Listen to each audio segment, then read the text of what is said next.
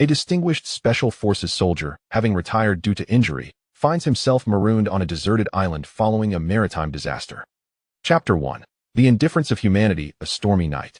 A resplendent cruise ship navigates the Atlantic, its lights shimmering against the tempestuous backdrop. Outside, the storm rages fiercely, but within the opulent banquet hall, laughter and clinking glasses abound. To reward her employees for their outstanding quarterly performance, the president of the Red Group, Yanran, has extravagantly chartered the entire vessel for a delightful excursion. In a corner of the hall, Qin Chuan and Zhang Xiaoqiang sit before a table laden with a myriad of exquisite delicacies, yet their gazes frequently drift towards the dance floor. As security personnel, they find it challenging to integrate into this elite circle of professionals. Zhang Xiaoqiang, however, remains content, indulging heartily in the sumptuous feast. With only 5 positions available in the security department, he considers himself exceedingly fortunate to have won the lottery alongside Qin Chuan to join this luxurious voyage. With the company covering all expenses, he seizes the opportunity, gaining considerable weight in just 3 days. Conversely, Qin Chuan appears indifferent to the culinary delights before him. While he absent-mindedly nibbles on a crab leg, his eyes are drawn to Yanran, who holds a delicate wine glass, engaged in hushed conversation with several high-ranking executives. Adorned in an elegant black evening gown and subtle makeup, she exudes an air of nobility and grace, possessing an intangible allure that captivates all in her presence. The suave vice president, Du Zihai, one of her admirers, approaches with a gentle smile, extending his hand to invite her to dance. As the orchestra plays the lively voices of Spring Waltz, Yanran hesitates momentarily before accepting, and they glide into the dance floor, drawing applause from the surrounding guests. "Stop staring," Zhang Xiaoqiang admonishes through a mouthful of food, his words muffled. "Sue is young and worth billions. Even if she were blind, she wouldn't glance our way." His eyes convey a blunt reminder to Qin Chuan to abandon any fanciful hopes of winning her affection. Qin Chuan merely smiles, recalling a famous adage, "Without dreams, what distinguishes us from salted fish?" Suddenly, a deafening clap of thunder reverberates, silencing the music. The ship lurches violently, sending many guests sprawling. Was that an explosion? Someone gasps. What on earth is happening? The vibrant lights flicker and extinguish, leaving only the dim glow of emergency lights illuminating the chaos. Mere seconds pass before the piercing sound of an alarm fills the air, and realization dawns: disaster has struck the cruise ship. Qin Chuan's expression shifts as he senses the ship tilting ominously beneath his feet. Glassware from the cabinets crashes to the floor, shattering into fragments. "Run! The ship is capsizing!" Someone yells, igniting panic in the banquet hall filled with hundreds. If the ship capsizes, those still inside face certain doom. People scramble for the exits, tripping and shrieking in terror. Qin Chuan and Zhang Xiaoqiang attempt to navigate through the fray, but soon find themselves separated in the tumult. If it were daylight, they would witness a gaping hole in the engine room, wild waves surging inside. In mere minutes, the ship has tilted nearly 30 degrees, making it increasingly difficult for anyone to maintain their footing. The narrow exit to the deck becomes a chaotic battleground as everyone forsakes decorum and morality in their desperate bid for survival. Finally reaching the deck, Qin Chuan barely registers his surroundings when someone shoves him hard from behind. He stumbles, falling onto the slanted surface, rolling perilously towards the edge. In a moment of sheer instinct, he grasps a rope, halting his descent, only to be pierced by a sharp pain in his left leg. A metal rod has impaled him, eliciting a pained groan that threatens to black out his senses. As the ship continues its perilous tilt, people tumble like rolling marbles, cascading into the depths below. The vessel is on the brink of sinking, marking their impending doom. The immense pull of the sinking ship will drag all nearby into the abyss. A plan to escape must be devised swiftly. Gritting his teeth, Qin Chuan extracts the iron rod from his thigh, the pain nearly rendering his leg numb, sweat beading on his forehead. With no time to ponder, he clutches the rope tightly, summoning every ounce of strength to climb upwards. After a Herculean effort, he reaches the railing. Everyone realizes the ship is about to sink, leaping overboard like dumplings tossed into boiling water. To survive, they must swim far from the vessel before it succumbs to the depths. A colossal wave crashes, submerging half of the heads bobbing in the water. Qin Chuan follows suit, plunging into the icy sea, choking on the salty water before finally surfacing. His left foot throbs painfully, rendering it nearly useless. Just then, a lifeboat glides past, and he desperately reaches for its stern, swimming alongside as it drifts away. Initially designed for 8, The lifeboat now accommodates over 10, filled with the first to escape. Two male colleagues at the stern notice Qin Chuan clinging to the boat and begin rolling up their sleeves to help him aboard. "Stop, you two," interjects Wang Lei, the marketing manager, his authoritative voice cutting through the chaos. "This boat can't hold so many. Do you want us all to perish together?" The two men hesitate, their hands faltering as they weigh their options before slowly relinquishing their grip on Qin Chuan. "But if we leave him," held drown a timid voice, belonging to a recently hired intern named Xia Qing, breaks through the din, advocating for Qin Chuan. Wang Lei glares menacingly at her, his tone frigid. "Fine, then you jump in and let him take your place." Xia Qing, visibly intimidated, lowers her gaze, silenced by his glare. Amidst the howling winds and torrential rain, another massive wave looms. The opulent cruise ship, engulfed in despairing cries, is now predominantly submerged. "Don't just stand there, row," Wang Lei urges, brandishing a paddle at the rear, his voice steely as he commands Qin Chuan, "Let go. We don't want to drag you down with us." With that, he raises the paddle high, aiming to strike Qin Chuan. Xia Qing, terrified, shuts her eyes, while the others row with cold detachment, revealing the darker side of human nature in this desperate hour. If struck by the paddle, Qin Chuan might meet his end at Wang Lei's hand. In a split second, he turns his head, the paddle crashing against his shoulder. Wang Lei prepares to strike again, but Qin Chuan seizes the paddle, yanking it fiercely in an attempt to reclaim it. "Damn you, let go," Wang Lei curses, attempting to stomp on Qin Chuan's fingers gripping the rail. However, before he can execute his plan, Qin Chuan yanks on his trousers, pulling him down. Wang Lei loses his balance, splashing into the water, sending a massive wave spraying. "He'll kill you," he roars, flailing in the water, intent on retaliating against Qin Chuan. At that moment, the ship's passengers erupt in frantic screams. A wave is coming as the crowd turn their heads. A colossal wave, towering several meters high, surged towards them with overwhelming force. Wang Lei's expression shifted dramatically as he turned and desperately scrambled towards the ship, shouting, "Hurry, pull me up." Yet, those around him were too consumed by despair to heed his cries, their eyes wide with horror as the gigantic wave crashed down upon them with a relentless fury. Chapter 2. Stranded on a deserted island. The tempest that had raged through the night finally abated, and the sea began to settle into a tranquil state. The sun descended from the heavens, casting its warm embrace upon the world, gradually elevating the temperature. Qin Chuan opened his eyes to find himself sprawled upon a protruding rock, surrounded by an expanse of ocean. "Am I still alive?" He rubbed his still-dazed head, fragments of the shipwreck flashing through his mind. The throbbing pain in his left leg served as a stark reminder that this was no dream. He pondered the fate of the others. The situation had been perilous, and it was likely they faced dire circumstances. After serving 7 years in the military, Zhang Xiaoqiang was the first friend he had made upon returning, and he had anticipated nothing more than an ordinary voyage. Never could he have imagined a shipwreck occurring. With a heavy sigh, he propped himself up on the rock, only to be beset by waves of dizziness that nearly sent him tumbling back down. Blood loss from the injury on his leg, compounded by a night adrift at sea, had left him exceedingly weak. To have miraculously clung to life was nothing short of a miracle, a testament to the robust physique he had developed in the army. After several minutes, the dizziness subsided, allowing him to inspect the wound on his left leg. His trousers were torn, revealing a gaping hole 2 fingers wide, exposing a wound that had been soaked by the sea and was now starkly white in the sunlight, curling like the lips of a newborn. Though the injury was not large, it was deep enough for him to glimpse the white bone beneath the tender flesh. He felt fortunate that the iron rod hadn't pierced the femoral artery, otherwise he would not have survived to this moment. The slightest movement caused fresh blood to seep from the wound. With no medication available to staunch the bleeding, he tore a strip of cloth from his clothing to fashion a makeshift bandage. Once he had tended to the injury, he took a moment to survey his surroundings. Aside from the endless ocean, 2 islands loomed in the southwest, one tall and the other short, approximately 1 to 2 kilometers away. They appeared lush and inviting, their environment seemingly pleasant. However, he lacked the strength to swim. There it seemed wiser to remain on the rock and await rescue. The ill-fated cruise ship had carried 500 to 600 passengers, and given the severity of the incident, he believed rescue teams would arrive swiftly. After drifting for a night, he was uncertain of his exact location, hoping only that he had not strayed too far from the site of the disaster. Turning his head, he intended to examine the area behind him when he inadvertently noticed a dark figure lying face down at the edge of the rock. The figure had long black hair that swayed gently with the rippling water. From this angle, He could not discern her identity, only recognizing she was a woman.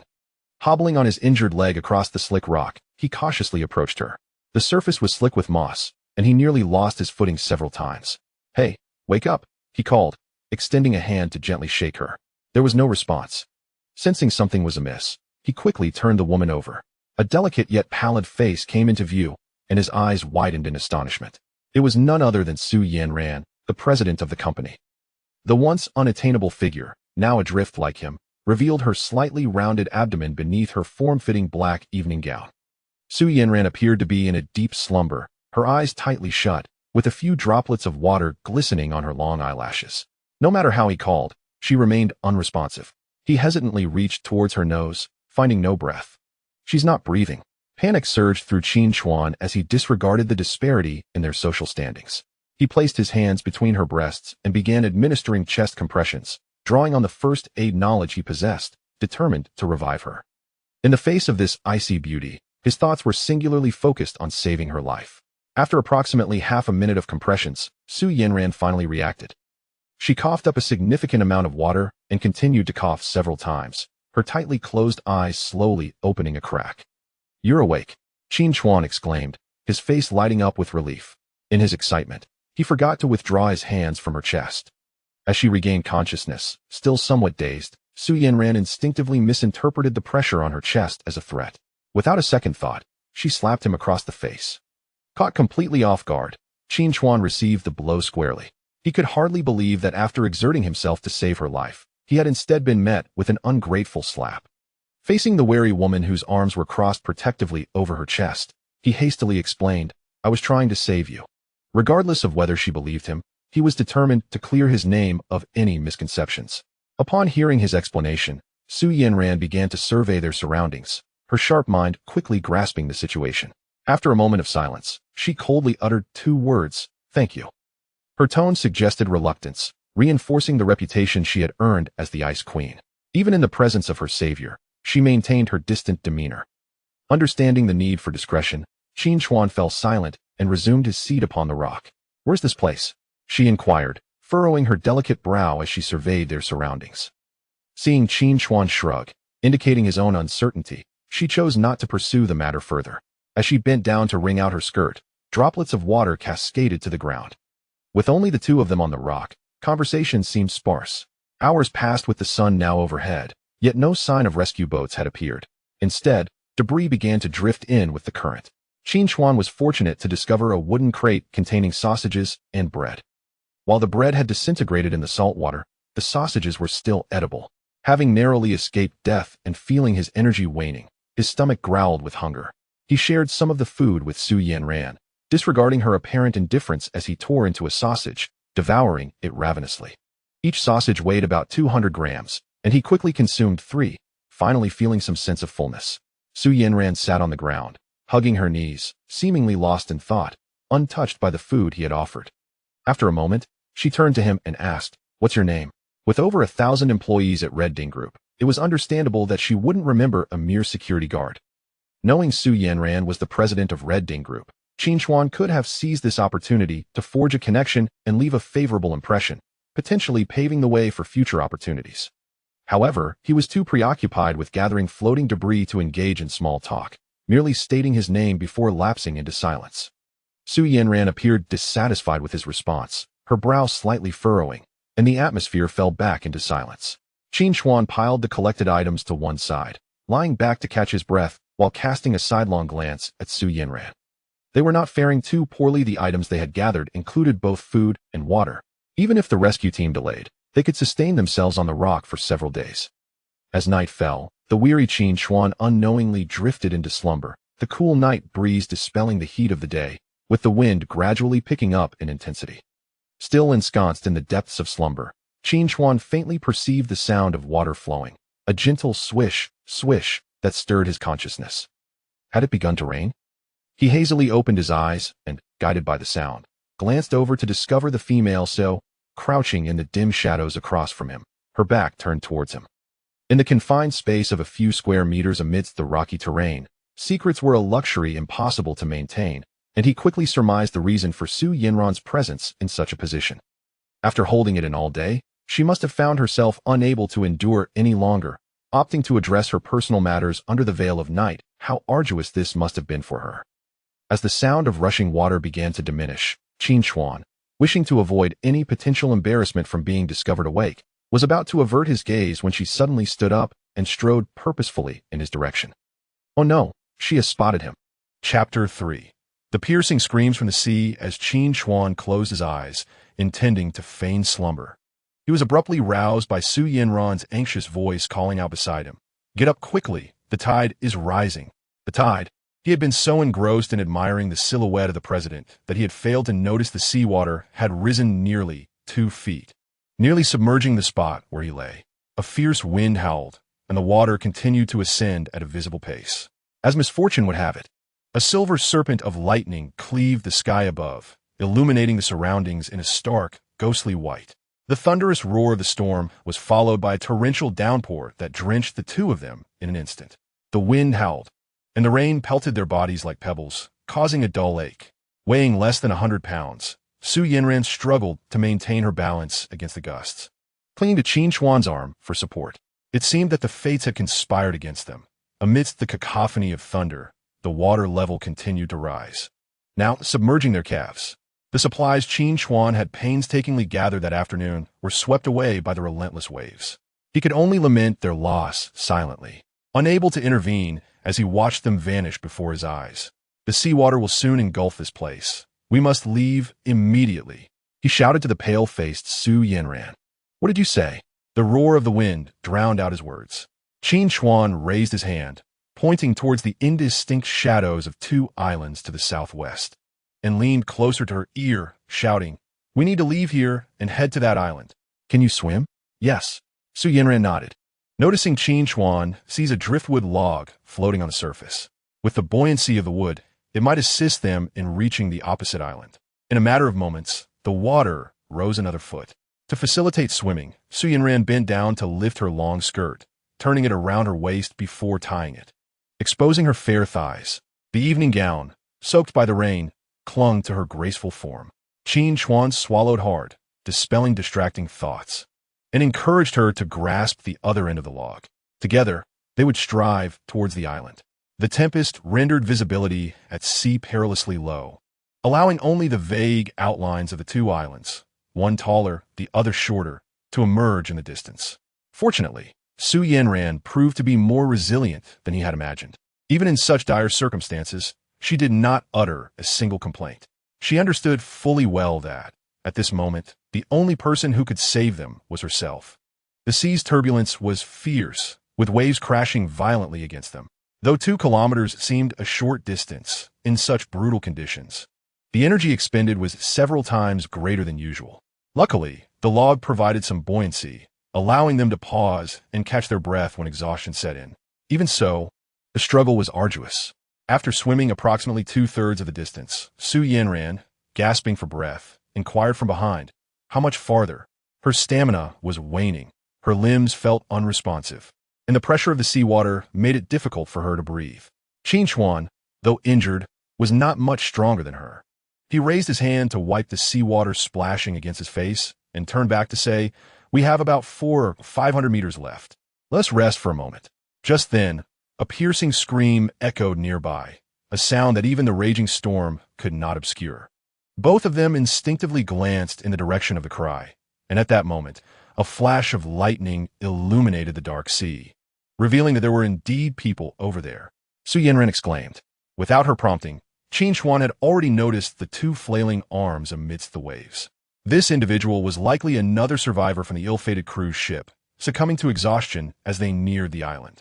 Qin Chuan intended to suggest that they go to the rescue, but before he could voice it, another, more intense bolt of lightning struck. As the brightness revealed the scene before him, he keenly discerned the many indistinct fish fins surrounding the drowning person.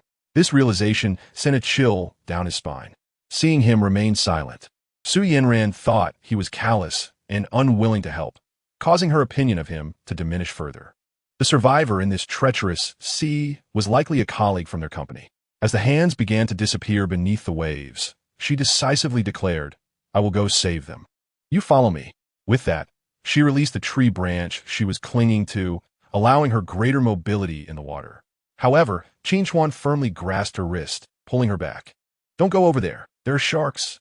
Before Su Yanran could express her outrage, he articulated his suspicion. Nonsense. How could there possibly be sharks here? Su Yanran was incredulous. If sharks were nearby, they would have noticed them during the day. This delay cost them dearly, as the frantic hands soon vanished from sight, rendering any attempt at rescue futile. It's your fault. You've condemned him. A vibrant life was lost right before their eyes. Su Yanran was infuriated, wishing she could slap the selfish man before her. When she returned, her first action would be to eliminate such a person from the company. Yet, it seemed she had misjudged Qin Chuan this time. Boom! The deafening roar of thunder returned Su Yanran's focus, revealing the numerous shark fins protruding from the surface of the sea. There were too many to count, and they were less than 30 meters away. The shark pack had clearly detected fresh prey and was closing in. Su Yanran, terrified, covered her mouth, her face drained of color. Swim! Qin Chuan shouted, reacting first. If they remained stationary, the sharks would reach them within seconds, ready to feast on the two of them.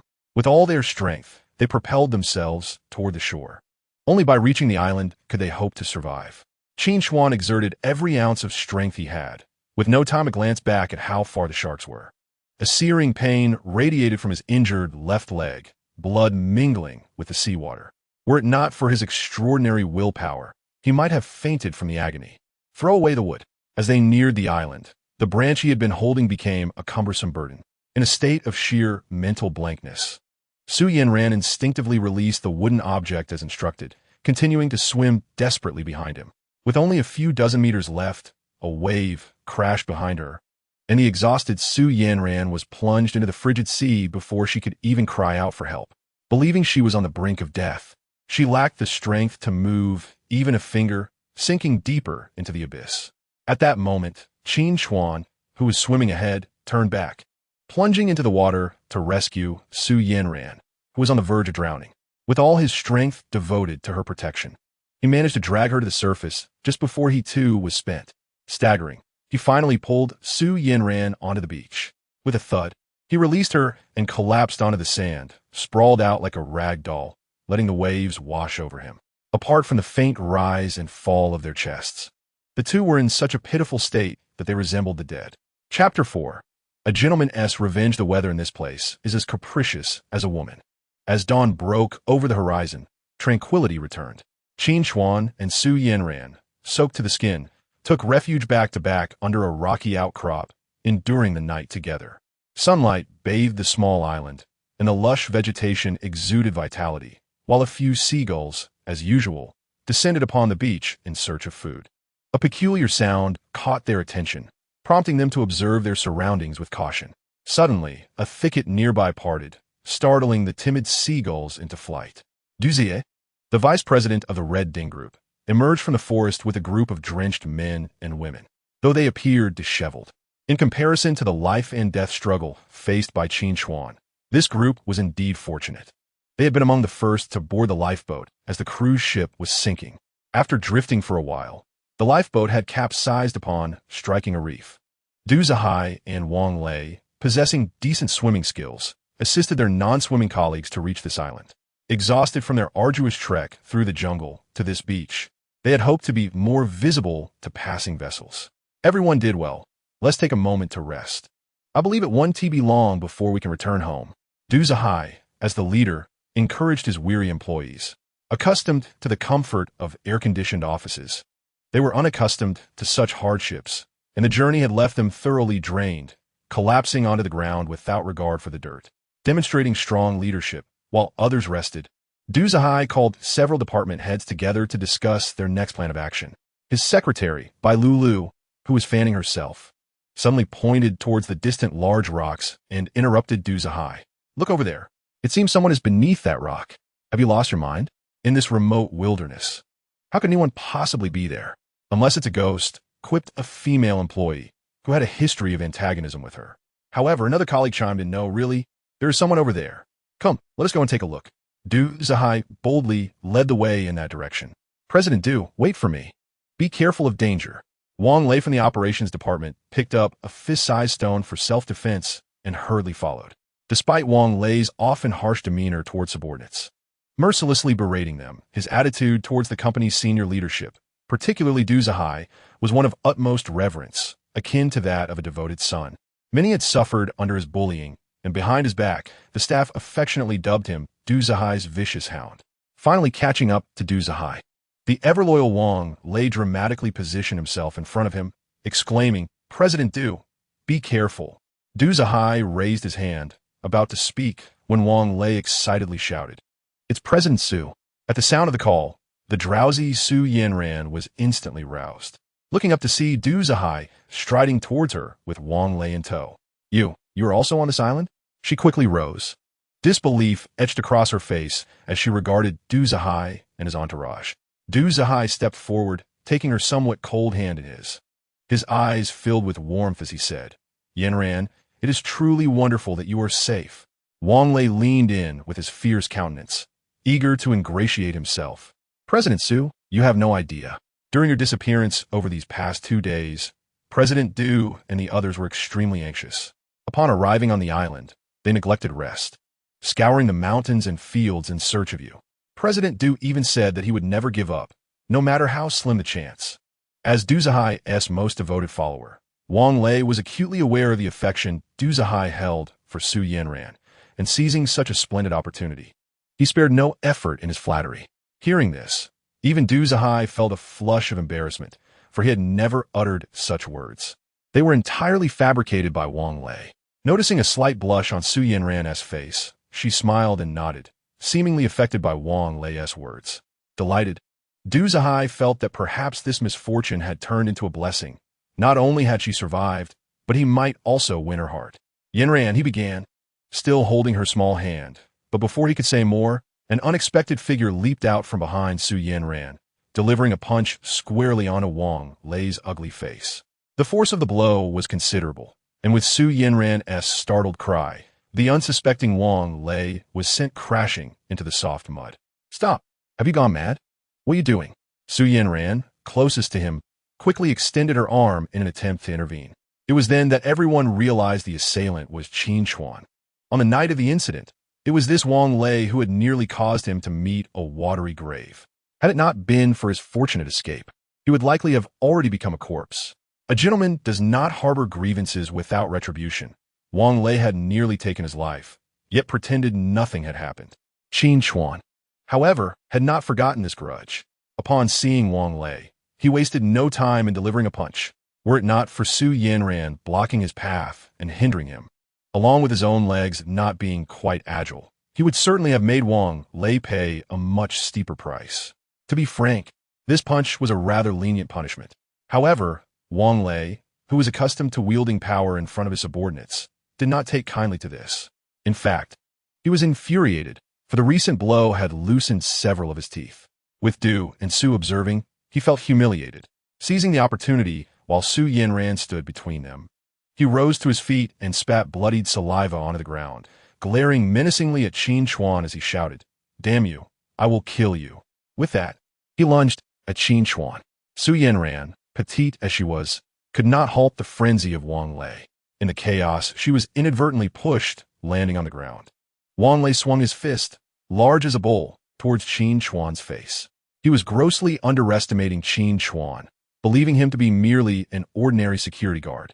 Little did he know that the man before him was a member of one of the world's top 10 special forces, the Jiaolong assault team.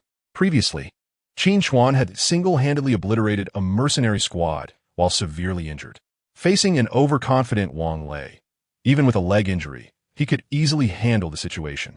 He deftly tilted his head to evade the incoming punch, simultaneously delivering a swift uppercut to Wang Lei's jaw. Before Wang Lei could even fall, a powerful kick from Qin Chuan's right leg followed suit. With a crash, blood and shattered teeth flew into the air. Wang Lei tumbled backward with greater speed than he had advanced, landing face first in a heap of mud. As he turned over, his face smeared with dirt, and without a chance to plead for mercy, Qin Chuan pounced on him like a ferocious tiger, raining down punches with both fists.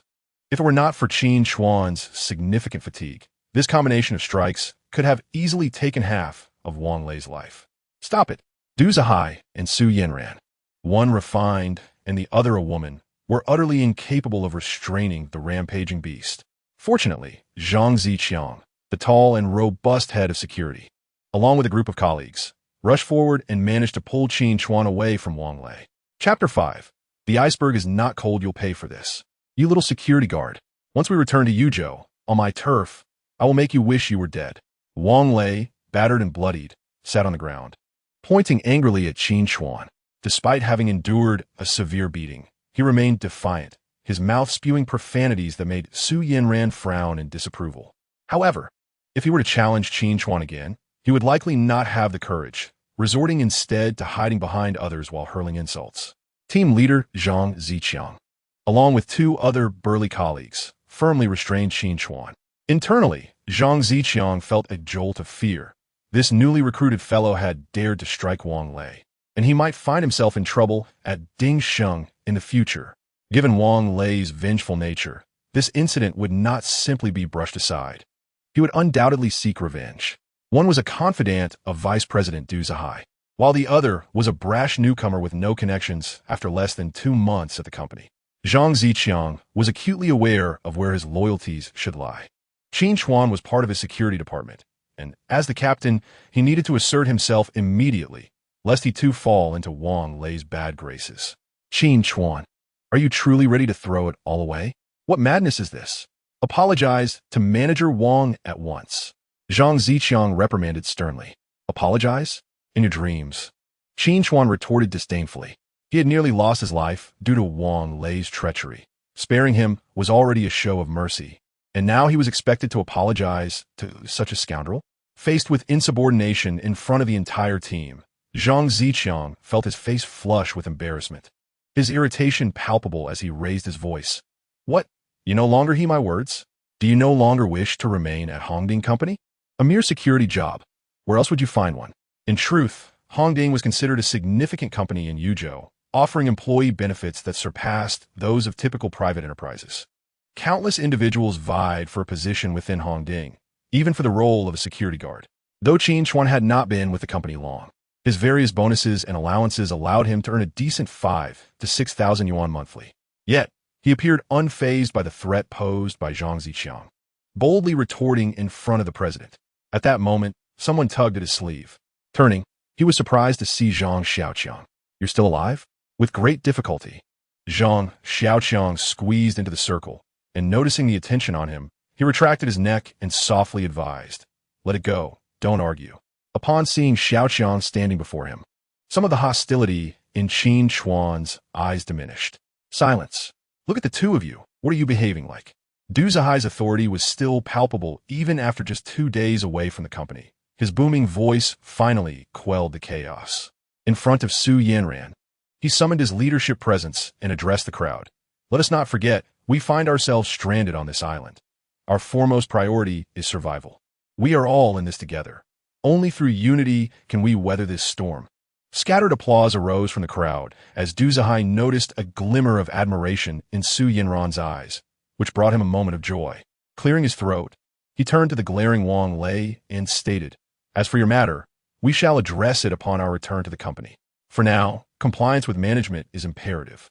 If anyone stirs up trouble again, do not expect my leniency. His words were resolute, his gaze piercing as it lingered on the two men. While he was willing to overlook others' grievances, he would not allow disrespect towards Du Zong. Wang Lei, recognizing the shift in power dynamics, promptly conceded, Du Zong, I will heed your words.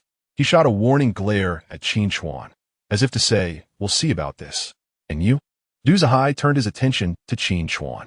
Having already dealt Wang Lei a deserved blow, Qin Chuan considered the matter settled and merely nodded in response. His mood relatively placated. Very well, Du Zihai sighed in relief. Under his firm intervention, the conflict had been temporarily diffused. He had already devised a plan for resolution upon their return. Dismissing a mere security guard required only his command. There was no need for hesitation. Now, they awaited the rescue team to locate them and return them to the city, necessitating a temporary settlement on this beach. When the lifeboat had struck a reef and sunk, the emergency food and water prepared on board had been brought to the island. Following Du Zihai's instructions, All provisions were to be centrally managed. For today's lunch, each person would receive 2 compressed biscuits and a bottle of mineral water.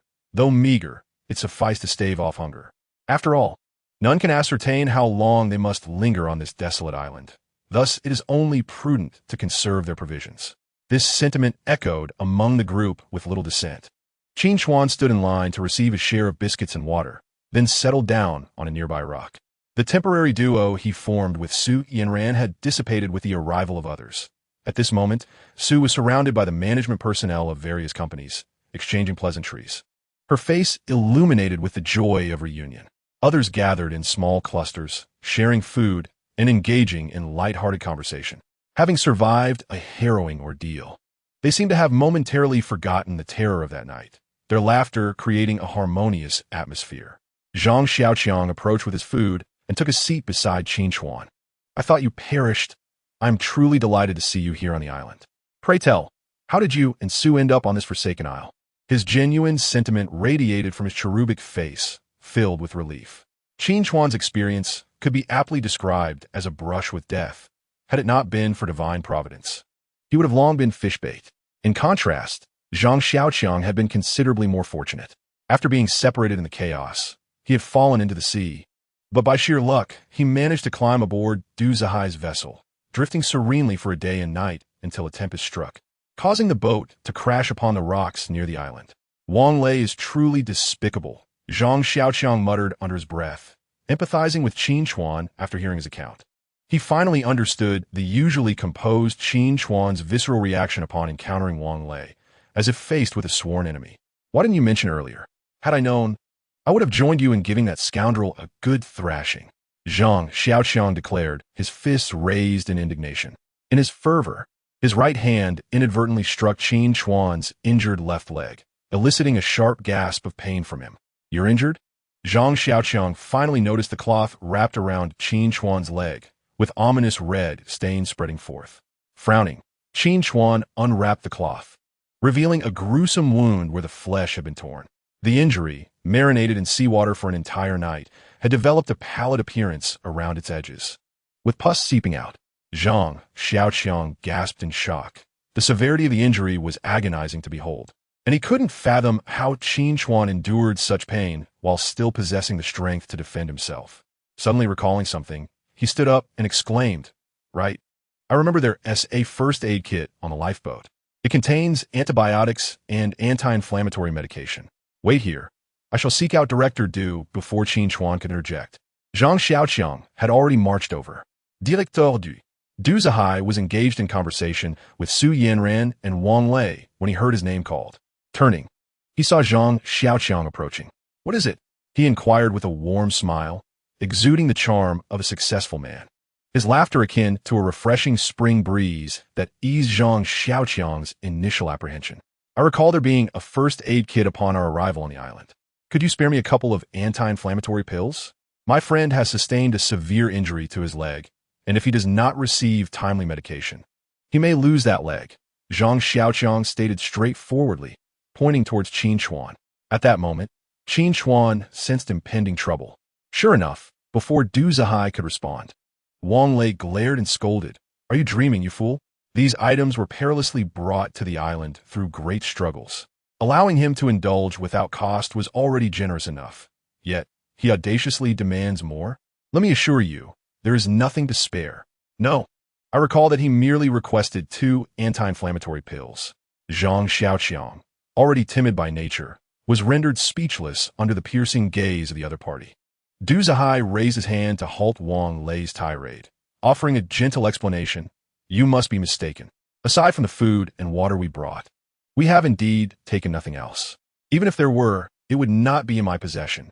Upon seeing Zhang Xiaoqiang return, disheveled and defeated, Qin Chuan deduced the outcome without inquiry. He silently washed his wounds with the remaining mineral water and re-wrapped them with cloth. He feigned nonchalance, yet understood that the likelihood of self-healing was slim. If this persisted, not only would his leg be at risk, but his very life might be in jeopardy. Wang Lei, wishing for his imminent demise, would never consider providing him with any medication. After their meal, someone suggested exploring the nearby area to familiarize themselves with their surroundings. but only a handful of energetic individuals responded. The majority chose instead to lie on the ground, resting and awaiting rescue. The only physical endeavor they undertook was arranging stones and branches on the beach to form an internationally recognized distress signal. As night fell, Qin Chuan developed a slight fever. In a daze, he heard faint noises. Peering through his eyelids, he spotted a tall figure making its way toward another resting area. It was Su Yanran who, in the dead of night, was sneaking about. What could she possibly be doing? Curiously, he propped himself up and inadvertently touched something in his palm. Upon inspection, he discovered a folded leaf containing 2 green capsules. Antibiotics. Realization dawned upon him. Su Yanran must have stealthily taken medication while Du Zihai and Wang Lei were asleep. It seemed that the so-called Ice Queen was not as heartless as rumored. Qin Chuan observed her retreating silhouette with a smile, raising his head to swallow the 2 capsules. Chapter 6. Survivors' 2 days slipped by in an instant. The 16 individuals depended solely on the meager provisions salvaged from the lifeboat, which had dwindled to a mere pittance by today. The most pressing issue was the scarcity of drinking water. On this island, where daytime temperatures lingered around 37 to 38 degrees Celsius, the absence of potable water meant they could not endure for long.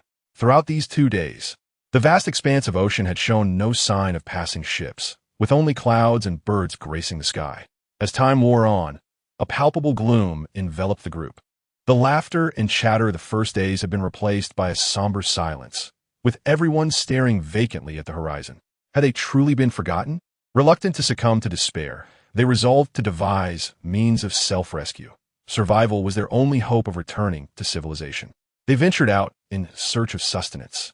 Yet their efforts yielded scant rewards. Attempts to procure food by fishing or hunting birds proved fruitless as well. Survival in this desolate expanse poses challenges for a group of urban elite professionals far exceeding those depicted in films. Reluctantly, Du Zihai had to adjust the food rations, reducing the daily allowance from 2 meals to merely 1, consisting solely of tasteless compressed biscuits. As night fell, the gnawing hunger left everyone restless, unable to find slumber. Despite their efforts to conserve supplies, the remaining food and water would only suffice for a few more days. Pondering their dire predicament, Du Zihai's gaze flickered with a decision. Suddenly, a piercing scream echoed through the darkness, rousing the slumbering group in alarm. Who is calling? What has happened? Bewildered, they rose to investigate. It was by Lulu's voice. She had just gone to the restroom with Sister Xia. The intern, Xia Qing, pale-faced, remarked. The 2 women continued to scream, clearly in some peril. In light of this urgent situation, Du Zihai, elected as their leader, quickly summoned Wang Lei and Zhang Ziqiang to grab wooden sticks for protection and hurried toward the source of the sound. The others followed suit, picking up stones from the ground as they trailed behind the trio. Qin Chuan, still hindered by his leg injury, required the support of Zhang Xiaoqiang, limping along. Hearing the women's anguished cries, Zhang Xiaoqiang, visibly anxious, inquired, "Do you think there could be any wild beasts on this island?" Qin Chuan shook his head. He had not conducted any reconnaissance, leaving him unable to answer. As they traversed approximately 100 meters along the beach and rounded a massive rock, they discovered the 2 trembling women collapsed on the ground. What has happened? Du Zihai asked as he approached. Seeing that the women were unharmed brought a collective sigh of relief. Women tend to overreact, causing undue alarm that led everyone to fear they had encountered some calamity. Zhang Xiaoqiang also discreetly exhaled. It turned out to be merely a false alarm. "There's someone floating in the water over there," Bai Lulu stammered, pointing with trembling fingers at a figure not far away, her breath quickening with anxiety. Having ventured out for a late-night restroom visit without adequately covering her alluring figure, she wore a short, tight camisole that accentuated her curves. The majority of the males present, distracted by her words, found their gazes inadvertently fixated on the rise and fall of her chest. Wang Lei and Zhang Ziqiang, standing nearby, could not resist swallowing hard in response. "Is someone out there?" In the presence of Su Yanran, Du Zihai gallantly removed his jacket to drape over the secretary for modesty. He bent down to retrieve the flashlight that had fallen on the ground and directed its beam toward the area she indicated. The light pierced through the obscurity, illuminating the sea's surface a few meters away, swiftly revealing the target. The women had not been mistaken. A pale figure floated face down in the water. drifting in a manner reminiscent of their own harrowing ordeal. It was possible that this individual was someone they recognized. The crowd hurried towards the figure in the water, the ocean swallowing up to their calves. The figure seemed to recognize them, gradually approaching with the waves.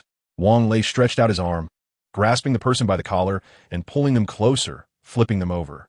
However, in the next moment, he was horrified to discover that only the upper half of the body remained. The legs had been gnawed away by some creature, leaving only torn muscle and a fragment of white bone exposed. The corpse had been submerged in seawater for days, its entire face grotesquely swollen, a nightmarish sight. With a splash, Wang Lei collapsed into the water, his face pale as he cried out, "Oh my, it's a dead person!" Witnessing such a terrifying scene, the onlookers recoiled in fear, several of them unable to withstand the horror, doubling over to vomit. Zhang Xiaoqiang took but one glance before his legs weakened, and he squatted there, retching. Only Qin Chuan remained composed, his expression barely changing. He had encountered such sights before. To confirm his suspicions, he stepped into the water, examining the floating corpse closely. From the swollen contours of the face, he could vaguely identify the deceased. It was Li Dahai from the small vehicle team. Old Li was in his 40s, a kind-hearted man known for his hard work and cheerful demeanor. But unfortunately, good people do not often live long. His body bore numerous bite marks, and both legs had been devoured. If he was not mistaken, he was most likely the first victim of the shark attack that night. Had the sharks not targeted him first, Qin Chuan and Su Yanran, who were nearby, might have become their next victims. Meeting a grisly fate in the depths of the sea. Just the thought of it sent chills down his spine. In the ocean, no one could contend with hundreds of sharks, and the inevitable outcome was often becoming their prey. Qin Chuan raised his gaze towards Su Yanran's direction, and she happened to be looking back at him. Their eyes met, and from his gaze, she understood something, nodding gravely. It was likely that upon her return, she would take concrete actions to compensate Li Dahai's family. Although Li Dahai had inadvertently saved them, it was his desperate cry that alerted them to the presence of the sharks, allowing them to escape calamity. In the culture of Huagua, there's a strong emphasis on being laid to rest peacefully. Qin Chuan looked up and made a decision. He grasped one of the deceased's arms and turned to head towards the shore. "Are you out of your mind? The man is already dead. Why are you dragging him up?" Wang Lei shouted in disbelief, and Du Zihai shook his head, unable to comprehend Qin Chuan's actions. This was a critical time. The living were struggling to care for themselves, and who had the time to tend to a corpse? His efforts seemed utterly futile, a mere performance for whom? Regardless of others' thoughts, Qin Chuan dragged the mangled remains of old Li onto the shore, panting from the exertion. He found a relatively flat patch of grass and knelt down, beginning to dig with his bare hands. Most in the crowd understood his intentions, but, gripped by fear and a sense of detachment, they merely stood at a distance, watching and silently mocking this foolhardy endeavor. Lacking the proper tools, one person's strength was limited. Qin Chuan glanced back at the crowd a few meters away, only to find that they were deliberately avoiding his gaze. Zhang Xiaoqiang, despite his desire to assist, lacked the courage to approach. He felt as if he might retch. Wang Lei waved his hand to the group, urging them to return to their rest, reminding them that they needed to search for food at dawn and not waste time lingering like fools. With that, he led the way back, and the others, relinquishing their unease, followed suit. The desolate beach now lay bare, with only Qin Chuan remaining, accompanied by the body of old Li. Chapter 7. Abandoning the weak and infirm, the sandy ground was soft, and without tools, digging a deep grave by hand proved to be a formidable task. With their stomachs barely filled, no one wished to expend energy on such a futile endeavor.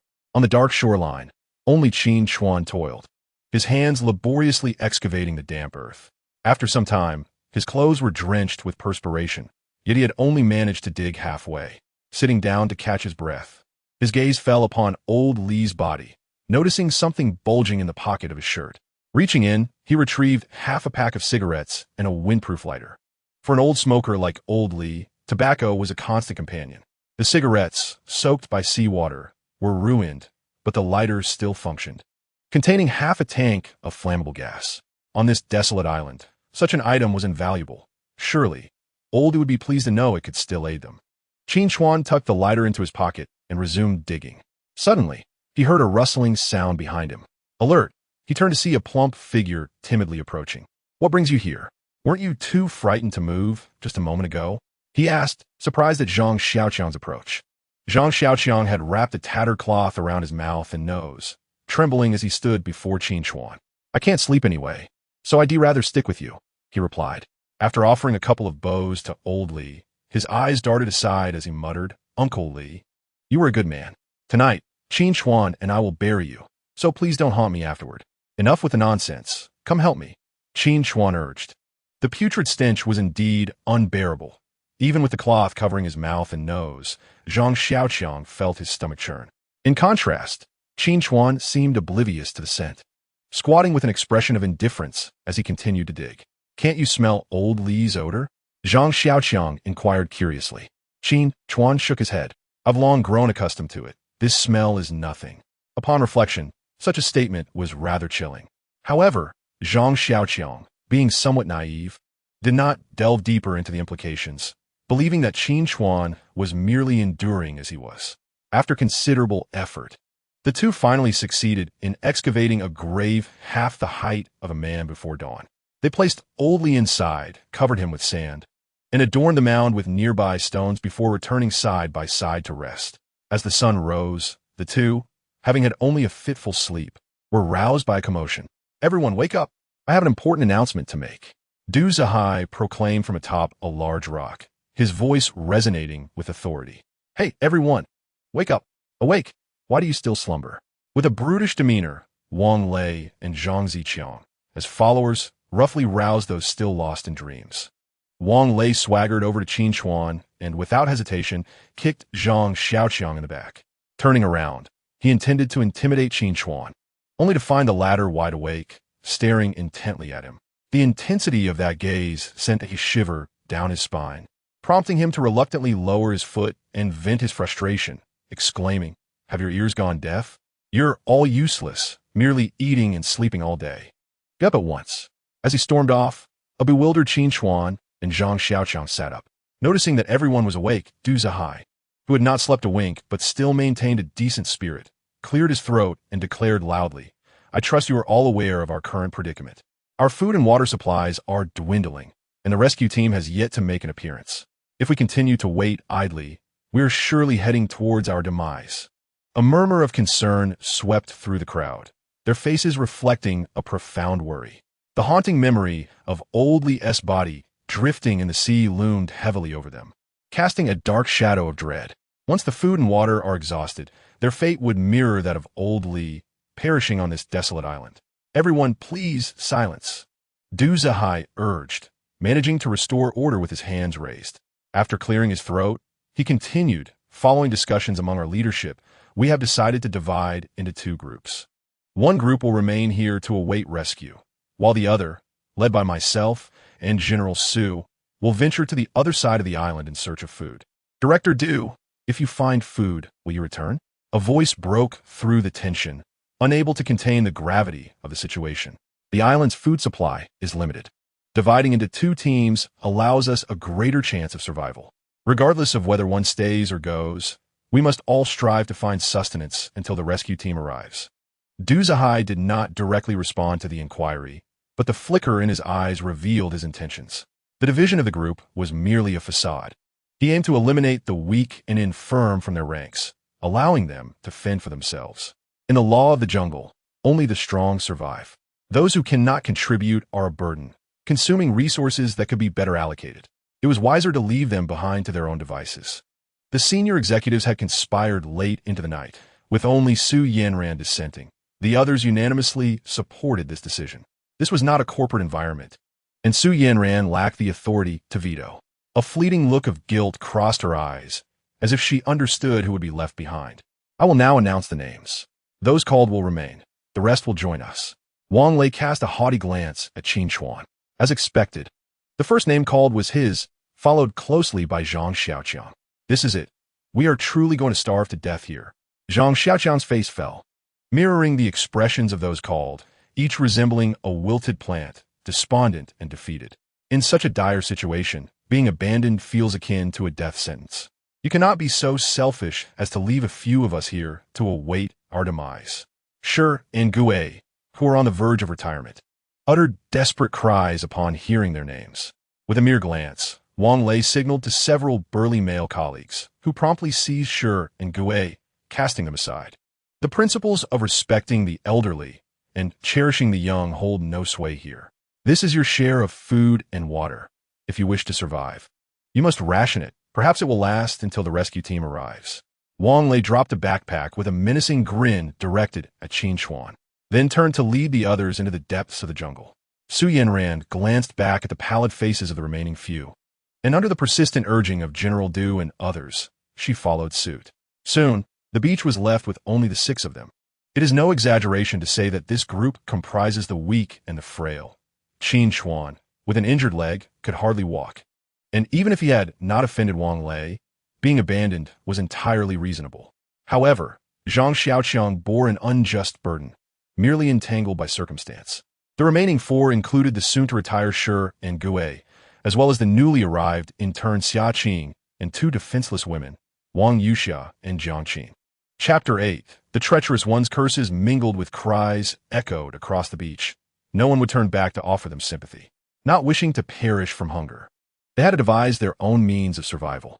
In contrast to the weeping women and the incessantly cursing Shi and Gui, Qin Chuan maintained a semblance of calm. The challenges before him did not yet constitute a dead end. Perhaps influenced by his demeanor, Zhang Xiaoqiang quickly regained his composure. Since the outcome was already determined, continuing to wail would only serve to squander energy without yielding any benefit. Hunger gnawed at him after a night of turmoil, and he, noticing the backpack Wang Lei had left behind, stood up and approached it. It contained all the food for the 6 of them. For now, they could not afford to concern themselves with anything else. Filling their stomachs was paramount. However, as he unzipped the heavy backpack, his expression abruptly stiffened. Bastards! We've been deceived. He suddenly bellowed in frustration. What's wrong? Qin Chuan furrowed his brow, sensing a foreboding dread.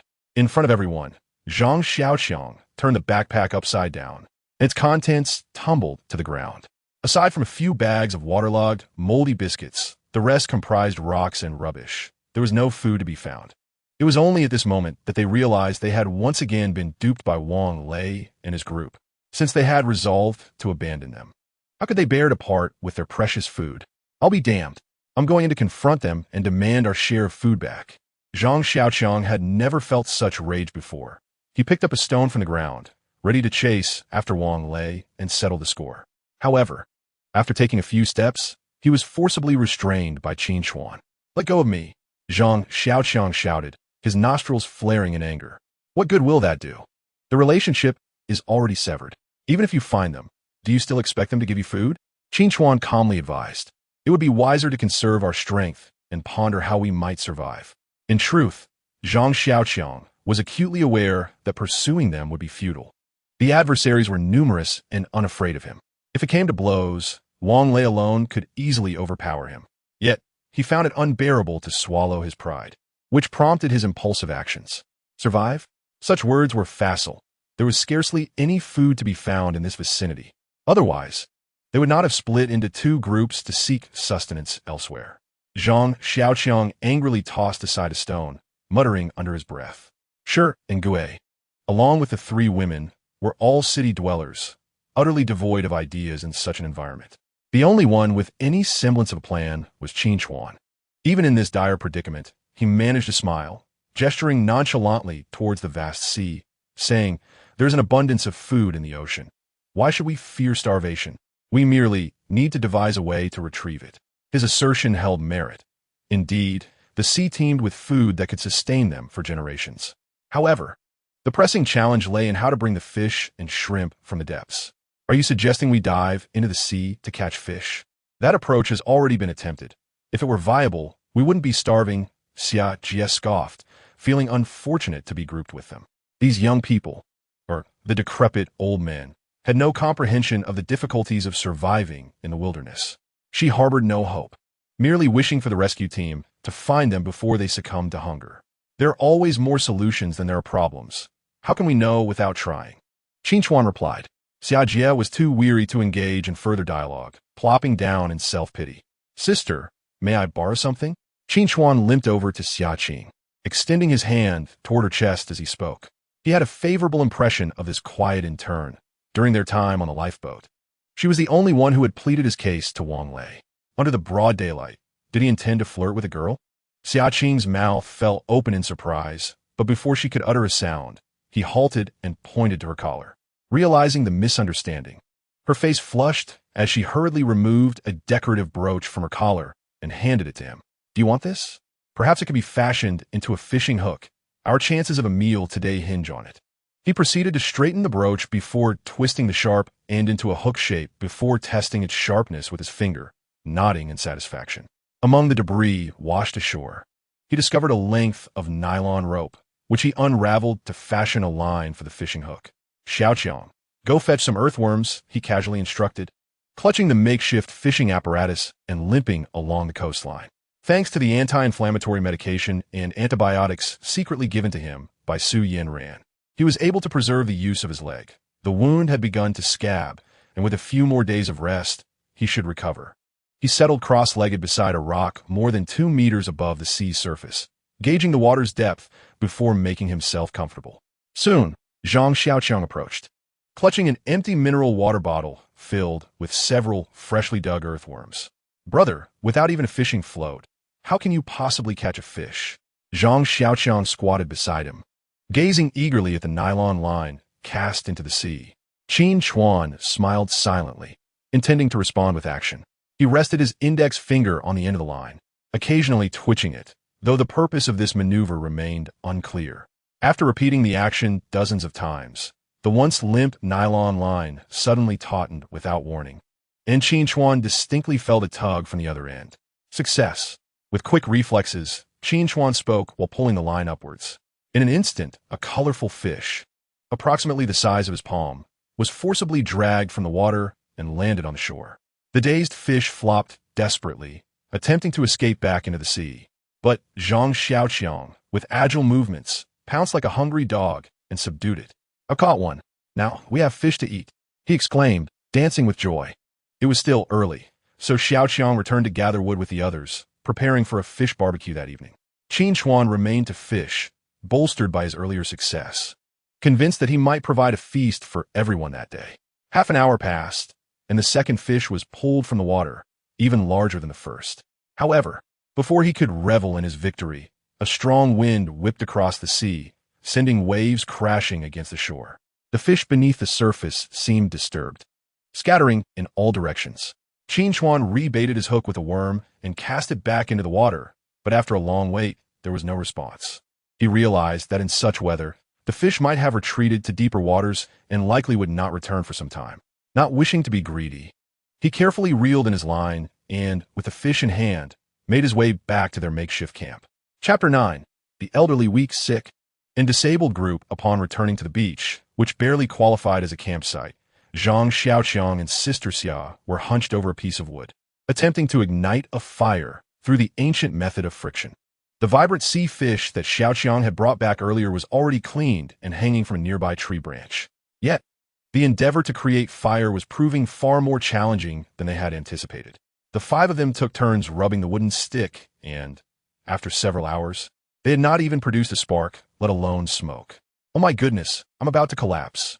Those television shows must be deceiving, Zhang Xiaoqiang lamented, handing over the task to Wang Yuxia, who was squatting opposite him. Look at you, after boasting so confidently that you could create sparks, and now you can't even endure for a moment? Wang Yuxia scoffed, taking over his position with a dismissive expression. Everyone had persevered for so long. I wanted to give up now. Zhang Xiaoqiang, lacking the strength to argue with the sharp-tongued Yuxia, felt his arms ache. As he lifted his head to wipe the beads of sweat from his brow, he spotted Qin Chuan returning with the fish. Finally, you're back. Today, it seems we'll have to settle for sashimi. This fire just won't ignite, he complained upon seeing him. Qin Chuan, hand on his forehead, replied, Who told you to start a fire? I only asked you to gather some wood. Isn't gathering wood meant for starting a fire to grill the fish? Everyone was momentarily taken aback by his words, lost in confusion, when they saw Qin Chuan leisurely retrieve a windproof lighter from his pocket. He approached the pile of dry leaves and, with a couple of flicks, ignited a fire. What are you all standing there for? Fetch some branches and prepare the fish. Turning back, Qin Chuan was astonished to find everyone staring at him with eyes that seemed to hunger for his flesh. They had been struggling for so long, unaware that he had a lighter all along. Nevertheless, considering the plump fish in his hands, they decided to overlook his earlier silence and, without further prompting, gathered around the campfire. 2 succulent sea fish were skewered on branches, roasting over the flames, producing a delightful, sizzling sound. An enticing aroma wafted through the air, causing the sound of saliva being swallowed to resonate. Since their arrival on the island, they had gone days without a satisfying meal, let alone meat. Merely inhaling the scent was nearly unbearable. Qin Chuan picked up the slightly smaller fish, its name eluding them, but its appearance was undeniably appetizing. He took a tentative bite from the belly, then offered it to Zhang Xiaoqiang beside him. Delicious. If only we had some seasoning, it would be perfect. Zhang Xiaoqiang savored the fish, his face alight with delight, reluctantly passing the roasted fish to Shi and Gui. After each taking a bite, all that remained was the fish bones and head. In truth, the weight of the 2 fish was barely sufficient to satisfy Qin Chuan's hunger. Distributing them left hardly enough to fill the gaps between their teeth. The fire he kindled and the fish he caught had left the others contributing little beyond gathering wood. Even if he chose to indulge alone, in such circumstances, no one could justly accuse him of selfishness. His generosity not only garnered their gratitude, but also imbued them with a renewed sense of hope for survival. As night fell, the 6 of them sat around the fire, discussing the division of labor for the following day. With their bellies filled, their faces had taken on a healthier hue. As the saying goes, a household cannot be without a master for a day. For their small group to thrive on the island, they needed unity and a leader. Unspoken decisions lingered in their minds. They were merely going through the motions. I propose we choose Old Qin as our leader. Without him, we might not even survive the night, Zhang Xiaoqiang declared, and the others nodded in agreement. Besides him, there were only 3 women and an old man. Even if they were to lead, they would not claim to possess the capability. Seeing everyone's eager gazes fixed upon him, Qin Chuan hesitated to accept immediately. After all, being a leader meant heavier responsibilities, and merely feeding the elderly, weak, and ill was already a considerable burden. This was no enviable position. A wise person would understand what was most advantageous at such a moment. Just as tension filled the air, Qin Chuan nodded after some contemplation, prompting a collective sigh of relief from the group. The usually sharp-tongued Wang Yuxia smiled warmly, saying, "Little Qin, my mouth often gets me into trouble. If I've ever wronged you, please don't hold it against me." Wang Yuxia, a woman of pleasing appearance in her early 30s, exuded a captivating femininity. Yet her husband could no longer endure their life together and chose to part ways with her. The source of this discord lay in her sharp tongue, which could belittle her partner over trivial matters, rendering him incapable of holding his head high. In her professional life, she was equally unwelcoming, known for her acerbic remarks that alienated her colleagues. Now, should she offend Qin Chuan further, she risked losing any chance of being accepted by others. Let us all introduce ourselves. I shall go first. Here on this island, we are to become one family, and thus it is imperative we deepen our understanding of one another. Qin Chuan took the initiative to introduce himself. I am 25 years old. Prior to joining the company, I spent 7 years in the military. I was later discharged due to injury, and my first job upon returning home was as a security guard at Hongding. You serve in the military and were injured? How come I've never heard you mention this? Zhang Xiaoqiang inquired, scrutinizing him with curiosity, perhaps searching for any visible scars or signs of his ordeal. Your injuries must have been quite serious. Otherwise, one would think staying in the military would be preferable to being a mere security guard, Wang Yuxia bluntly asked. Across the table, Xiaoqing gazed at Qin Chuan with sparkling eyes, seemingly intrigued by his military background. Softly, she ventured, "Has your injury healed by now? It must be nearly recovered, I presume." Qin Chuan smiled gently, offering no elaborate explanation. While physical wounds can mend, the afflictions of the mind may take a lifetime to heal. Strictly speaking, he suffered from a psychological condition triggered by war, known as post-traumatic stress disorder. The ramifications of such a condition could be dire. Thus, despite the reluctance of his superiors to release him, extensive evaluations ultimately compelled them to sign his discharge papers. Even after leaving the military, He was required to report annually to designated authorities and undergo further psychological assessments by a panel of experts. My name is Zhang Xiaoqiang. I am 23 years old and a college graduate, unmarried. Following Qin Chuan's introduction, Zhang Xiaoqiang, eager to assert himself, stood up. His small eyes often darted towards the young lady, Xiaqing. Are you here to introduce yourself, or to seek a marriage partner? You aren't harboring feelings for Xia, are you? Jia Jia and Jiang Qin, both already married, discerned the young man's intentions and giggled behind their hands, sharing a knowing smile. That's not the case. Yeah, please don't say such things, Zhang Xiaoqiang protested, attempting to deny the implications. Meanwhile, Xiaqing's fair complexion flushed a deep crimson, resembling a ripened persimmon, as she lowered her gaze, overwhelmed by shyness. Their playful banter alleviated the previously somber atmosphere considerably. Chapter 10. A New Beginning. The following day, upon awakening, Qin Chuan diligently assessed the supplies at hand. Not a morsel of food remained, and only 2 bottles of mineral water were left, barely sufficient to last through the day.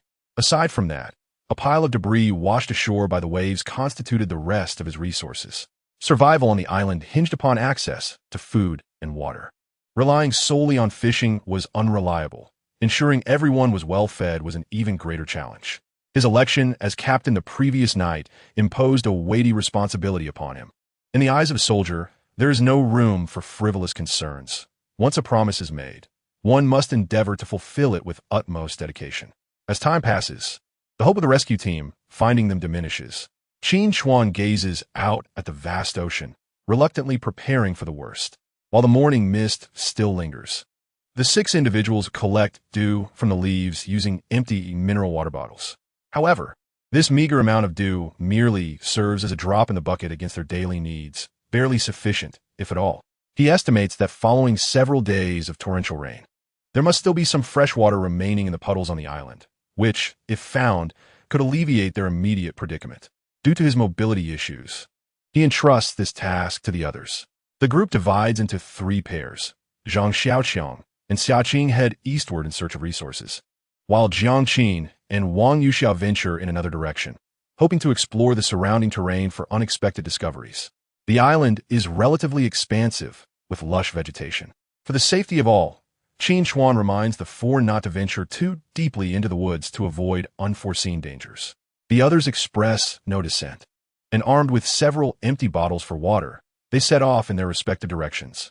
Meanwhile, the immobile Qin Chuan, accompanied by Shi and Gui, returns to the cliff where they attempted fishing the previous day. Today, the winds are fierce, waves crashing against the rocks, a foreboding sign, as they had caught nothing the day before due to similar conditions. Qin Chuan instructs Old Shi on the techniques of fishing with a line, and Old Shi nods in understanding, baiting a plump worm and casting it into the sea. Qin Chuan remains apprehensive, sitting nearby and watching closely, fearing that Old Shi might snag the hook on an underwater rock and break the line, leaving them all to suffer hunger. As fate would have it, Old Shi's experience proves invaluable. He deftly maneuvers the fishing line while regaling Qin Chuan with tales of his past glories. Suddenly, the line tightens, prompting him to spring to his feet, gripping the end of the line tightly. Sensing the formidable fish beneath the surface, which thrashes violently and clouds the water, Old Shi remains calm, skillfully managing the line to keep it taut without rushing to reel it in. The intense struggle unnerves Qin Chuan, who fears the fish might break free. This is their lifeline. Stay calm. It won't last much longer, Old Shi reassures him, exuding the confidence of a seasoned veteran. His words are not mere bravado. As an experienced angler, he understands the behavior of both freshwater and saltwater fish.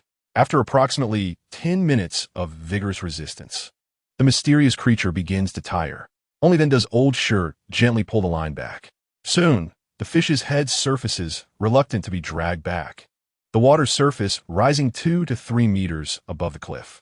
To ensure success, Qin Chuan slides down into the ocean, arms outstretched, disregarding the fish's struggles, and directly hoists it onto the shore.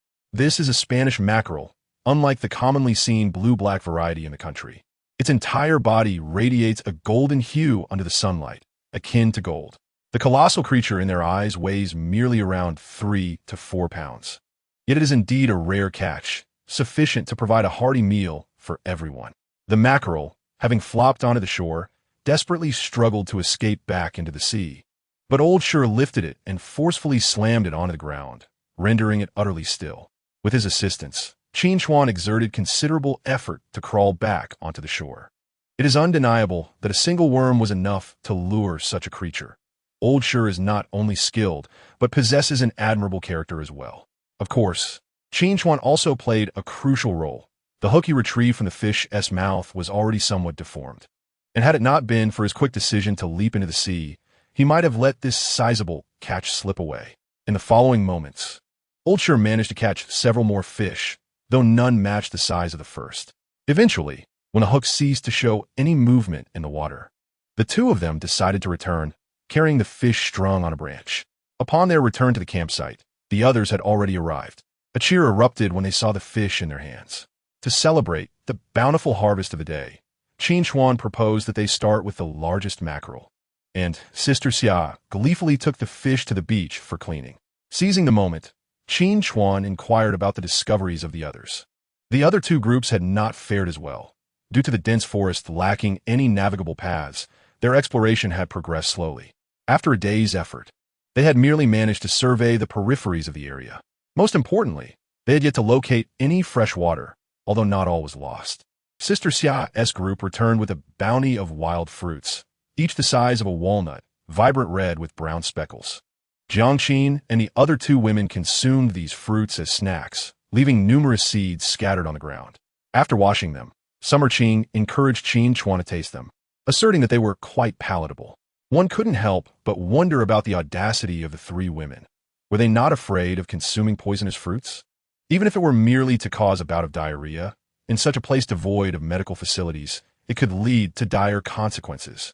Qin Chuan sighed inwardly, feeling a pressing need to impart survival knowledge in the wilderness to the group.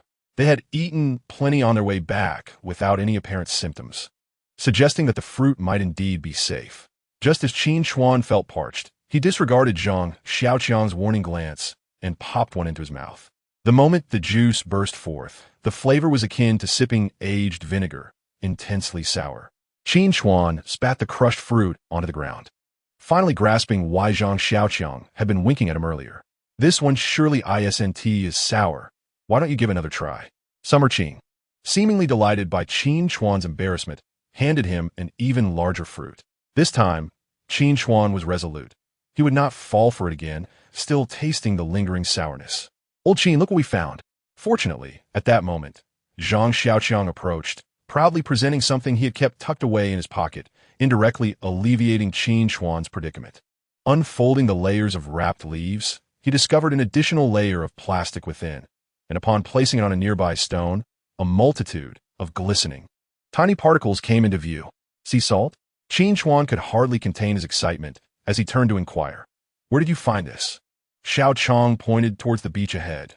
Just a short distance in front, there are many dried sea salt crystals on those stones by the shore. However, collecting them proved quite challenging. It took both Qing and me quite some time to gather just this small amount. Hearing such an endearing term made Xia Qing slightly uneasy. Chapter 11. Adding insult to injury, the unrefined sea salt contained numerous harmful substances, and prolonged consumption could pose health risks. Nevertheless, the immediate priority was to satisfy their hunger before contemplating health concerns. Qin Chuan was aware of some methods for refining sea salt, yet they were rather cumbersome. He decided to postpone such endeavors until their livelihoods were secured. The collected sea salt could be utilized to preserve the fish for a longer duration, requiring merely a brief salting process. While they spoke, Wang Yuxia had already cleaned a sizable mackerel weighing 4 to 5 pounds, skewering it with a wooden stick through its mouth and placing it over the fire to roast.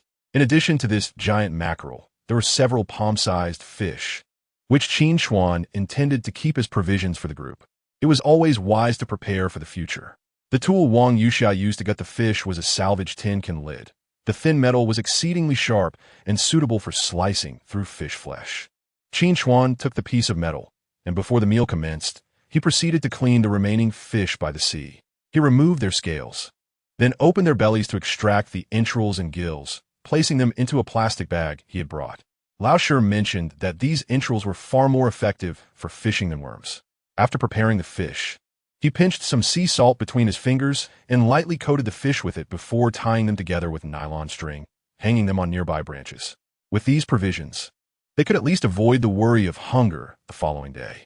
The mackerel had yet to be fully roasted when Qin Chuan gathered some stones and branches to enhance the visibility of their makeshift cooking area. Finally, the moment for their meal arrived. The 6 famished individuals, having gone all day without food, eagerly dug into the delicious fare, disregarding the heat of the food as they clutched their bark bowls and devoured the offerings ravenously.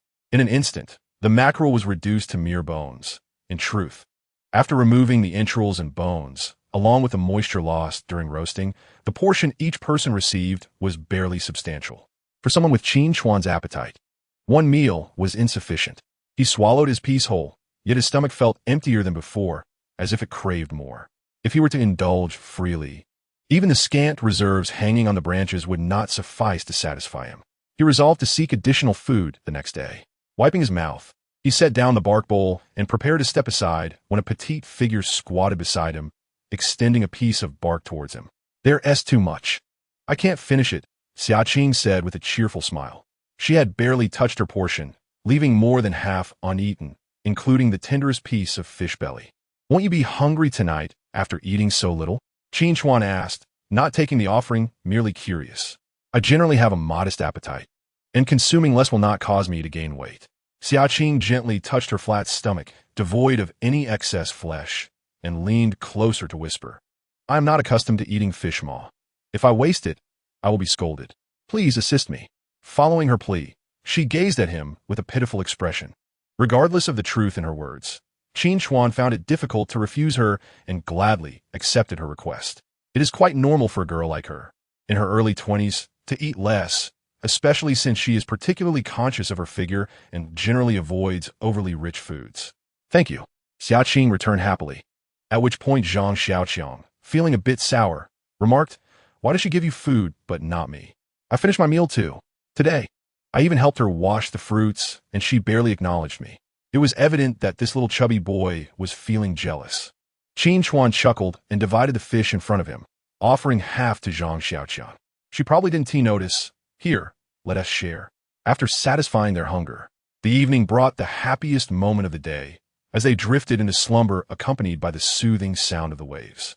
The island's daytime temperature soared above 35 degrees Celsius, but as the sun set, the temperature swiftly dropped, enveloping them in a refreshing chill. Fortunately, a bonfire provided warmth. He wondered if the other group had managed to ignite a fire. Surely, those urban professionals were not faring too well. It was their own doing. Yet Qin Chuan couldn't help but worry about Su Yanran's safety. This place was not like the company. There were no laws to uphold justice. And how long could morality alone restrain them? With her, and by Lulu among them, the situation could become precarious over time. Su Yanran, an astute woman, had seemingly lost her clarity in this matter, perhaps placing too much trust in General Manager Du Zihai. Qin Chuan felt helpless, as a mere security guard. His credibility in the eyes of the female president paled in comparison to that of the vice president with whom she spent her days. Nevertheless, he remained grateful to Su Yanran for secretly providing him with medication in the past, and if the opportunity arose, he would still endeavor to protect her. Unbeknownst to him, he drifted into sleep. The dark beach was illuminated intermittently by the flickering bonfire in the night breeze. Having served in the military, Qin Chuan's 7 years of service had instilled in him a heightened sense of vigilance, even in slumber. Just before dawn, a faint sound roused him from his dreams. He turned over and sat up, cautiously surveying his surroundings. Finding nothing suspicious, he relaxed his tense body. The sound originated from Xiaqing, who lay curled up on a bed of dried grass and leaves, eyes tightly shut, mumbling softly. The others remained undisturbed by her murmurs. Qin Chuan stepped over the snoring Zhang Xiaoqiang and approached Xiaqing, who remained oblivious, her lips moving without forming coherent words. Most likely, she was experiencing a nightmare. He reached out and gently shook her, attempting to awaken her. However, upon making contact with her arm, he furrowed his brow. Leaning closer, he noticed her fair forehead was covered in fine beads of sweat. It was a chilly night, with temperatures barely above 10 degrees. How could she be so warm? He placed his palm on her forehead, only to find it surprisingly warm to the touch. His worries had ultimately manifested into reality. The frail Xia Qing was burning with fever. On this desolate island, even the slightest ailment could claim a life, let alone a fever. So hot, so hot.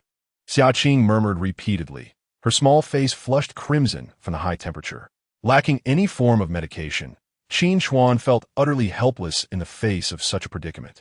However, he retained the basic knowledge necessary to unscrew the last bottle of mineral water, attempting to offer her a sip. Yet, Xia Qing, in her feverish haze, could not comprehend his words. Thus, Qin Chuan was left with no choice but to forcibly pry open her tightly clenched teeth, pouring the precious fresh water into her mouth drop by drop. After consuming about a third of it, Xia Qing still seemed unsatisfied, smacking her lips. For patients suffering from a high fever, this meager amount of water was merely a drop in the bucket, yet it was all they had left. Once it was gone, if they failed to find more fresh water the next day, they would all have to endure the agony of thirst. Chapter 12. Sudden high fever. The commotion stirred the others awake. A glimmer of dawn appeared on the horizon, dispelling the darkness surrounding them. Oh my, why does Xiao Qing have such a high fever? Sister Xia approached, touching Xia Qing's forehead, which felt like a scorching iron, prompting her to quickly retract her hand. To make her more comfortable, Qin Chuan allowed her to rest her head on his lap while he fanned her with a piece of bark. Even so, the fever-addled Xia Qing continued to murmur about the heat.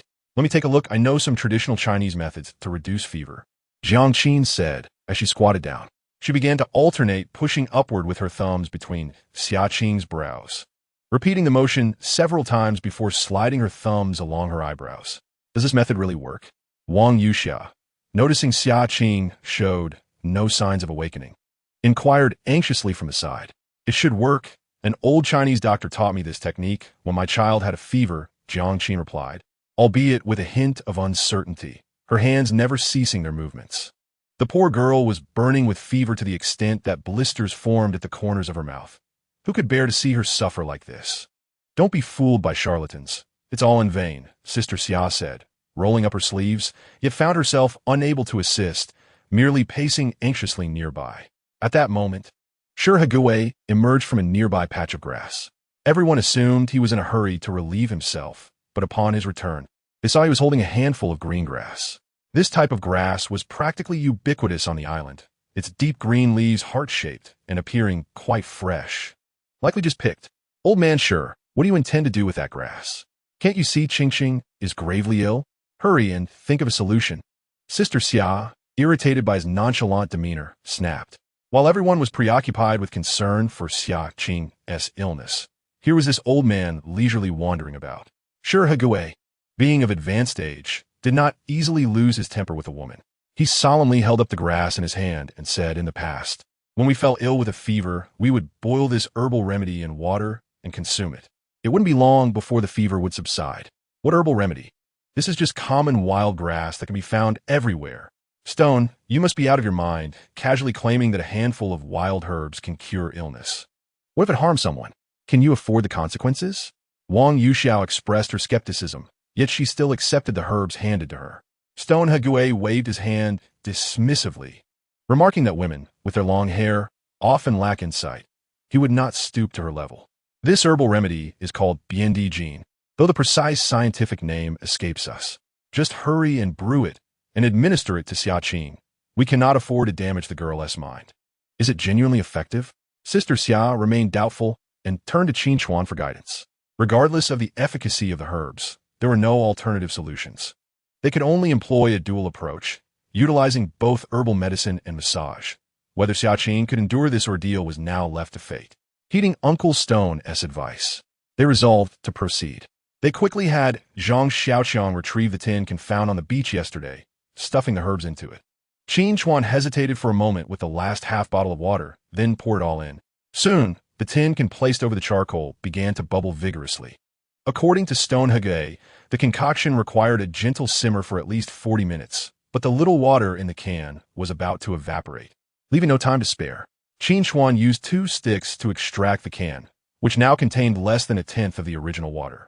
They removed the herb mixture, and once the can cooled, Wang Yuxia carefully fed the brownish liquid to Xia Qing. To their surprise, as soon as it entered her mouth, Xia Qing spat it out, muttering about its bitterness. What are you complaining about, child? This is to save your life. Don't waste it. Under Sister Xia's persuasion, the feverish Xia Qing seemed to comply, gradually swallowing the unpleasant and viscous potion. After about half an hour, it appeared that stone Hugue's herbs were indeed having an effect.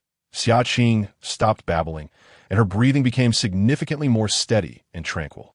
Qin Chuan wiped her forehead, which still felt quite warm. At present, they had no potable water, and, as the sun rose, the temperature climbed, bringing back that unbearable heat. Xia Qing was still feverish, necessitating constant hydration. Everyone remained by her side, yet they could do nothing to alleviate her condition. Qin Chuan licked his parched lips and reallocated the tasks. Jiang Qin would stay to care for the sick Xia Qing, leaving only 4 of them capable of movement. The priority was to find fresh water. Simply collecting dew from leaves would barely suffice. Thus, he decided to venture deeper into the woods in search of water, assigning Old Stone to fish, while Zhang Xiaoqiang and Sister Xia would head south, and he would go east alone. He refused to believe that on such a vast island, there was not even a puddle to be found. The 4 split into 3 groups and swiftly set out, feeling as if they were racing against time. While they could endure without water, Xia Qing, still in a high fever, could not wait. This maritime region boasted a favorable climate, with lush vegetation thriving on the island. Due to years of neglect, the area was overrun with dense thickets and low trees, making traversing the forest exceedingly arduous. One had to remain vigilant against the thorns that adorned the branches, as a moment's inattention could result in lacerations on exposed skin. Zhang Xiaoqiang and Wang Yuxia continued their journey along the route they had not completed the previous day. They stumbled and faltered numerous times, their feet sinking into the uneven ground. After a brief respite, they ventured deeper into the woods, having covered less than half an hour's distance. Perhaps just a few hundred meters. Zhang Xiaoqiang was already panting heavily, leaning against a large tree, his chest heaving like a bellows. It was not that he lacked the will to proceed, but rather that he was utterly exhausted. In all his years, he had never endured such hardship. There was scarcely a path to tread, and every step forward drained an inordinate amount of energy. Pathetic. I am no match for a woman, he thought to himself. Though Wang Yuxia's words were sharp, she decided to pause and rest. With a rising temperature, the heat in the forest became stifling, akin to being in a sauna. Even standing still caused beads of sweat to form on their skin. Wang Yuxia, just over 30, possessed a commendable appearance, particularly her well-maintained figure, exuding femininity. Had it not been for her temperament, she would undoubtedly have attracted numerous suitors. Her dress clung tightly to her curvaceous form, soaked through with perspiration, accentuating her features. As she futilely fanned herself with her hand, she suddenly noticed Zhang Xiaoqiang's unwavering gaze upon her, which darkened her expression. "How dare you gaze so brazenly?" she snapped, her voice sharp as she glared at him. In truth, she had misjudged Zhang Xiaoqiang. Even if he had such intentions, he lacked the courage to act upon them. Trembling, he raised his hand and stammered, Xia, you're back." Chapter 13. The Torment of the Weak Back. Wang Yuxia instinctively turned her head, and to her horror, she beheld a serpent, as thick as her arm, coiled around the tree trunk, its triangular head facing her, hissing and flicking its tongue. Regardless of her usual bold demeanor, women inherently harbor a fear of such grotesque creatures. With a piercing scream, she turned and fled. If Qin Chuan were present, he would have seized the opportunity for a delectable treat, yet Zhang Xiaoqiang's courage was scarcely greater than that of a woman. He was already trembling, his legs weak with fright. Upon seeing Wang Yuxia run, he hurriedly followed suit. "Wait for me." They dashed forward, directionless and breathless. After sprinting several dozen meters, Zhang Xiaoqiang suddenly misplaced his footing, and with a cry, he fell. Wang Yuxia, hearing a shout, turned back but saw no trace of him. Alarmed, she called out, "Xiaoqiang." After a few moments, from the dense underbrush to her right, his voice emerged, tinged with excitement. "Xia, I'm here. Come quickly." Wang Yuxia approached the edge of the grass with a hint of suspicion, parting the obstructing weeds. Upon closer inspection, she discovered Zhang Xiaoqiang submerged up to his abdomen in a muddy pit, the disturbed water slightly cloudy. "Is this water drinkable?" Zhang grinned foolishly. A withered leaf stuck to the corner of his mouth. "Water. We found water." Such a stroke of luck was indeed rare. By sheer chance, they had stumbled upon fresh water to drink. And not just a little, This rainwater pooled in the pit could sustain all 6 of them for 10 days to half a month without issue. Soon enough, the next rainfall would refill it. Come down, the water feels so refreshing. Zhang Xiaoqiang excitedly scooped up some water and splashed it on Wang Yuxia, drenching her face. Afterward, he regretted his impulsive action, expecting a reprimand. Yet, to his surprise, Sister Xia did not seem angry. Instead, she retaliated by splashing him back. With the discovery of fresh water, all their worries seemed to dissipate. As the two frolicked by the waterhole, a fist-sized stone flew from a distance, creating a massive splash and nearly striking Zhang Xiaoqiang. Who is it? In this deserted island, who else could there be besides them? They turned to see Wang Lei leading a group of 7 or 8 individuals leisurely emerging from the forest. He also carried an empty bottle for fetching water, presumably searching for fresh water in the vicinity. Observant Zhang noticed 2 unfamiliar faces among the group, indicating that their numbers had increased since their last separation. Wang Lei, what are you doing? Do you know you almost hit someone just now? Zhang Xiaoqiang stood up from the pit, glaring at the group. Had that stone struck him or Sister Xia, it could have resulted in serious injury or worse. How could he not be furious? Yet, Wang Lei displayed no sign of remorse as he approached, his triangular eyes casting a disdainful glance at the aggrieved pair. How dare you speak to me in that tone? Outnumbered, Zhang Xiaoqiang's bravado faltered, and he softened his tone. What I meant was, your actions were dangerous. What if someone got hurt? Suddenly, a slap caught him off guard, and he fell back onto the muddy ground beside the pit. Covering his face in confusion, he stammered, "Why did you hit me? What's wrong with hitting you? We discovered this pit first. Who told you to bathe in it? That's nonsense. We found it first." Zhang Xiaoqiang attempted to argue, but as he raised his head, another slap landed on his other cheek. Still daring to talk back, huh? Wang Lei chuckled maliciously, towering over him with a threatening glare. Do you believe I won't end you? With that, he placed his foot on Zhang Xiaoqiang's chest, pressing down forcefully. Hearing Zhang's cries of pain, Wang Yuxia, blocked by 2 male colleagues, could only watch in frustration. Wang Lei, don't bully us. There is enough water here for everyone. Why do you claim it for yourself? I want it all for myself. What are you going to do about it? Relying on his overwhelming numbers and devoid of legal constraints, Wang Lei's selfish and malevolent nature intensified. Run. Go call for Lao Qin. Zhang Xiaoqiang is being trampled, crying out in agony. At that moment, Qin Chuan was at the other end, not too far away, yet unaware that Zhang Xiaoqiang and the others were in peril, as dense foliage concealed the scene. While he had not found water, he had stumbled upon some treasures. Approaching a decaying, lifeless tree, he brushed aside the soft layers of fallen leaves, revealing a cluster of tender, wild mushrooms. As a competent warrior, survival in the wilderness is an essential skill. Wild mushrooms are not as frightful as one might imagine, with most being edible, provided one can distinguish them correctly. The likelihood of mishap is minimal. For Qin Chuan, satisfying his hunger was of utmost importance.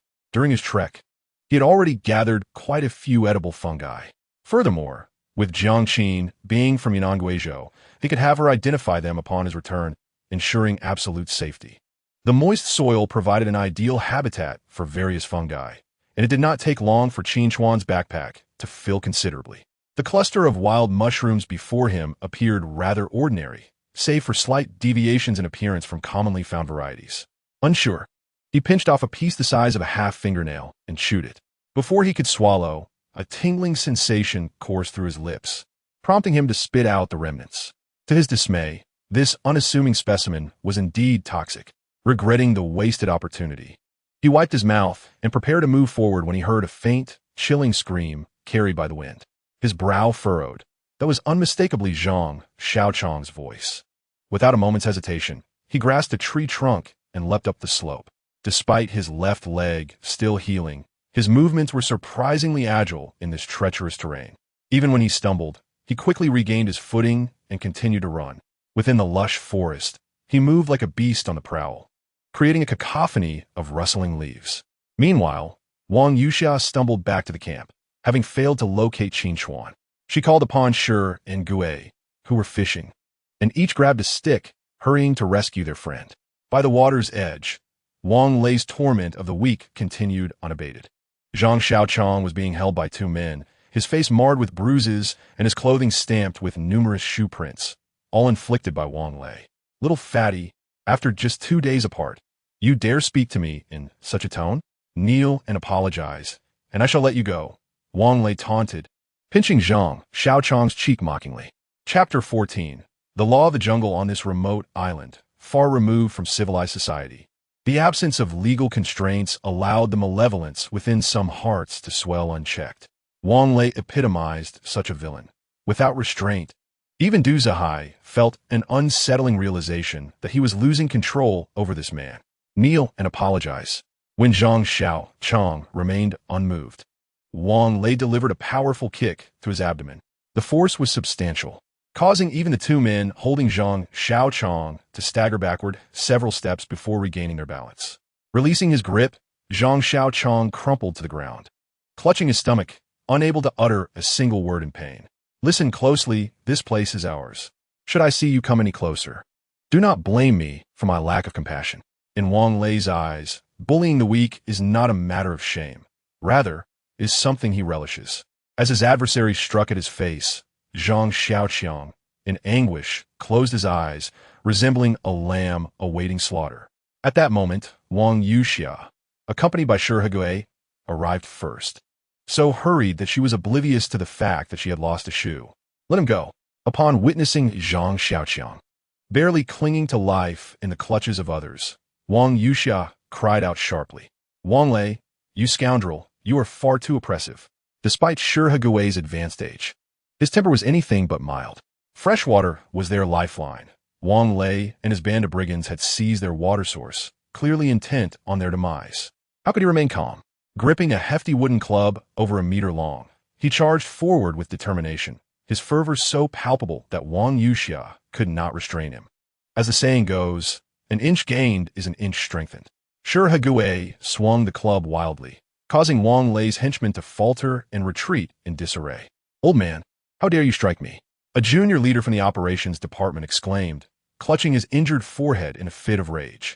I strike precisely you, Shi Hegui retorted. Undeterred by the fact that his opponent had once been his superior, he swung the club forcefully, sending the man fleeing in terror. Despite his age, he was no match for the vigor of the younger crowd surrounding him. After a few rounds of chasing and striking, he found himself breathless without having toppled his adversary. A bunch of worthless fools, unable to handle an old man. Wang Lei glared with his beady eyes as he watched his subordinates flounder in disarray, frustration boiling within him. Seizing the moment when Shi Hegui's attention was diverted, he strode forward and delivered a kick to his lower back. Shi Hegui fell into a pile of grass, and before he could rise, another foot stomped onto his back. You old fool, you brought this upon yourself. The previously pursued junior leader of the operations department snarled, unleashing a flurry of punches and kicks upon Shi Hegui. If they continued their assault in this manner, it seemed likely that old Shi would be beaten to death. Wang Yuxia attempted to pull them apart, but was met with Wang Lei grabbing her by the hair and delivering a slap across her face. Stop. Please stop. If this continues, someone will die. The once sharp-tongued Wang Yuxia, now bleeding from her mouth, could only plead desperately. I warned you, do not provoke me. This is of your own making. Wang Lei sneered, gripping her face with a sinister grin, and bellowed to those around him, keep hitting. As the situation spiraled out of control, both sides appeared as if they were sworn enemies, eyes ablaze with the intent to eliminate one another. Suddenly, from the thicket behind, a figure emerged with a rustling sound. When Wang Lei recognized the newcomer as Qin Chuan, the one who had previously knocked out his teeth, he felt not a twinge of fear, but rather a cold, mocking laughter. Another one come to meet his demise. With his numbers overwhelming, he dismissed Qin Chuan entirely. The others, having learned from past encounters, sprang into action without needing Wang Lei's command, launching themselves at the advancing Qin Chuan. Outnumbered and nursing old wounds, Qin Chuan, however, maintained a steadfast gait, his eyes betraying not a hint of trepidation. The first man who stood before him was a towering figure, measuring over 6 feet tall, his height surpassing Qin Chuan by a head. Without uttering a word, he lunged forward, delivering a powerful punch aimed at Qin Chuan's face. To everyone's astonishment, Qin Chuan appeared frozen in fear, remaining rooted to the spot and failing to evade the impending blow, just as the fist was a mere 5 centimeters from his face. An arm deftly intercepted it. The assailant's expression shifted to one of disbelief. He had exerted all his strength, yet his attack was effortlessly thwarted. Before he could recover from his shock, Qin Chuan executed a shoulder throw, using his waist and back to propel the much larger man into the ground with precision. The impact was so forceful that it left an impression on the soft earth, nearly shattering the opponent's bones. His companions, equally stunned, were roused from their stupor when Wang Lei shouted from behind, urging them to act. "What are you all waiting for? We outnumber him. Are we truly afraid of just one?" With this rallying cry, they sprang into action, fully aware that Wang Lei's petty nature would not tolerate any lack of effort on their part, though it was not honorable to bully someone weaker. They cast aside their concerns and charged at Qin Chuan. "Ouch, that hurts!" one of them exclaimed, swinging his fist but failing to connect before Qin Chuan seized his thumb and twisted it backward with force.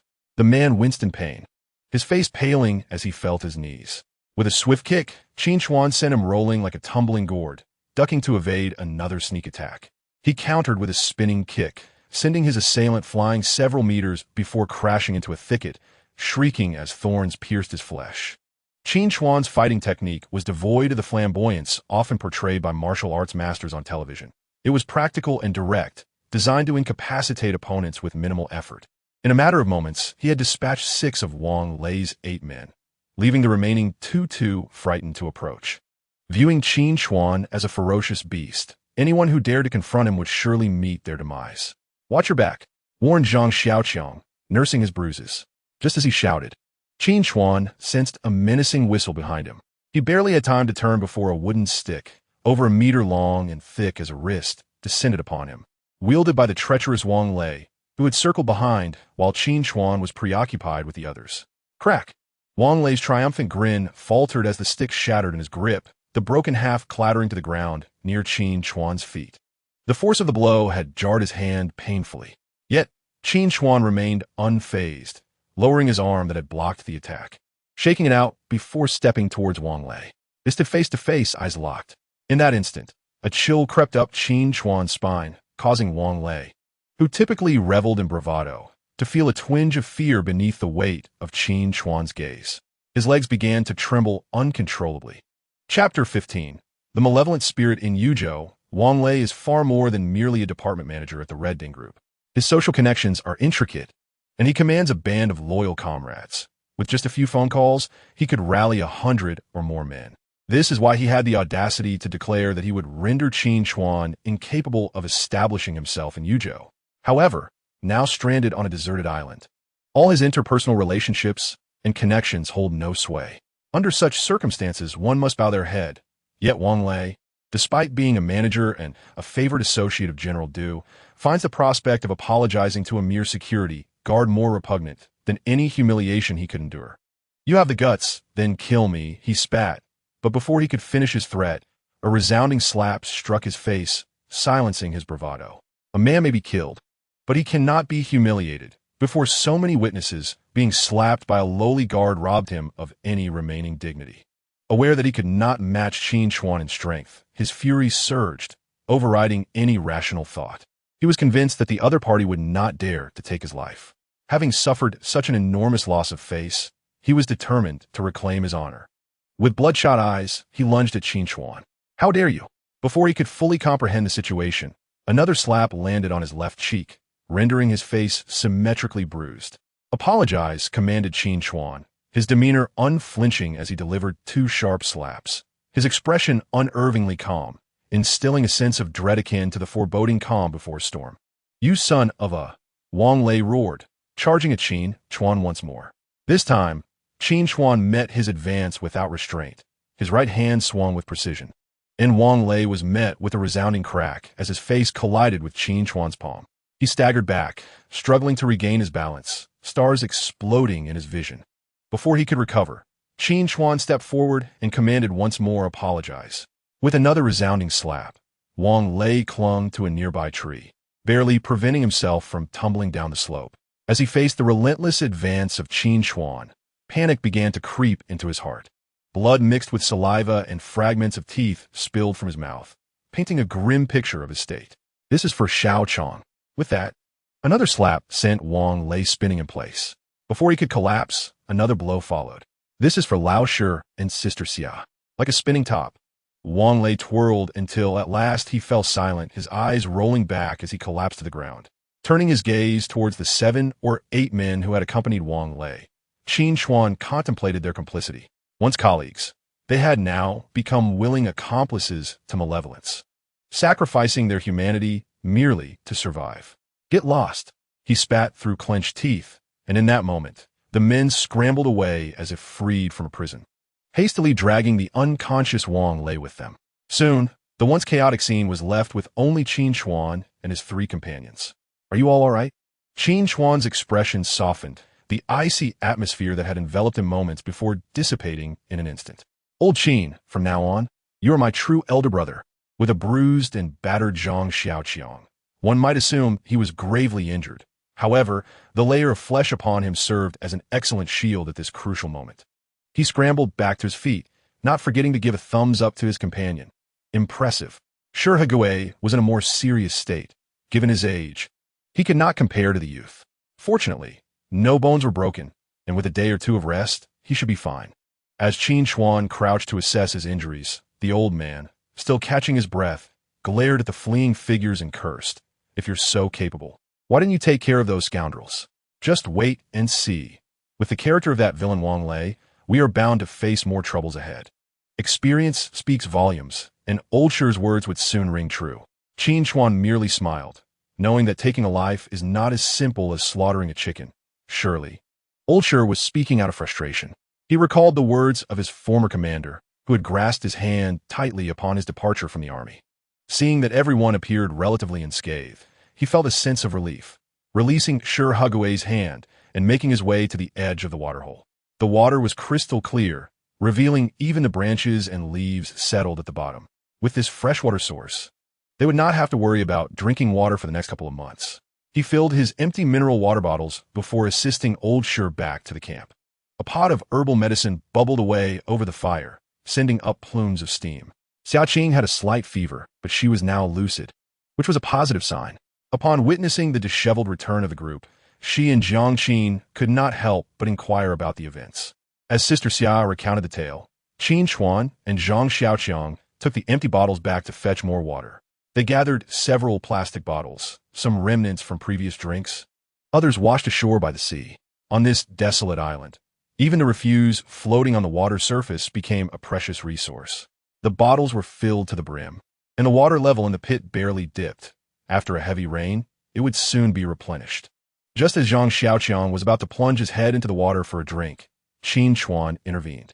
Though the water appeared pristine, it harbored a plethora of debris. Contracting dysentery would spell trouble. The safest approach was to filter the fresh water and then boil it for consumption. Given their current limitations, at the very least, they should bring the water to a boil to eliminate some bacteria. Though Zhang Xiaoqiang did not take this warning too seriously, he complied. After walking a few steps back with the water, Qin Chuan made another exciting discovery. Not far from the waterhole, he spotted several chicken-like footprints in the soft mud. A revelation confirming the presence of at least one species of wild animal on the island. Imagining a plump wild chicken roasting over the campfire made both men swallow hard. However, this endeavor could not be rushed. Wild creatures are highly alert and timid, and even the slightest disturbance would send them darting away. To catch them, they would need a clever strategy.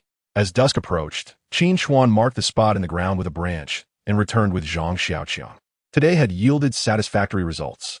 Not only did they secure ample fresh water, but Qin Chuan also gathered half a backpack full of wild mushrooms. Hand over these mushrooms to Jiang Qin for cleaning and selection. While placing the boiled iron can on the fire pit, pouring in half a pot of water. After bringing it to a boil, a salted fish marinated the day before is added. Before long, Jiang Qin has cleaned the mushrooms, selecting the plumpest ones to cook alongside the fish broth, finishing with a sprinkle of sea salt. The aroma alone is enough to make one's mouth water. Soon, a pot of salted fish and mushroom soup is ready, primarily for the ailing, with Shi and Gui receiving their share as well. Perhaps having gone too long without such delectable food, Xiaoqing, despite her illness, finds her appetite unaffected. The elderly and the young relish the meal, smacking their lips, and since there is still food available, Qin Chuan takes it upon himself to prepare another pot for everyone. Chapter 16. A soldier's tale since drifting to this solitary island. Tonight is likely the best meal they have had. Zhang Xiaoqiang sits contentedly on a rock, setting down his bowl and chopsticks, and animatedly recounts the fierce skirmish by the puddle in the afternoon. Through his embellished narration, Qin Chuan's image is instantly elevated. Although Xia Qing has already heard the tale from Sister Xia, she remains thoroughly engaged, her large eyes occasionally darting towards the figure by the bonfire. The young girl, at the tender age of blossoming emotions, envisions her hero as a man of flesh and blood like Qin Chuan, rather than the cool, handsome youths often portrayed in films. Particularly after these few days of companionship, she may not even realize her growing fondness for Qin Chuan. By the time Zhang Xiaoqiang finishes, an hour has passed, and darkness has enveloped the surroundings, signaling it is time to rest. However, Xia Qing seems reluctant to sleep, propping her chin on her hand as she playfully suggests, "Old Qin, why don't you share some stories from your time in the army? What's there to tell? I was just a soldier for 7 years." Qin Chuan initially intends to decline, but as Zhang Xiaoqiang and the others, having finished their meals, join in the encouragement, he reluctantly agrees. "I'll just share a few anecdotes. Consider them tales." His 7 years in the military were indeed rich and varied. Aside from the first year, which was relatively arduous and bland, the subsequent years were filled with unforgettable memories. Qin Chuan chooses a segment of his experiences that does not breach confidentiality to narrate, and, as he speaks, a nostalgic glimmer flickers in his eyes. The reality of those times was far more harrowing than he could articulate. It was a pitch-black night when he and his comrades received orders to eliminate a group of mercenaries attempting to flee across the border after committing crimes in Huagua. However, due to erroneous intelligence, they grossly underestimated the enemy's strength. The mercenaries numbered over 30, more than triple Qin Chuan's squad, equipped with thermal imaging devices and drones, which allowed them to spot Qin Chuan's team from several hundred meters away. What was supposed to be an ambush quickly devolved into a fierce gun battle. The mercenaries, seasoned fighters, leveraged their numerical advantage, splitting into two groups to encircle Qin Chuan and his comrades. The sounds of gunfire and explosions filled the air, and the crimson flames illuminated the darkness. The battle unfolded with extraordinary ferocity, and this band of deeply sinful mercenaries ultimately met their demise without a single survivor. During the confrontation, Qin Chuan was shot twice, narrowly escaping death, while his exploits were undeniably formidable, having claimed the lives of numerous mercenaries. "Boss, this is too exaggerated, isn't it? It's practically a real-life version of Wolf Warrior." Zhang Xiaoqiang voiced his disbelief, his expression one of astonishment, a sentiment echoed by the others, save for Xia Qing. The young girl gazed at Qin Chuan with eyes brimming with admiration, seemingly convinced by his words. Noticing the skepticism among his companions, Qin Chuan merely smiled and said, "Aren't you all eager for a story? The tale has been told, and as the hour grows late, it is best to rest. Just you wait, Qin Chuan. I will make you regret this." A seething Wang Lei, who had just regained consciousness, cursed through gritted teeth. His already unsightly face was swollen on both sides, and with half of his teeth missing, the more he pondered, the more he found it difficult to swallow his indignation. He promptly summoned 2 loyal subordinates and stealthily departed the camp, the purpose of their exit shrouded in mystery. That night, another restless soul was unable to find solace in sleep. The female executive, Su Yanran, astute and perceptive, she had begun to sense a subtle shift in the attitudes of the group as their prolonged stay on the island began to take its toll. Among them were only herself and Bai Lulu as women, while the remaining 12 men would occasionally cast glances at her, revealing a flicker of greed. Her intuition warned her that this was an exceedingly dangerous sign. The day ahead was destined to be another busy one. These white-collar elites, accustomed to the comforts of urban life, had probably never envisioned a day where they would toil from dawn until dusk merely for a morsel to eat, exerting every ounce of energy to survive. With scant provisions at home, Shi and Gue set out early with fishing lines in hand, while the bruised Zhang Xiaoqiang and Sister Xia teamed up to fetch water from puddle. Jiang Qin also donned her backpack, preparing to revisit the site where Qin Chuan had discovered wild mushrooms, hoping to gather more food. Though their time on the island had been brief, the initial adjustments had led to a newfound sense of order. These individuals, often viewed as weak or undesirable, found a sturdy backbone in Qin Chuan, gradually fostering confidence in the days to come. Xia Qing had a restful night, her fever significantly reduced. With a bit more rest, she should recover fully. She intended to rise and assist with tasks within her capabilities, but Qin Chuan firmly declined her offer. It would be unwise to risk her health again. It was better for her to rest adequately and return when fully recovered. Under his mildly stern admonition, Xiaqing reluctantly pouted and returned to her resting place.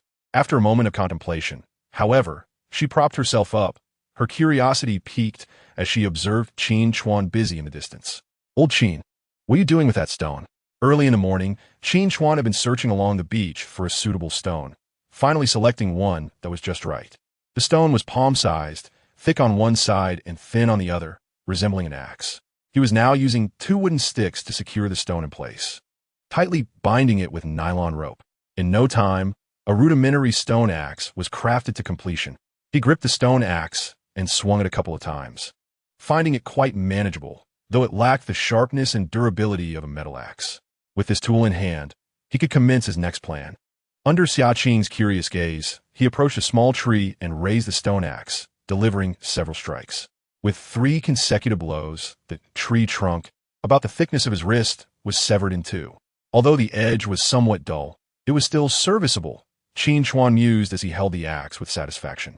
Numerous small trees stood behind the camp, perfectly suited for constructing a shelter. The 2 pressing issues of food and water had seen improvements, and it was only natural to consider their living conditions next. No one knew how long they would remain on this deserted island. Living outdoors, exposed to the elements, could easily lead to illness. Qin Chuan swung the axe again, and with a few resounding strikes, another small tree fell. After felling several more, he was quite overheated, so he tilted his head back to gulp some cool water, remove his shirt, and continued his labor. Unbeknownst to him, Xiaqing stood behind, her mouth agape in astonishment as she gazed at his silhouette. His physique, though not towering, was muscular and powerful. Each swing of the axe caused the muscles in his back to ripple, forming an exquisite contour. His bronze skin bore numerous scars, some of which were prominent, reminiscent of trophies from bullet wounds. Upon witnessing this scarred back, Xiaqing wholeheartedly believed the tale Qin Chuan had recounted the previous night. Chapter 17. Harmful to others. Unbeneficial to oneself, constructing a house from the ground up was not an endeavor to be completed in a day or 2. However, a makeshift shelter to shield from wind and rain could be established first. Qin Chuan had already devised a plan, after laboring tirelessly and felling over a dozen small trees. He finally set down his axe and ventured into the forest. Shortly thereafter, he returned, cradling some vines he had found, and selected a flat area to begin erecting the wooden shelter. Just as he was driving a few stakes into the ground, Zhang Xiaoqiang came rushing toward him, appearing utterly disoriented. Even from a distance, Qin Chuan could hear him exclaiming, "It's bad. Something's happened." Upon hearing this, Qin Chuan abandoned his task and approached him. Grasping the frantic Zhang Xiaoqiang, he furrowed his brow and inquired, "Didn't you go to fetch water with Sister Xia? Why have you returned alone? Has something happened to her?" "No," Zhang Xiaoqiang gasped, shaking his head. "Our water, it's gone." He pointed in the direction of the water source, stammering, unable to articulate the situation clearly. Qin Chuan, silent, hoisted the stone axe and urged Xiaoqiang to follow him toward that direction. Upon arrival, he was relieved to see Sister Xia standing unharmed before him. As long as she was safe, other losses were of little consequence. However, despite these reassurances, his heart darkened upon seeing the pit that had once brimmed with fresh water now reduced to a mere layer of sludge. The pit had been deliberately breached, allowing the precious water to drain away overnight. Such malicious acts, which harmed others without benefiting the perpetrator, left no doubt as to the identity of the culprit. Initially, Qin Chuan had no intention of monopolizing the waterhole. Anyone was welcome to draw water there. Yet his moment of kindness had ultimately led to this unfortunate outcome. Wing Lei, that scoundrel, resorted to such heartless acts solely for the sake of revenge? He longs to see them perish from thirst, that wretched brute. If Wang Lei were to appear before him now, Qin Chuan might very well cleave the scoundrel in 2 with his axe. Alas, it is too late for such thoughts. Fortunately, he had filled all the plastic bottles with fresh water yesterday, which should sustain them for another 2 or 3 days. They must seek alternative water sources. It is implausible that a vast island would possess but a single puddle. Qin Chuan quickly regained his composure, secretly resolving that such a situation would not repeat itself. As the leader of this group, he bore responsibility for those who placed their trust in him, unlike the ungrateful scum like Wang Lei. Sister Xia, you should head back first. Xiao Chong and I will search deeper. Since Wang Lei dared to ruin this water source, he has likely discovered fresh water elsewhere. Qin Chuan declared, turning away. Perhaps sensing the fury in his eyes, Wang Yuxia felt uneasy. Old Qin, please don't act recklessly. Listen to your sister. Let us not stoop to their level. Impulsiveness is a devil. Despite having witnessed Qin Chuan as formidable skills, she remained apprehensive. After all, Wang Lei's group was numerous and powerful. If pushed to the brink, the outcome could be dire. Deep down, she fervently wished for Qin Chuan's safety. If anything were to happen to him, the remaining few elderly women would struggle to survive on this desolate island. Should one be bitten by a dog, must they retaliate? Qin Chuan understood this principle well. He had once shared the same belief. However, his repeated acts of forgiveness seemed only to invite further retaliation. He would not extend his courtesy to such individuals any longer. Seeing Qin Chuan nod in agreement, Wang Yuxiao left, casting a significant glance at Zhang Xiaoqiang, clearly instructing him to keep an eye on Qin Chuan. As she departed, Qin Chuan brandished his makeshift axe and ventured deeper into the forest. Observing this, Zhang Xiaoqiang hurried to catch up, expressing concern. Boss, you can't seriously intend to confront them alone, can you? Qin Chuan nodded and shook his head simultaneously. This island, neither overly large nor small, would make it challenging for them to evade him if they wished. Revenge was secondary. The primary objective remained finding sustenance and water. After several days of recuperation, his injured left leg had healed significantly, allowing him to walk with agility. When faced with impassable terrain, he wielded his axe to clear branches, forcibly carving a path forward. As he progressed, he took the time to set up rudimentary traps using branches and tree bark. With the flexibility of the branches, any creature that stumbled into the traps will be firmly ensnared by the cord fashioned from the bark. These traps will be well suited for catching wild chickens and rabbits. Zhang Xiaoqiang, lacking any skills, could do little but watch. Qin Chuan, like a seasoned hunter, followed subtle signs to locate animal trails, setting traps at each discovery. In this manner, he meticulously established over a dozen such devices along his route. As the temperature in the forest continued to rise, Zhang Xiaoqiang fanned his face vigorously, preparing to remind Qin Chuan that it was time to return. However, his small eyes inadvertently caught sight of something astonishing. He jabbed at Qin Chuan, who was still squatting on the ground, fiddling with a few branches, almost ruining the carefully arranged trap. When Qin Chuan turned to scold him for his startled demeanor, he noticed the little chubby boy had an expression of sheer terror, pointing upwards and stammering, "Look, there seems to be a corpse hanging up there." Following the direction of his finger, they both gazed upward, and indeed, there appeared to be a body suspended from a towering tree, swaying in the breeze like a piece of cured meat. In this eerie forest, the sight of a corpse dangling from a tree was undeniably chilling. Zhang Xiaoqiang's legs trembled, but Qin Chuan clapped his hands and stood up, striding directly to the base of the great tree. "What are you planning to do?" Zhang Xiaoqiang asked, feigning ignorance. "I want to see who that person is," Qin Chuan replied, swiftly removing his shoes. Like a gecko, he began to climb the thick tree trunks, and in an instant, his figure was obscured by the lush foliage. "Be careful." Zhang Xiaoqiang, unable to assist, could only stand below, anxiously awaiting his return. Just as he uttered those words, a sudden rustling noise erupted above, and in the blink of an eye, a figure plummeted directly in front of him. The corpse fell from the sky, landing less than a meter away. This was far more thrilling than watching a horror film.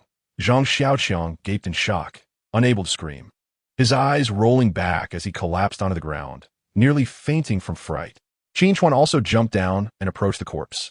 The body had been hanging there for quite some time, having been desiccated by the elements. Dressed in camouflage and donning wind-resistant goggles, it appeared to be that of a paratrooper. Despite drawing closer, Qin Chuan could not identify the uniform, which had decayed due to prolonged exposure to the elements, easily disintegrating with a gentle tug. Nevertheless, the deceased was still adorned with several valuable items, and Qin Chuan's eyes gleamed as he spotted the handle of a paratrooper knife protruding from boots. Chapter 18. A blessing in disguise, he extracted the knife from the boot, its sharp blade glinting ominously in the light. It was as if fate had smiled upon him at just the right moment, for he had been lamenting the lack of a suitable tool, and now it had fortuitously presented itself. The heavens seemed to be favoring him. This corpse undoubtedly harbored more treasures, and Qin Chuan squatted down to thoroughly search the body. He was unperturbed by the macabre task, while Zhang Xiaoqiang felt a wave of unease wash over him, shivering as if a chill wind had swept through him. His hair standing on end, he clasped his hands together, fervently praying for divine protection. Before long, Qin Chuan had amassed several items before him: a black leather notebook, a compass, the wind-resistant goggles, 2 bars of expired chocolate, and finally, a solar-powered wristwatch, which he liberated from the corpse's wrist, marking the end of his scavenging. He decided to collect the parachute as well to take back with him. At this moment, Qin Chuan resembled a scavenger, unwilling to overlook even the slightest useful item. Had it not been for the decayed uniform of the paratrooper, he might have even stripped the garments from the deceased. He dug a pit beside a grand tree with the paratrooper's knife, burying the remains as a final act of respect, considering it a form of gratitude for the items he had taken. Erecting a wooden board at the mound of earth, Qin Chuan turned to Zhang Xiaoqiang, his smile abruptly freezing. "Don't frighten me," he stammered. Zhang Xiaoqiang, already timid by nature, was startled by the intensity of Qin Chuan's gaze, instinctively retreating a step. In that fleeting moment, he was horrified to see Qin Chuan raise the paratrooper's knife in his right hand and, without a word, hurl it towards him. "Oh my!" In a flash of cold glimmer, he believed his end was near. Before he could react, a dull thud echoed, and the knife embedded itself into the tree trunk beside him. In disbelief, he turned his head to the trunk, and when his eyes finally focused on the object, he broke into a cold sweat. A snake, as thick as a bowl and resplendent in hues, coiled around the trunk, its grotesque head pinned firmly by the paratrooper's knife. Though its body writhed incessantly, the head was less than 10 centimeters from him, its nostrils wafting the foul stench. Before Zhang Xiaoqiang could recover from shock, Qin Chuan was already at his side, pulling out the knife and swiftly severing the snake's head, leaving the body dangling from a branch above. This was a rare delicacy, and no amount of protest from Zhang Xiaoqiang would deter him. He draped the snake over his shoulders, transforming it into a fine snakeskin scarf, the part against his skin pleasantly cool and refreshing. Today could be deemed a serendipitous turn of fortune, having stumbled upon such treasures. This hefty snake alone would suffice for several meals. "Boss, shall we head back now? It's inconvenient to carry all this," Zhang Xiaoqiang suggested, clutching the crumpled parachute as he followed behind. This exploration had proven far too exhilarating for him. First encountering a corpse, then nearly being bitten by the snake, almost causing him to soil his pants, leaving him feeling damp with anxiety. Qin Chuan glanced at his electronic watch. It had just passed noon, though its accuracy was uncertain. Turning back now felt unsatisfactory, as he estimated they had not yet reached the heart of this nameless isle. "Do you see that mountain ahead?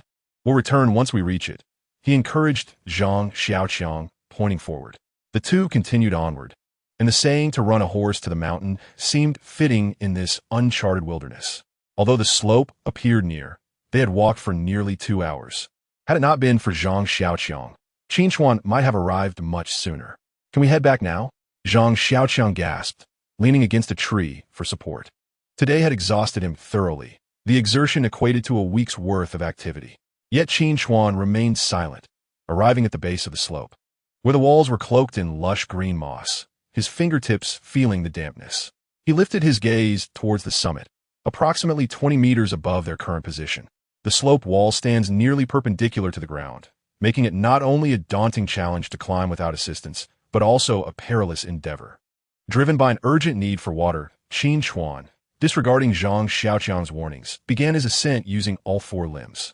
Initially, he managed to find footholds, but halfway up, the slope was slick with moss, rendering it nearly impossible to maintain his grip.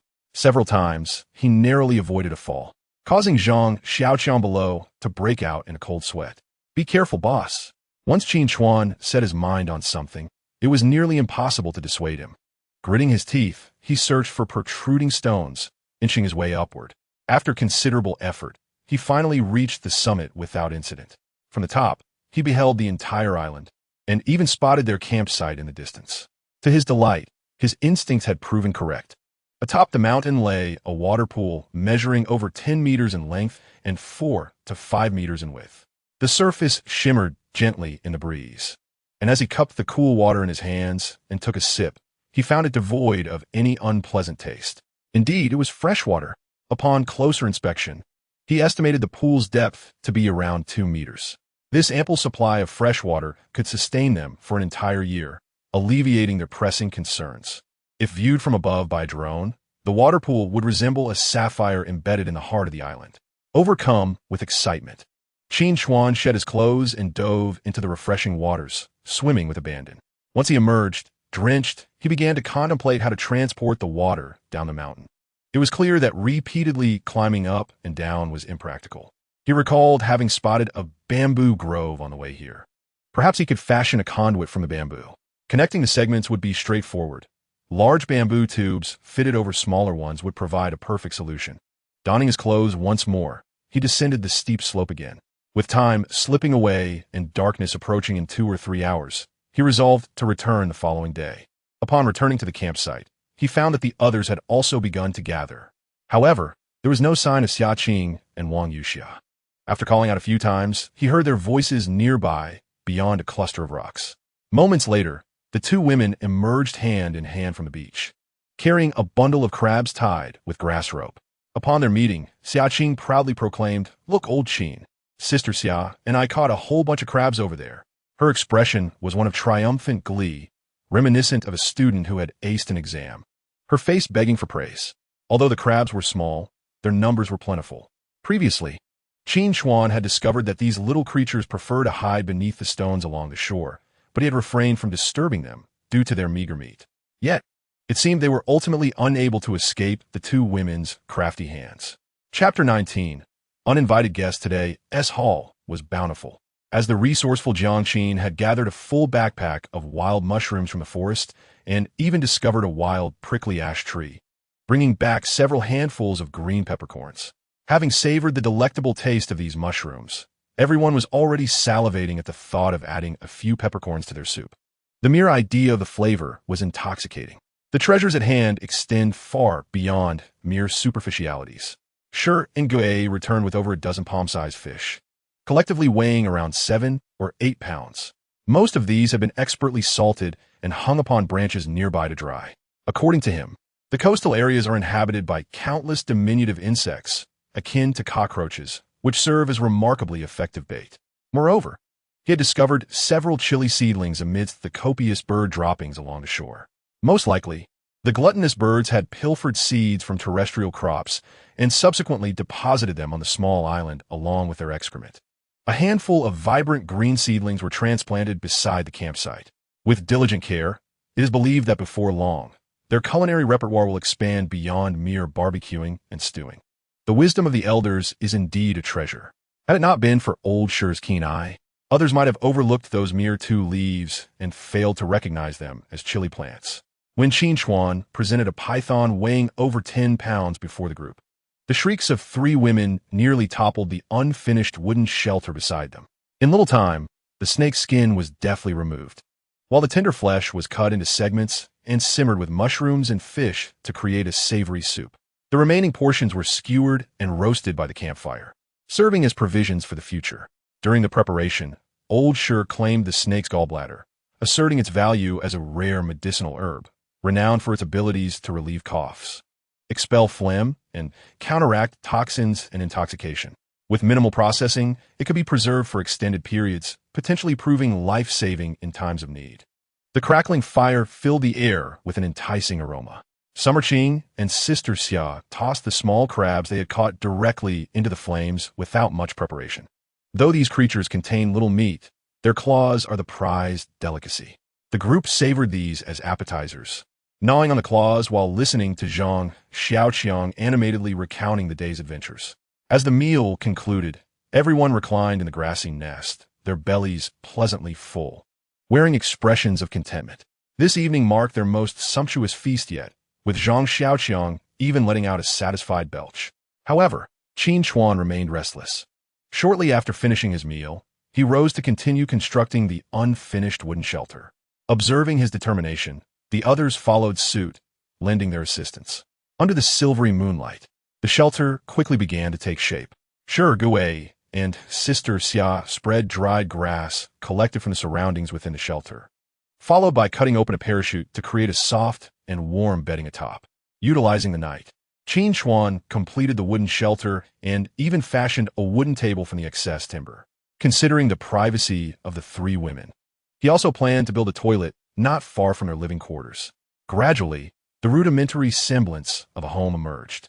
Though still quite primitive, a warmth filled their hearts. Once regarded as the abandoned group of the weak, elderly, and infirm, their lives were now steadily improving.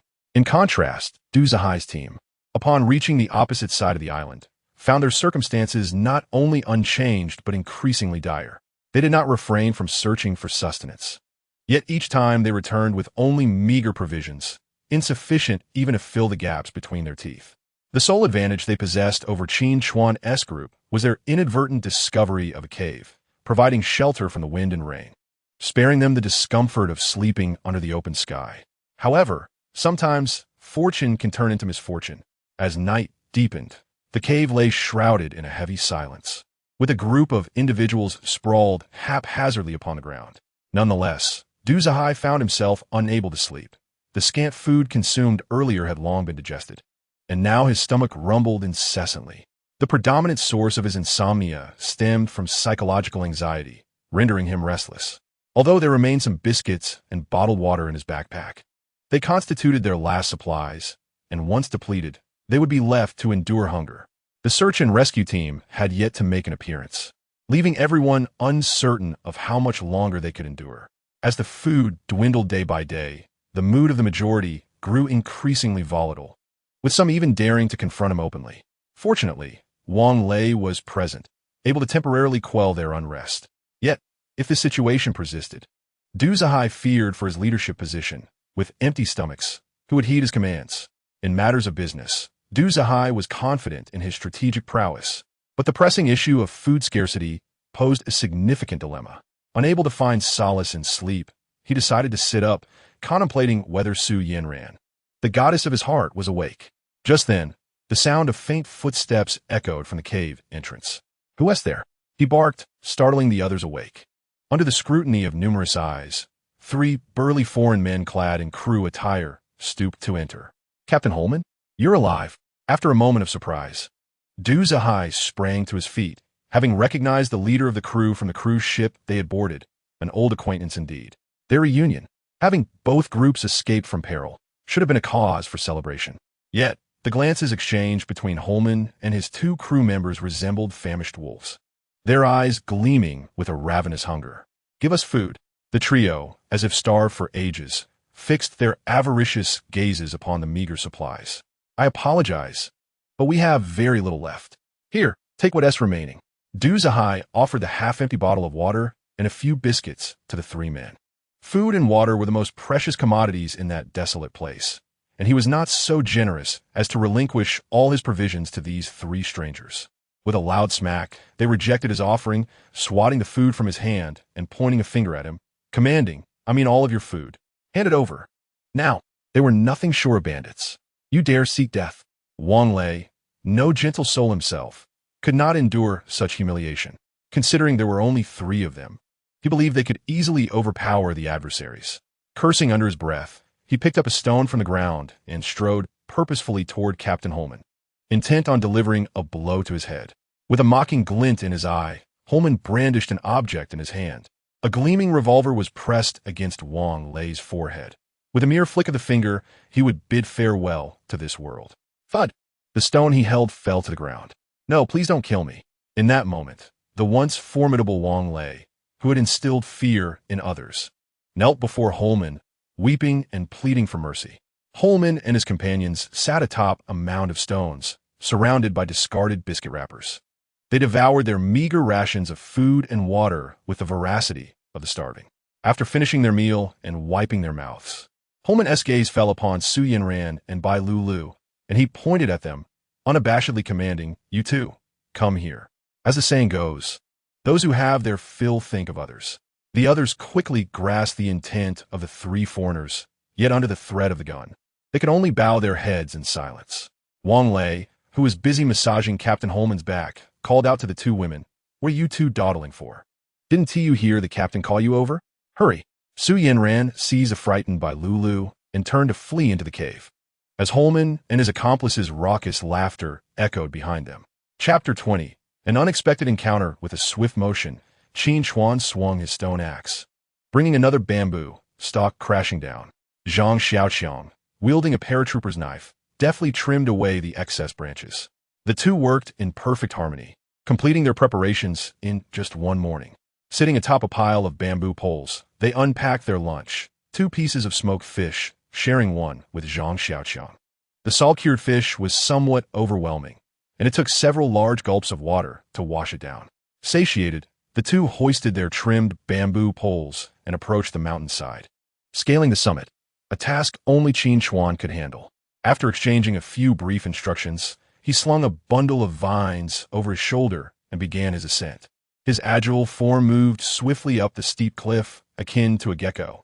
Drawing from previous experience, this climb was considerably smoother, and he reached the summit in little time. The true work was only just beginning. All set, Zhang Xiaoqiang shouted from the base of the slope, waving his hand. The bundled bamboo poles, tugged by the vines, began their slow ascent to the top. This was a labor-intensive task. Qin Chuan's sun-kissed arms worked tirelessly, alternating and pulling the vines. Sweat poured down, quickly soaking his shirt. He seemed to possess boundless energy. Having just drawn the bamboo to the summit, he wasted no time resting and immediately got back to work. Each bamboo segment had already been pierced through with a stick, and now it was merely a matter of connecting them. As he fitted a larger and a smaller segment together, he noticed the connection was not very tight, with gaps that would surely come apart over time. Thus, he retrieved a glass jar from his backpack, unscrewed the lid, revealing a viscous, mud-colored substance. This was the resin they had collected from a type of low tree that morning, perfectly suited for use as an adhesive. He took a chunk of resin and evenly smeared it into the gaps. After being exposed to the sun, the resin around the joints quickly solidified, and everything seemed satisfactory. One section of the water pipe was thus completed. Due to significant size discrepancies in some bamboo tubes, he had to use a paratrooper knife to adjust the joints. Such meticulous work consumed him 3 to 4 hours. A water pipe, extending over 20 meters, stretched from the mountain peak down to the slope. Learning from past experiences, Qin Chuan covered the pipeline along the way with whole patches of moss. If one were unaware, they would never suspect that a water pipe, providing an inexhaustible supply of fresh water, was hidden here. Upon removing the wooden stopper from the pipe, clear, cool spring water gushed forth continuously. The task was accomplished. With this water source established, he would no longer have to worry about fresh water in the future. On his way back, Qin Chuan did not forget to check the traps he had set the day before. He inspected several traps in succession, all of which remained intact, yet yielded no catch. This was to be expected, as the species on the island were naturally fewer than those on the mainland. He reinforced the traps, brushed the dirt from his hands, and continued striding toward his next waypoint. Fortune tends to favor the diligent. Upon reaching his destination, he saw that a bent branch had sprung back up and was still swaying. There was a catch. Hastening forward, he discovered a mountain rat ensnared by its hind leg, dangling from the branch and struggling desperately. It turned out to be a mere rodent, eliciting a slight frown of disappointment from Zhang Xiaoqiang, who remarked on the scene. Even the smallest mosquito is still meat, and this rat is no exception, he noted, as it was quite sizable, measuring around a foot in length and notably plump. Tonight's meal would be more substantial. With a cheerful demeanor, Qin Chuan retrieved the prey, which, sensing its imminent demise, squeaked and thrashed about. He swiftly severed its head, skinned it, and cleaned out its innards, wrapping them in leaves and stowing them away. Just as he was about to proceed, the nearby thicket suddenly rustled, though there was no wind. Instantly alert, Qin Chuan gestured for Zhang Xiaoqiang to remain still, gripping his paratrooper knife tightly as he cautiously approached the source of the sound. From his observations, it appeared that no large beasts inhabited the island. The recent disturbance in the foliage suggested that whatever creature lurked behind the bushes was not small. Wild animals are not to be feared. Rather, it is humans who pose the true danger. Could it be that Wang Lei and his group were lurking in the shadows, scheming again? Or perhaps it was another unidentified group with unknown intentions. In any case, exercising caution was prudent. As he tiptoed toward the thicket a few dozen meters away, He took care with each step to avoid making any noise that might alert his potential adversaries.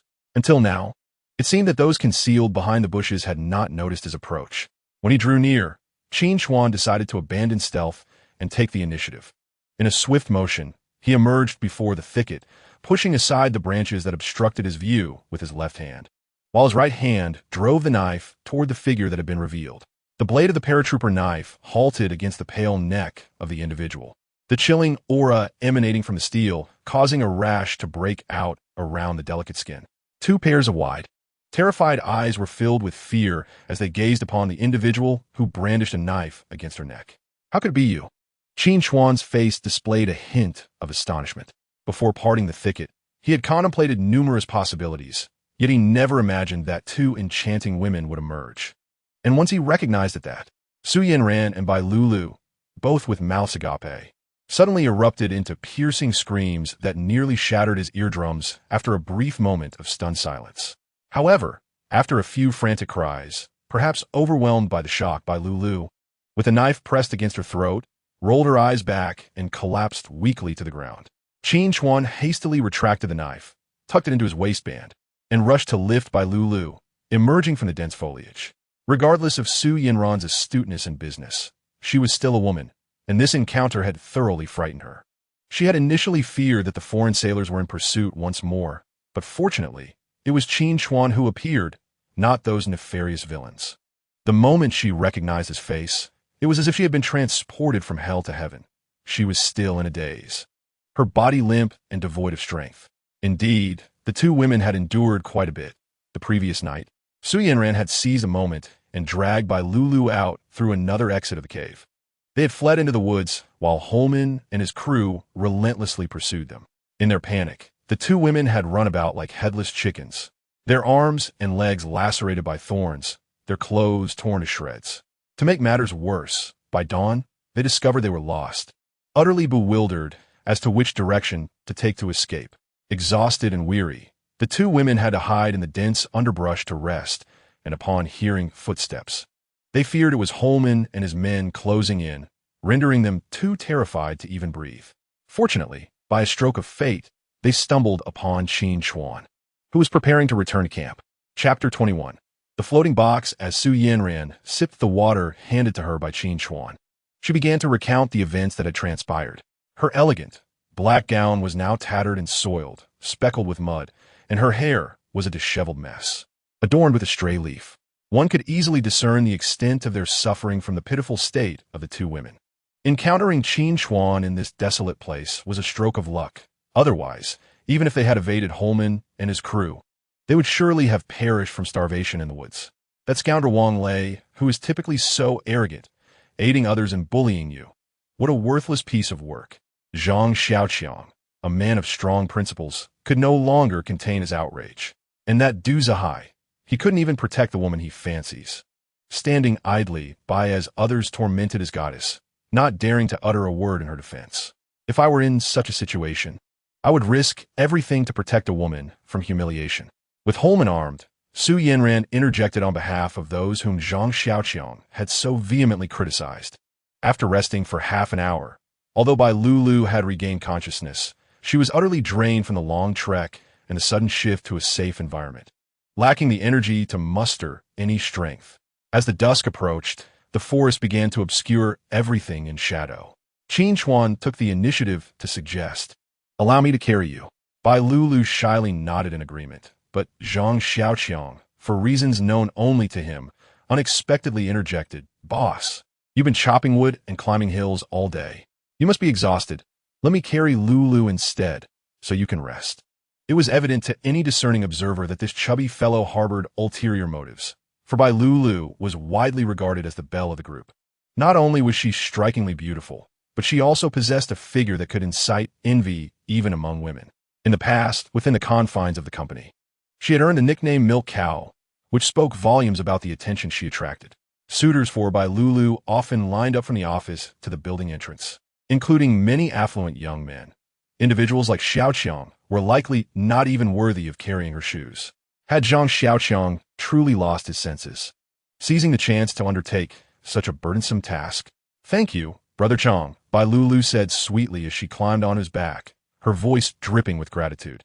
The warmth of his breath brushed against her ear, sending shivers through him, invigorating him with newfound strength as he led the way. Qin Chuan glanced back at Su Yanran, asking, "Do you need me to carry you?" She shook her head, unwilling to lose face, and replied, "Thank you, I can manage." Observing her unsteady stance, Qin Chuan, still motivated by a desire to help, reached out to steady her. This time, Su Yanran did not reject his assistance, her cheeks tinged with a delicate blush. "Boss Su, please hurry. It's getting dark," Zhang Xiaoqiang called out, his voice booming ahead.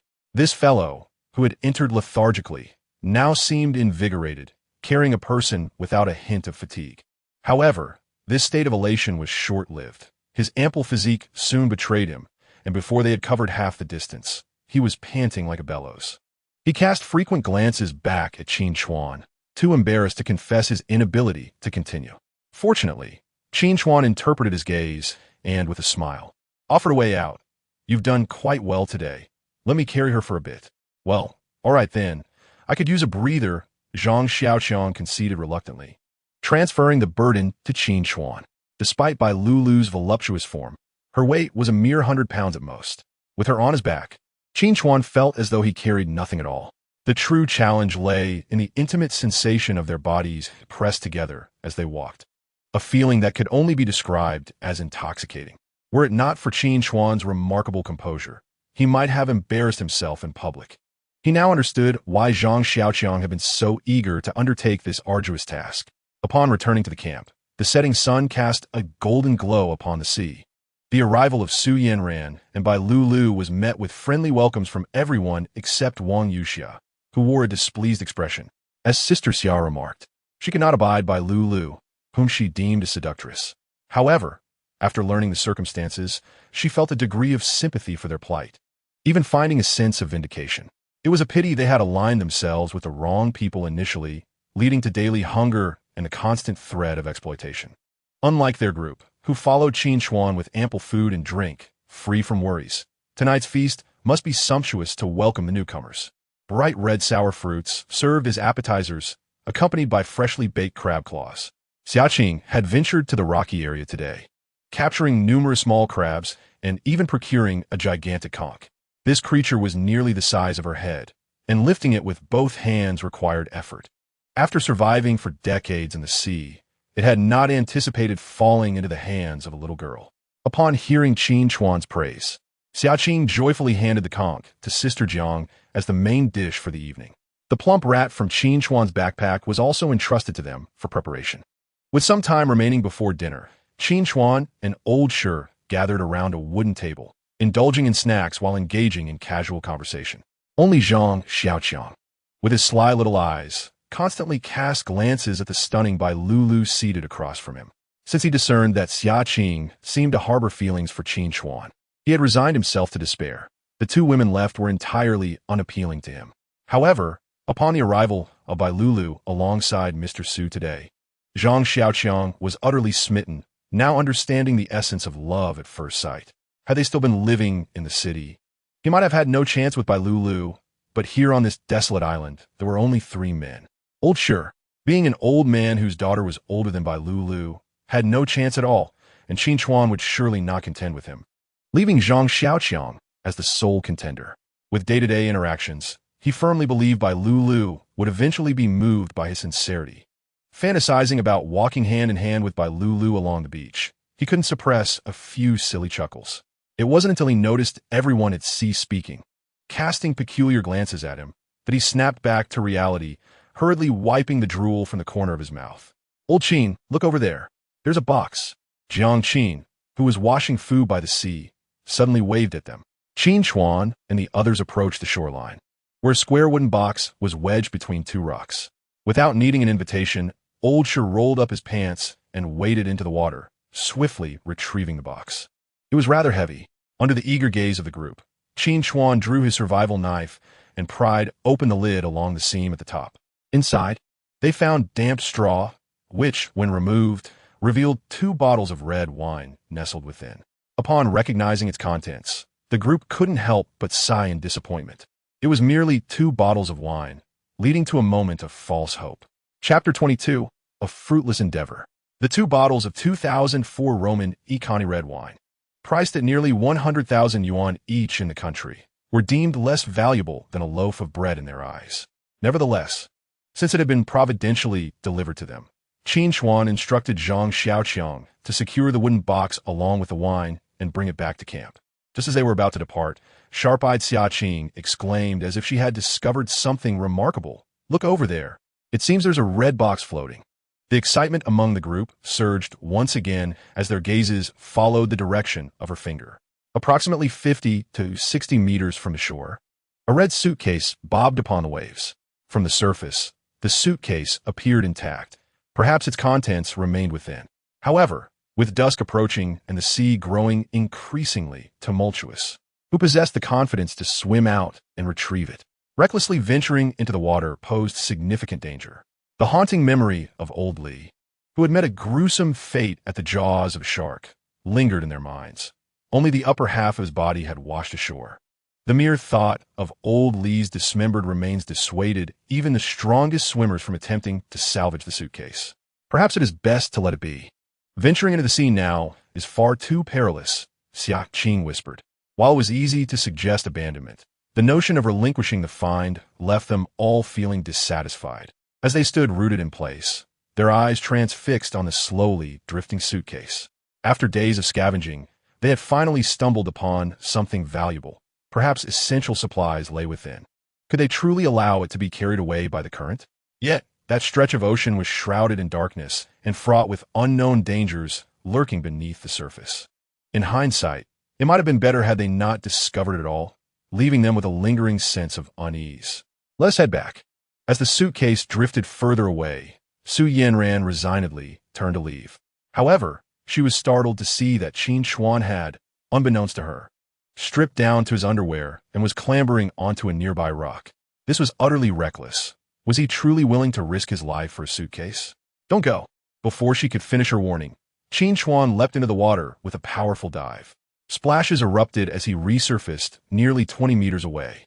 The onlookers watched with a mix of concern and anticipation as his figure swam farther into the depths. Xiaoqing anxiously bit her lip, her heart racing to her throat. It was her fault. Had she not pointed out the suitcase, old Qin would not have taken such a risk. Even before Qin Chuan encountered trouble, the young girl was already steeped in self-reproach. Fortunately, Qin Chuan, whose injuries had nearly healed, moved swiftly through the water, seemingly unaffected by the crashing waves. "I've got it." He grasped the suitcase with one hand and turned back to wave at the others. Cheers erupted from shore, but their jubilation was short-lived as they sensed something amiss. Suddenly, Qin Chuan pivoted and swam frantically towards the shore, dark shadows converging rapidly from beneath the water-esque surface. Sharks! The unmistakable triangular fins broke the surface, and with a flick of their tails, they surged towards Qin Chuan like arrows released from a bow. He paddled desperately, while the shore remained eerily silent. The crowd held their breath, helplessly watching as Qin Chuan plunged into peril. Sister Xia could no longer contain her anxiety. Stamping her feet and shouting, "Forget the suitcase, drop it. Old Qin, swim faster." As panic spread among the onlookers, Qin Chuan remained surprisingly composed amidst the chaos.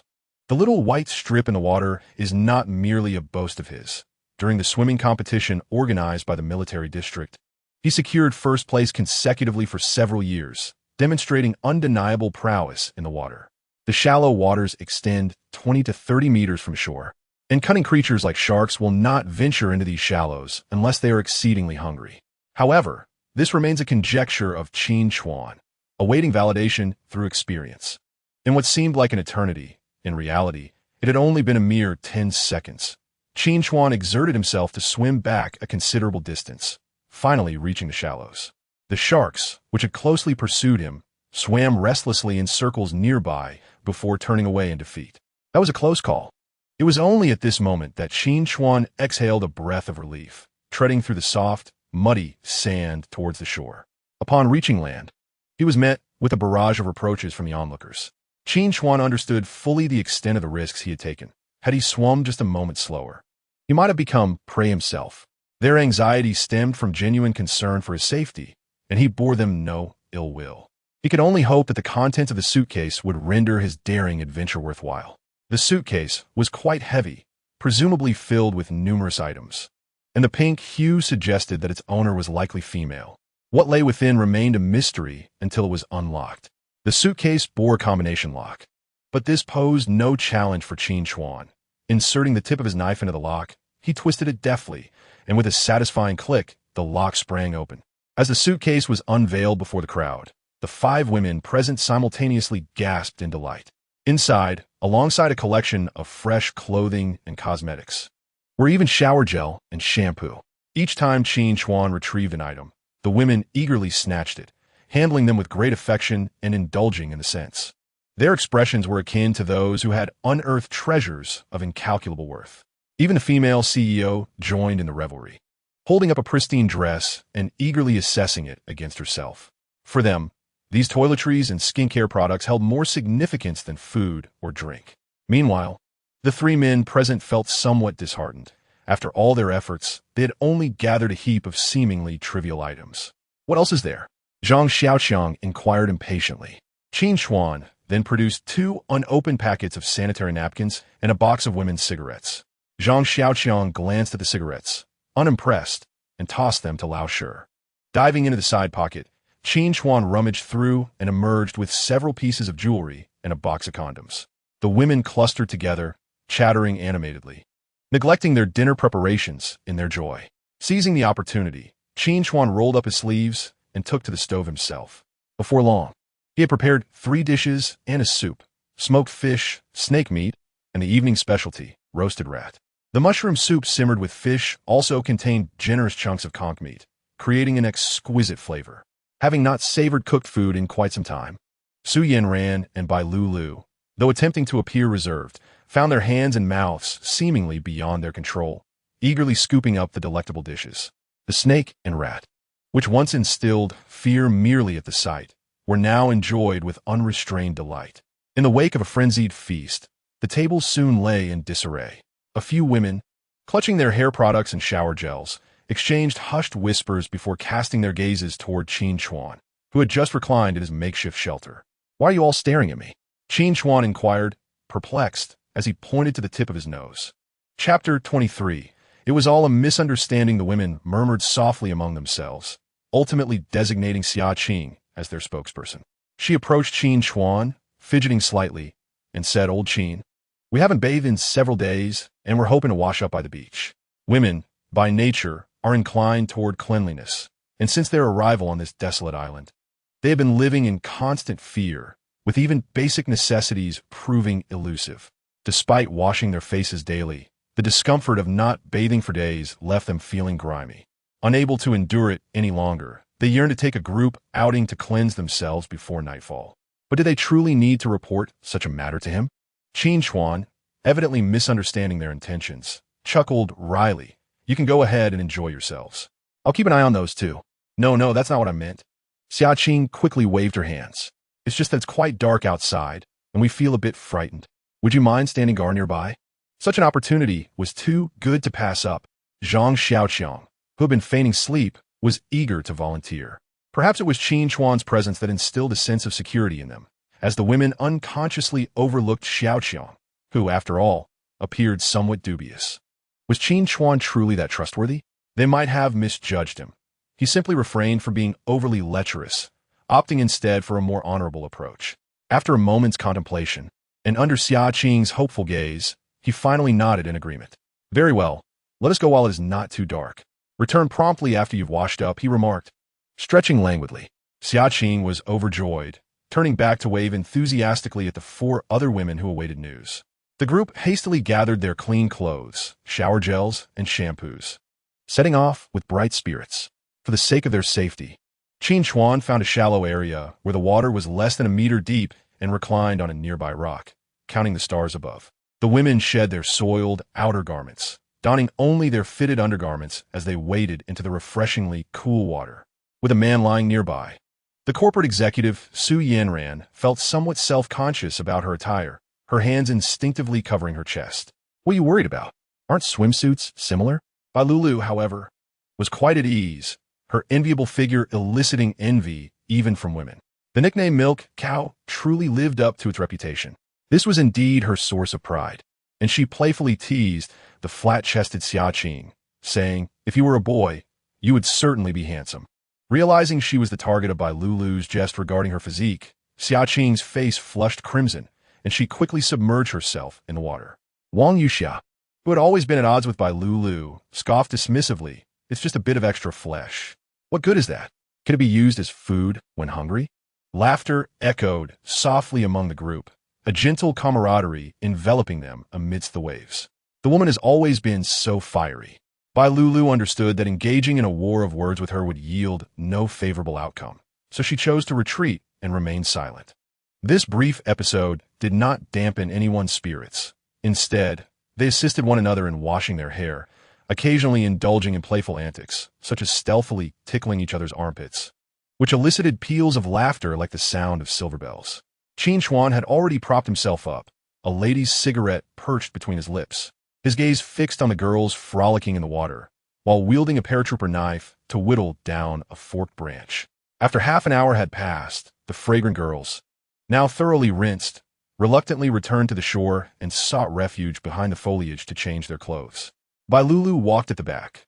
Once everyone else was nearly dressed, she entered with her garments in hand, crouching behind the dense leaves. She had just removed her dripping wet bra and was about to don her fresh attire when she heard a sudden snapping sound behind her. Something had ensnared her ankle. Her movements halted, and a memory flickered in her mind of Zhang Xiaoqiang's warning during dinner. There were many snakes in this forest. Ah!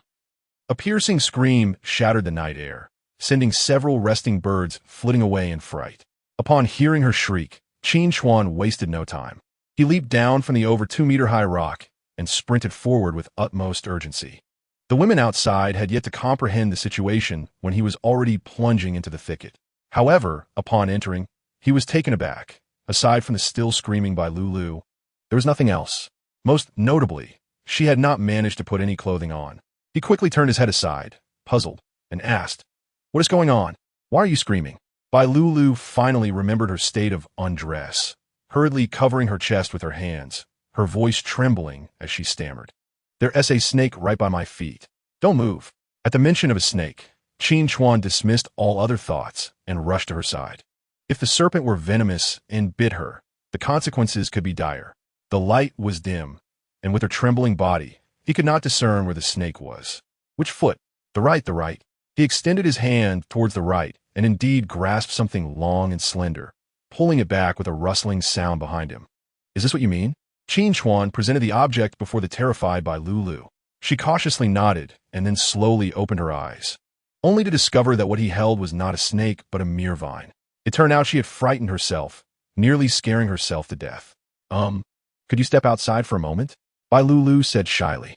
Oh, it was evident that remaining would be inappropriate while she dressed. Qin Chuan emerged from the foliage, and the others eagerly bombarded him with questions about what had transpired. He produced the troublesome vine, assuring them it was merely a false alarm. Though his gaze inadvertently fell upon Su Yanran. Su Yanran had exchanged her evening gown for an outfit from her travel bag. However, the fit appeared somewhat ill-suited.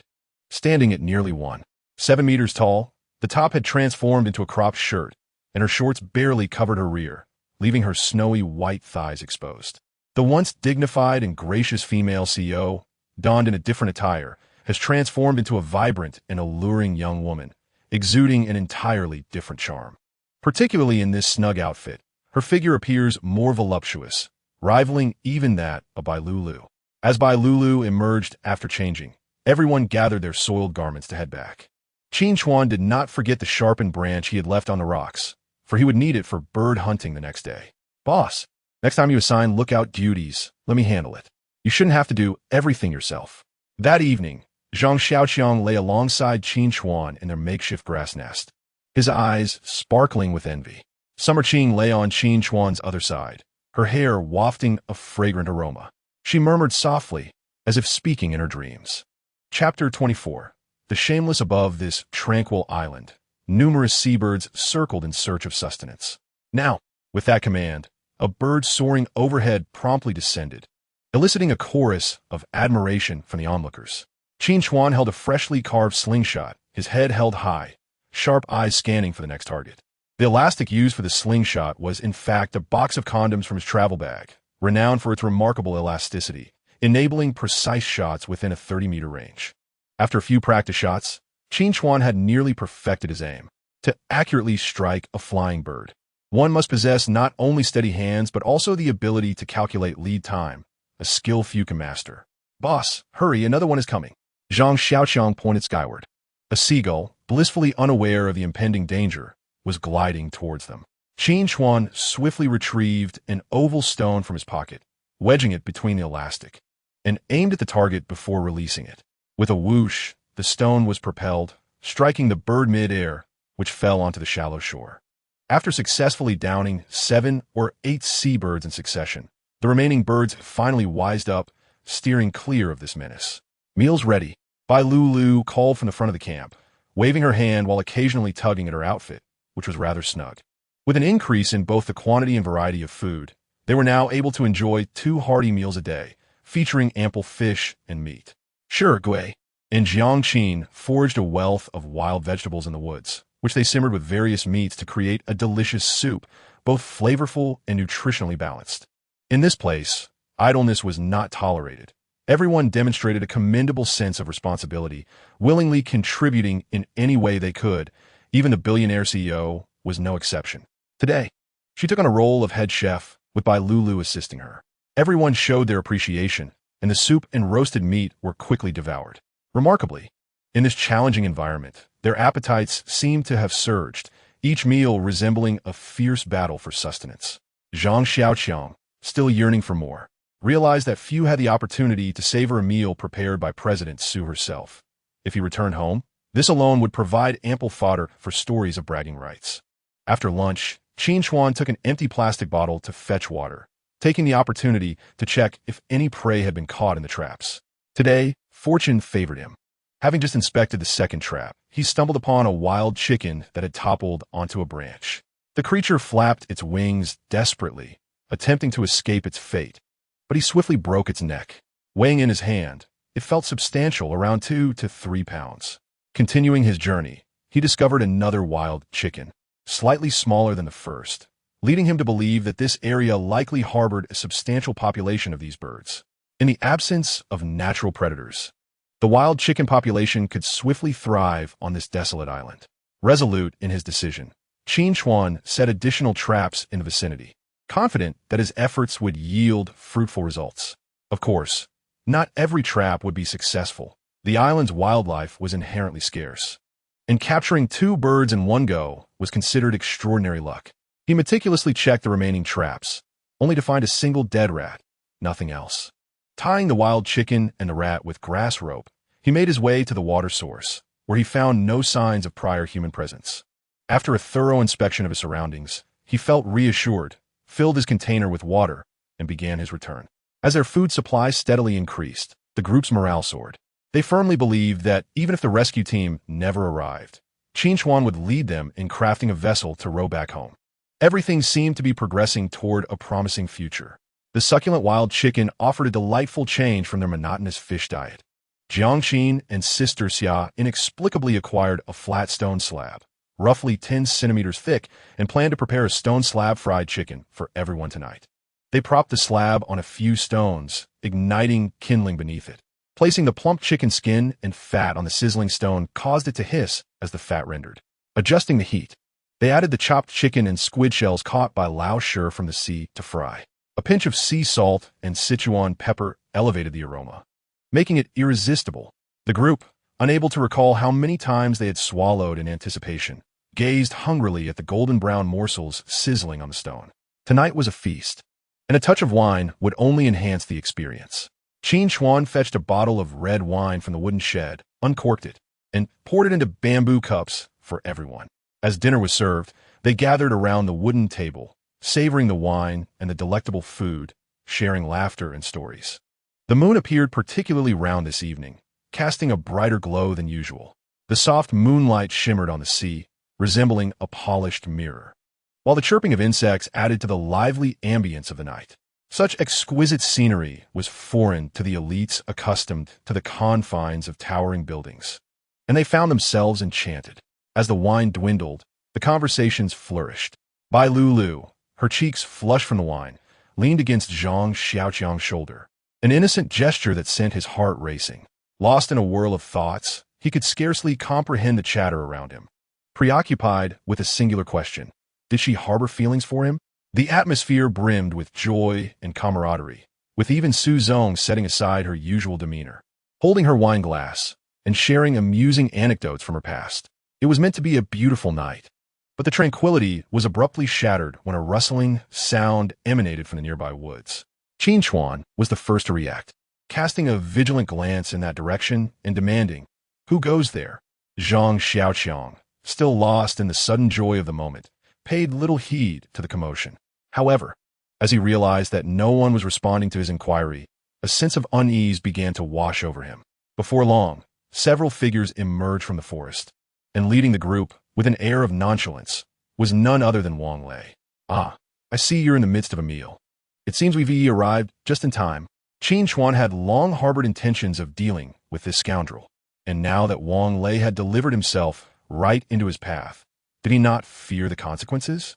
He suppressed his urge to strike, opting instead to observe this fool. As anticipated, following Wang Lei were not only the original company employees, but also a few imposing foreigners. "Be cautious, they are armed," Su Yanran whispered in a tone audible only to their group. At the mention of firearms, everyone froze momentarily. Only Qin Chuan grasped the full implications. He had not anticipated Wang Lei's audacity in deliberately bringing these foreigners to their midst. Bolstered by the support of Captain Holman, Wang Lei clearly regarded Qin Chuan as inconsequential. He swaggered forward, his malevolent gaze sweeping over the furious crowd before finally resting on Su Yanran. "Did you expect to see us so soon again, General Su? And you, Bai Lulu, what do you think you can run on this island?" Chapter 25, Fearless. "Do not waste time, Wang Lei. Have these 3 women come with us." Holman gestured towards the 3 most attractive women, including Su Yanran and Bai Lulu, while even the seemingly docile Xiaqing became a target. "Don't just stand there. Take all this food back with you." He pointed to the dried fish and bird meat hanging from the branches. Despite their dissatisfaction, Du Zihai and the others dared not defy Holman. Any dissent would likely result in a swift and brutal rebuttal from his hulking companion. Holman didn't even need to draw his weapon. The mere presence of his 2-meter-tall, bear-like ally was sufficient to intimidate the group.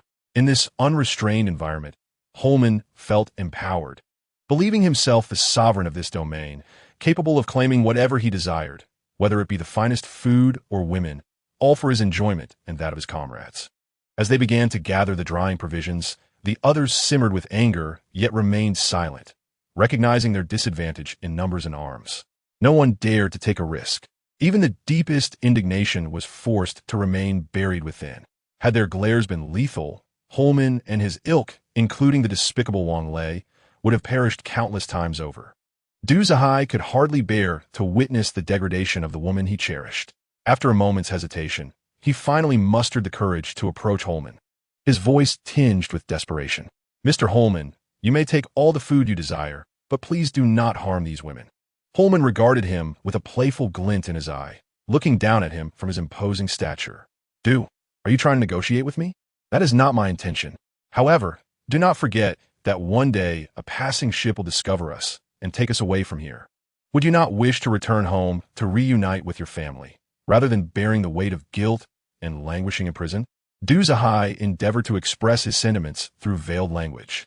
"Sooner or later, they shall return to the civilized world, and if any transgressions were committed, they would inevitably face legal repercussions."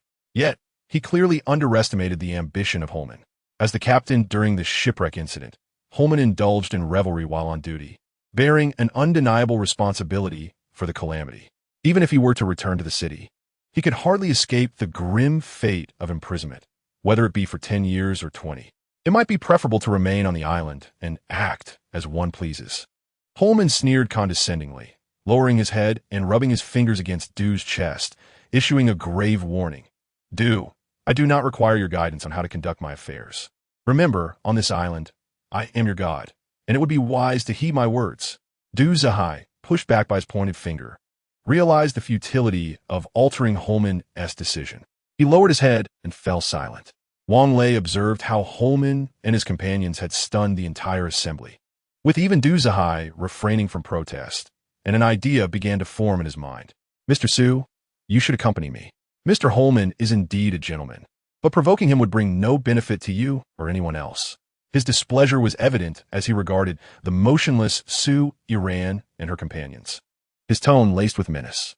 His actions were scorned even by Du Zihai and the others. Had Holman not been backing him, the group would have likely surged forward to deliver a sound thrashing to this treacherous scoundrel. Despicable, Zhang Xiaoqiang muttered under his breath, as Bailulu nestled in his embrace, shivering. This man even contemplated pushing them into the inferno. Though his voice was low, it did not escape Wang Lei's ears, who immediately turned, glaring fiercely at him. Do you dare to utter another word? Zhang Xiaoqiang opened his mouth, but found his throat constricted. Just as Wang Lei prepared to confront him, a hand rested on his shoulder from behind. Turning, he found it was Qin Chuan. Having suffered a severe beating from Qin Chuan previously, he subconsciously harbored a fear of this taciturn yet formidable individual. Even now, he deliberately avoided making eye contact. Yet, before Holman and the others, he yearned to assert himself and not appear weak. Summoning his courage, he glared at Qin Chuan and warned, "You had better not seek trouble. Sit down obediently. If you touch even a hair on my body, you will suffer dearly." He spoke boldly, emboldened by the presence of support, and then pushed Qin Chuan with considerable force.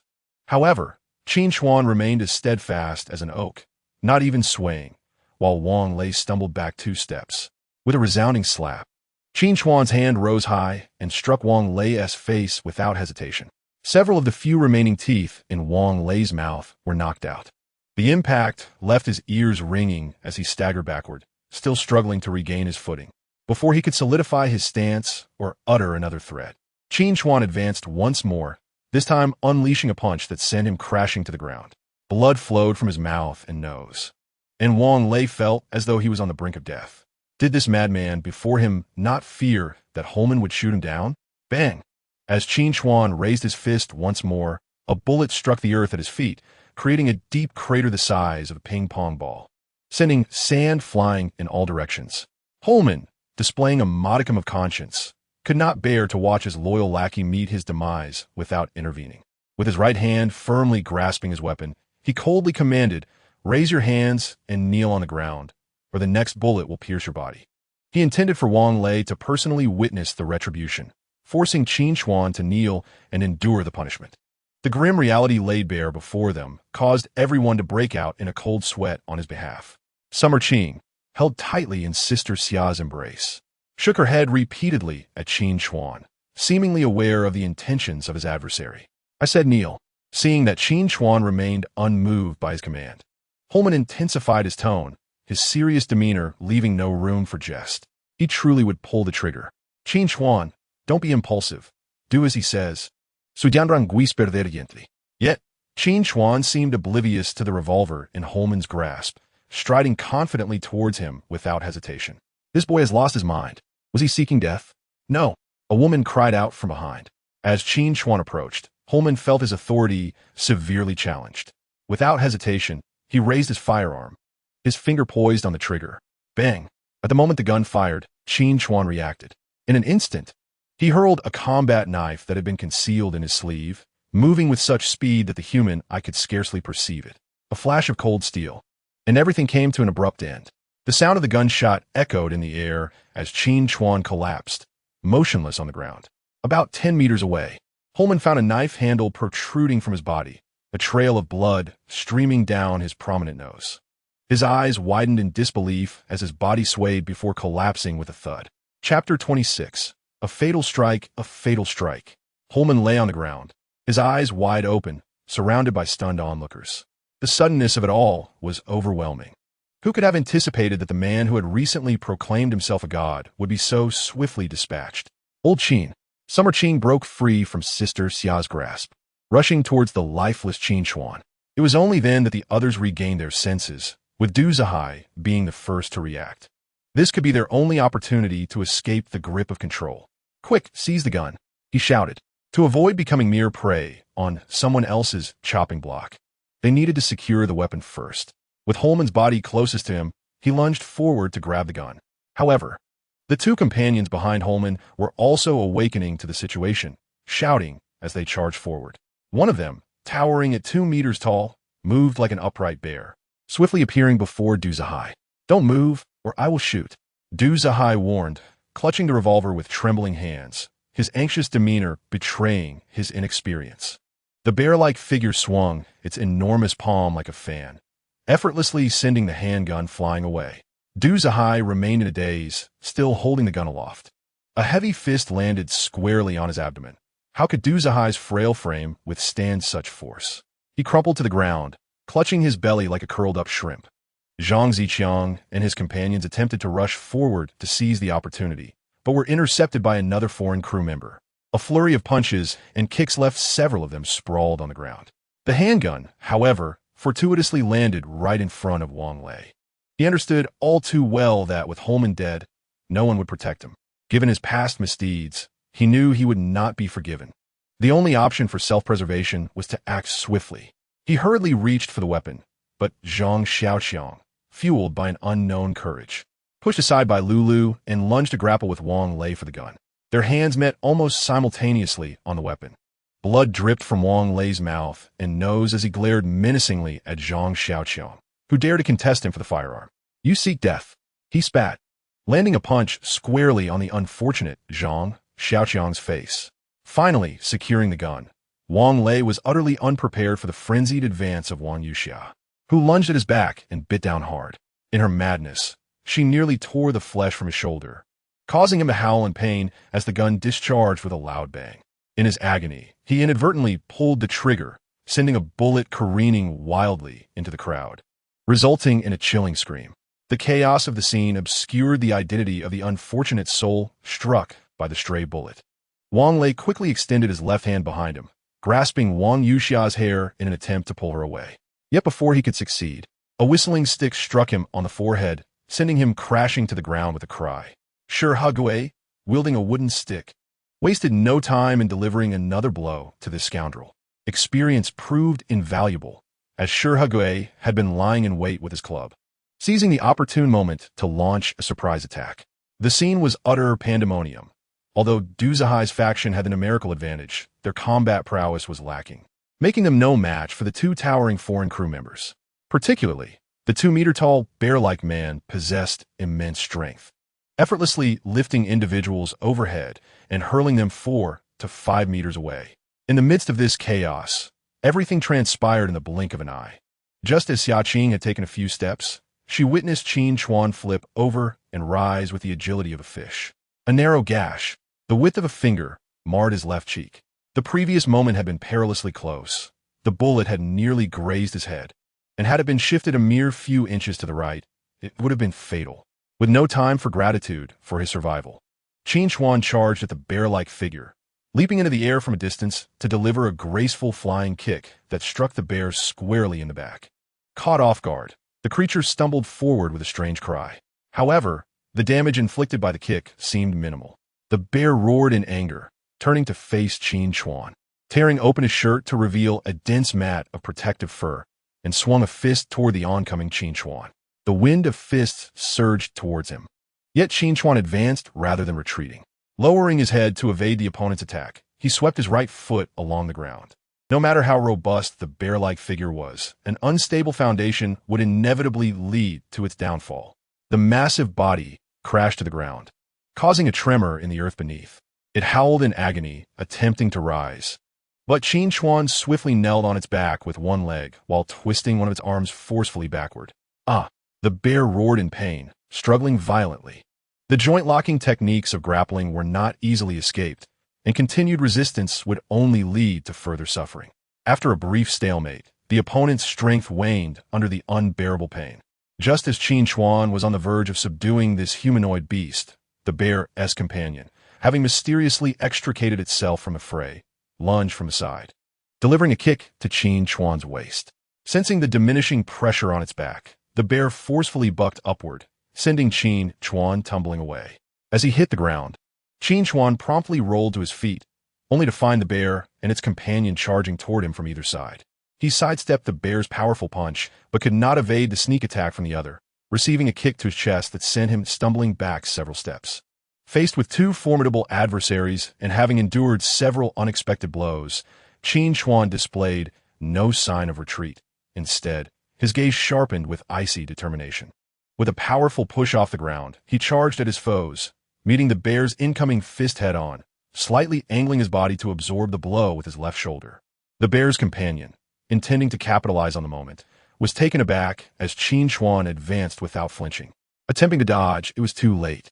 As the opponent's leg extended halfway, Qin Chuan executed a solid body slam that struck the opponent's chest, causing them to stagger backward, followed by a sharp uppercut that landed squarely on their jaw.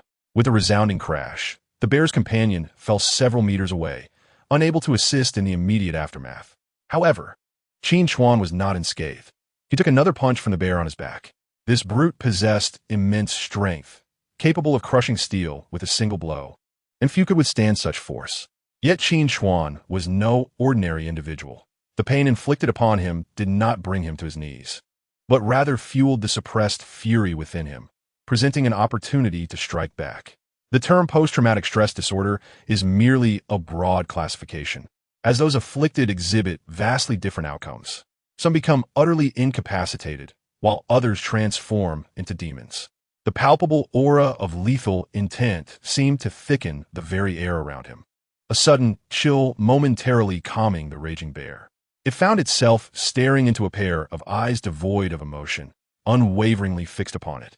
Chapter 27. Becoming a demon when life is threatened, humanity instinctively seeks to evade danger. Sensing the overwhelming aura of death emanating from Qin Chuan, the bear involuntarily took a step back. However, it quickly regained its composure, roaring in a fit of anger, and charged toward the unmoving figure of Qin Chuan. The distance of mere meters vanished in an instant, and a heavy punch was thrown towards the unsettling face before him. Just as the fist was about to connect with Qin Chuan, he moved.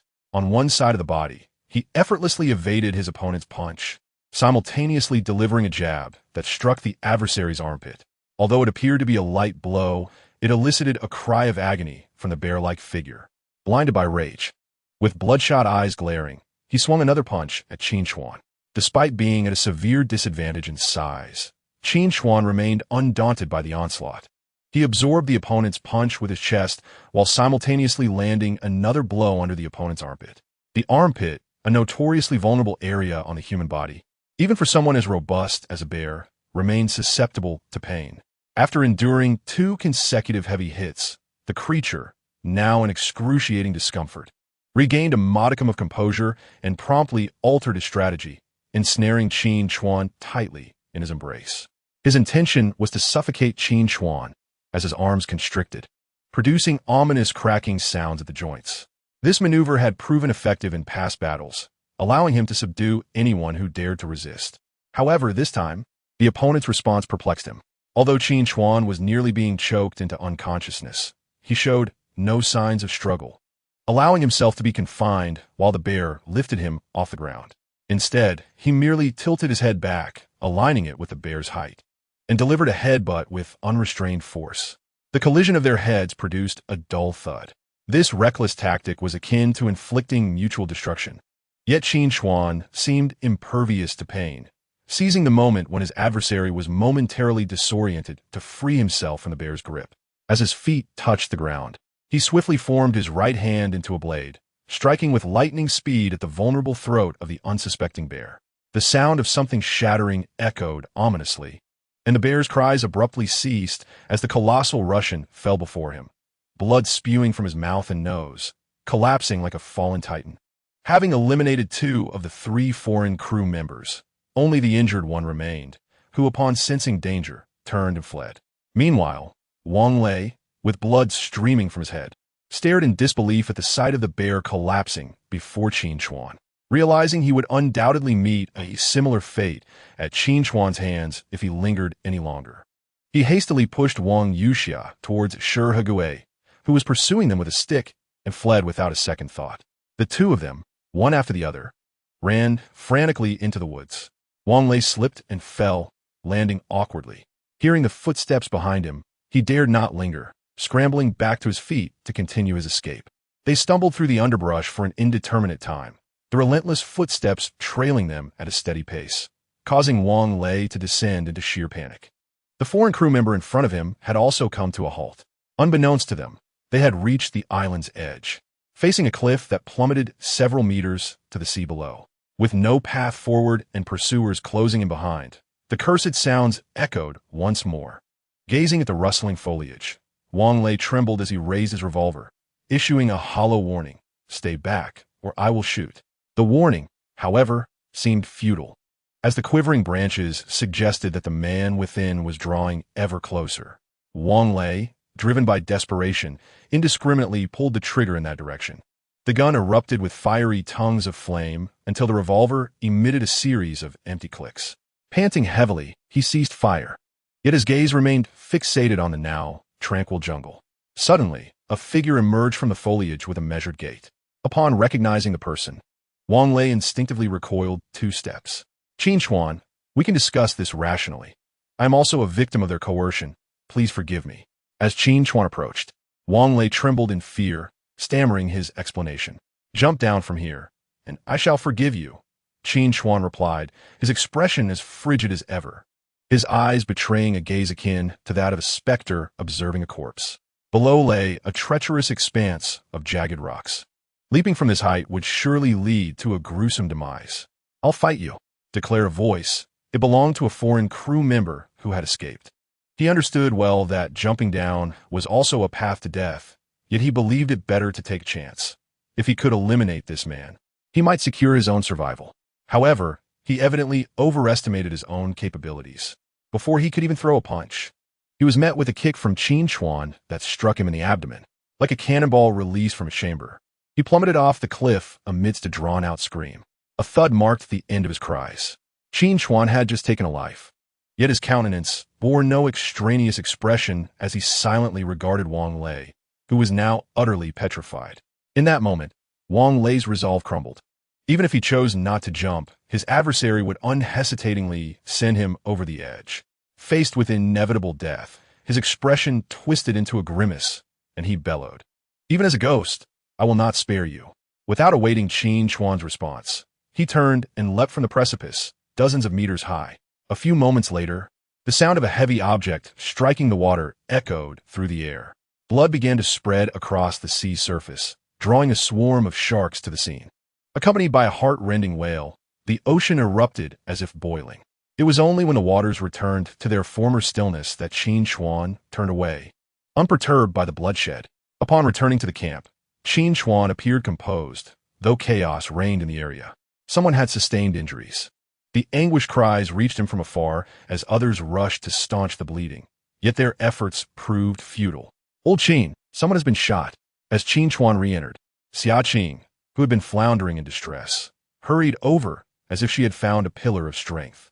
"Who?" "It's Li from the marketing department. He is in critical condition." Hearing that it was not someone he knew personally, Qin Chuan felt a wave of relief wash over him. He proceeded towards the crowd, passing by Holman's lifeless body, from which he deftly removed the combat knife embedded in the man's forehead, wiping it clean on the clothing before continuing. "Make way." Pushing aside those obstructing his path, he soon beheld a young man in a white shirt sprawled on the ground, wailing in agony. His right leg had been shot, and blood gushed uncontrollably from the wound, staining his pant leg crimson. The injury was grievous.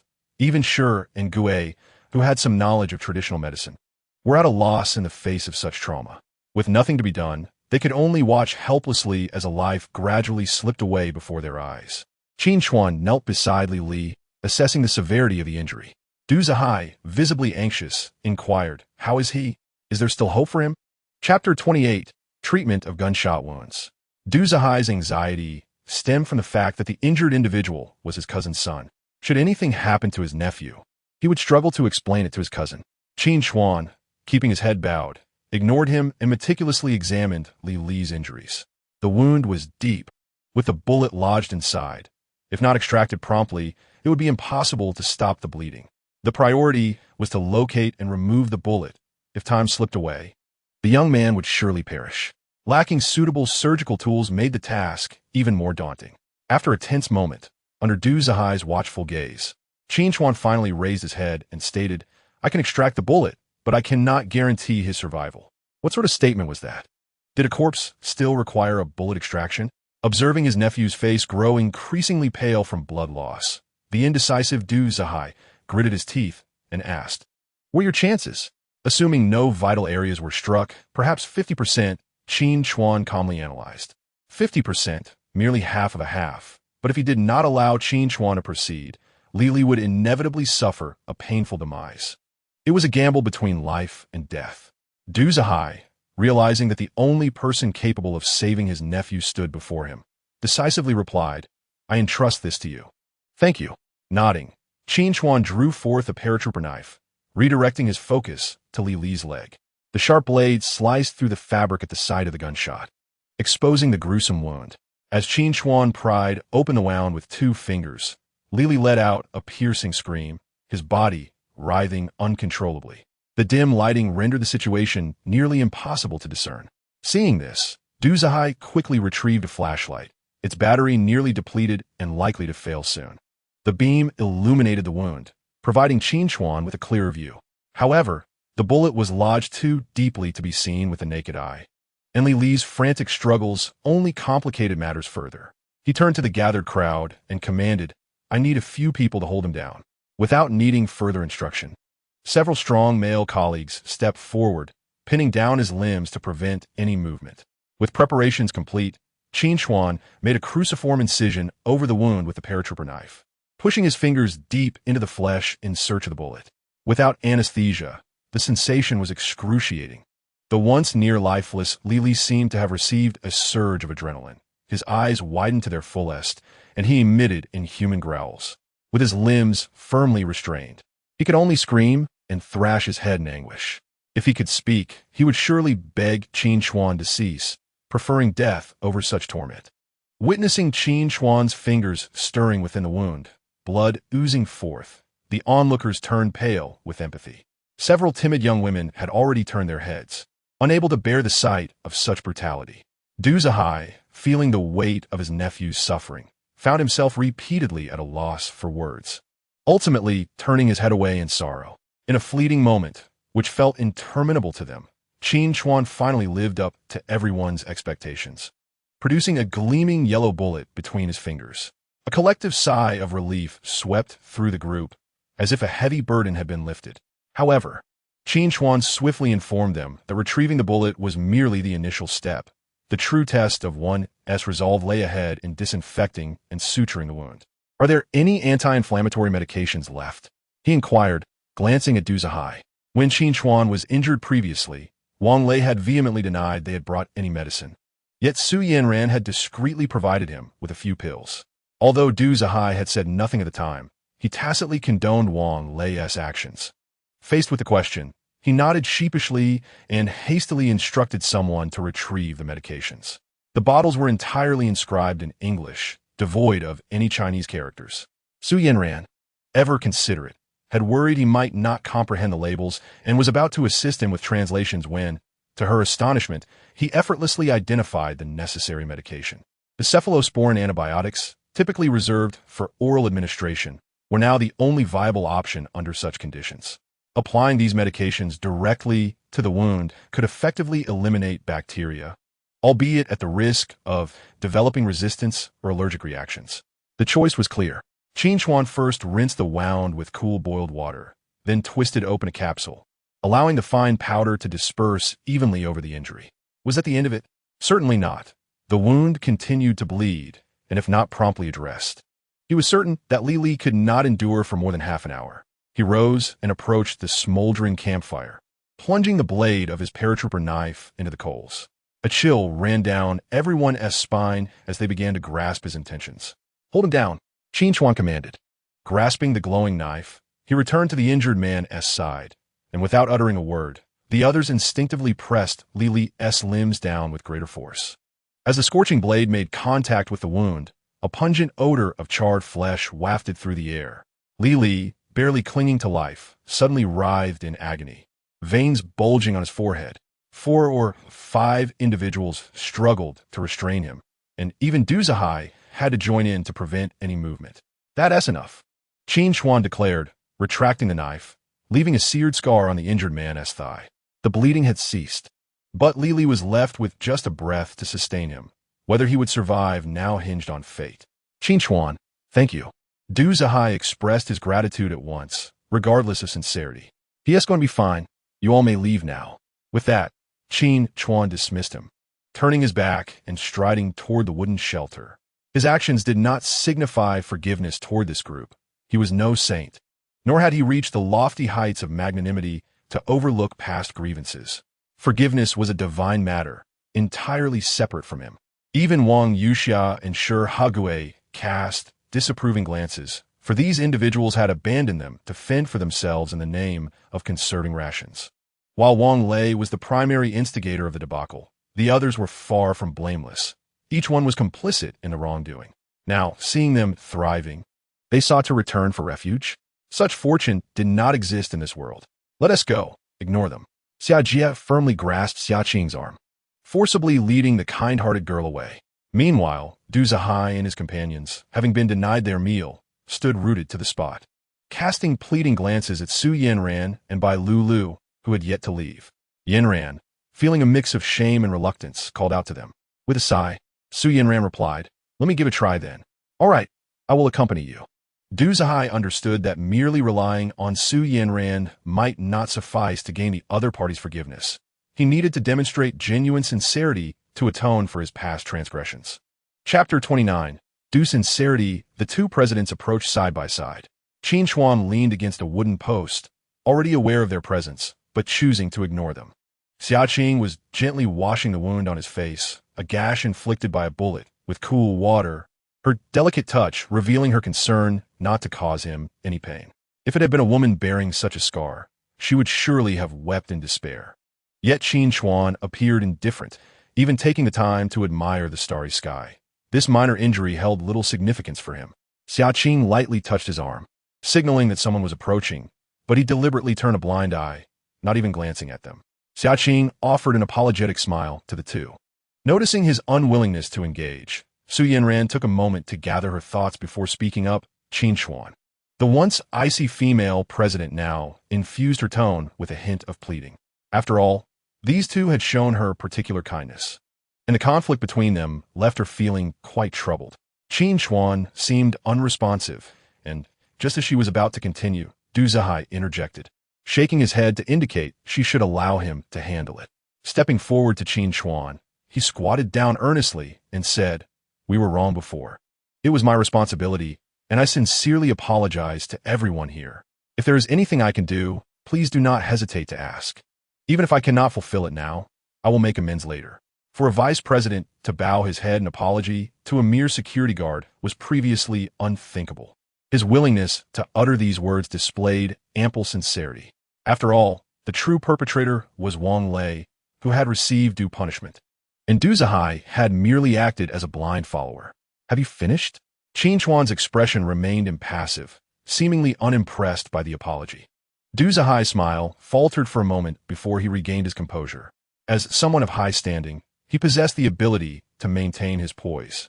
Moreover, they were indeed at fault from the outset, and now, seeing that others were thriving, the slightest sense of conscience would evoke shame for their prior actions. His gaze swept across the others, and he spoke earnestly. "I understand that you all harbor anger. Were I in your position, I might feel even more enraged. The situation has escalated to this point due to our own misdeeds. However, do you not wish to return home?" Upon hearing the words, "return home," all eyes converged on him. Du Zihai, witnessing the response, felt a surge of joy, realizing that his words had indeed struck a chord. Thus, he continued, "I am not speaking frivolously. I genuinely possess a means to return us all to our familiar homeland. However, this endeavor requires our collective effort and unwavering cooperation to become a reality." To demonstrate his sincerity, he retrieved a closely guarded secret from within his coat, something even Su Yanran was unaware of. It was a map, meticulously wrapped in a plastic bag. The paper yellowed with age, suggesting it had been in existence for quite some time. As he presented the map to Qin Chuan, the latter could hardly contain his curiosity, reaching out to eagerly unfold it for closer inspection. The surrounding individuals instinctively gathered closer, evidently buoyed by the flicker of hope ignited by Du Zihai's words. After a prolonged silence, Qin Chuan finally withdrew his gaze from the map. Upon analysis, he deduced that the map appeared to be authentic. The surrounding maritime regions were depicted with remarkable clarity, even detailing several neighboring countries and cities. This particular location was situated to the west of Africa, with the nearest land nation being Anwaga, a notably diminutive country. None of those present had ever heard of such a place. The map's owner had thoughtfully circled a specific island, indicating its location. Based on the scale, the island seemed to be a mere line's distance from the mainland, though it was estimated to be several hundred nautical miles away. Could they truly rely on a single map to guide them home? Setting aside the question of the map's authenticity, the preparations required for setting sail alone were enough to drive one to madness, with mere survival becoming a challenge. Could they really expect to paddle their way back to land? The group's enthusiasm quickly waned. They had initially hoped Du Zhai had made contact with a rescue team, but it turned out to be merely a tattered piece of paper. Disheartened, the others felt despondent, yet Qin Chuan, who had held little initial hope, suddenly appeared invigorated. A map alone was insufficient, but one must not forget that he possessed a compass salvaged from paratroopers' remains. With these two items, coupled with a plan to construct a raft and secure ample provisions for food and water, perhaps success was indeed within reach. What else have you discovered besides the map? Qin Chuan inquired, maintaining an air of composure. A flicker of conflict crossed Du Zhai's face, confirming Qin Chuan's suspicions that he was concealing further secrets. In an effort to earn Qin Chuan's trust, Du Zhai, after a moment of deliberation, slowly revealed, Wang Lei and I stumbled upon a cave by the island's edge, where we uncovered a wooden box beneath a stone at the back of the cave. Inside, aside from this map, were these items. Having resolved to divulge his findings, he no longer withheld the truth. In front of the gathered crowd, he produced a rectangular wooden box, no larger than a pencil case. The exterior appeared unremarkable, yet its composition was anything but ordinary, emanating a subtle, delicate fragrance. This was small leaf rosewood. Shi and Gui, both knowledgeable individuals, readily identified the precious material. Such an exquisite wood was surely indicative of valuable contents within the box. Despite having mentally prepared themselves, the onlookers could not suppress their gasps of astonishment as Du Zhai lifted the box's lid. Diamonds.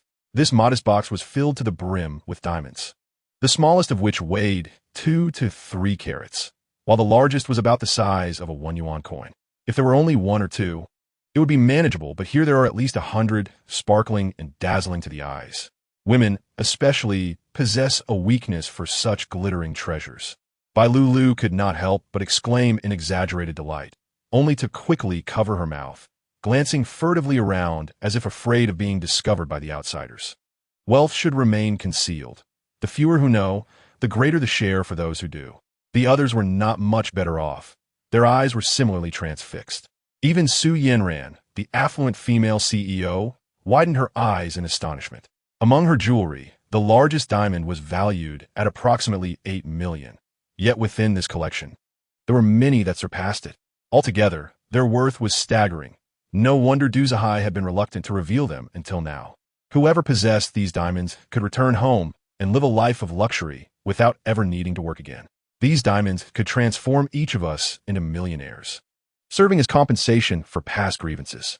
Du Zhai spoke earnestly, handing the box to Qin Chuan without waiting for consent. Such sincerity was undoubtedly sufficient, especially since he was not the instigator of their troubles. In light of these diamonds, the collective resentment seemed to dissipate considerably. Chapter 30. The remarkable skills of the young security guard. What do you think?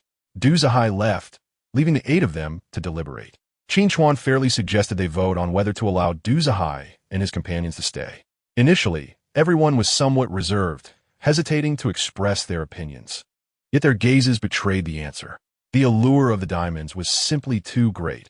Who among them could resist such temptation? Upon returning home, each would be a millionaire. How many could withstand such an enticement? Su Yanran might be the only one unconcerned with wealth, but Du Zhai was her friend, and he had taken care of her on the deserted island. She could not voice any opposition. Noticing the silence, she was the first to declare, "I agree to let them stay." Bai Lulu nodded in agreement. Clearly both women had feelings for Du Zhai and were reluctant to push their friend into danger. "Very well, Lulu, you go tell them they can stay. But the wooden shelter cannot accommodate so many. They will have to sleep outside." Upon receiving this answer, everyone secretly breathed a sigh of relief. In truth, Qin Chuan valued not the glittering trinkets, but rather Du Zihai's words. With a map and compass, if they worked together, they could surely find their way back. When Bai Lulu conveyed the outcome to the anxious group outside, it immediately sparked a cheer. They had been starving for days, unable to find food, surviving on merely a single biscuit each day, their stomachs growling incessantly. Filling their bellies was nothing less than a luxury. Only when they saw the branches laden with preserved goods did they realize how well others had fared during these days. Now that grievances had been set aside, everyone gathered once more. Qin Chuan chose not to further trouble them, allowing Jiang Qin and Sister Xia to prepare some pickled delicacies for their sustenance. As there was an abundance of food available, freshly caught fish and plucked birds were skewered over the campfire, filling the air with an enticing aroma that made Du Zihai's companions' stomachs rumble like a symphony. While they awaited their meal, Qin Chuan summoned 4 robust male colleagues to remove the bodies of Holman and Bear. Such individuals' remains were not worthy of burial. Instead, they were unceremoniously discarded over the cliff's edge to feed the sharks, an efficient and environmentally friendly solution. That night, after enduring hunger for so long, everyone indulged to the point of satiation, sprawled on the ground, unable to rise. In contrast to the ravenous consumption of others, Du Zihai exhibited restraint, consuming merely a fish and half a bird before approaching Qin Chuan to express his heartfelt gratitude. He understood that wealth is but a trifle without Qin Chuan's consent. None would dare to take it upon themselves to accept them, and they would likely perish from hunger on this island. As their numbers grew, the daily consumption of provisions multiplied exponentially. However, a larger group also brought its advantages. Many laborious tasks no longer required Qin Chuan's direct involvement. The ocean fish remained their most stable food source, and in these waters, not a single fishing boat could be seen, allowing marine life to thrive abundantly. Relying solely on Shi and Gui for fishing proved inefficient, unable to meet the group's needs. Thus, Qin Chuan crafted several fish hooks from discarded pull tabs and fashioned them with parachute cord, making it easier to haul in larger catches. Equipped with fishing tools, several experienced male colleagues volunteered to fish alongside Old Shi by the shore. Yet, this effort alone did not suffice to resolve their food dilemma. Should they wish to row back to land, they would need provisions for at least 20 people to last a week. Summer Qing and Sister Xia were tasked with collecting any containers that washed ashore. While the issue of drinking water was manageable, food remained problematic. His gaze fell upon a tattered fishing net, and he endeavored to mend it. The net was in disarray, riddled with holes and entangled in numerous places, requiring considerable time to untangle. The holes could be patched with extra parachute cord, but the tangled sections were particularly challenging to resolve, leading him to cut the net into several pieces. After salvaging the usable portions and making repairs, he led the group into the sea to fish. In the shallow waters, teeming with countless small fish, they observed as the sun rose, revealing schools of fish darting about the surface. Following Qin Chuan's instructions, the 4 men entered the water from both sides, dragging the net while continuously moving toward the opposite shore. The others used stones and sticks to drive the fish into a frenzy. After a vigorous half-hour, they gathered their net, revealing a bountiful catch. Dozens of small silver fish, each 3 or 4 fingers wide, flopped helplessly on the shore. At this rate of fishing, they could potentially catch several dozen pounds in a day. To prevent spoilage, they would have to dry the fish, undoubtedly increasing their workload significantly. In a moment of inspiration, Qin Chuan pondered the abundance of fish that could not be consumed in one sitting. Why not cultivate them, allowing for fresher meals? Without hesitation, he meandered along the shoreline until he discovered a narrow area encircled by rocks, where seawater could only flow in from the side. By blocking this opening with stones, they could create a natural fish pond. He called out to his companions, who promptly gathered large and small stones to fortify the gap. They also procured branches to fill the crevices between the larger rocks, ensuring that while seawater could enter, the fish would remain trapped. As long as the height was appropriate, rising tides would pose no threat. With the fish pond completed, Qin Chuan planned to preserve the larger catches by curing them, while the remainder could be kept in the pond, ensuring freshness whenever needed. He squatted by the shore, observing his companions diligently catching fish, while the aroma of smoke wafted from the camp as Sister Xia and the others prepared lunch. After their meal, Qin Chuan selected several robust male colleagues to accompany him into the woods for lumber. Those chosen wasted no time, grabbing their tools and following him. Unbeknownst to them, this young security guard was gradually becoming a natural leader in their eyes, even eclipsing Du Zihai in influence. Indeed, the added strength in numbers held true. Within a single afternoon, Qin Chuan led the group to construct a larger wooden shelter on the right side. With the surplus wood, they even fashioned a rudimentary toilet, still quite primitive, requiring a few handfuls of sand to cover the pit after use. Nonetheless, for the women, it resolved a significant issue. Before long, dinner time arrived, and several new wooden tables were laden with various dishes. Lacking seasoning, the food was not particularly delectable. It was undoubtedly the most satisfying meal many had experienced on the island. Some, overcome with emotion, found themselves shedding tears. For only those who have felt the pangs of hunger can truly understand that sensation. Although life remained challenging, it at least offered a glimmer of hope. Chapter 31. Exploring new islands. Food and water are the two most crucial elements for survival on the island. With limited resources, sustaining their group of 20 was manageable. Yet aside from fish, other food sources were dwindling. Qin Chuan set numerous traps in the jungle, initially catching small animals like wild chickens and badgers. However, as time passed, these creatures gradually disappeared, with only an occasional mountain mouse caught. The wild fruits and mushrooms he could gather were also becoming scarce, and even the flocks of seagulls, which he had once managed to bring down with a slingshot, learned to flee at the mere sight of a human figure. With an all-fish diet, he now found that even conversation left a lingering fishy taste in his mouth. Thus, he resolved to venture to the larger island across the way, hoping to uncover unexpected resources. He chopped several bamboo poles and dragged them back to camp, binding them together with vines. In less than 2 hours, a rudimentary bamboo raft was completed. This simple craft was only suitable for short-distance drifting. Should it encounter a tempest at sea, a single wave could easily dismantle it. Nevertheless, it was sufficient for traversing the few hundred meters to the opposite shore. "Be careful, Lao Qin," they warned. As Xia Qing observed Qin Chuan seated cross-legged upon his makeshift bamboo raft, she could not suppress her concerns and offered him a cautious admonition.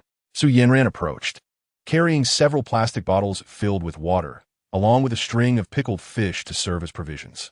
It was prudent to exercise caution on their inaugural voyage, particularly in an entirely unfamiliar setting. Qin Chuan not only brought along a paratrooper knife, but had also fashioned a long spear from wood for self-defense.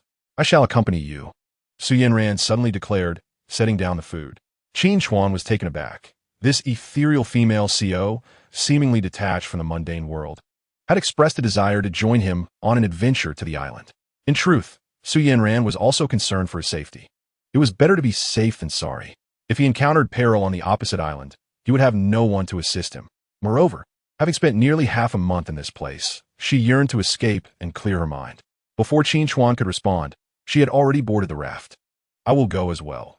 More people mean more care," Zhang Xiaoqiang chimed in, having appeared from nowhere, oblivious to the murderous glare from his leader.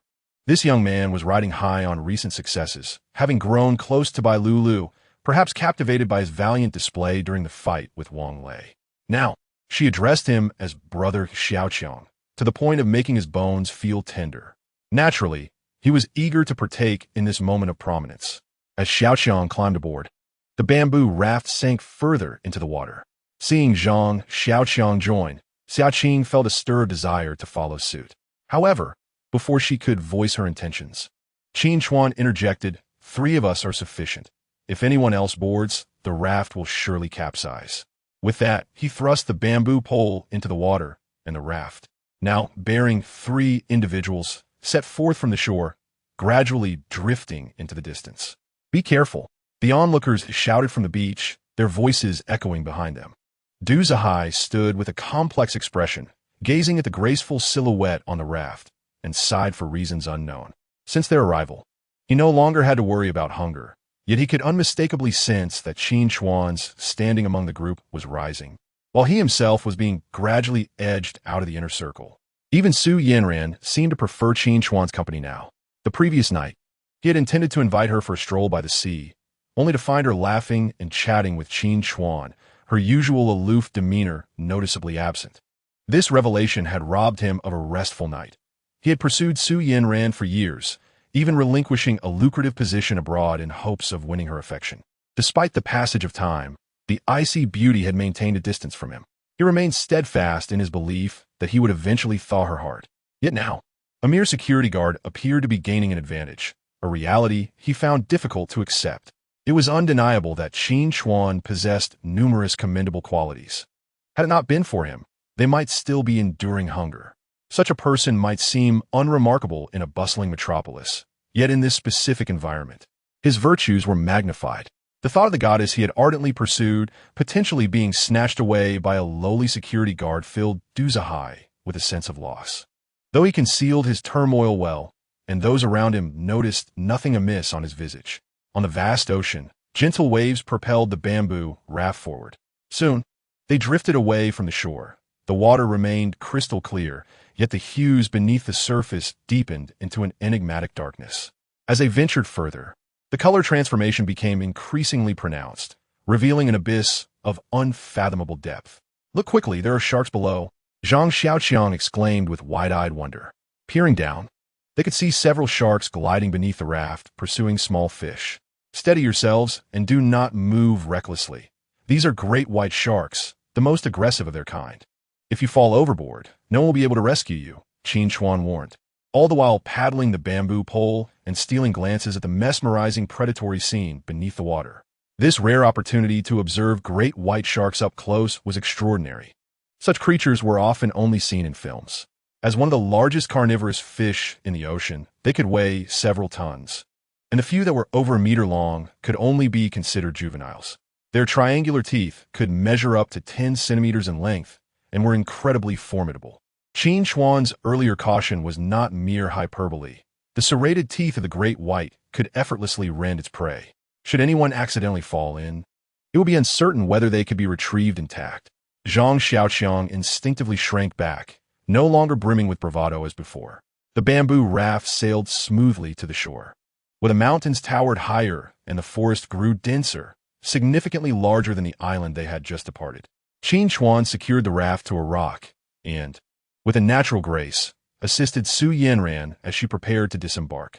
Wading through knee-high seawater, they reached the shore, where a patch of lush green grass lay just a few meters away, adorned with a vibrant array of wildflowers in full bloom. Time was of the essence. They needed to return before dusk. The trio lingered briefly to appreciate the scenery before continuing their journey inward. Around a bend, a grove of straight-growing coconut palms halted their progress, the trees laden with coconuts, while many had fallen onto the grass below. "I knew it. There must be coconuts here," Zhang Xiaoqiang proclaimed triumphantly, as if he had anticipated this all along. Feeling thirsty, Qin Chuan picked up a green coconut, its color vivid and fresh, likely recently dislodged by the sea breeze. To save effort, he approached a nearby rock and struck the coconut against its sharp edge. Clear coconut water gushed forth from the opening, and he eagerly tilted his mouth to drink several refreshing gulps. The slightly astringent coconut water instantly alleviated the heat within his body. Holding the now empty coconut, he let out a contented sigh. Chapter 32. The terrifying forest. Observing Qin Chuan's adeptness at opening the coconut, Su Yanran wished to emulate his technique. She selected a coconut from the ground and attempted to smash it against a nearby stone, but after a few attempts, she only managed to scrape the surface. Pouting slightly, her frustrated demeanor was rather endearing. "Allow me," Qin Chuan offered, taking the coconut from her hands. With a swift motion of his survival knife, he expertly sliced it open in mere moments. Su Yanran expressed her gratitude, her face lighting up as she raised the coconut to her lips for a couple of satisfying sips. Due to the tightness of her shirt, when she tilted her head back, the hem naturally rolled up to her navel, revealing a glimpse of her delicate midriff. "What are you staring at?" Su Yanran quickly sensed the unusual attention and shot a glare at the culprit, her left hand instinctively tugging at her shirt to prevent any inadvertent exposure. Despite being caught in the act, Qin Chuan displayed no signs of remorse. After all, it is human nature to appreciate beauty. A mere glance is not a crime. He chuckled and turned towards a towering coconut tree, over 10 meters tall, kicked off his shoes, and nimbly ascended to the treetop. One by one, he tossed down the coconuts. After stripping one bare, he climbed up to another. The two below were tasked with collecting the coconuts, which soon formed a small mountain. Coconut water, while refreshing, is rich in protein, fats, and vitamins, making it a vital source of nourishment, especially scarce on the island. With these coconuts, they would have a means to sustain themselves at sea. Thus, the more, the better, though they must also consider the carrying capacity of their bamboo raft. With a thud, Qin Chuan jumped down from the tree, landing firmly in front of the two, surveying the dozens of coconuts amassed and feeling satisfied. With plenty of daylight left and much of the island unexplored, returning with coconuts seemed premature.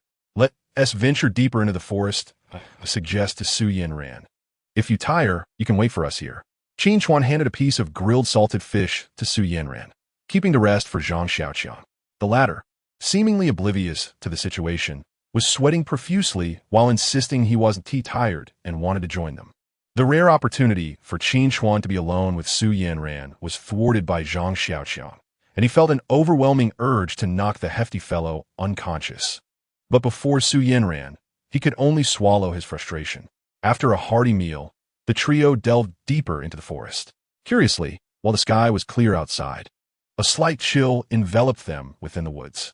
Qin Chuan leaped over a fissure about 2 meters wide, turning back to extend his hand to Su Yanran. Come, let me help you. No need. Su Yanran was not as fragile as she appeared. Besides being an academic overachiever, she was also a third-degree black belt in Taekwondo. Handling 2 or 3 like Zhang Xiaoqiang was hardly a challenge. After declining Qin Chuan's offer, she took 2 steps back, gathered momentum, and effortlessly leaped across the chasm. Landing lightly, she strode forward. Hey, give me a hand. Zhang Xiaoqiang called from behind. An eerie atmosphere lingered in the forest. Initially, the trio appeared relaxed. But as they pressed on, their expressions grew serious, and their chatter diminished. Wait! Qin Chuan, who led the way, suddenly raised his right hand gripping the wooden spear. The two halted, scanning their surroundings in confusion. What's wrong? Do you smell that? It's like something is rotting, Qin Chuan said, his brow furrowed in concern. Smell what? Zhang Xiaoqiang sniffed vigorously, his expression one of puzzlement. I don't smell anything. Su Yanran shook her head, noting that apart from the decaying scent emanating from the fallen leaves and rotting wood, there seemed to be nothing particularly distinctive in the air. Perhaps it's a dead rat, Zhang Xiaoqiang speculated, drawing his neck in apprehensively. This place gives me the creeps. Should we head back? It was obvious that he would be the first to retreat. Despite being advised not to follow, he insisted on tagging along, acting all high and mighty. Qin Chuan turned to Su Yanran, realizing that if she also suggested going back, their exploration would have to conclude prematurely. After a moment's contemplation, Su Yanran replied, having traversed nearly half the distance, why not venture further? One could not deny that women often possessed greater courage than Zhang Xiaoqiang. For safety's sake, Qin Chuan decided to have the two of them remain a few paces behind while he took the lead in scouting ahead. The foul odor fluctuated, becoming increasingly pungent as they proceeded deeper, even reaching the two trailing behind. The stench was unbearable. Su Yanran instinctively covered her nose, likening it to the putrid aroma of dead fish, as if an entire school had perished. Yet they were far from the shoreline, making it improbable for such a stench to waft from dead fish. Qin Chuan halted once more, convinced that the source of the putrid smell lay nearby. Be cautious, he warned, glancing back with concern. What could possibly emit such a foul odor? Zhang Xiaoqiang, whether fortunate or unfortunate, muttered as he brushed aside the dense foliage before him, revealing a sight that sent him into a terrified scream. He collapsed onto the ground, his wails echoing louder than a slaughtered pig. What is happening? Qin Chuan rushed back, inquiring loudly. Dead bodies. Zhang Xiaoqiang, nearly beside himself with fear, stammered incoherently. It seemed there was a corpse nearby. Given the number of corpses he had encountered recently, it was surprising that this one had so thoroughly unnerved him, as a puddle of liquid began to spread beneath him. Su Yanran was bewildered by Zhang Xiaoqiang's exaggerated reaction and hesitated to push aside the foliage herself. When Qin Chuan arrived and used a wooden spear to part the obstructing branches, she was prepared for the sight. However, when her gaze penetrated the dense greenery, blood drained from her face in an instant. Before her lay a hellish scene, a small clearing strewn with human bones.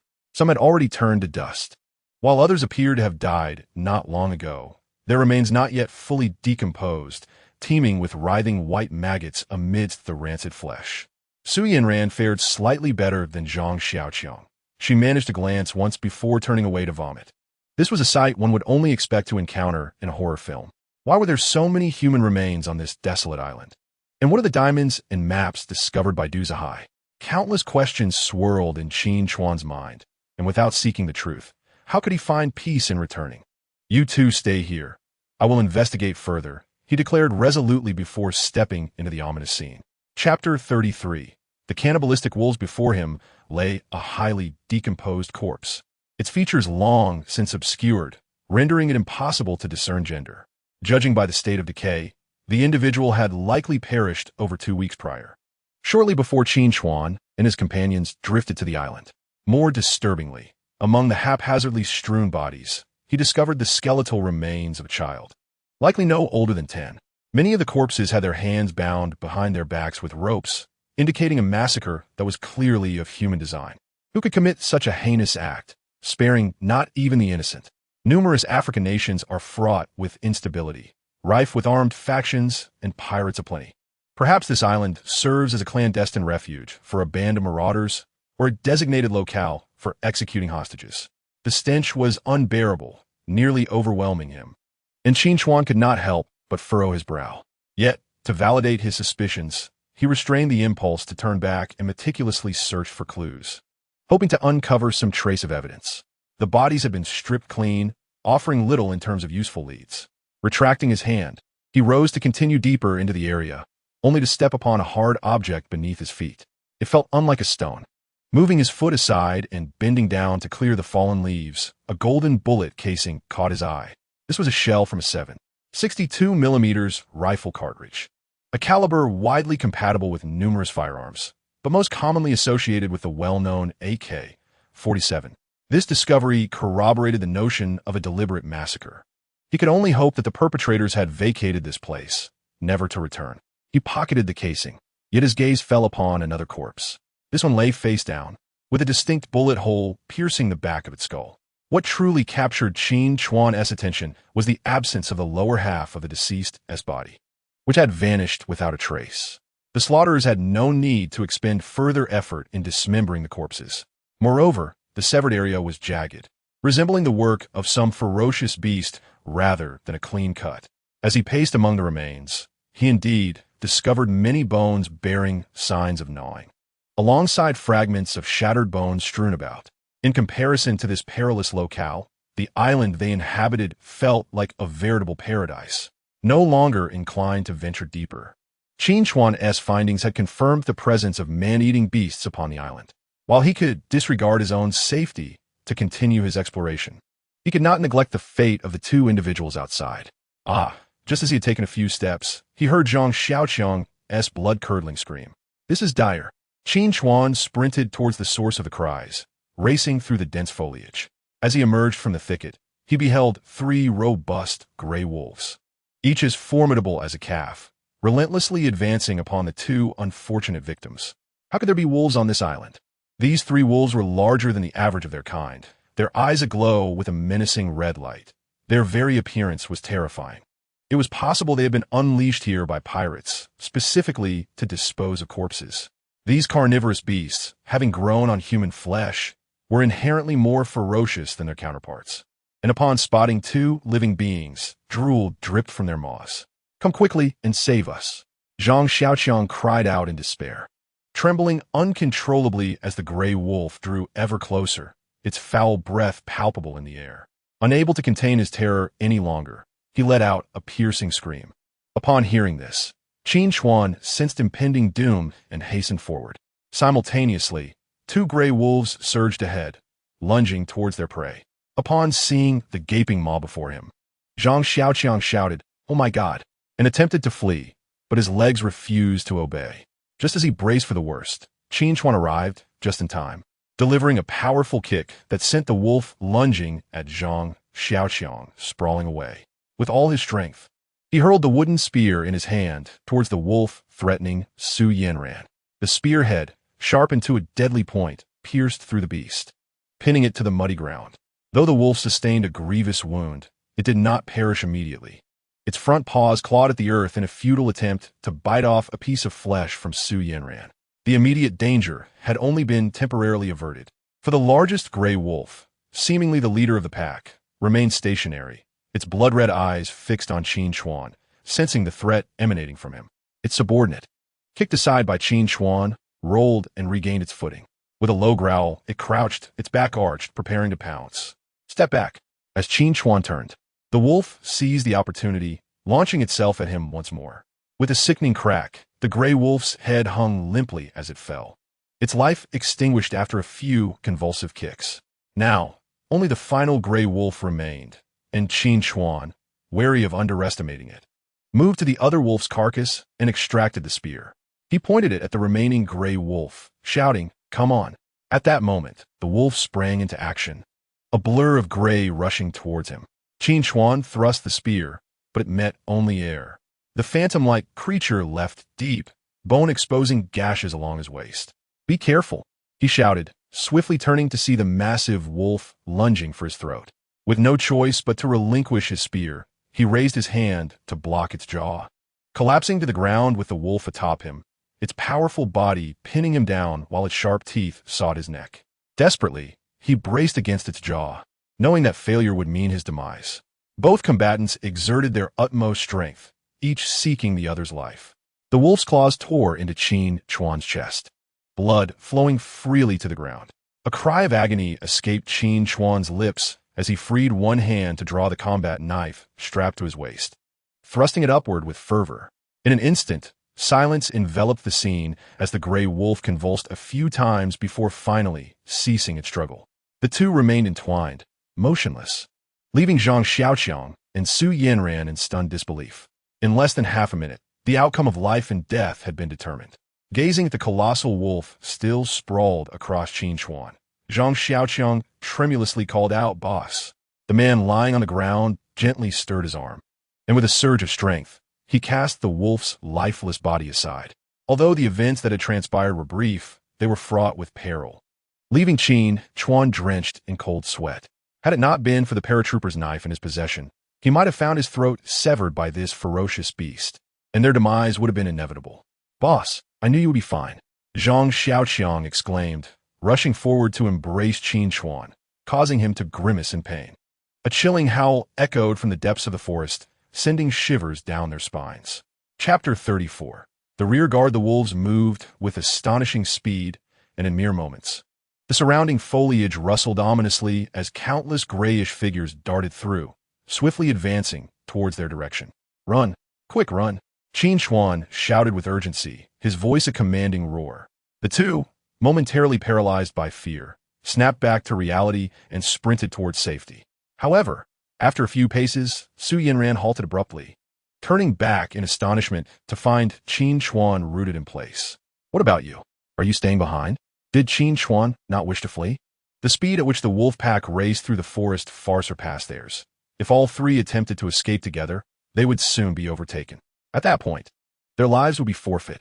Thus, it was imperative to leave one person behind to impede the pursuing wolves, granting the other two a chance to escape to the raft. After careful consideration, it was clear he was the most suitable candidate. Leaving either Su Yanran or Xiaoqiang would not only fail to deter the wolves, but would merely serve as a meal for them. "Enough with the chatter, just go." Qin Chuan barked at her for the first time, urgency coloring his tone. Time was of the essence. Every second wasted increased their peril. Even if they stayed behind, they would neither be of assistance nor anything but a hindrance. "Xiaoqiang, if you value your life, take her and leave at once. Do not waste another moment." Zhang Xiaoqiang understood that he and Su Yanran would be of no help, and he nodded solemnly, expressing heartfelt sincerity. "Boss, you must return alive. We'll wait for you by the shore. Stop wasting words, just go." As he watched their figures recede into the distance, Qin Chuan finally withdrew his gaze and swiftly turned around. Before him, in a shadowy thicket a mere few dozen meters away, pairs of crimson eyes appeared, far more numerous than he had anticipated. Lowering his gaze to the mangled flesh of his chest, marred by wolf claws, he let out a bitter smile and spat a mouthful of bloodied saliva onto the ground. Raising his wooden spear with one hand, he pointed it defiantly at the ravenous beasts. "Come." Perhaps sensing the provocation from their prey, the rulers of this island could no longer contain their hunger. With a resonating howl, The gray wolves charged forth like soldiers responding to a command. One robust gray wolf opened its gaping maw, revealing a mouthful of sharp fangs, and leapt in the air, soaring 2 meters high to pounce upon its quarry. In a swift motion, Qin Chuan thrust his wooden spear into the creature's soft underbelly, then forcefully wrenched it backward. Blood sprayed through the air as the wolf's carcass was hurled aside. The true battle has only just begun, with an increasing number of wild wolves joining the assault, launching attacks from all directions towards their target. Zhang Xiaoqiang and Su Yanran ran desperately forward, the anguished cries of dying beasts echoing behind them, leaving them no moment to pause. They stumbled countless times along the way. By the grace of heaven, just as Zhang Xiaoqiang felt he could scarcely breathe, he finally spotted a bamboo raft, swaying up and down with the relentless waves. Did the wolves fail to follow? Supporting each other, they climbed onto the raft. Casting a glance at the empty expanse behind them, Zhang Xiaoqiang collapsed like a heap of mud. The frantic flight had nearly drained all his energy. As he relaxed, his body felt utterly disjointed, incapable of any exertion. Su Yanran fared little better, her chest heaving, fragrant sweat trickling down her fair cheeks. This was perhaps the most thrilling and perilous experience of their lives, and they owed their survival to Qin Chuan. Had he not held a rear guard, they would never have had the chance to escape to the seaside. With their hearts still racing, they began to worry for Qin Chuan's safety. Nearly half an hour had passed, yet his figure remained absent. The perimeter of the small island was as tranquil and serene as when they first arrived. Who could have imagined that within lay a hellish scene, littered with corpses and the voracious wild wolves? Prior to setting foot on this island, they could never have dreamed it would be this way. An hour passed.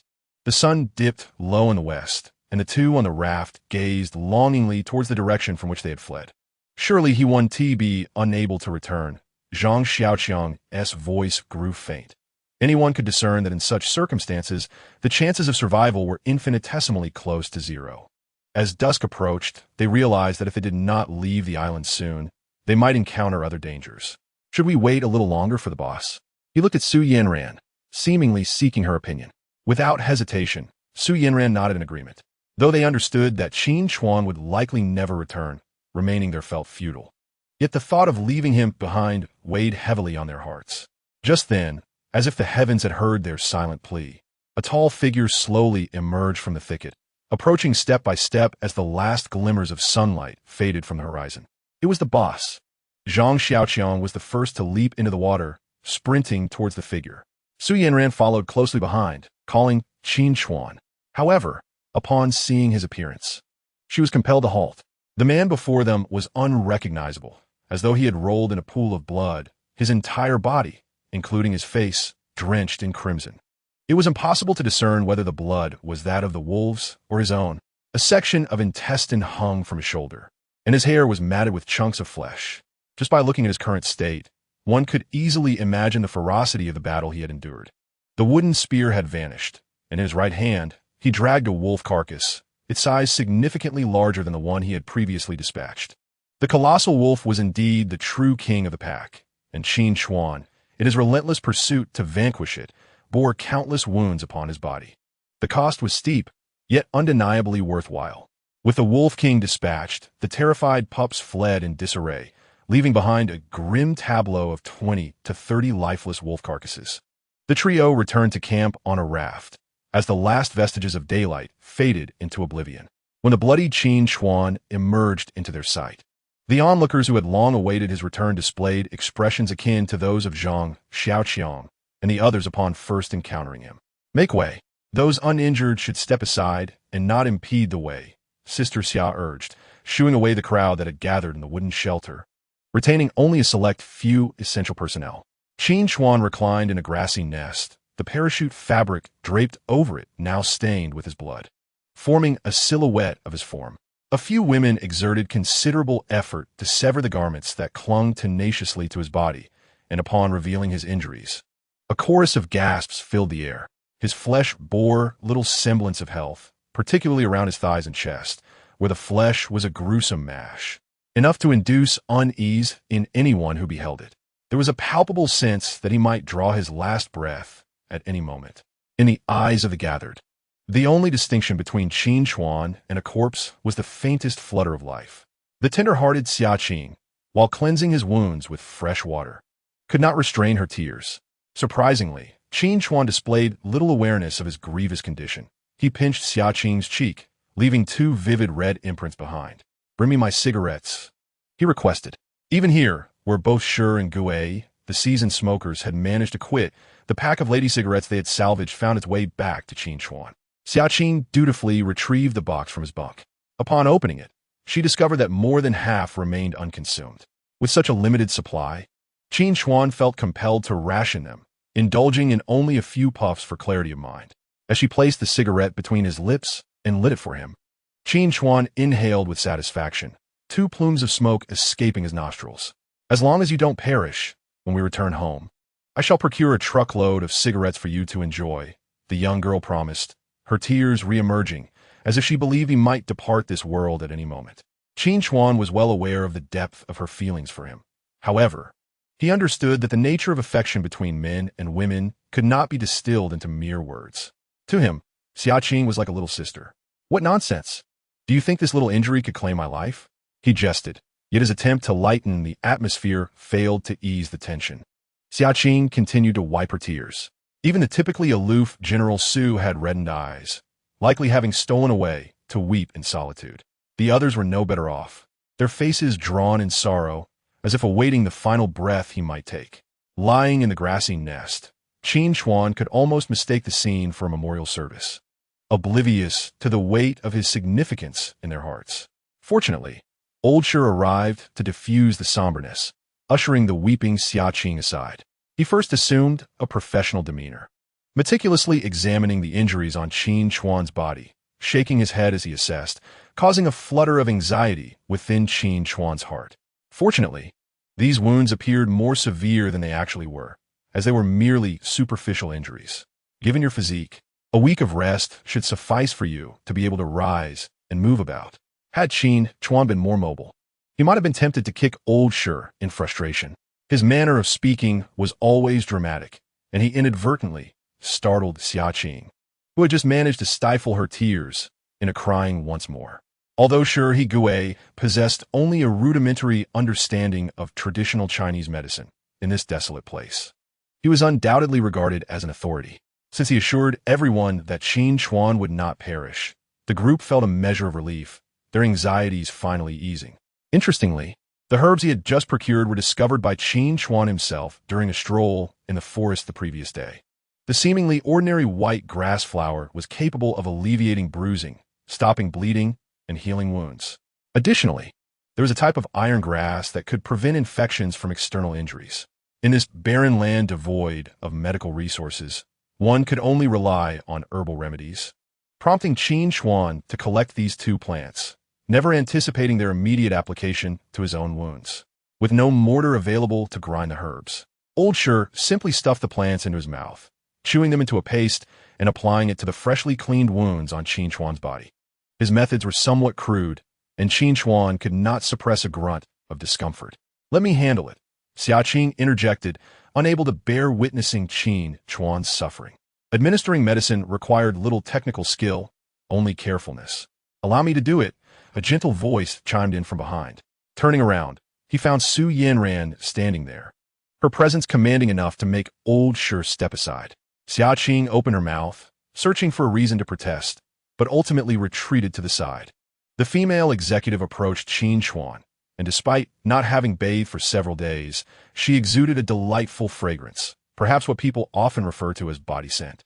Qin Chuan inhaled deeply, captivated, which caused Su Yanran's cheeks to flush.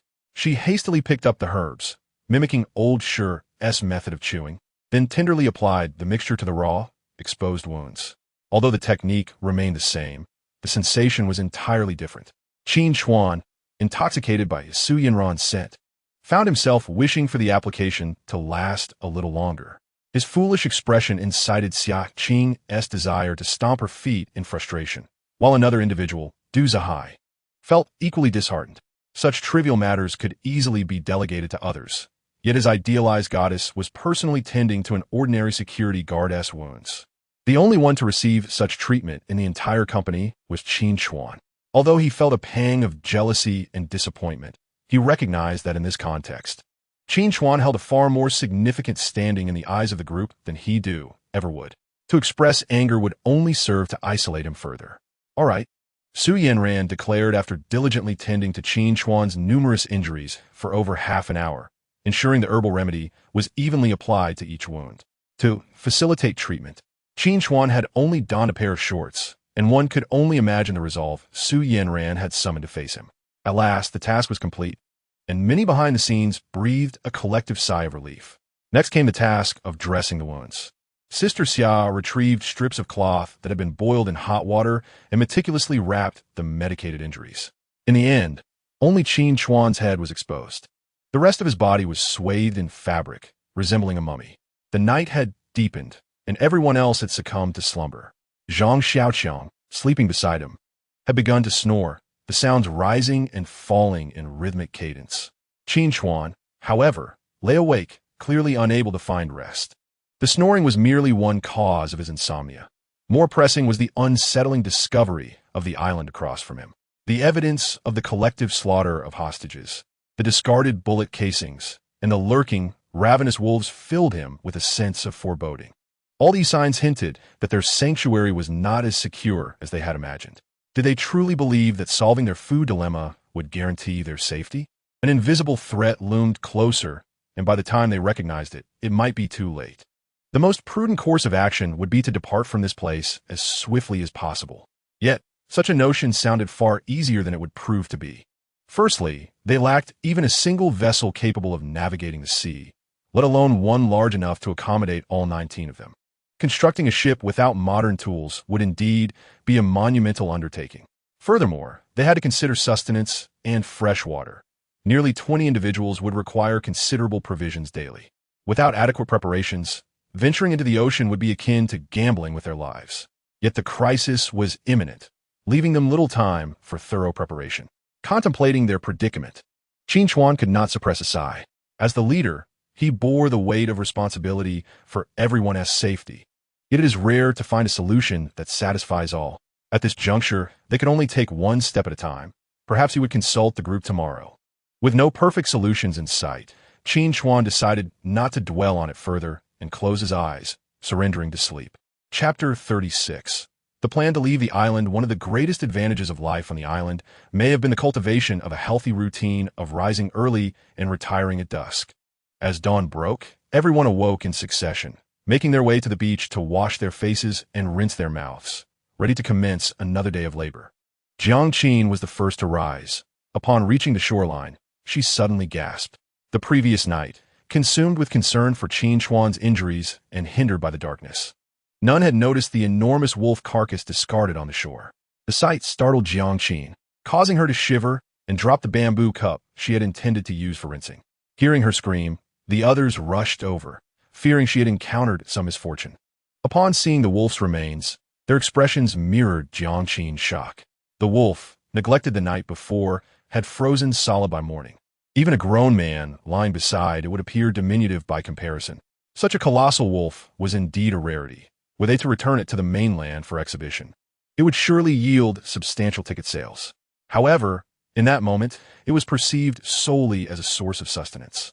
This massive hunk of meat likely weighed 200 to 300 pounds, enough to sustain them for quite some time. Yet, before they could revel in their fortune, their expressions shifted dramatically upon learning that this wolf had thrived on a diet of human flesh. At this moment, Qin Chuan emerged from the wooden shelter, supported by Xia Qing, resembling a mummy as he walked stiffly with legs outstretched. Old Sher mentioned that he would require at least 3 to 5 days of rest before he could rise and move about. Remarkably, after just one night, he was able to get up and engage in activities. His body's recuperative powers were astonishing. Seizing the moment when everyone was present, he recounted the discoveries he had made the previous day on another island. The slaughtered hostages and the voracious wolf pack were merely on the neighboring island. It felt like a tale from the Arabian Nights, too extravagant to be true. Had it not been for Qin Chuan's declaration, it is likely that no one would have believed him. His body, marred with wounds, the massive wolf carcass on the ground, and the bullet casing he extracted from his pocket all bore testament to the veracity of his claims. An oppressive silence enveloped the scene. especially upon learning that these two islands might very well be a clandestine hideout for a pirate organization. The cheerful spirits of the morning had dissipated entirely. By sheer happenstance, they had become neighbors to a band of merciless pirates. The ramifications of their discovery by the pirates were too dreadful to contemplate. They had resided here for over 10 days. If there were indeed pirates, they should have noticed their presence long ago. Why then? Had no ship been sighted during this prolonged period? Doubts were raised by Li, the nephew of Du Zhai. His gunshot wound had healed somewhat, allowing him to walk with the aid of a cane. Yet, no one had the answer to his inquiry, not even Qin Chuan. He merely speculated, based on various clues, that the island might be a pirate stronghold, though it was also possible that the pirates had merely passed through, using the island as an execution site for hostages. Such matters were shrouded in uncertainty. However, the fear of the worst loomed large. If the pirates were to return, their possession of firearms would render the act of killing them as effortless as slaughtering a flock of sheep. These were merely my personal conjectures, and I could not assure their truth. Therefore, the choice of whether to stay or leave should rest with everyone. This is a democratic group, and Qin Chuan relinquished the decision-making power to the collective.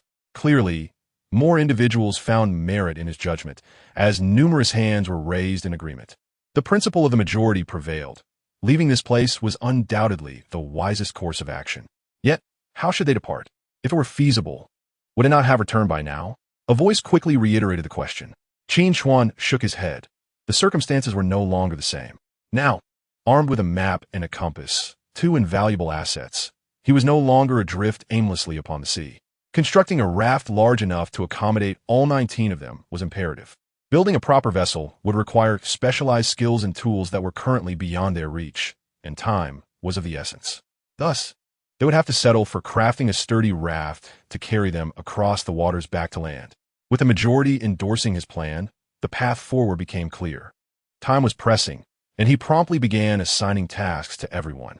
Not only did they need to construct the raft in the shortest time frame possible, but they also had to prepare sufficient provisions for a week's worth of food and water at sea. Once these preparations were complete, they could set sail promptly. The group dispersed. Some went fishing, while the women, in addition to cooking, were tasked with weaving the gathered vines into ropes. Zhang Xiaoqiang, accompanied by 8 strong male colleagues, ventured forth to harvest bamboo. Qin Chuan, nursing an injury, could not join their vigorous endeavor and remained at the camp to oversee and coordinate their efforts. While the others busied themselves with fervor, he found himself in a state of relative leisure, his fingers freely tracing lines in the sand. Summer Qing, like an inquisitive child, tiptoed behind him, yet he remained blissfully unaware, engrossed in his drawing. The patterns seemed to outline the very contours of the island, but the blank spaces were filled with numerous lines. "Were you drawing?" She inquired, breaking his concentration. Startled, Qin Chuan turned, offering a smile, but withholding an explanation. Even if he had articulated his thoughts, Summer Qing would likely not comprehend. He was considering the worst-case scenario. Should the ship remain unfinished and pirates arrive, this island would serve as their bastion. To avoid becoming lambs for slaughter, resistance would be imperative. Of course, that was merely the most pessimistic outlook. Departing swiftly would be ideal. "It's time for a change of bandages. Come back to my room with me," he said. Summer Qing's cheeks flushed slightly.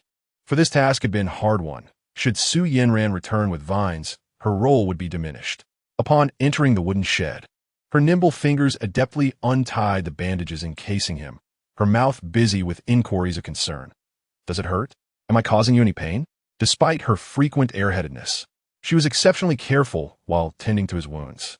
However, standing before the young girl clad only in loose shorts, both felt a measure of embarrassment. Yet they tacitly chose to ignore it. Bamboo poles, stripped of their branches, were dragged to the beach. The women collecting vines had also returned, engaged in discussions on how to weave the vines sturdily. Following Sister Xia's advice, they decided to flatten and dry the vines before weaving, as dried vines were far more resilient than those retaining moisture. Consequently, their workload increased, fortunately, with the sun's warmth. A day or two of exposure would sufficiently evaporate the moisture, causing minimal delay. As for the carcass of the giant wolf, merely thinking of its consumption of human flesh dampened their appetite. They initially considered burying it on site, but Qin Chuan intervened before they could commence. What a waste it would be to bury such fine meat. Why would I have gone through the trouble of hauling it back? He reasoned. This meat could provide several meals, and once at sea, who could predict how long it might drift? Better to prepare ample provisions, for it is wise to be prepared. Chapter 37. A trial at sea. The previously gathered salt was dwindling, and to cure the fish and wolf meat, several kilograms of salt would be necessary. Bored and unable to assist with the physical labor, Qin Chuan resolved to undertake tasks within his capability. Once summer, Qing finished tending to his wounds. He took her hand and declared, "Come, let me take you to play in the mud." "Play in the mud? Do you really consider me a mere 3-year-old? Summer Qing pouted, yet she reluctantly followed her mischievous brother to the edge of the forest, where they gathered a considerable amount of soil. First, mix water with the soil to create a pliable paste. Then, following Qin Chuan's instructions, use a wooden stick to outline the rudimentary shape of the stove, layering the soft mud upon it. What a surprise! I thought Qin Chuan had changed and genuinely brought me out to play, but it turned out to be this. Complaining aside, she adeptly followed his directions and quickly constructed the earthen stove. "Now, let us carve an air vent here," Qin Chuan gestured, limited by his mobility to stand nearby and direct from a distance. Suddenly, a clump of soft mud flew through the air and landed squarely on his face. Seeing his comical expression, Qin couldn't help but lower her head and stifle a giggle. Noticing Qin Chuan's unreadable gaze upon her, she realized she had crossed a line and hurriedly got up to wipe the mud from his face, repeatedly apologizing. "Old Qin, please don't be angry. I was just joking."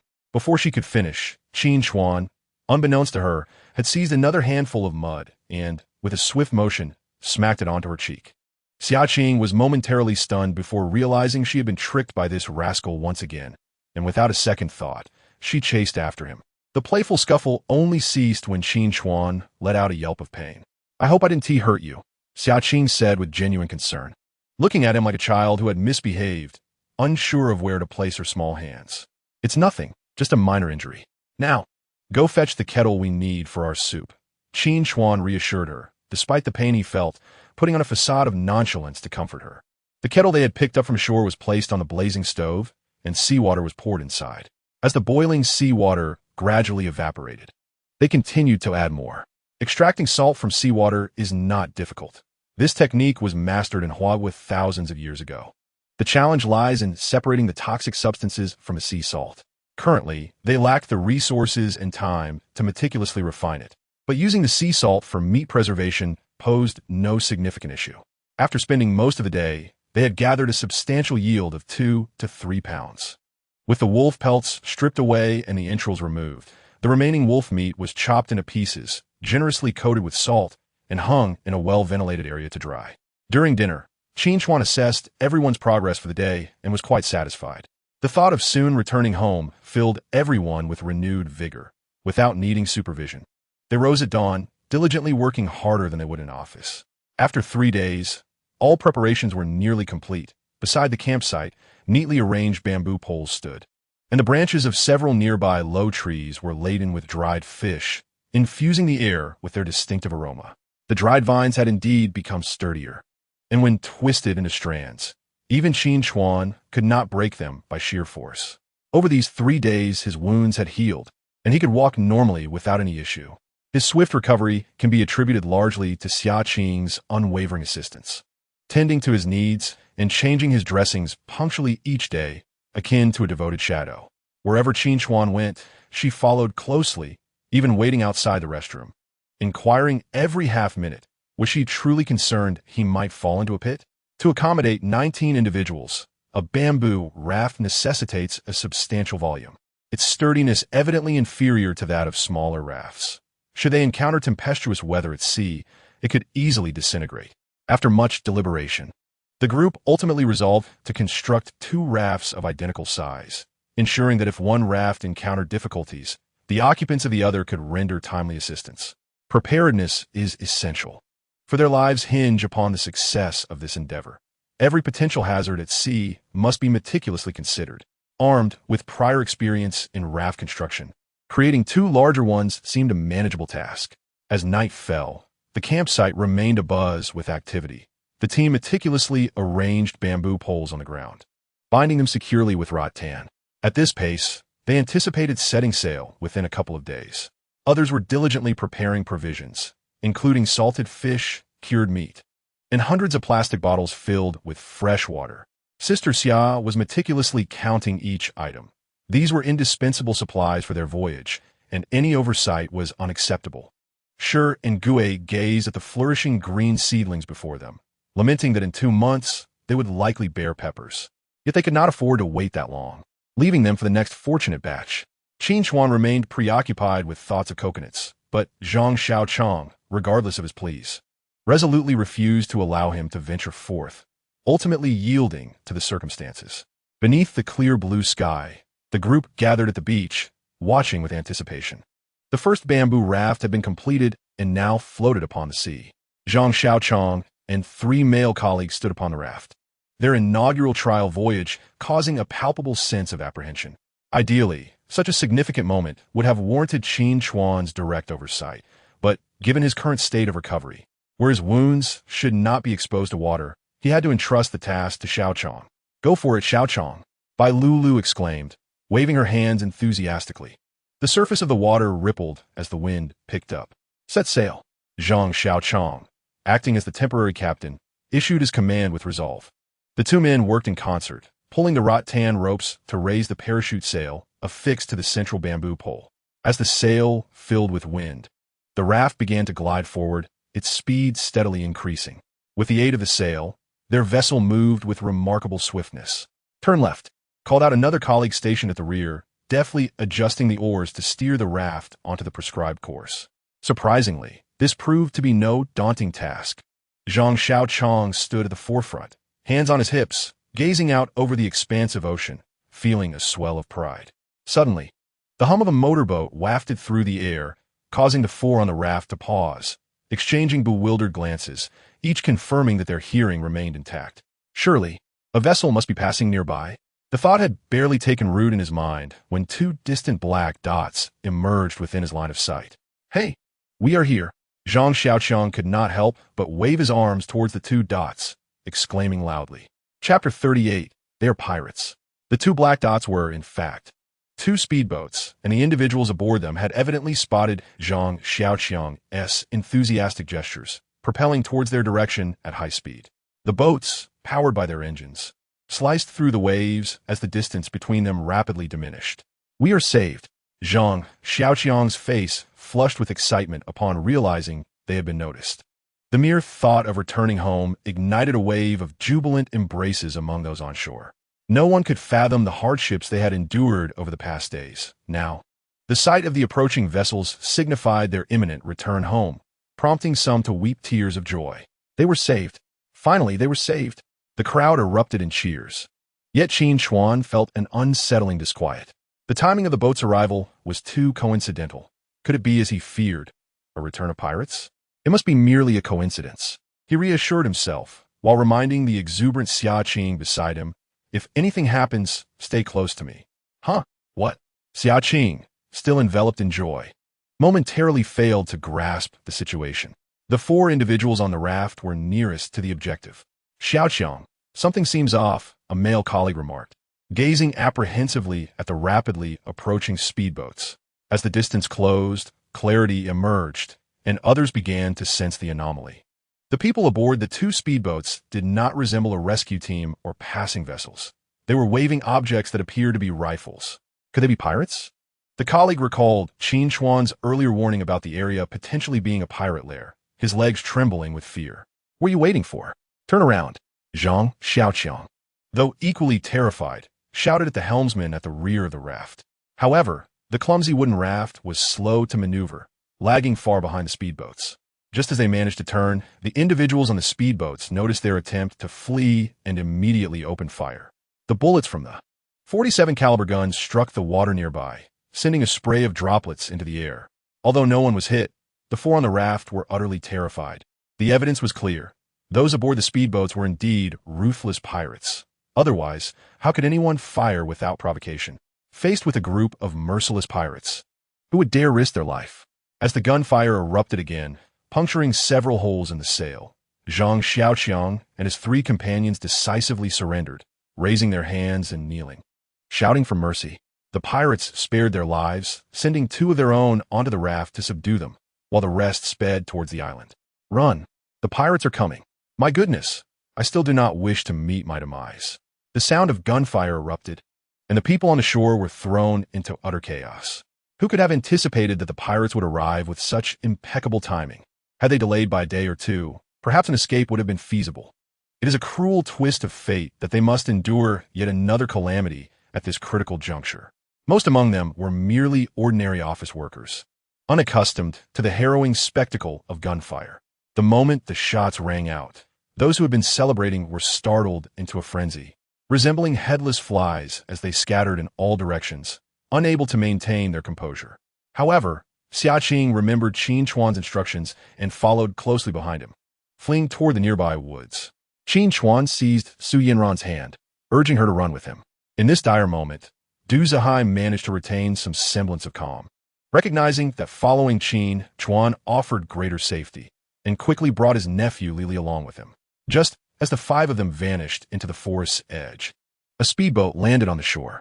A group of individuals, appearing as civilians yet armed with automatic rifles, jumped from the vessel, indiscriminately firing at the fleeing figures. The relentless gunfire created an atmosphere of despair akin to the end of the world. Qin Chuan and his companions became the targets of 2 pursuing pirates, who relentlessly chased them from behind. The bullets whizzed perilously close, striking the surrounding trees. The 2 women screamed in terror, clutching their heads, while Qin Chuan grasped one of them, desperately fleeing deeper into the woods.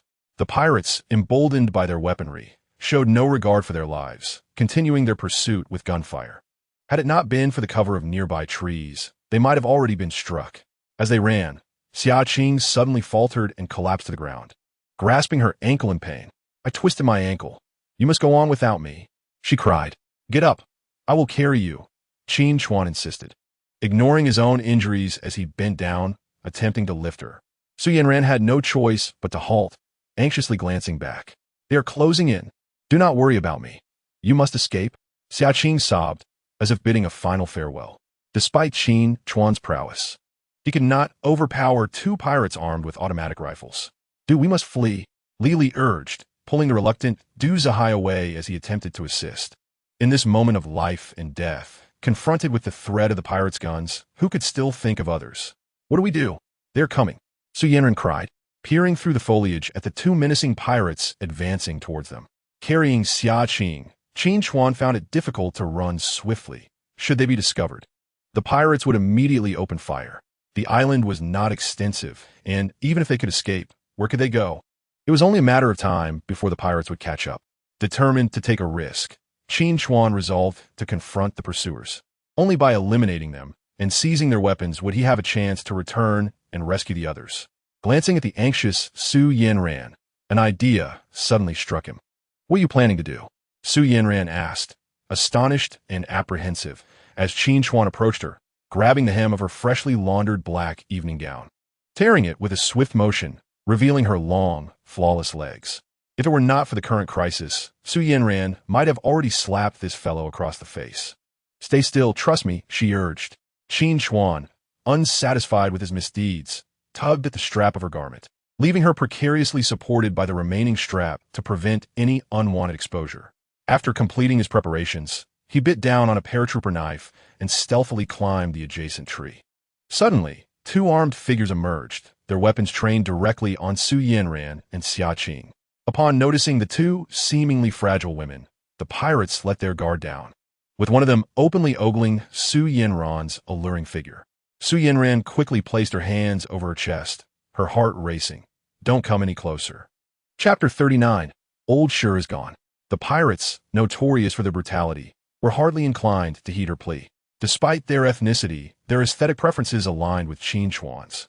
Their greedy gazes fixated on the fair, elongated legs of the female CEO, suggesting an intention to force their advances. Desperately pleading, Su Yanran's appeals went unheeded as the 2 men approached with menacing intent. Just as they reached out with their sinister hands, a shadow suddenly descended from above. Before they could discern the figure, a sharp blade pierced the temple of the pirate on the left. In a fluid motion, Qin Chuan seized the opportunity, rolling forward to retrieve the weapon and promptly turning to fire. However, The gun emitted only a hollow click, an ominous sound that signaled his impending doom. Dumb, no bullets. Despite his meticulous planning, he had not anticipated such wretched luck in finding an unloaded rifle. As the enemy prepared to pull the trigger, Qin Chuan could only think, "This is the end for me." Boom! In that critical moment, Su Yanran transformed into a striking figure, delivering a high kick that struck the barrel of the gun just as it was aimed at him. The bullet was redirected, ricocheting harmlessly into the tree beside Qin Chuan's head. Without time to savor his narrow escape, he propelled himself forward like a cheetah, wielding the empty rifle above his head and swinging it down with tremendous force. The walnut stock shattered upon impact with the pirate's skull, the force of the blow rendering the man lifeless. As the body collapsed before them, Qin Chuan turned to the captivating Su Yanran and expressed his gratitude. "Thank you." She responded with a modest yet self-satisfied smile, revealing her prowess as a black belt. Anyone who underestimated her would inevitably face the consequences. With gunfire echoing around them, there was no time for celebration.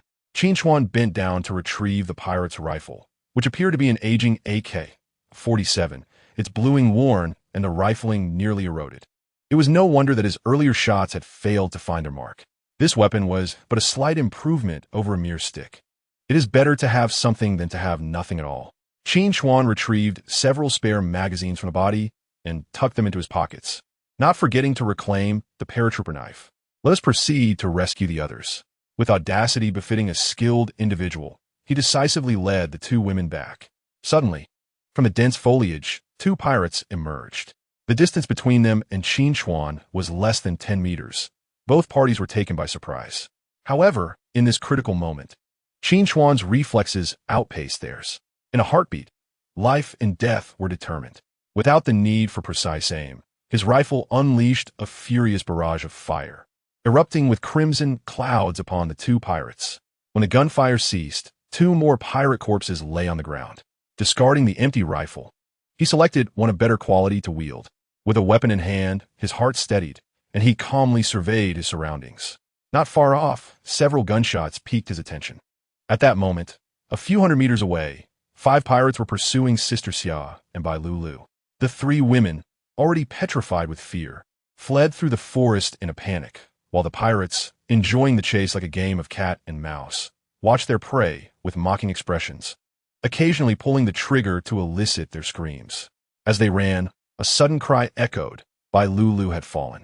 The other 2 women had no choice but to turn back to assist her, only to find the 5 ferocious pirates closing in from both sides with sinister grins. Bang! The leading pirate suddenly tilted his head and collapsed without warning. A gaping wound appeared on his face, splattering blood onto his companions behind him. The corpse lay there, eyes wide open, while the 3 women stood frozen in terror. The remaining pirates, now alerted, erupted into frantic shouts. Bang! Another pirate fell, a bullet piercing his chest, blood gushing from the wound as he howled in agony. The remaining 3 pirates then threw themselves to the ground, firing wildly in the direction of the gunfire. Despite the chaos of their shooting, their bullets lacked precision, sending leaves flying. Meanwhile, Qin Chuan remained motionless behind a rock, not even blinking. Soon, he locked onto another enemy, decisively squeezing the trigger. Bang! The rifle quivered slightly as the bullet struck true, embedding itself in the target's forehead. Having dispatched 3 adversaries without ever revealing his position, the remaining 2 pirates, now terrified of the elusive marksman, discharged the rest of their magazines in panic before fleeing. These pirates might bully ordinary folk in their daily lives, but before true professional soldiers, they were merely a band of armed civilians, a rabble at best. In their moment of retreat, they unwittingly exposed their backs to the enemy's gunfire. Bang! After just a few steps, one pirate fell face down, while the other, indifferent to his companion's fate, fled even faster. Another bullet struck, deflected by a tree, and embedded itself in the fleeing pirate's body. Though he did not die immediately, he collapsed to the ground, writhing in agony. His torment swiftly came to an end. With the echo of a gunshot, his sinful existence was extinguished. Su Zong and Xia Qing, 5 women who had narrowly escaped death, embraced one another, weeping bitterly. Only those who have truly endured can comprehend the fragility of life. Had it not been for Qin Chuan, their fates would likely have been far more dire than mere execution at the hands of pirates. Qin Chuan, gun in hand, stood vigilant, his expression icy as he regarded the lifeless bodies strewn about, as though he had dispatched mere wild dogs rather than human beings. In the throes of battle, he had entirely forsaken the normal emotions of humanity, resembling a merciless machine programmed solely for killing. After a brief exchange of gunfire, the remaining pirates, abandoning their fallen comrades, fled towards the beach, howling in despair. Bullets whistled through the air, mercilessly claiming the lives of these wretches. Ultimately, only 2 managed to escape back to the speedboat, starting the engine and fleeing without a backward glance. When the tumult subsided, not a single pirate remained alive on the island, leaving behind a dozen corpses and an unmanned speedboat. Qin Chuan approached the shoreline, his gaze falling upon Shi Gue, who lay quietly not far away, a crimson stain on his chest steadily expanding. Qin Chuan strode forward, probing his neck with a finger, and sighed silently. Xia Qing was the first to succumb to her emotions, bursting into tears. The muffled sobs crescendoed, resembling a farewell to this irritable yet kind-hearted old man. Old Shi had departed. As dusk descended, the small island was shrouded in a veil of melancholy. Beside old Li's grave, a new mound marked Shi Gui's eternal rest. The two had been friends, now laid to rest together for companionship, awaiting the day when their remains would be returned home for proper burial. Several women, closely tied to Shi Gue, were overtaken by emotion, their tears flowing freely. Old Shi, we have avenged you. If there are any lingering wishes, please convey them to me in a dream. Accustomed to the cycle of life and death, Qin Chuan felt a pang of emotion as he listened to the suppressed weeping. Lacking incense, he used cigarettes in their stead, igniting 3 and bowing before the grave. Rest easy, Uncle Shi. I will look after your family. So Yanran stepped forward, holding a crafted flower wreath, placing it gently upon the grave. Following her, Du Zihai also approached to pay his respects. In this moment, regardless of their past relations with Shi Gue, each individual set aside grievances, laying white wildflowers at the grave. Thus, Old Shi's funeral concluded in an atmosphere both simple and profoundly heavy. Upon returning to camp, several pirate corpses remained unaddressed. No one felt inclined to speak. A deathly silence enveloped the group, interrupted only by the crackling of the campfire. Beyond mourning Old Shi's demise, the living were burdened with the anxiety of what tomorrow might bring. Although Qin Chuan had eliminated the majority of the pirates, 2 had managed to escape. If fortune did not intervene, their retaliation would likely be imminent. Only a handful of individuals arrived this time, and Qin Chuan could manage them. However, should the pirates return with greater numbers, who would be there to rescue them? Departing from this small island might be their sole opportunity for survival. Yet, the raft they had painstakingly constructed had long since drifted away with the current during the pirates' prior landing. To craft another bamboo raft, even with readily available materials, would require at least 2 days, a period that might render their hopes futile. Upon returning from shore, Qin Chuan found that the fierce battle had reopened his wounds, leaving several bloodstains on his trousers. He had just inspected the speedboat left by the pirates, but unfortunately, he did not find a satellite phone, which left him feeling a tinge of regret. Noticing that everyone was looking at him, he stated, "The speedboat is intact and can still function properly." Upon hearing this, many individuals quietly exhaled, relieved that as long as the speedboat remained operational, they could potentially escape. Yet, the situation was far from straightforward. The speedboat had limited space, accommodating only 6 seats. Even if they dismantled all the benches, they could barely squeeze in 8 individuals, while they numbered 18. The dilemma of who would depart and who would remain was a daunting one. Regardless of who stayed behind, they would likely face the pirates' wrath, and remaining would be tantamount to forfeiting their lives. Although no one spoke up, it was evident from their expressions that no one was willing to sacrifice themselves for the sake of others at such a critical moment. Even Qin Chuan, as their leader, could not compel anyone to stay behind and face certain death. It was clear to everyone that at least half of them would have to remain. "Let us conduct a vote. Those willing to stay, please raise your hands." With that, he was the first to raise his hand. The atmosphere fell silent, each individual seemingly choosing to feign ignorance, their gazes fixed on the ground. "I will stay with old Qin." To his surprise, the second person to raise her hand was Xia Qing, who appeared oblivious to the peril of remaining behind. It was no exaggeration to say that if the pirates arrived before help did, no one left on the island would survive. Zhang Xiaoqiang hesitated for a moment before raising his hand as well. That made only 3 individuals. They still needed at least 7 more. I will stay, Su Yanran declared resolutely. This trip was my suggestion, and I bear an undeniable responsibility. Yanran, you cannot say that.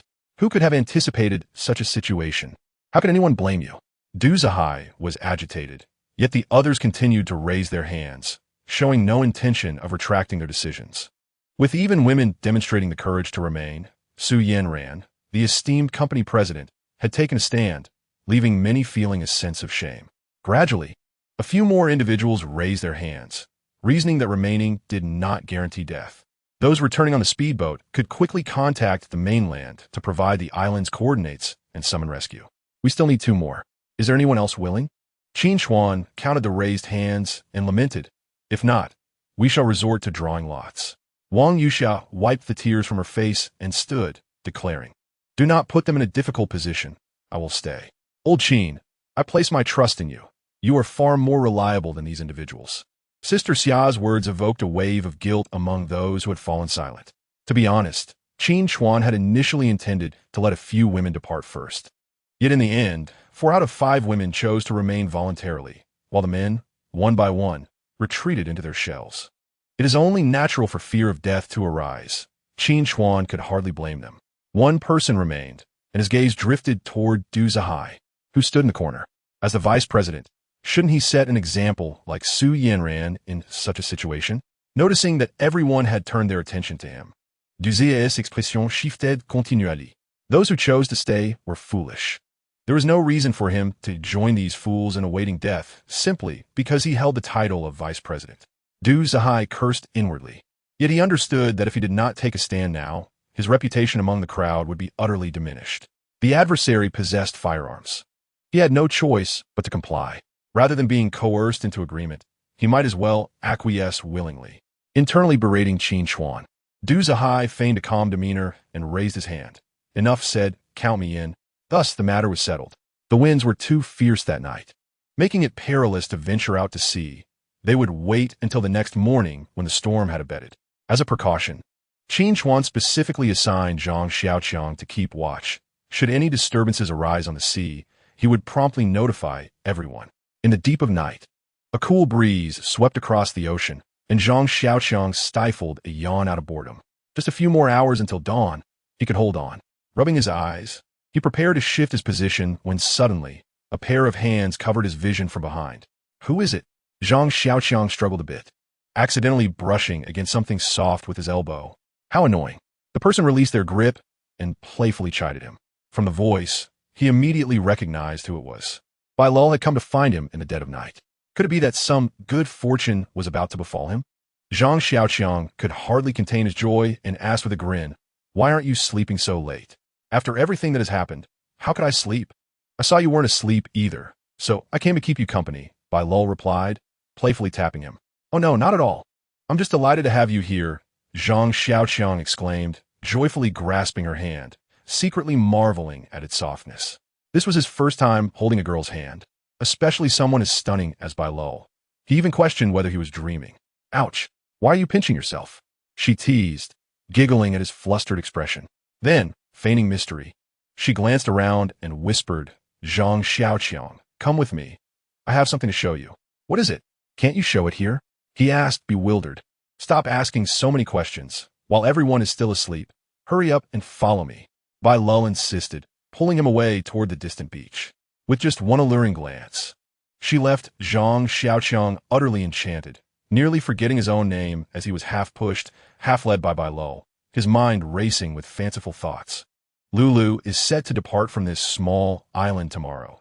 Could it be that she wishes to leave him with an unforgettable memento before her departure? In the stillness of the night, the solitary man and woman rendezvous in a shadowy locale, a rather audacious endeavor. Xiaoqiang has completely succumbed to her tender demeanor, his heart racing to an apex. Upon reaching a colossal rock, Bai Lulu halts and glances back at him. At that moment, Xiaoqiang's palms begin to sweat with anxiety, rendering him almost speechless. Bai Lulu nods, yet a look of regret surfaces in her eyes. I'm sorry. What do you mean, sorry? Xiao Chong thinks he misheard. Before he can comprehend, a figure leaps from behind the rock, striking him on the back of the head with a stick. Poor Xiao Chong has no time to utter a sound as darkness envelopes him, and he loses consciousness. You foolish fatso, dreaming of swan meat like a toad, the assailant, having vented his frustration, delivers a couple of kicks to Xiao Chong's prone form. Bai Lulu, unable to bear any longer, pulls him back. Enough. Don't hit him anymore. The assailant turns, revealing a sinister grin. What's this? You can't possibly have developed feelings for this simpleton? This man is Li Li, the nephew of Du Zihai, who has evidently conspired with Bai Lulu to ambush the unsuspecting Xiao Chong. At that moment, several individuals approach from the camp. The foremost being Du Zihai, accompanied by two male colleagues. Given Du Zihai's nature, he would never resign himself to a passive fate. Thus, he devised this scheme to escape by boat under the cover of darkness. Principles of morality and honor pale in comparison to the instinct for survival. He has no desire to remain on the island and await death. He only acquiesced earlier due to Qin Chuan's presence. Did you secure the compass? Lili inquitas eajarli. Yes, Du Zihai affirms with a nod. He had discreetly observed that the compass and map were tucked beneath Qin Chuan's pillow, and, seizing the opportunity while Qin Chuan stepped out to relieve himself, quietly retrieved them, regrettably failing to locate the box of diamonds. With the compass in hand, they need not fear losing their way at sea. Let us hurry. Dawn is fast approaching, Lili urges, a chill running down his spine at the thought of the pirates Qin Chuan had dispatched. Should Qin Chuan discover their treachery, the consequences would be dire. Self-preservation takes precedence. He refuses to await his demise passively. Wait, Du Zihai calls out to his nephew. Then turns to Bai Lulu. Go fetch Yanran and tell her, I have a secret to share. Be cautious and do not alert the others. Even at this late hour, he remains fixated on Su Yanran, wishing to take her with them. Li Li, though internally dissenting, remains silent in deference to his uncle. The other two are also loyal to Du Zihai, willing to risk offending Qin Chuan for his sake. Otherwise, they could leave openly the following day. Within 10 minutes of Bai Lulu's departure, she returns with Su Yanran in tow. What is the matter, Lulu? Couldn't you have said this in the morning? Su Yanran, unsuspecting of any deceit, merely appears puzzled. Shoo, this concerns Qin Chuan. You'll understand once you're here. Su Yanran furrowed her brow, seemingly unable to fathom any hidden secrets of Qin Chuan, yet she followed her nonetheless. Can we speak now? As they ventured farther from the camp, an unsettling feeling crept over her, prompting her to halt her steps. Bai Lulu had yet to utter a word when a figure emerged from behind a nearby rock. It was Du Zihai. What are you doing here? Su Yanran turned to glance back towards the camp, vaguely surmising the reason for his presence. Yanran, come with me. I cannot bear to watch you wait here to meet your demise, he implored, grasping her hand tenderly. Su Yanran knitted her elegant brows and pulled her hand away. What are you saying? Do we not agree that you would stay behind as well? That was forced upon me. Du Zihai hissed under his breath, his voice quickly softening. Come with me. It will soon be too late. I refuse. Su Yanran was not yet prepared to betray others for the sake of her own survival. Little did she anticipate that the seemingly righteous Du Zihai would sacrifice everyone for his own life. Realizing this was a conspiracy, she turned to shout, but Li Li and two others had stealthily circled behind her, covering her mouth to stifle her cries. The other two swiftly produced ropes they had prepared in advance. Binding her tightly, Su Yanran had no opportunity to resist. She was swiftly subdued. Facing her furious gaze, Du Zihai displayed a flicker of guilt. I am sorry. Once we return, you may punish me as you see fit. The trio hoisted Su Yanran onto the speedboat, and Li Li untied the rope before jumping aboard. The engine roared to life, propelling the boat like an arrow across the vast expanse of the sea. When Qin Chuan awoke to the sound of the motor, he dashed barefoot to the shoreline, only to find the speedboat had vanished, along with Zhang Xiaoqiang. The absence of Du Zihai signaled trouble. After a thorough search, he finally discovered Zhang Xiaoqiang, still unconscious behind a rock. Xiaoqiang, Qin Chuan gently tapped his face. Zhang Xiaoqiang stirred awake, utterly bewildered, unable to comprehend the betrayal by Lulu. That scoundrel Du Zihai abandoned us to flee on his own. The group erupted in curses against Du Zihai. Yet, no matter their vocalizations, the reality was immutable, unless Du Zihai experienced a change of heart and voluntarily returned. A highly unlikely scenario for a cowardly soul. Chapter 42. Preparing for battle. As dawn broke over the boundless sea, the speedboat raced forward. Du Zhai rubbed his face, numbed by the wind. They had been traveling at full speed for over 4 hours, and he estimated they were drawing closer to land. "How much fuel do we have left?" he inquired. Glancing back, Lily meticulously checked the fuel canister and replied loudly, "Uncle, rest assured there's still half a tank left. Enough for at least 4 more hours of travel." "That should suffice." Du Zhai nodded with relief, but just as he was about to turn away, he noticed Su Yanran in the corner, glaring at him with her beautiful eyes filled with fury. "Aprowit Su Yanran," gently brushing aside a strand of hair that had fallen over her forehead. "You're awake?" he inquired. However, she did not respond with gratitude, instead turning her head away in anger. Du Zhai remained unperturbed, speaking softly. "I understand that you are still upset with me, but my actions were solely for your benefit." "You are merely acting out of selfishness," Su Yanran retorted coldly, her words dripping with disdain. At that moment, she finally discerned Du Zhai's true nature, a cowardly facade. But it was too late for her to realize this. Others would undoubtedly assume that she and Du Zhai had conspired to escape the dire situation by stealing a boat in the dead of night, disregarding the well-being of others. Du Zhai attempted to explain himself, but just then, the engine at the rear of the boat sputtered ominously, its speed noticeably decreasing. "What is happening?" he asked, his brow furrowing in concern.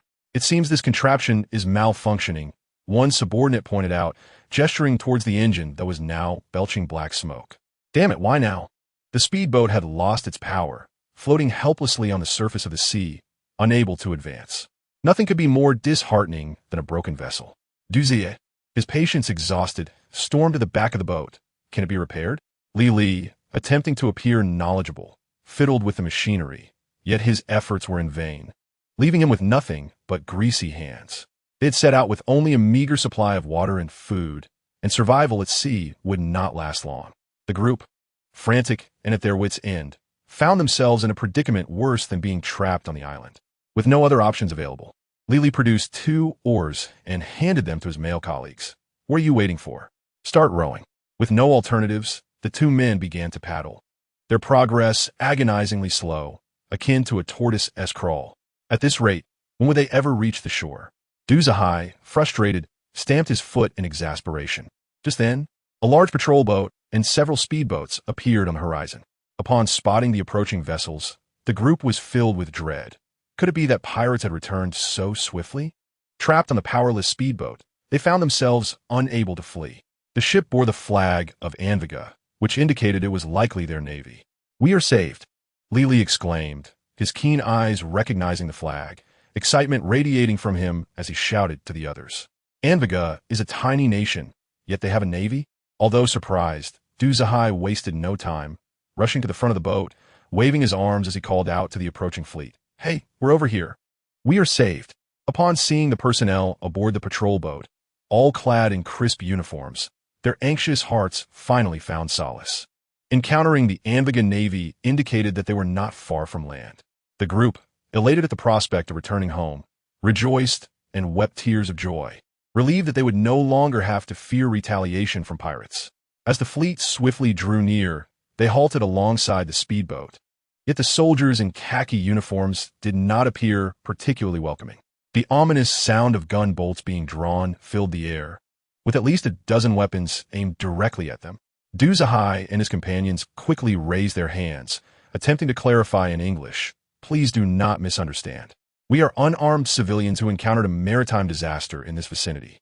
Uncertain whether their words were comprehended, the soldiers kept their weapons trained on them. As they whispered among themselves, a black officer in uniform, accompanied by soldiers, boarded their speedboat, casting a menacing glare in their direction. "Good day, sir. May I inquire if you understand English?" Li ventured forward to communicate, but before he could finish his sentence, he was struck in the face with the butt of a rifle. This left him utterly dazed, collapsing at the feet of his aggressors, who ignored him completely. The officer turned to the soldiers and issued a few commands in Portuguese. The soldiers advanced, unceremoniously thrusting their weapons into the chests of Du Zhai and one of his subordinates. Despite the subordinate's attempts to explain, he was met with a barrage of blows. The atmosphere on the island was particularly eerie. Although dawn had broken, Not a single soul was in sight around the camp. Had they all vanished into thin air? Meanwhile, several hundred meters from the beach, behind a hillside, Qin Chuan and a few male colleagues lay quietly, rifles in hand, surveying the sea. With their speedboat lost, their sole chance of escape had been severed, despite their animosity toward Du Zhai, whom they loathed with every fiber of their being. Their immediate concern was not to curse these selfish individuals, but to find a way to survive and await rescue. According to Qin Chuan's strategy, should the pirates land, this would serve as their primary line of defense. Due to the angle, the pirates would be unable to detect their presence, allowing them to launch a surprise attack. Even if this line were breached, they could retreat into the nearby jungle to continue wearing down the enemy's strength. The individuals surrounding him were untrained civilians, incapable of inflicting significant damage. Their purpose was merely to delay the enemy. Qin Chuan distributed rifles to each of them, though ammunition was scarce. He carried 5 magazines and 3 grenades, while the others possessed only a single spare magazine each. The pirates, seeking vengeance, would surely outnumber them. If everyone adhered to his plan, there might be a slim chance of survival, though he feared that these inexperienced individuals would panic at the sound of gunfire, potentially hindering rather than aiding him. Regrettably, there was no time for training. They would have to make do.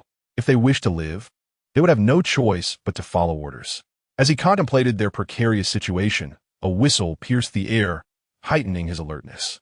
Zhang Xiaoqiang, concealed on a large tree branch, had signaled with the agreed-upon whistle, indicating the presence of approaching vessels. The group quickly lowered their bodies, eyes fixed on the beach, their hands slick with sweat from anxiety. Before long, they spotted several small black dots on the horizon. This time, multiple boats were approaching. "Prepare for battle," Qin Chuan commanded, chambering around and fixing his resolute gaze on the incoming fleet. Chapter 43. A solitary struggle, adjusting his rifle to single-shot mode. He prepared to strike as soon as the enemy set foot on the sand. He harbored a certain confidence in his marksmanship.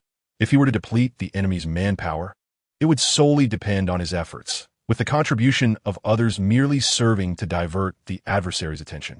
The fleet swiftly drew near, and everyone held their breath. Especially upon sighting the patrol vessel equipped with turrets, their hearts raced to their throats. Armed only with a few meager firearms, they faced a foe whose ship was outfitted with cannons, capable of obliterating them with a single shell. How could they possibly engage in battle under such circumstances?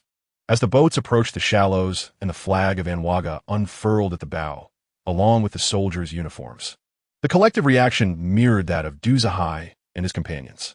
This was a regular army, not pirates. They must be here to rescue us. Thank heavens, they were not marauders. The tension among the group began to dissipate, replaced by expressions of relief and delight. Surely, it was Du and his team who had reached out to the Anwaga authorities, prompting such a swift rescue. Some even fancied attributing the credit to the very individuals they had previously loathed. Why wait any longer? Let us lower our weapons and go greet them. This proposal garnered unanimous agreement, prompting everyone to rush from their hiding place. Wait, don't rush out. Only Qin Chuan remained composed, not because he discerned any flaw, but out of a soldier's requisite vigilance. However, amidst the jubilation, the others, eager to avoid battle and the associated peril of death, were more exhilarated than if they had just wed. They paid no heed to his caution, racing ahead with fervor. Upon reaching the beach, confronted by the ominous muzzles of the soldiers' rifles, an unsettling awareness began to dawn upon them. The foreboding intensified as they witnessed an officer, clad in military attire, shoving the battered Li off the boat. It became evident that Li, having just endured a brutal beating, had betrayed them to save his own skin. The situation within Anwaga was tumultuous, with armed factions proliferating like weeds. Several self-proclaimed generals vied for control of the nation, amassing wealth and recruiting soldiers. In certain regions, troops masqueraded as ordinary soldiers by day, maintaining order, only to don their military garb by night to plunder the affluent merchant vessels at sea. The commander of the current force, Abinkai Kudu, was the de facto ruler of this maritime domain, with soldiers as ruthless as himself. They had not only pillaged passing merchant ships, but had also indiscriminately slaughtered innocents, earning infamy in the region. In recent years, as his territory faced continuous encroachment, Kudu sensed impending doom and thus prepared an escape route, hiding a cache of diamonds on the island as part of his wealth. He had believed this treasure trove to be well concealed, only to find it inadvertently occupied by a group of Chinese individuals. Upon receiving this news, his urgency was palpable.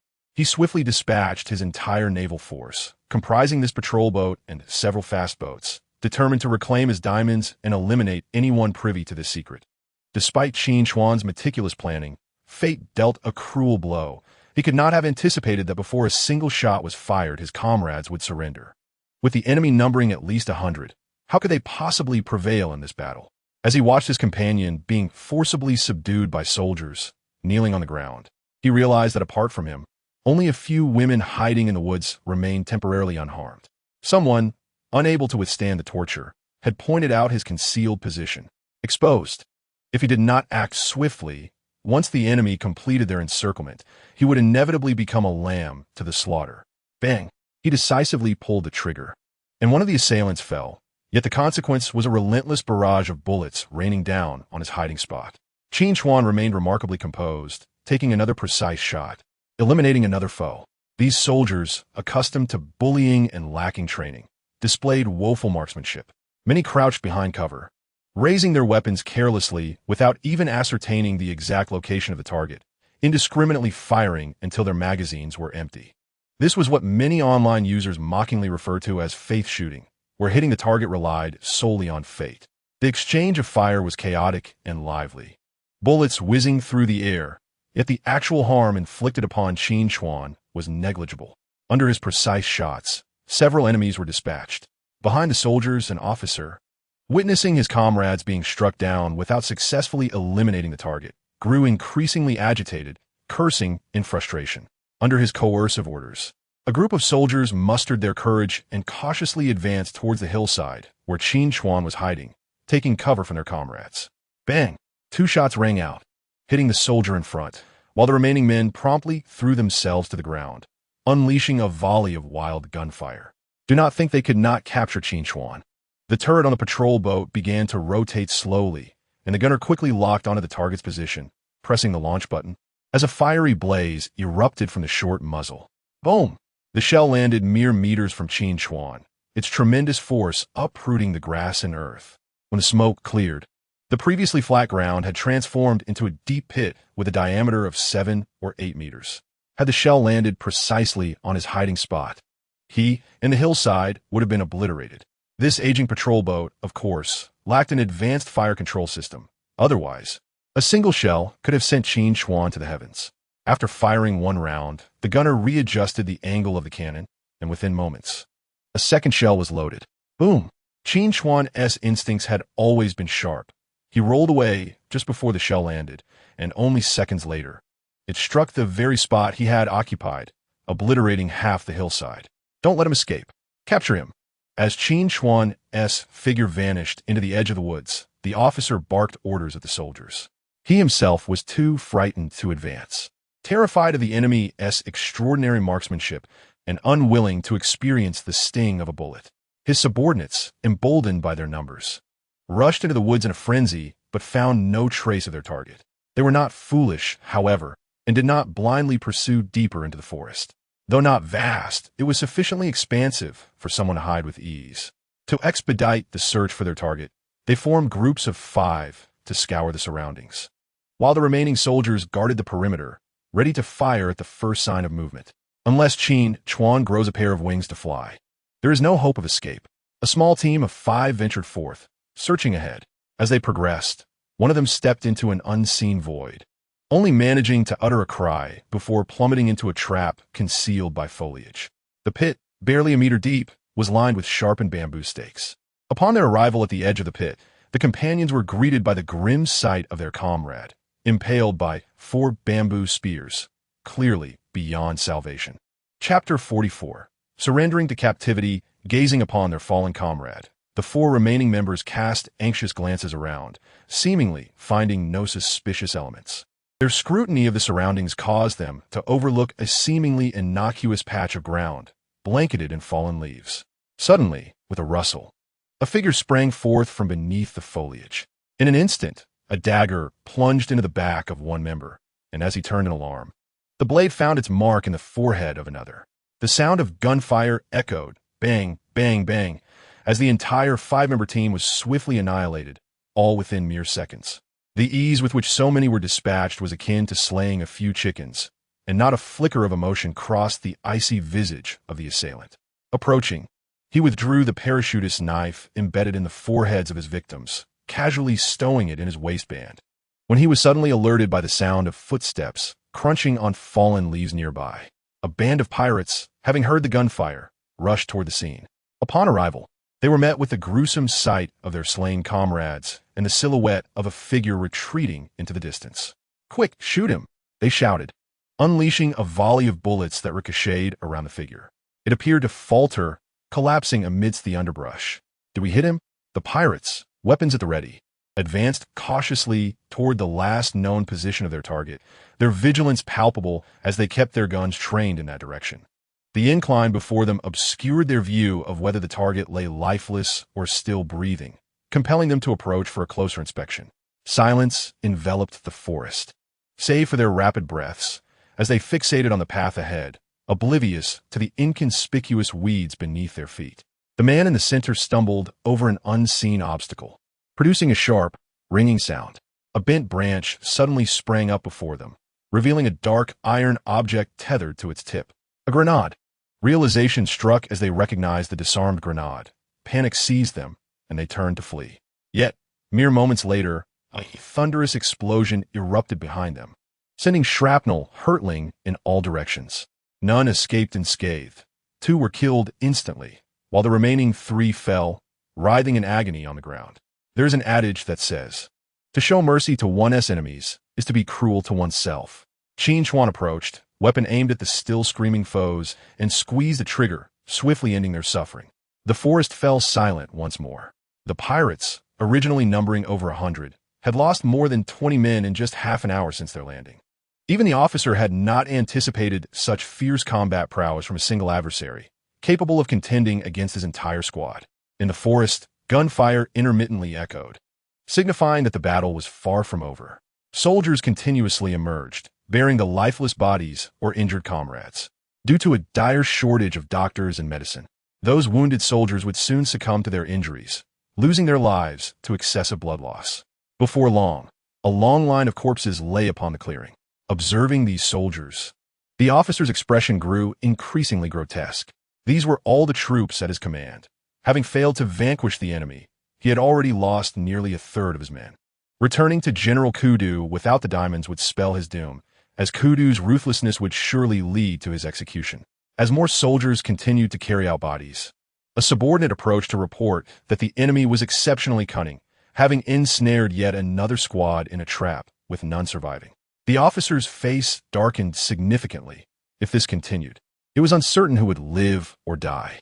With a grim visage, he approached a trembling hostage on the ground, kicking the man down. Drawing his pistol, he pointed it at the individual and roared into the woods. "Listen well. If you do not come out, I shall execute your companions. I will kill one every minute." His words reverberated across the island, silencing the gunfire. The man at gunpoint was named Jiang Shukai, an employee of the finance department at the Hongding Group. Moments ago, he had been the first to drop his weapon, leading the way in surrendering to the regular army. Little did he anticipate that these soldiers would transform into demons.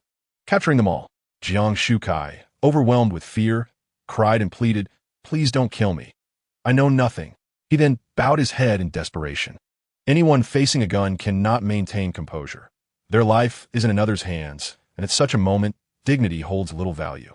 As the minute elapsed, gunfire still echoed from the forest. The officer, no longer hesitating, racked the slide to chamber a round. "No, please don't shoot." Jiang Shukai sobbed, pleading desperately. With a bang, a blood arrow erupted from Jiang Shukai's head, abruptly silencing his cries as his body slumped to the ground. Who would be next?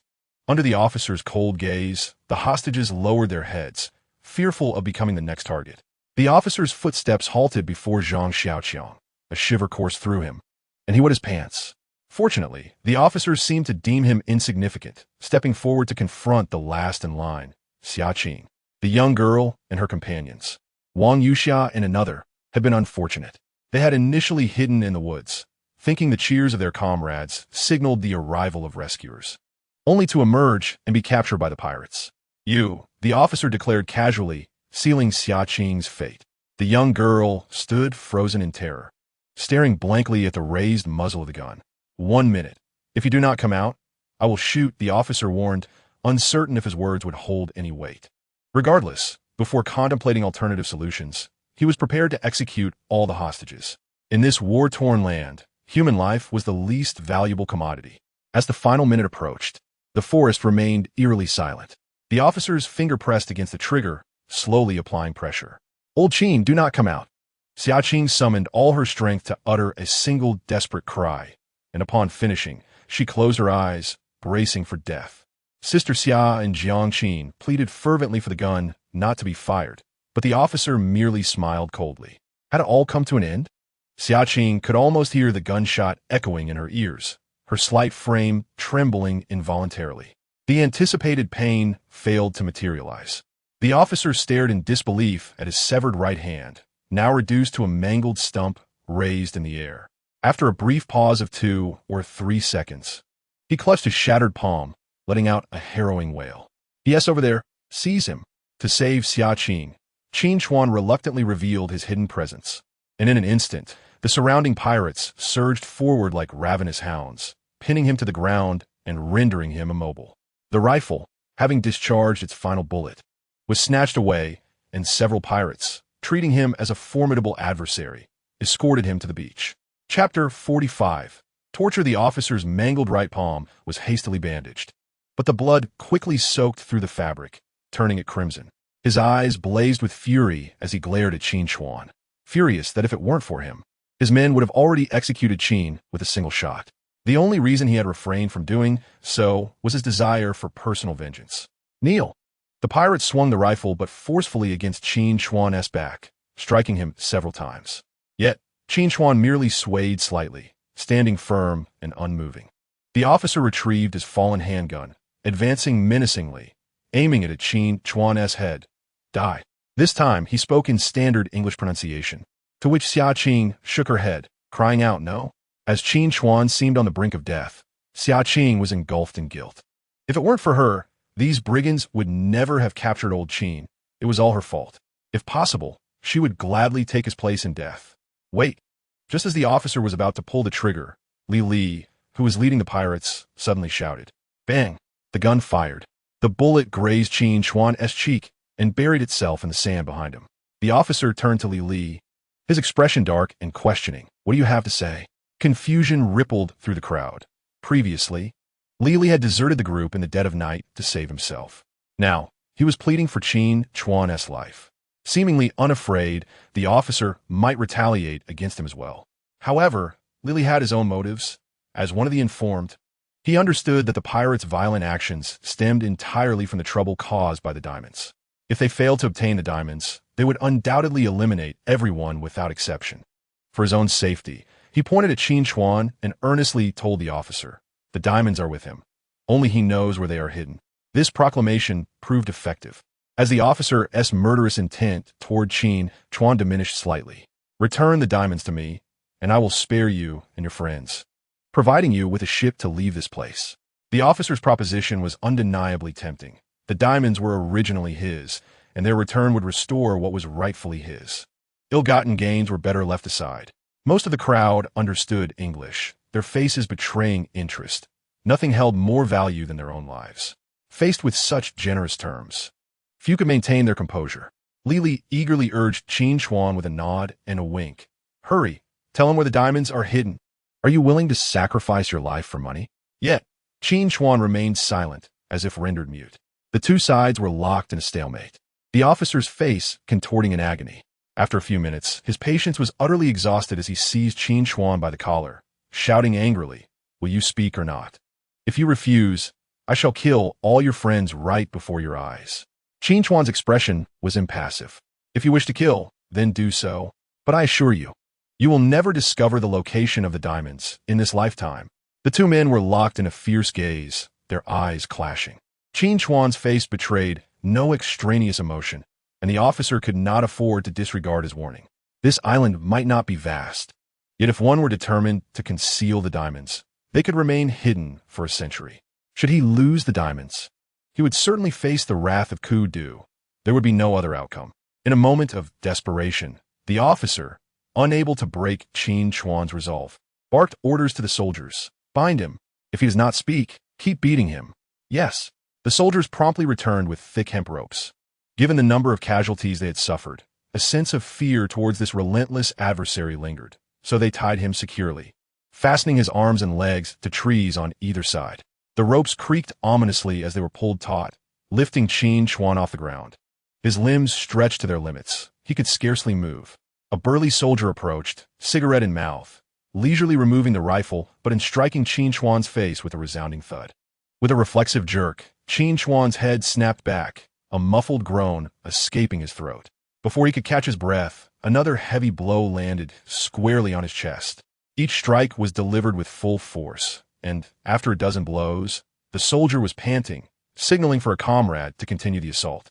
The dull thuds echoed chillingly, sending shivers down the spines of onlookers. As they witnessed Qin Chuan endure the brutal beating, guilt washed over the others, who were powerless to assist him. They understood all too well that had it not been for their predicament, these merciless pirates might never have captured Qin Chuan. Yet now, they could do nothing but anxiously wring their hands. Xia Qing, in desperation, wept, repeatedly imploring, "Please, tell them where the diamonds are. Hurry, stop the beating." Her tears, however, seemed to have no effect on Qin Chuan, who clenched his jaw in silence, the intensity of his defiance only growing. He resembled an indomitable bone, one that could shatter teeth upon a single bite. As soldiers took turns mercilessly beating him, they only succeeded in leaving him bruised and battered, without yielding any information. Night descended, and the weary pirates, having missed their meal, felt the gnawing hunger in their bellies. They could not return until their task was complete.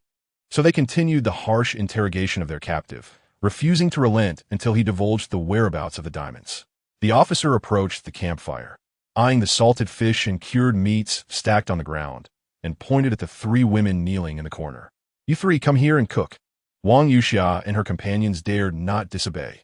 Timidly, they approached the earthen stove and began to kindle a fire for cooking. "You two keep a close watch on them. Everyone is famished, so hasten to prepare the meal," the officer instructed the two soldiers. After receiving their affirmative replies, he strolled into the wooden shed to lie down and rest. The wood crackled as it ignited, and the water in the kettle had already reached a boil. Wang Yuxiao placed the hard-earned food she had gathered into the water to cook. After a moment's thought, she retrieved a handful of dried wild mushrooms from the bottom of a plastic bag and tossed them into the pot. The two soldiers standing nearby were engrossed in quiet conversation, oblivious to her actions, occasionally glancing at the kettle that was wafting the enticing aroma of food. Approximately an hour later, the grilled fish and meat soup were ready, and the officer, who was on the verge of starvation, was the first to take a bowl. He ladled a portion of the soup adorned with a few mushrooms to his lips for a taste.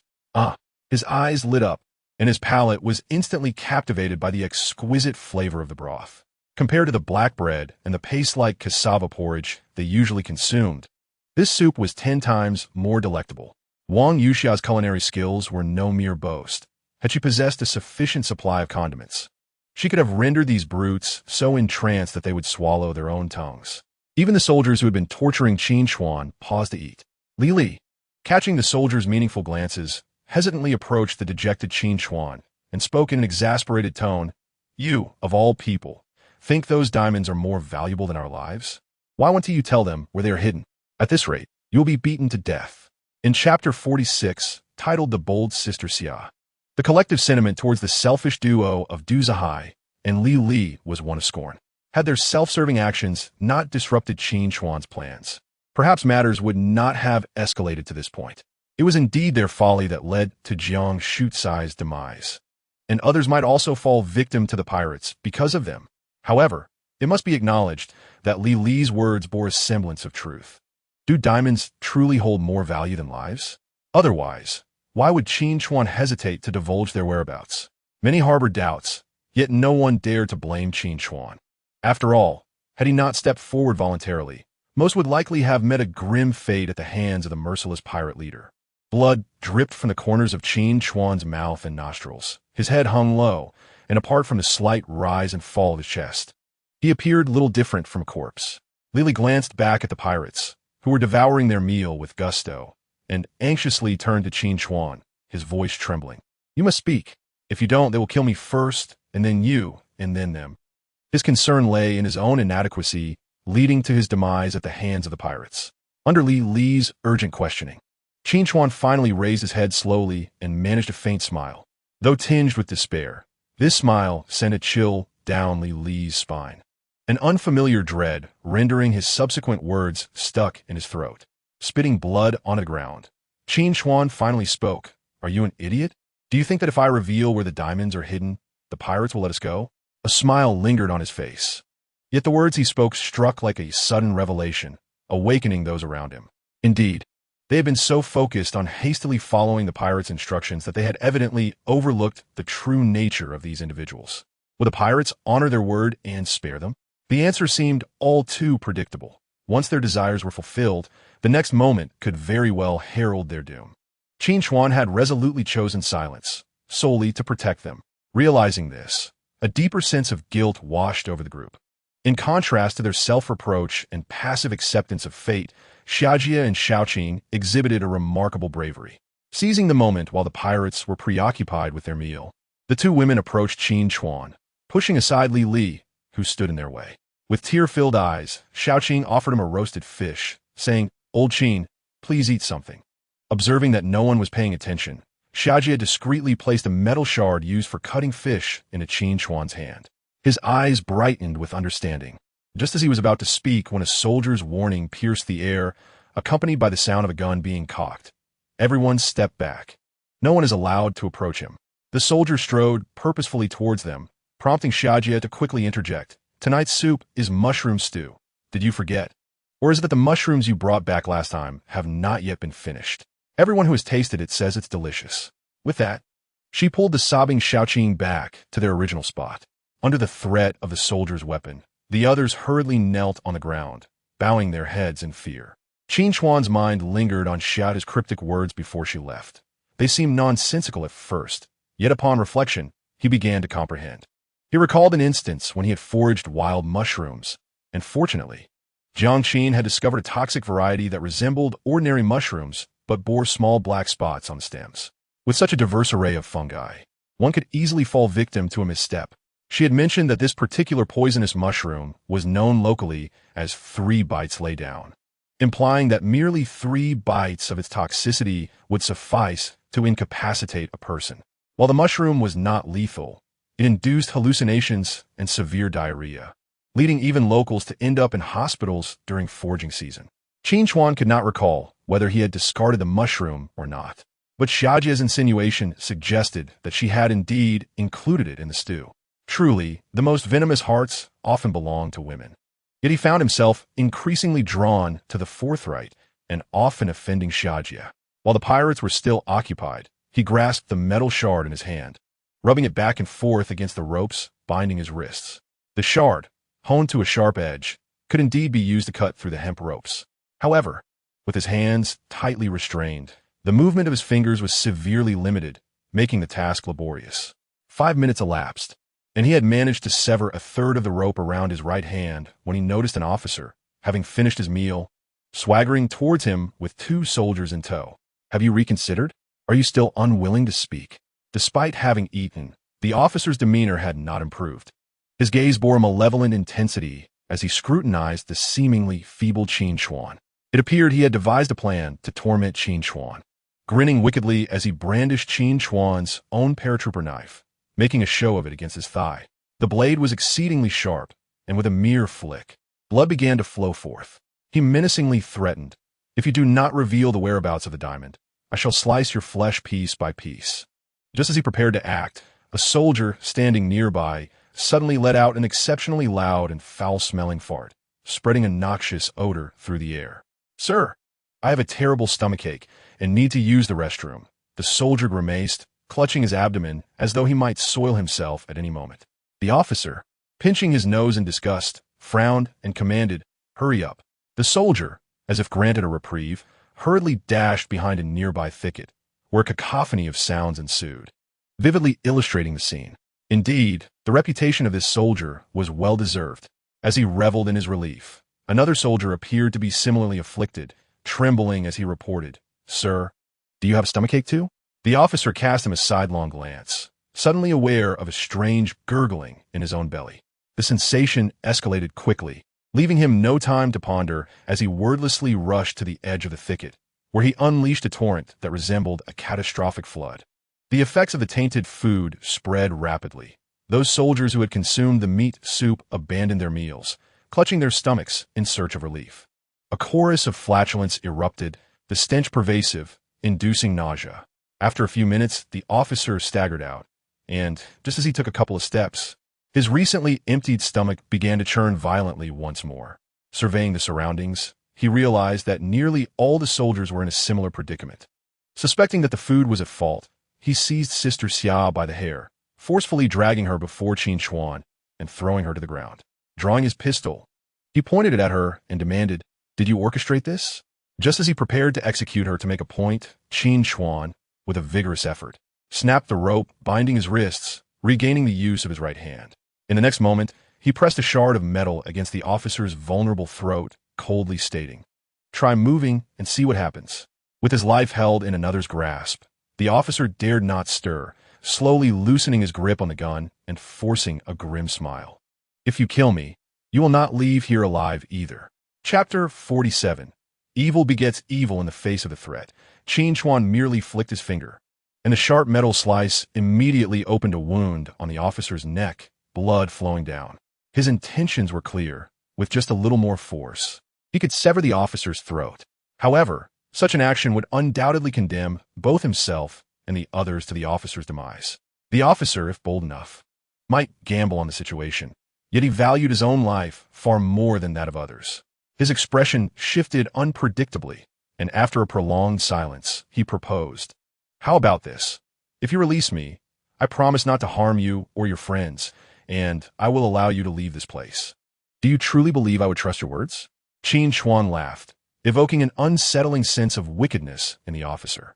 With the wound still bleeding profusely, the officer remained immobile, forced to maintain an upright posture, and asked, "What exactly do you intend to do? Do you think that by killing me, you and your companions can escape unscathed? How can one know without trying? If you wish to live, instruct your men to lay down their weapons and assemble on the beach," Qin Chuan remarked, unfazed by the murderous glare directed at him. The majority of soldiers were preoccupied with their distress, each one dazed and struggling to walk, yet a small faction, having consumed little of the broth, now aimed their guns at Qin Chuan and his companions. At such a close range, had it not been for the fear of repercussions, a single volley could have easily turned Qin Chuan and his group into mere Swiss cheese. The officer's Adam's apple bobbed. He lacked the resolve to engage in a fight to the death. He slowly commanded, "Everyone, lower your weapons." They seemed rather disobedient. Qin Chuan advanced the piece of metal in his hand by an inch. A sharp pain jolted through the officer's nerves, and fear was evident in his eyes as he shouted furiously, "Are you all deaf? You dare disregard my words? Lower your weapons immediately and gather here." The soldiers hesitated but eventually relinquished their arms, one by one making their way to the beach. Those suffering from their ailments could only endure the tumultuous pain in their bellies as they sluggishly approached. "Are you satisfied now? Will you not release me?" The officer seethed through clenched teeth. To him, this man was devoid of any integrity. Had his own life not been in the hands of the adversary, he would have already commanded his soldiers to rush forward. Even if Qin Chuan were a formidable opponent, they would have torn him apart. Ignoring the officer, Qin Chuan surveyed the crooked rows of the 70 or so soldiers and declared, "Let them swim to the island across the water, and I shall release you." At this juncture, could the officer still negotiate? Do as he says. Though aware of the man's malevolent intentions, the officer had no choice but to comply. The soldiers, their legs weakened, now faced the daunting challenge of swimming several hundred meters to the opposing island. Yet, with their superior officer's unwavering command, any act of defiance would surely invoke the adversary's wrath. After a moment of hesitation, led by a few squad leaders, the soldiers waded into the chilling sea, setting off towards the distant shore. As dozens of men plunged into the water, the officer prepared to speak, but before he could utter a word, Qin Chuan struck him at the side of the neck, rendering him unconscious. With the threat eliminated, the others rose from the ground, but before they could rejoice, they witnessed Qin Chuan severing the ropes binding his feet, bending to retrieve a rifle discarded by a soldier, chambering around, and aiming toward the sea. Was he truly intent on eradicating them all? This represented nearly 100 lives. Could he genuinely kill? While others harbored a deep-seated hatred for these pirates, the prospect of taking a life was a heavy burden to bear. The stark difference with Qin Chuan lay in his hardened heart. For him, lives were mere numbers. Some individuals were hardly deserving of pity. Compassion for them paled in comparison to the empathy owed to the innocent lives they had extinguished. Who then would seek justice for the fallen? At times, combating evil with evil proves to be the most effective resolution. The sea lay dark and foreboding, only shadows discernible upon its surface. Qin Chuan had no intention of methodically executing each pirate. He began to fire recklessly at the heads bobbing in the water. The gun belched forth fiery wrath, and in a matter of moments, an entire magazine was expended. A few anguished cries echoed across the surface of the sea, as the unscathed pirates desperately swam forward, oblivious to a fatal oversight. Did they truly believe this was the end? Those struck by bullets sank beneath the waves, and the metallic scent of blood swiftly permeated the water. A horde of sharks, drawn by the scent of carnage, surged forth, and in an instant, several pirates, swimming along, suddenly vanished into the depths without a struggle. There are sharks below. Someone screamed in despair, only to be dragged underwater moments later. The surface of the water boiled, churning with a vivid crimson hue and fragments of flesh. Listening to the desperate wails of those doomed, the expressions of the onlookers on shore fluctuated, with some unable to bear it, doubling over to retch. After a considerable time, the blood-stained sea gradually calmed, as if nothing had ever transpired. Qin Chuan replaced his magazine, aiming his weapon at the unconscious officer on the ground. Just as he was about to pull the trigger and end the wretched life of his foe, Lily rushed over, pleading, "Wait, don't kill him." Before he could finish speaking, the gun was pointed at himself, causing his heart to race. He quickly stepped back, attempting to clarify, "You mustn't misunderstand. I am not one of them. Mr. Su, Mr. Du, and Lulu are all in their hands. If you kill him, then Mr. Su and the others will surely perish." This young man still possessed a flicker of conscience, remembering that his uncle remained in the clutches of the pirates at a crucial moment. Seeing no change on Qin Chuan's face, he reluctantly urged, "Even if you disregard the lives of others, Mr. Su is innocent. She never intended to abandon you all and flee alone. It was my uncle, Du Zihai, who couldn't bear to see her left on the island to die, which is why we bound her and took her aboard the ship." He spoke the truth, hoping that Qin Chuan, for the sake of Su Yanran, might assist in rescuing his uncle as well. After all, their conflict was merely internal. Saving one was akin to saving two. Qin Chuan would not be so heartless as to disregard the lives of others. It seemed his gamble had paid off, as the gun aimed at his forehead gradually lowered. A sigh of relief escaped him, as long as the other agreed to help rescue. His uncle would at least have a glimmer of a chance to survive. "Gather your things. We must leave this place at once," he instructed, ignoring the self-important Li and turning to Sister Xia to give his orders. In truth, there was little to collect. Their provisions and water had already been packed. After hastily burying Yang Shuchai's remains, they boarded the patrol boat one by one. Qin Chuan inspected the engine, confirming that there was sufficient fuel aboard. In the cabin, he found a nautical chart, upon which he drew a diagonal line. Turning to Zhang Xiaoqiang, he entrusted, "Follow this route. Your comrade's safety rests in your hands." Zhang Xiaoqiang understood that Qin Chuan's trust in him warranted such an important task. Accepting the rifle, he felt a fire ignite within his chest and nodded resolutely. "Trust me. As long as I draw breath, I will protect everyone." Chapter 48. Return to land. Upon hearing Qin Chuan's words, Xiaoqing vaguely guessed his intentions. She wanted to intervene, but was at a loss for how to articulate her concerns. With a hint of worry, she asked, "What about you? Aren't you coming with us? I still have to go rescue others." Qin Chuan gently squeezed her tender face, his smile radiating warmth. Xiaoqing, understanding his temperament, realized that once he made up his mind, nothing could sway him, not even a herd of oxen. Yet, as Qin Chuan prepared to depart, an ominous feeling gnawed at her heart. She feared this might be their last encounter, and certain words left unspoken now might never find their moment. "Come here." I have something to tell you, she urged, tugging at the hem of his clothing, her voice barely a whisper. Qin Chuan, noticing her insistence, accompanied her to the stern of the boat. Through the glass of the cockpit, onlookers could only glimpse the two engaged in a hushed conversation, with the young girl predominantly speaking while Qin Chuan offered the occasional reply. In truth, Qin Chuan was rather puzzled by Xia Qing's unusual demeanor that evening. Her words seemed to carry an air of inexplicable finality, as if they were parting for eternity. You must return alive. I will always wait for you. Xia Qing whispered the last of her thoughts, summoning all her courage to peck his cheek quickly before darting away like a startled rabbit. Qin Chuan stood motionless, watching her retreating figure until she vanished from sight. After a moment, he managed a resigned smile. He had yet to clarify a few matters. So he returned to the cockpit, only to find Xia Qing hiding in a corner, her cheeks flushed and avoiding his gaze.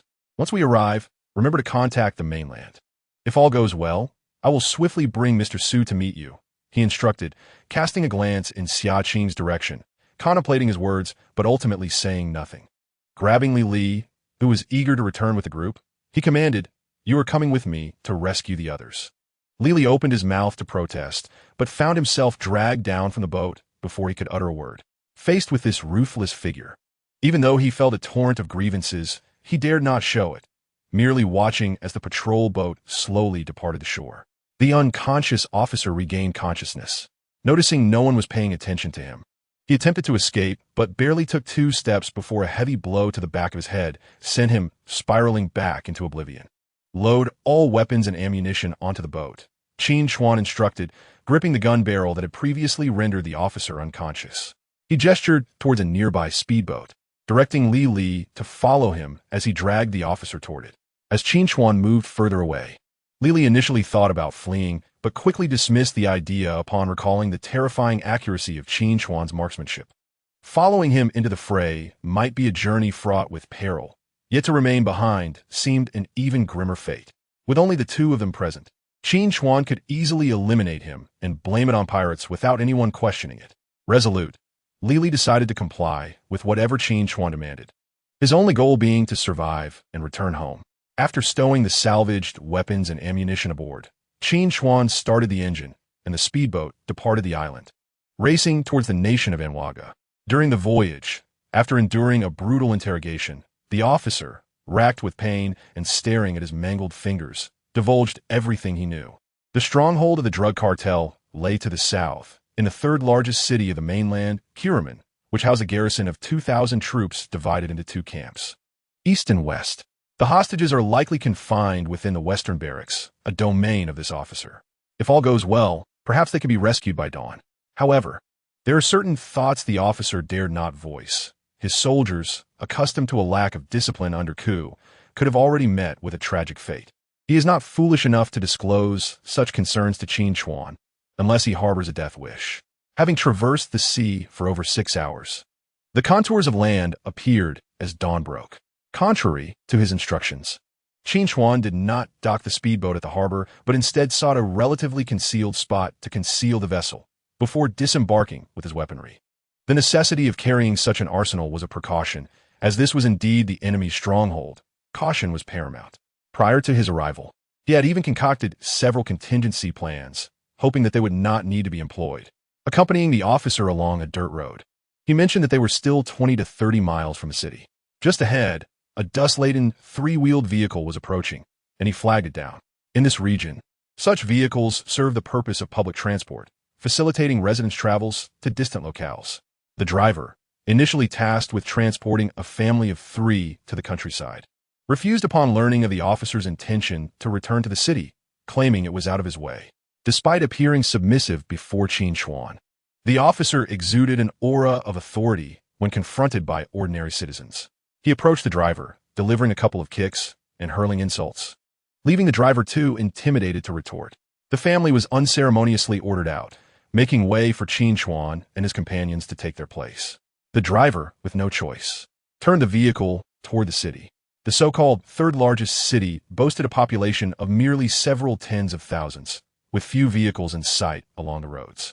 It was only upon entering the city that they encountered a somewhat decent asphalt road, yet the surface was choked with dust, littered with refuse and wastewater.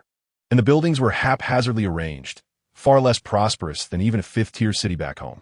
Let us return to my residence to change attire. Otherwise, we may arouse suspicion. The officer surprisingly considered Qin Chuan's well-being, perhaps with his own survival in mind. On board the vessel, he had been thoroughly subdued, having endured the excruciating loss of 2 fingers. And now, before Qin Chuan, he exhibited a docility akin to that of a lamb. Upon arriving at his home, the trio disembarked. It was a modest 2-story villa, appearing drab and reminiscent of 1980s architecture back home. Yet only affluent families could afford such accommodations locally. The officer dismissed his 2 servants with a wave, and the 3 settled onto the sofa. Li, taking the initiative, ventured to the kitchen to procure some food. Flatbreads, cassava porridge, and a plate of ham were far from the culinary delights of a deserted island. Qin Chuan hastily consumed a few bites before noticing the landline telephone resting on the coffee table. Approaching it, he lifted the receiver, only to hear the officer's voice on the other end.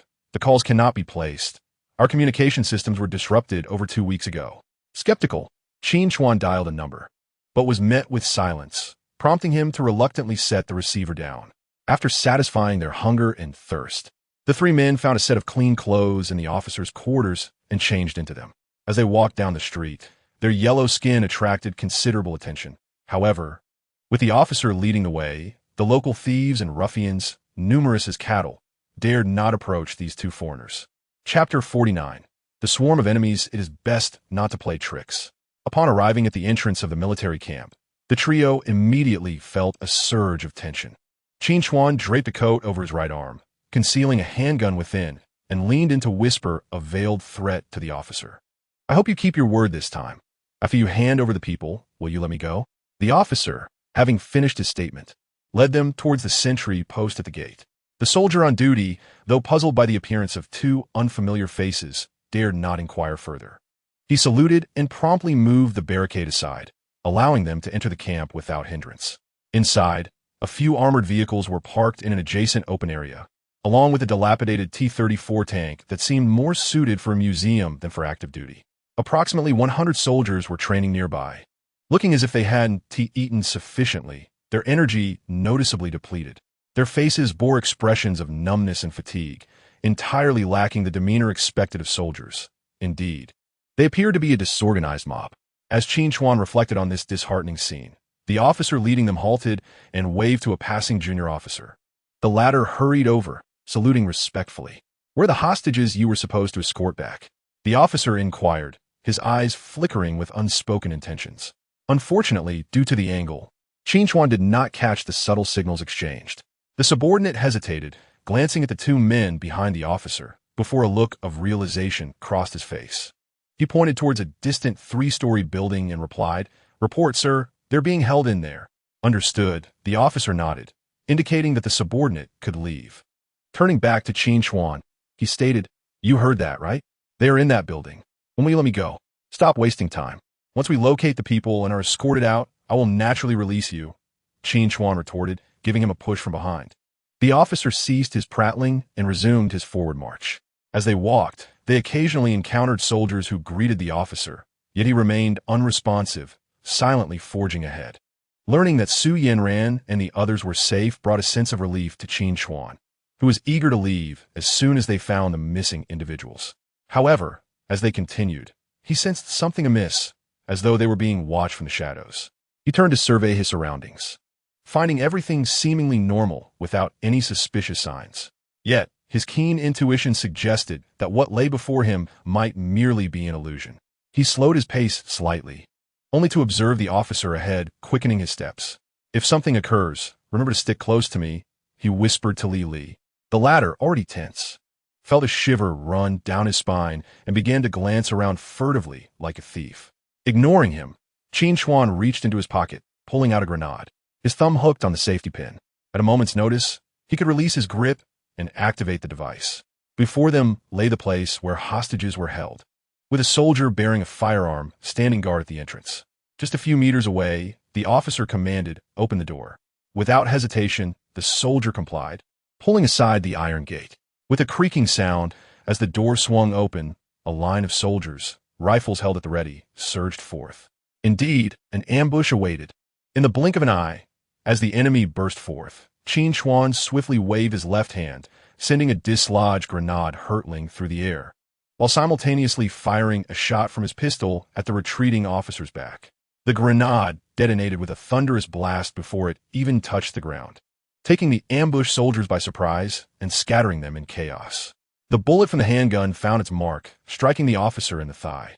With a cry of anguish, he collapsed to the ground, turning to face Qin Chuan, who approached him with an air of lethal intent. "Please do not kill me. I have no knowledge of what is transpiring," the officer pleaded, wide-eyed and desperate. Little did he anticipate that the soldiers lying in wait would be so swiftly dispatched by the grenade. Had the adversaries already unraveled the conspiracy he shared with his subordinates? Where, indeed, were the hostages confined? Qin Chuan fired another shot into the officer's other thigh and intently inquired, "Where are they?" With the barrel of the gun pressed against his forehead, the officer dared not play tricks, despairingly explaining, "They have been sent to the general's residence on the orders of Kudu. I am not involved." A decisive shot rang out, and Qin Chuan ended his life. In the distance, the sharp sound of a whistle pierced the air as armed soldiers rushed out of the barracks towards the scene. The soldiers who had accompanied the lower-ranking officer, intending to rescue him, were met with the shocking sight of their commander being felled by a single bullet. Without a second thought, they raised their weapons and fired. A few bullets struck the grassy ground near Qin Chuan and his companion, prompting them to flee towards the rear of a small building. Under the threat of death, Lili kept pace with Qin Chuan, surprisingly swift. As they ran, Qin Chuan retrieved another grenade, biting off the safety pin and tossing it towards the soldiers who were firing at them. The iron projectile landed accurately behind the soldiers, and with a resounding explosion, the shockwave sent them flying. As they continued to sprint, Qin Chuan fired at two soldiers attempting to rise, toppling them to the ground. Beyond the military camp lay a row of buildings, and behind them, more soldiers pursued, the gunfire echoing like celebratory firecrackers. In their panic, the two men kicked open a door to one of the rooms, where several officers in military uniforms were convened amidst a haze of smoke. Hearing the gunfire, a few had approached the window to investigate, only to be met with the door being forcefully kicked open. As Qin Chuan burst into the room, he unleashed a flurry of bullets, each finding its target with deadly precision, claiming the lives of his adversaries. The fastest among them, who reached for a rifle propped against the wall, was struck in the forehead by a bullet.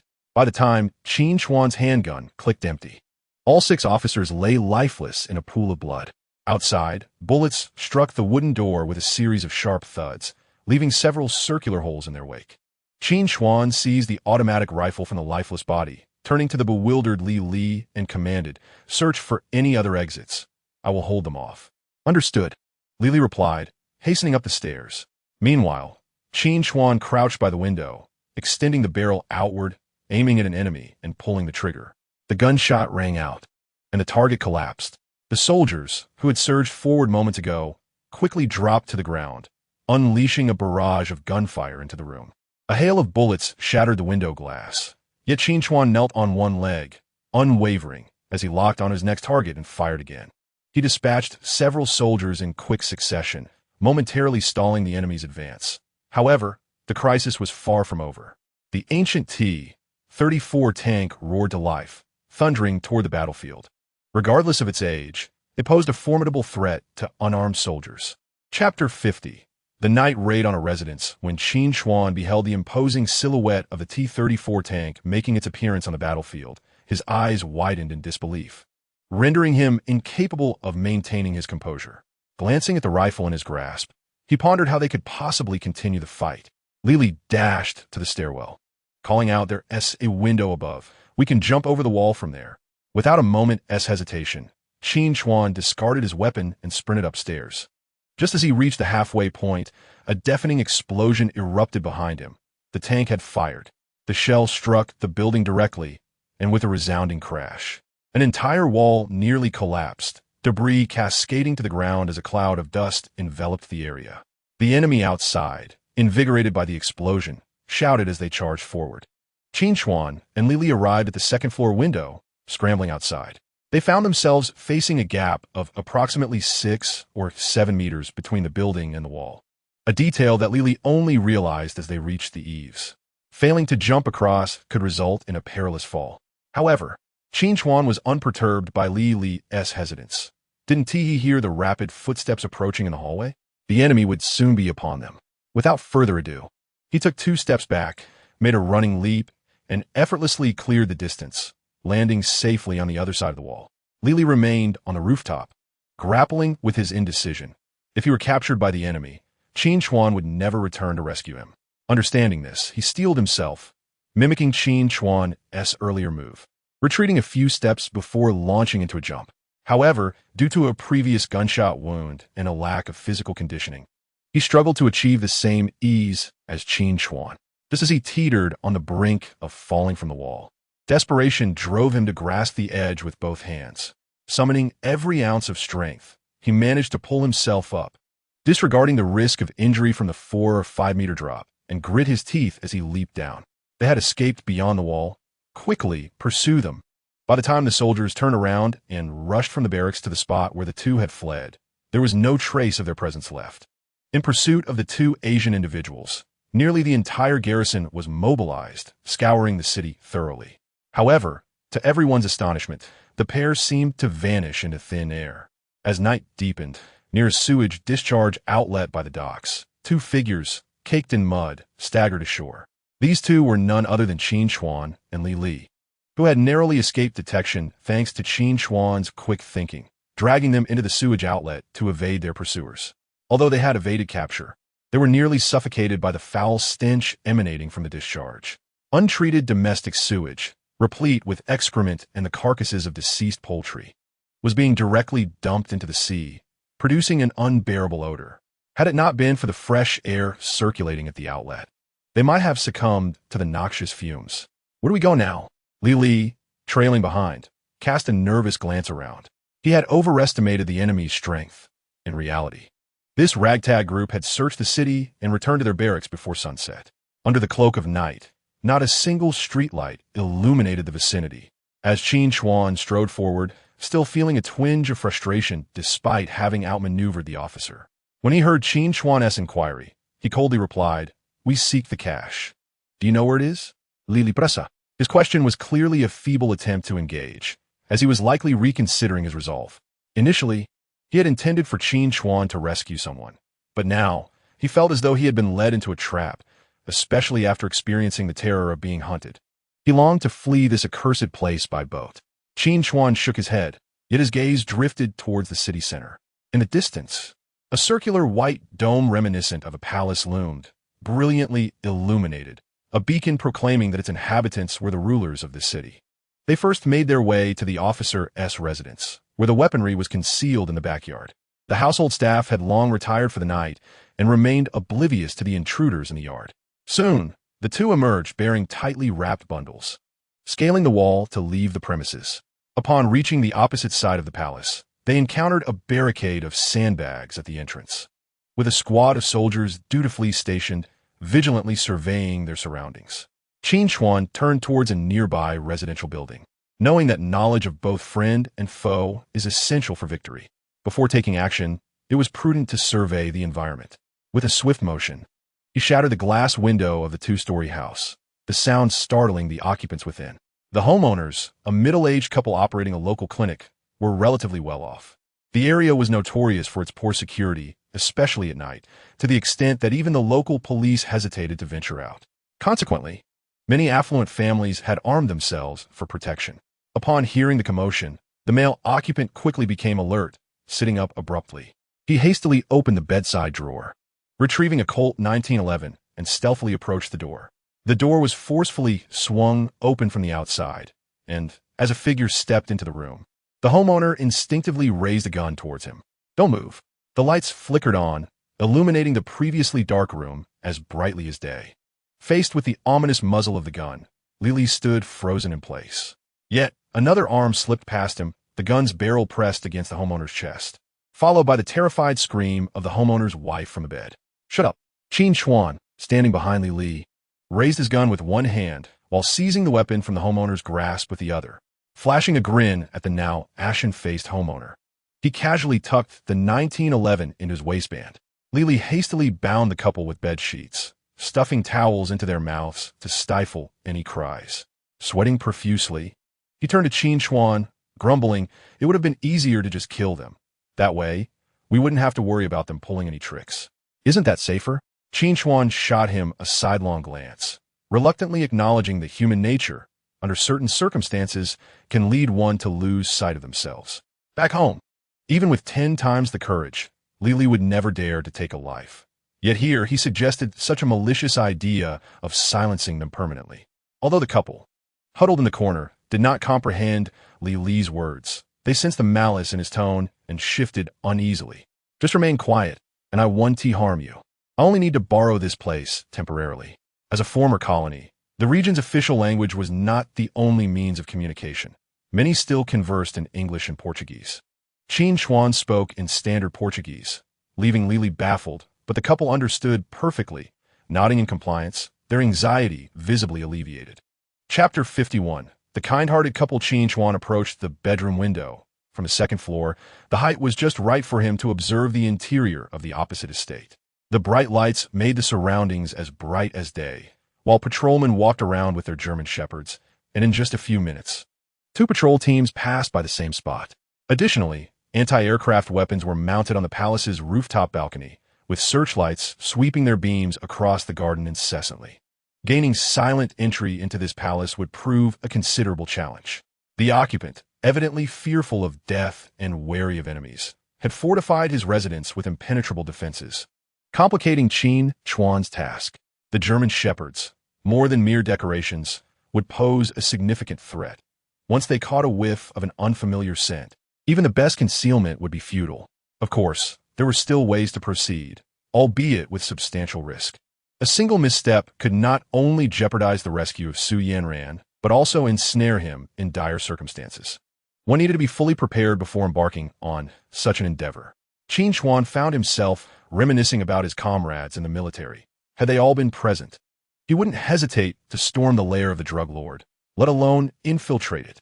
Li beside him was hardly more than a lackey. He couldn't rely on him for much assistance, and in the face of danger, he would likely flee faster than anyone else. Furrowing his brow and letting out a sigh, he focused on timing the intervals of each patrol, when suddenly a military jeep sped into view. Observing the direction from which the vehicle approached, it seemed that the destination was indeed here. Had their movements been compromised? If that were the case, how could the adversary possibly have dispatched only a single vehicle? This was evidently illogical. For the time being, all they could do was wait and see. If discovered, they would have no choice but to force their way out. Turning off the lights, Qin Chuan drew the curtains and signaled to Li. The latter promptly complied, pulling the cord to extinguish the light, plunging the room into darkness. A series of vigorous knocks echoed from downstairs, causing Li's heart to race as he gripped his automatic rifle tightly, his face a portrait of fear. They can't possibly know we are hiding here, can they? Shoo. Qin Chuan made a gesture for silence and crouched towards the entrance. Is anyone there? Dr. Holier, hurry. Someone is injured. If you don't open the door soon, I won't be polite. The urgency in the voice from outside was palpable, and the individual began to kick the door. If they delayed any longer, the intruder might indeed break in forcibly. The doctor Holier mentioned was presumably the male host of this residence. Upon their arrival, Qin Chuan had noticed the white coat hanging by the wall. What should we do? They are about to barge in. Nervously. Time was of the essence. If they prolonged the situation, the enemy would soon discover them. It seemed they had no choice but to take a gamble. Gritting his teeth, Qin Chuan approached the homeowner and whispered, I will let you go now, but you must promise not to disclose our presence here. Without hesitation, Holier nodded vigorously. Yet, still apprehensive, he added, your wife must remain upstairs. As long as you do not betray us, I assure you she will come to no harm. Retaining Mrs. Holier as a hostage would at least serve as a deterrent. Holier nodded in agreement, and Qin Chuan personally untied him. Go. Remember what I just told you. Holier glanced back at his wife before striding confidently towards the exit. They're coming, stop kicking. Holier called as he descended the stairs to open the door, whereupon 4 soldiers entered in quick succession. Among them was a junior officer, who frowned as he surveyed the room. Why did it take so long to open the door? And what with all this broken glass on the floor? It must be those mischievous children from the carpenter's house next door. They threw stones and broke my window. I'll deal with them first thing in the morning. Holier replied smoothly, donning his white coat and deftly shifting the subject. By the way, "Commander, you seem to be in a hurry. Has something happened?" The officer had merely been making casual inquiries and hadn't taken him seriously until now. He nodded and said, "One of my men has sustained a minor injury. I need to take a look." With that, he gestured for two soldiers to assist a limping comrade forward.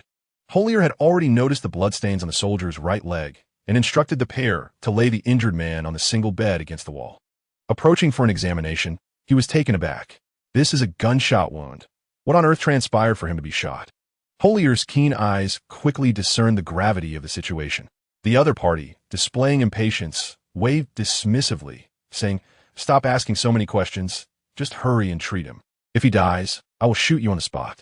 Consequently, Holier refrained from further inquiries, contemplating that this situation was likely related to the two Asian individuals upstairs.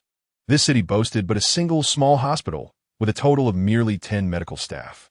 Due to the influx of injured soldiers that day, the hospital was already overwhelmed, forcing the officers to bring the lightly wounded here for Dr. Holier's treatment. After administering anesthesia, the patient fell into a deep slumber. Holier skillfully incised the wound with a scalpel and, within minutes, extracted a bullet. The operation completed, he assessed that the young man was in good health and unlikely to encounter further complications. However, there were no blood bags available, necessitating a trip to the hospital for a transfusion. After Holier's persuasion, the officer directed the soldiers to carry the injured man away, departing without a backward glance or mention of fees.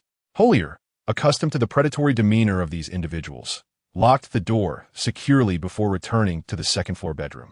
"Rest assured, they have departed without detecting any flaws," Holier asserted confidently. Indeed, the sound of a jeep starting up was heard from downstairs, quickly driving away. Qin Chuan kept his word, promptly releasing Mrs. Holier, though he instructed them not to leave the room. The couple exhibited remarkable cooperation with Mrs. Holier, even preparing some snacks in the kitchen as a late-night treat for the two men. She then approached Qin Chuan with a serious expression, recognizing him as the one in control. With utmost gravity, she inquired, "Are you here to assassinate Kudu?" Qin Chuan hesitated for a moment before nodding, "I suppose so." Upon hearing this, the couple's expressions turned fervently emotional. They nearly toppled the water cups before grasping Qin Chuan's hands tightly and, with tears streaming down their faces, recounted their plight. The Holier couple relied on their clinic for a decent income and had a beautiful, kind daughter. They once formed a happy family of 3, but their hopes were dashed a year ago. One fateful day, their daughter Elena vanished on her way to school. Days later, in a state of desperation, they discovered their daughter outside Kudu's estate, tortured and on the brink of death. In her final moments, she had muttered the name of that beast, Kudu. As they recounted their sorrowful tale, tears streamed down the faces of the Holier couple. Chapter 52. The Mysterious Easterners. The following morning, Holier's clinic opened, as usual, with patients occasionally arriving for treatment, yet no one noticed the two unfamiliar faces upstairs. Mrs. Holier even prepared breakfast for them and delivered it to their room. The adage, "The enemy of my enemy is my friend," played true, as the couple had assisted them with strategies the previous night. However, based on Qin Chuan's observations, infiltrating Kudu's stronghold silently without alarming the guards would prove exceedingly challenging. After contemplating throughout the night, Qin Chuan finally laid down to catch a brief rest as dawn broke, leaving Li to keep watch by the curtains. This was under the very noses of their adversaries, and even the slightest disturbance could spell disaster. Thus, vigilance was paramount. Fortunately, the day passed smoothly, with no unusual occurrences detected. As Holier closed the clinic's door promptly, he extended an invitation to the two individuals to join him for dinner downstairs. They conversed with the ease of longtime acquaintances, and after their meal, Qin Chuan took the initiative to assist the couple in clearing the table. "If possible, I implore you to help me rid this world of the devil Kudu." Holier grasped Qin Chuan's hand, beseeching him. The appearance of this man from Huagua rekindled a flicker of hope for revenge in the hearts of the couple, who had already lost all zest for life. Qin Chuan remained silent, merely nodding in agreement.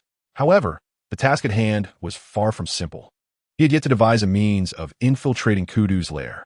Faced with the couple's heart-wrenching plea, he found it difficult to refuse them. From Holier, he learned that Kudu and his son were both avaricious and lecherous, having victimized numerous young women. The longer they delayed, the more precarious the situation became for Su Yanran. who was trapped within. Time was of the essence, and Qin Chuan resolved to venture into the fray that very night. Upon returning to his quarters, he retrieved a collection of weapons from beneath the bed, securing grenades within the folds of his suit.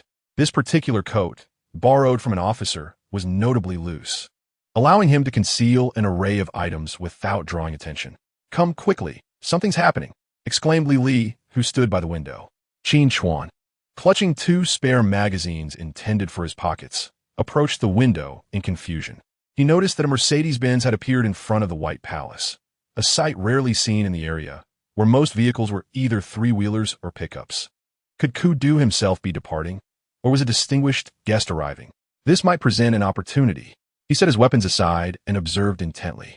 After approximately 40 to 50 minutes, 2 impeccably dressed men, one older and one younger, emerged, accompanied by a robust black man adorned with an array of medals. If his instincts were correct, that bearded black man was none other than the local overlord, Abin Tai Kudu. Just then, Mrs. Holier entered with water for them, and Qin Chuan seized the chance to verify his suspicion. She retrieved her glasses from a drawer and approached him. Upon a brief glance, she seethed, "Yes, that is Kudu, a demon deserving of the depths of hell." Qin Chuan glanced at the rifle positioned against the wall. The direct distance from the window to Kudu's location was approximately 200 meters, a rare opportunity indeed. He estimated he had a 70 to 80% chance of taking him out with a single shot, but after several deep breaths, he resisted the temptation. Eliminating Kudu at this juncture would serve no purpose in rescuing anyone and would only expose him, endangering the Holier couple. The primary objective of this mission was to save lives, with the demise of Kudu being a secondary concern. Having come to this realization, he gradually calmed himself, his gaze unwaveringly fixed on the individuals before the palace. "Are those 2 with Kudu from Huagua?" Li remarked, eyeing the 2 impeccably dressed Asians with a hint of astonishment. Qin Chuan shook his head. Whether they were indeed from Huagua remained uncertain, but it was evident that their status was extraordinary, as even a local tyrant like Kudu had to greet them with a smile and embrace the younger man warmly upon their departure. 2 individuals entered a vehicle, boldly departing the lair of the notorious Kudu under the escort of 2 military trucks, their headlights fading into the distance. "Let us go. This might be an opportune moment." And Qin Chuan would not let it slip away. He swiftly turned, flung open the door, and dashed out. In the quiet town at night, even without a curfew, the streets were eerily empty, enveloped in a haunting stillness akin to a ghost town. The vehicles moved at a modest speed of 20 miles per hour, and Qin Chuan navigated through a narrow alley, finally catching up with the advancing convoy. After several hundred meters, they arrived in front of a lavish hotel. As the car came to a halt, several men in black suits hurriedly approached, assisting in opening the vehicle door. In response to their obsequious greetings, the man emerging from the car remained impassive, his expression devoid of emotion as he strode into the hotel. This hotel was extravagantly decorated, starkly contrasting with the local environment. It served as a venue for Kudu to entertain esteemed guests. A contingent of soldiers was always stationed outside, making it exceedingly difficult for ordinary individuals, regardless of wealth, to gain entry. Had they gone in? Li, breathless, caught up with Qin Chuan. Crouching in the shadows, Qin Chuan observed the hotel entrance. The armed soldiers stationed there were engaged in idle chatter, yawning as they braced themselves for another arduous night. Under the cover of darkness, Qin Chuan led Li, crouching low, across the street to the back of the hotel. The 2-meter-high wall appeared insignificant to Qin Chuan. With a powerful push, he leapt up and easily grasped the top, then reached back to assist Li. He had noted that the individual returned not long ago, and a light had illuminated a room on the 4th floor, indicating that it was likely their residence. Due to special circumstances, the hotel was unusually quiet. Apart from the night shift personnel at the front desk, the rest had retired early. Unbeknownst to anyone, the 2 slipped in through the kitchen window, tiptoeing past the front desk, where the staff, oblivious to their presence, dozed off, heads bobbing. They entered the elevator and headed straight for the 4th floor. Ding! As the elevator doors opened, 2 men in suits immediately turned to face them. "You are not permitted here. Leave at once," barked one of the men, still unaware that the 2 were intruders, gesturing for them to vacate the area. Easterners? From the language they spoke, it was evident that these men were not the Chinese Li had initially presumed. but rather a gang of petty thugs. What did you say? Qin Chuan feigned ignorance, stepping forward. Leave this place, do you understand? The man, oblivious to the impending danger, commanded in English. Before he finished speaking, Qin Chuan struck him sharply on the neck, causing him to collapse. His companion, realizing the situation, attempted to reach for his weapon while calling out to alert those inside. However, as he drew his handgun, a powerful blow rendered him unconscious, following in the footsteps of his fallen comrade. Chapter 53. A good method. Having dispatched the two guards, Li was still in shock as Qin Chuan swiftly subdued them. Indeed, he was a man of violence. Qin Chuan opened the door to a storage room and unceremoniously threw the unarmed Eastern Zhou individual inside. Turning back, he instructed, "You shall remain outside. Should there be any sign of disturbance, promptly inform me." Understood, Li replied. Qin Chuan then strode towards the illuminated door of the adjacent room, lifted his foot, and forcefully kicked the door open.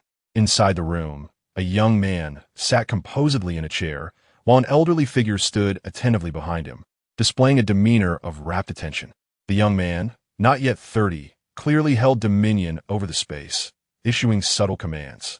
A sudden crash interrupted his speech, and upon turning, he beheld Qin Chuan striding in with purpose. "Who are you?" the young man inquired, frowning. The elder rushed forward to shield him with his body, only to be shoved aside by Qin Chuan. "Do not move. Bullets do not discriminate." He brandished his firearm, pressing it against the young man's temple, warning him in Eastern Zhou dialect. The young man, who had attempted to rise, obediently resumed his seat, albeit with a hint of astonishment in his gaze. Despite the gun being aimed at him, there was no trace of fear in his eyes. Did he presume that Qin Chuan would refrain from pulling the trigger? "How dare you show disrespect to our young master? Lower your weapon," the elder shouted from behind, his indignation palpable, as if Qin Chuan's act of pointing a gun at the young master constituted an unforgivable sin. In the face of the threat, Qin Chuan merely smiled and, without warning, delivered a sharp slap to the young man's face. The sound echoed sharply, leaving both Eastern Zhou individuals stunned.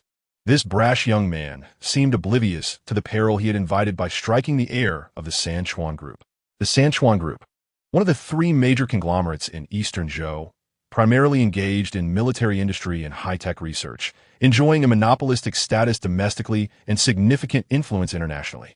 This young man, Chuan Benziro, was the favored youngest son of the family head, his coming-of-age ceremony presided over by the emperor himself, signifying his esteemed status.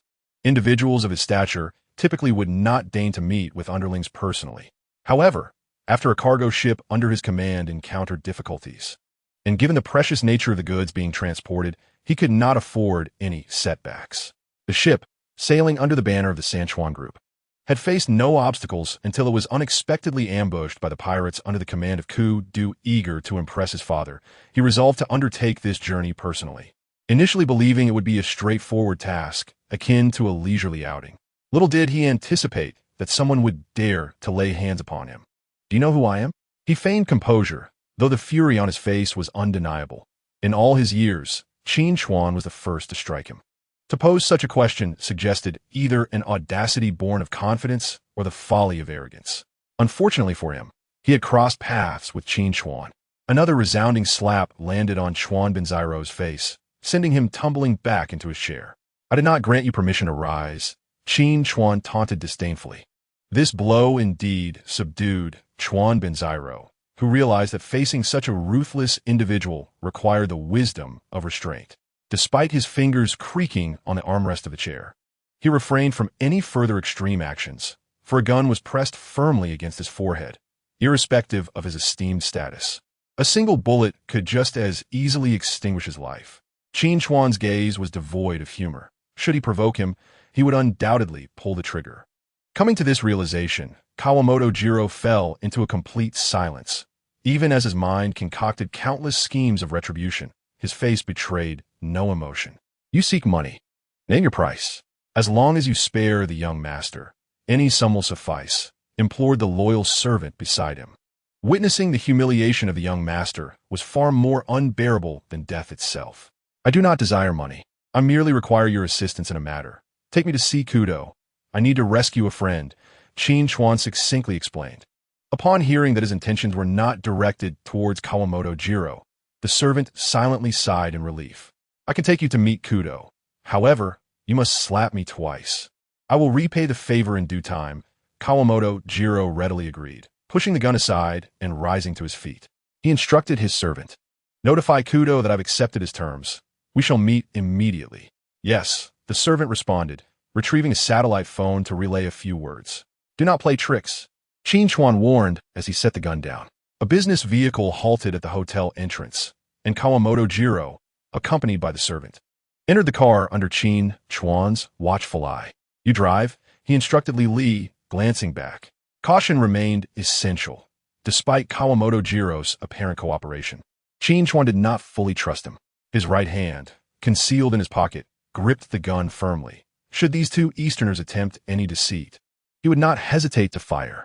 Li ordered the driver out of the vehicle and took the wheel himself. Once Qin Chuan settled into the car, it started moving steadily toward Kudo's stronghold. Inside the car, Qin Chuan cast a glance at the 4 neatly stacked travel cases in the back seat and inquired, "What do those cases contain?" "Money," Kawamoto Jiro replied candidly. $5 million in each case, totaling $20 million. This sum would ensure a lifetime of comfort for an ordinary person. However, upon hearing this, Qin Chuan's expression remained largely unchanged, only tinged with curiosity. Why carry such a large amount of cash to see Kudo? My goods are in his possession. That greedy man desires $2 million to ransom them, Kawamoto Jiro remarked, stretching his arms to make himself more comfortable. What goods are worth $20 million? Qin Chuan pressed further. The other man offered no reply until the gun nudged against his waist, at which point Kawamoto Jiro wiped the smile from his face and replied earnestly, "You focus solely on rescuing your person. It is best not to inquire too much. Knowing more will not benefit you." Their gazes clashed. Kawamoto Jiro was certain that Qin Chuan would not dare to kill him easily, as he still relied on him to meet Kudo. After navigating several turns, the vehicle arrived at the gates of the general's residence, where sandbag fortifications were in place, with a heavy machine gun mounted, should the gunner discern their true intentions.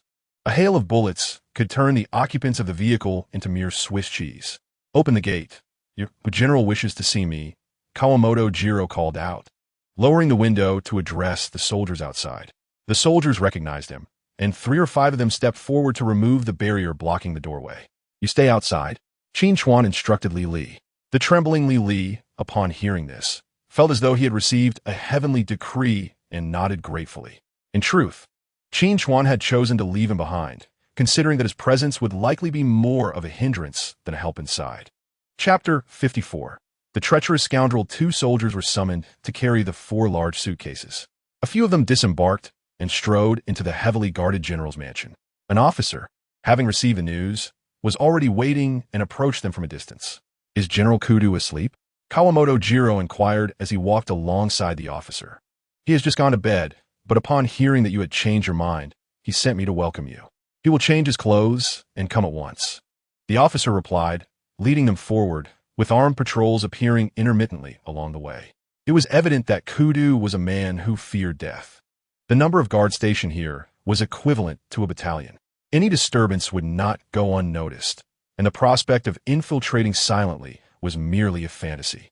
"Yes, they are my attendants, accompanying me to meet the general," Kawamoto Jiro said, casting a playful glance back at the closely following Qin Chuan. "Of course. Please follow me this way," the officer replied, guiding them to a conference room on the first floor, assisting Kawamoto Jiro with his chair and attending to him carefully. Qin Chuan and the old servant stood on either side of Kawamoto Jiro. After the soldiers set down the suitcases, they turned and exited. After a while, the sound of hurried footsteps echoed in the corridor, and soon a short, stout black man with a bushy beard, clad in a bathrobe, entered accompanied by a group of officers. This rotund figure was none other than the notorious Kudo. He appeared quite amiable at first glance, but only those who knew him were aware of his malicious nature. "My old friend, I did not expect to see you so soon again," Kudo said, stepping forward to embrace him warmly. Kawamoto Jiro, however, displayed a cold demeanor, even revealing a hint of disdain in his eyes. Were it not for the importance of the cargo, he would have deemed it beneath him to associate with such a person. Coldly inquired, "Where's my cargo?" Kudo settled into a chair on the opposite side of the table, took a cigar handed to him by one of his subordinates, exhaled a plume of smoke, and then leisurely replied, Rest assured, Mr. Kawamoto, the goods are safely here. As for the remuneration, clearly a band of robbers. They should straightforwardly demand a ransom rather than feign civility by calling it remuneration. Kawamoto Jiro, weary of quibbling with such a person, instructed Qin Chuan, open the suitcases. Qin Chuan, having entered in the capacity of an attendant, had no choice but to comply. He approached and opened each of the 4 travel cases, revealing neat stacks of $100 bills within. Upon seeing such a fortune, Kudu and his entourage of officers were momentarily taken aback, with some unable to contain themselves, their jaws nearly dropping in disbelief. Is this it? Kawamoto Jiro asked. Just a moment. Kudu murmured a few instructions to one of the officers, who then turned and left. Qin Chuan was also seeking a suitable opportunity to stealthily slip away and rescue the captives. However, the entrance was guarded by 2 sentinels, and without a plausible excuse. Any reckless attempt to exit would undoubtedly raise suspicions. He had contemplated taking the toxic substance hostage in exchange for the prisoners, yet several officers consistently accompanied the adversary. This was, after all, the stronghold of the toxic substance. Without absolute certainty, any impulsive action could lead to his utter demise. Before long, an officer returned, clutching a glass vial containing a viscous green liquid. He casually placed it on the table before Kawamoto Jiro. Kawamoto's expression shifted dramatically. Fortunately, the container appeared intact. Had it suffered even a minor crack, the contents could have leaked, endangering the lives of everyone in the room. He cared little for the fates of others, but had no desire to be felled by a band of brutish thugs. Why was there only 1 vial? What about the other 4? After inspecting the liquid to ensure it had not been tampered with, he furrowed his brow and inquired. Kadoku seemed to have anticipated his question and chuckled. I previously mentioned that 20 million is the price for a single vial. If you wish to acquire the remaining 4, an additional 80 million will suffice. Perhaps sensing Kawamoto's wealth and his keen interest in these trinkets, Kadoku decided to revise the terms, seeking to extract even more from him. Bang! Feeling deceived, Kawamoto could no longer maintain his composure and slammed his fist on the table, prompting the soldiers at the door to rush in, weapons aimed at them. Leave. Kadoku nonchalantly waved his hand, confident in his domain, unperturbed by the antics of those opposite him. Kawamoto took several deep breaths to regain his composure. A few tens of millions meant little to him, yet the humiliation inflicted by his adversary was intolerable. Fine, I will give you 80 million, but the items must be returned intact. Splendid. Go, bring some wine. I wish to toast with Mr. Kawamoto, Kadoku replied with satisfaction. In his eyes, those few glass vials had netted him a staggering sum, surpassing the gains of years spent in plunder and violence, which explained his delight. I have one more request, Kawamoto added, glancing back at Qin Chuan. A couple of days ago, was there a woman from Huagua and her companions detained here? Bring her to me immediately. True to his word, Kadoku, without any trickery, assisted Qin Chuan in locating the woman, which somewhat surprised him. Are they your friends? No problem. They are being held in the basement. I shall have them brought to you at once. Consider these individuals a complimentary gift, Kadoku boasted, thumping his chest. Upon hearing this, Qin Chuan exhaled in relief. The situation had unfolded far more favorably than anticipated. However, before he could fully relax, an officer whispered something to Kadoku, causing his expression to darken. What? That woman has been taken to my son's room? Anyone not a fool would understand the implications of Kadoku's lecherous son bringing a woman to his quarters. Even more brutal than his father, his son had left many women scarred and, if misfortunate, could lead them to a fate worse than death. The woman who falls into his hands cannot possibly have a good fate. Qin Chuan had long heard of his son's notorious reputation from the holier couple, yet he never imagined that his greatest fears would manifest right before his eyes. The thought of Su Yanran potentially suffering at the hands of Ku Du's son caused him to lose his composure. This was a once-in-a-lifetime opportunity. Kawamoto Jiro, who had been observing him from the shadows, abruptly pushed back his chair and dashed toward Ku Du, shouting, "He is a killer. Eliminate him at once." Kawamoto Jiro, that cunning fellow, had previously feigned cooperation merely to deceive Qin Chuan, and upon finding the chance, he promptly betrayed him. By the time Qin Chuan realized his folly, it was too late. He had fallen into the trap laid by this little schemer. As he drew his gun, intending to shoot Kawamoto Jiro in the back, a figure suddenly lunged in front of him. Bang! The bullet struck the old servant in the chest. Seizing this moment, Kawamoto Jiro escaped behind a group of officers protecting Ku Du, pointing at Qin Chuan and shouting, "Kill him." Chapter 55. Unethical thoughts. The old servant clung desperately to Qin Chuan's arm, while the officers under Ku Du's command quickly reacted, drawing their weapons and firing. Bullets whizzed past, and Qin Chuan transferred the gun to his left hand, using his right to steady the old servant as he returned fire. The guards stationed at the door, alerted by the gunfire, rushed into the room, only to be met with bullets that struck them down before they could comprehend the situation. With the old servant in tow, Qin Chuan swiftly retreated toward the door as incoming bullets struck the old man's back, bursting forth with sprays of blood. The officers, carrying only handguns for convenience, lacked sufficient penetrating power, inadvertently granting Qin Chuan a chance to escape. Upon reaching the doorway, he released the lifeless body of the old servant, and with a flick of his wrist, produced a grenade, biting off the pin before tossing it inside. The conference room erupted with terrified screams, followed by a deafening explosion. As the smoke began to clear, Kawamoto Jiro pushed aside the body of an officer that had fallen atop him and stood up, coughing. He found that Qin Chuan had vanished without a trace, and to his astonishment, the glass vial he had failed to retrieve had also disappeared alongside Qin Chuan. Ku Du, cursing, rose to his feet, but was swiftly grabbed by Kawamoto Jiro by the collar, lifting him off the ground with remarkable force. "Quickly, inform your soldiers. They must capture that brat and recover my belongings." Seeing the urgency etched on his face, Ku Du, struggling to breathe, could not help but ask, "What exactly is in that vial? Stop asking so many questions. I'll give you an additional 50 million. You must retrieve it intact." Kawamoto Jiro nearly shouted his command. The liquid in the vial was, in fact, a highly potent radioactive substance that required specialized containers for storage. Any leakage would lead to disastrous consequences. The intense gunfire had already alerted the guards outside. A fully armed squad, led by an officer, hastily made their way toward the conference room. Just as they passed, Qin Chuan emerged from the shadows, warily heading in the opposite direction. Not long after, another squad of guards approached from a different direction, and upon spotting each other, both sides raised their weapons and fired. Qin Chuan concealed himself behind a wall, firing indiscriminately a few shots outward. The bullets struck the brick wall behind him, sending sparks flying. He retrieved a grenade from within his coat, removed the safety pin, and silently counted to 3 before hurling it outside. The grenade traced a perfect parabolic arc through the air, detonating before it even touched the ground. The shrapnel inflicted heavy casualties on the group of guards, and Qin Chuan swiftly drew a 1911 from his waistband, charging out from his cover. With a simultaneous pull of the triggers, the bullets, as if guided by an unseen force, struck their respective targets with lethal precision.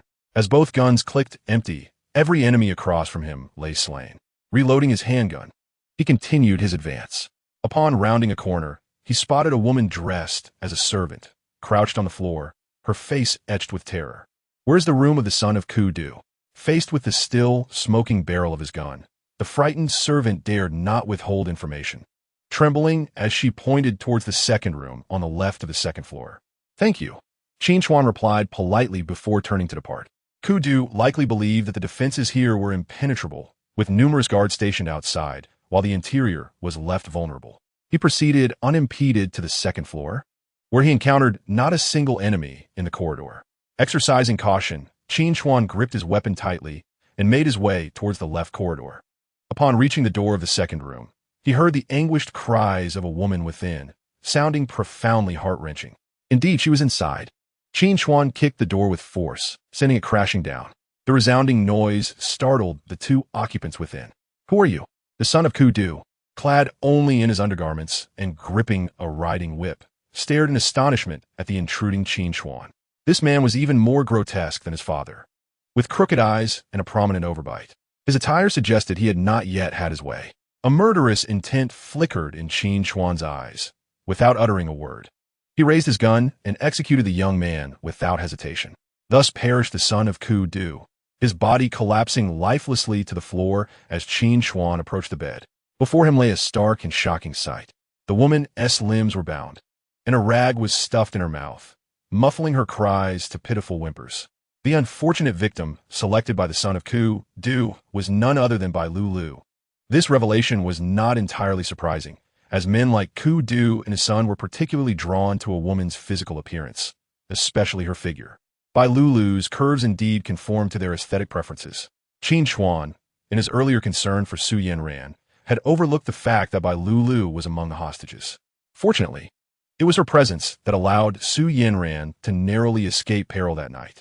Yet, had Qin Chuan arrived even a day later, she too might have fallen victim to their malevolence.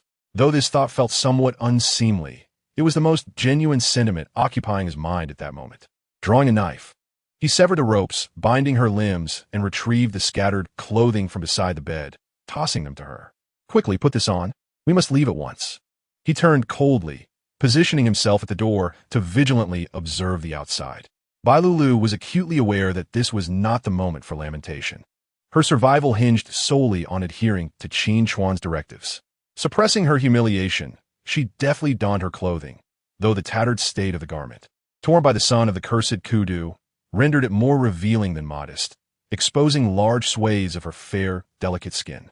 In the midst of battle, Qin Chuan resembled an emotionless machine. He cast but a cursory glance at Bai Lu, barely clad, before turning to exit. Amidst the chaos, a soldier peered around the corner, only to be struck by a bullet tumbling down the stairs. Do you know where Su Yanran and the others are being held? Qin Chuan pressed against the wall, extracting a grenade without looking back. In the basement, I know the entrance, Bai Lulu responded from behind. The grenade was hurled, ricocheting off the wall and rolling into the corridor. The soldiers huddled there watched in horror as the iron projectile came to rest at their feet, too late to escape. Boom! As the dust settled, Qin Chuan approached the fallen guards, casually picking up a firearm and exchanging the magazine, then rejoined Bai Lulu to fight their way back to the first floor. Engaging in a brief firefight in the corridor, bullets ricocheted off the walls, and as Qin Chuan fired while retreating, his precise marksmanship kept the enemy at bay. With Bai Lulu leading the way, they navigated a series of turns until they arrived at an iron door. The door was ensnared with chains. Qin Chuan instructed her to stand back, drew his pistol, and discharged 3 rounds at the heavy lock, shattering it. Pulling open the iron door revealed the staircase leading to the basement, where another iron gate awaited. Qin Chuan repeated his earlier action, obliterating the lock with 2 shots. Chapter 56. The Burden of Virtue. Just as Bai Lulu was about to enter, Qin Chuan yanked her back. The basement corridor erupted with gunfire. Bullets struck the iron door with a resounding clang, narrowly missing Bai Lulu and almost sealing her fate. The 4 guards remaining in the basement were woefully inexperienced, firing indiscriminately at the first sign of a target, oblivious to the necessity of conserving ammunition. Qin Chuan maintained his composure, waiting for the gunfire from the opposing side to diminish before tossing a grenade through the door's crack. Thunderous detonation ensued. 3 guards were killed, 1 injured. Qin Chuan swiftly entered, dispatching the wounded soldier with a single shot. The corridor was dimly lit, with incandescent bulbs spaced every 10 meters, the air thick and stale, tinged with the scent of mildew. Bai Lulu guided him through the twisting passages, where they encountered numerous iron cages previously used to detain hostages. In days gone by, pirates would seize valuable captives from passing vessels, bringing them here to extract ransom from their families. Yet in recent months, as the conflict escalated, ships had begun to avoid these waters, leaving the pirate trade in disarray. The cages stood nearly empty, the fates of past captives unknown. Director Du, we have come to rescue you. Bai Lulu halted before one such cage, calling out to the 3 feeble figures huddled within. Du Zihai suddenly lifted his head. Upon seeing Qin Chuan beside Bai Lulu, he scrambled to the edge of the cage in a desperate rush. Qin Chuan, please save us. The once elegant and poised General Du now bears the marks of exhaustion, his eyes hollow and sunken. He and his 2 loyal subordinates are stained with blood, evidently having endured brutal beatings from the guards. It seems they have conveniently forgotten their past misdeeds, abandoning everyone to sneak away under the cover of night, leading to their current plight, a consequence of their own making. For someone as selfish as him, Qin Chuan chooses to disregard him. His daring infiltration is not meant to rescue them. Glancing at Bai Lulu, he inquired, somewhat displeased, I asked you to take me to Su Yanran. Bai Lulu, intimidated by his gaze, this was no longer the little security guard she once knew, but a ruthless figure capable of violence, quickly lowered her head and pointed ahead, murmuring, General Su was originally locked up with me, just around the corner. Without uttering a word, Qin Chuan pressed forward, leaving the imprisoned Du Zihai and his companions in a frenzy of despair. The guards are merciless, providing only a single meal of foul-smelling slop each day. Any complaint would result in severe punishment. If this continues, within a week, they would either starve or be beaten to death. Please don't abandon us. We understand our mistakes. If you could forgive me, I would comply with any request, cried Du Zihai and his companions, shaking the bars in desperation. Yet, Qin Chuan remained unmoved, dragging by Lulu around the corner and out of sight. Defeated, the three collapsed to the ground, painfully striking their heads in anguish. In that moment of vulnerability, General Du could no longer maintain his composure, weeping in regret. As Qin Chuan had said, had they known this would be their fate, they might have acted differently. Their selfishness had led to their downfall. This is it, Bai Lulu announced, halting before a heavy iron door. The guards, perhaps out of consideration for them being women, had not confined them in a cage, but had prepared a cell instead, where their basic needs were exposed to the prying eyes of others. Qin Chuan peered through a ventilation window above the iron door, but the darkness within obscured everything. Yanran, he called several times before finally receiving a response. Qin Chuan, is that you? Hearing her clear voice, Qin Chuan felt a wave of relief wash over him. Step back, he commanded, then delivered a powerful kick to the sturdy iron door, causing a dent to form. Another kick followed, and the door, unable to withstand such force, swung open. Having spent so long in the pitch-black confines, Yanran stepped out, momentarily blinded by the brightness above. Squinting, she gradually adjusted her eyes. Is it really you? Am I dreaming? She asked in disbelief. When Bai Lulu was taken away by the guard's son, she realized she would be next. Rather than endure such humiliation, she had resolved to end her own life. This resilient female executive, determined to avoid such disgrace, had found a small stone shard on the ground and was poised to cut her wrist. Without having experienced it personally, one cannot fathom the depths of her despair at that moment. As a proud and ambitious woman, faced with such dire circumstances, death might indeed have seemed to her a form of liberation. The shard of stone was insufficiently sharp. It took several attempts before she managed to sever her wrist. In her despair, Yanran allowed the crimson blood to drip from her fingertips, a slow yet steady stream. Although the bleeding was not rapid, she gradually felt her consciousness fading, a clear indication of her life force ebbing away, to the point where Qin Chuan had to call her several times at the door before she regained her senses. Had he arrived any later, perhaps Yanran would have already succumbed. Observing her incessantly bleeding wrist, Qin Chuan surmised the intentions of the female CO and silently rejoiced at his timely arrival. He tore a strip from his clothing to hastily bandage her wound and instructed Bai Lulu, support her and follow me closely. Bai Lulu nodded in agreement. The three turned back, with Qin Chuan leading the way, his gun trained ahead. The enemies searching outside would soon realize they had escaped into the basement. If their exit were blocked, they would find themselves in grave trouble. As they passed by Du Zihai and the others once more, Qin Chuan maintained an impassive expression and continued forward. Yanran, please save us. I beg you, I don't want to die here. Du Zihai cried, his face a portrait of misery. Yanran was not a heartless woman, and considering that Du Zihai had always looked out for her both in the company and beyond, it seemed excessive to abandon him to his fate despite his previous transgressions involving the stolen speedboat. Seeing him in such torment inevitably stirred her compassion. As a participant in this ordeal, she understood the enmity between Qin Chuan and Du Zihai. However, she reasoned that saving one was akin to saving many. Why not extend a helping hand? As for their grievances, once they escaped, even if Qin Chuan were to vent his frustrations on him, it would be far preferable to leaving him to die. Qin Chuan, could you wait a moment? Rationality took precedence, and Yanran ultimately persuaded herself to intercede on Du Zihai's behalf. Chapter 57. In extremis weight.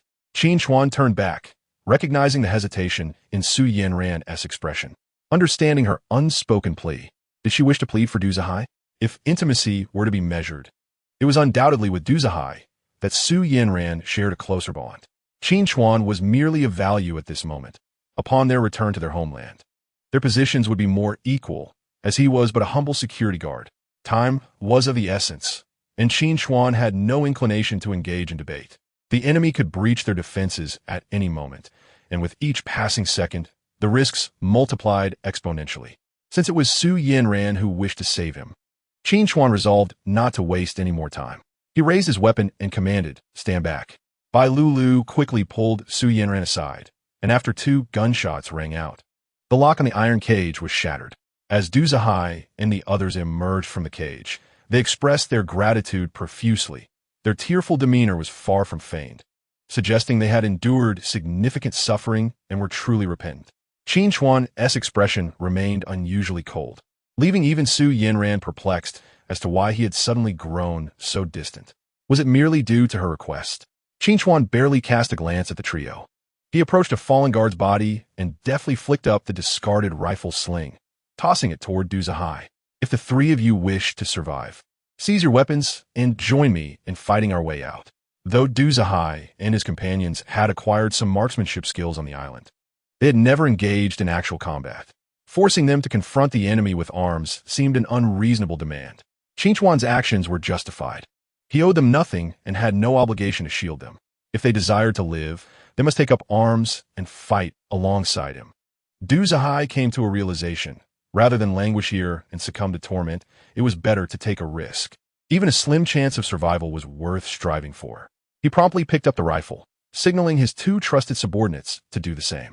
They each armed themselves and followed Qin Chuan forward.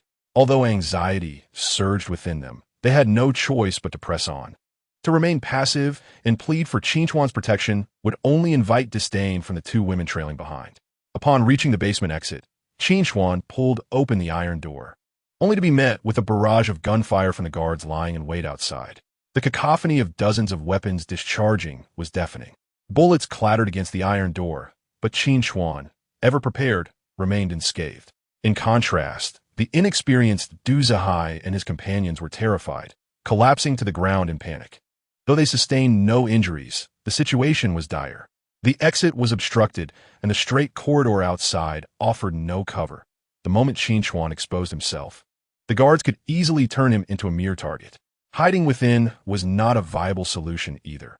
Once the enemy regained their composure, a single rocket could obliterate the iron door and allow them to storm in. Relying solely on himself and the 3 frightened novices would not suffice. Was there truly no alternative? As the gunfire gradually subsided, Kudo even ordered soldiers to bring in 2 light machine guns, effectively sealing off the exit. At this point, escape seemed impossible for Qin Chuan. "Kawamoto Jiro, I know you're out there. You must be eager to reclaim the vial in my possession." Qin Chuan's voice reverberated from behind the iron door. Baka. He had correctly surmised that Kawamoto Jiro was indeed hiding behind the guard alongside Kudo. The importance of that vial to him was second only to his life. His expression darkened as he muttered a curse, prompting Qin Chuan to continue. "Why not propose a trade? If you have Kudo withdraw his soldiers and allow us to leave, I shall return the vial to you." Qin Chuan was cunning, having recognized the vial's significance to Kawamoto Jiro, which was precisely why he had braved the hail of bullets to seize it. He spoke in Dongzhou dialect, leaving Kudo and the others baffled by his words. Kawamoto Jiro's expression shifted erratically. He had not anticipated that the adversary would use this as leverage. The vial was of paramount importance to him and his family. Had it not been for the European nations classifying the liquid known as 009 as a level 1 contraband, he would not have risked transporting it by cargo ship. Ultimately, his clandestine operation had backfired, resulting in a significant setback in this small nation of Anwaga. In order to reclaim what rightfully belonged to him, he found himself compelled to compromise. After a brief calculation, he whispered an irresistible offer into Kudu's ear, and indeed, Kudu, after a moment of contemplation, acquiesced. "Very well, I agree. Leave the item, and you may depart from here," he declared with a booming voice. "I hope you are not deceiving me again. Otherwise, I cannot guarantee the integrity of the item."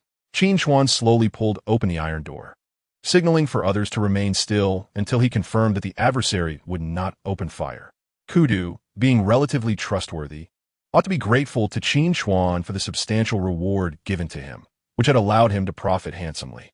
As for the soldiers eliminated by Qin Chuan, their lives were of no consequence. He instructed his soldiers to lower their weapons.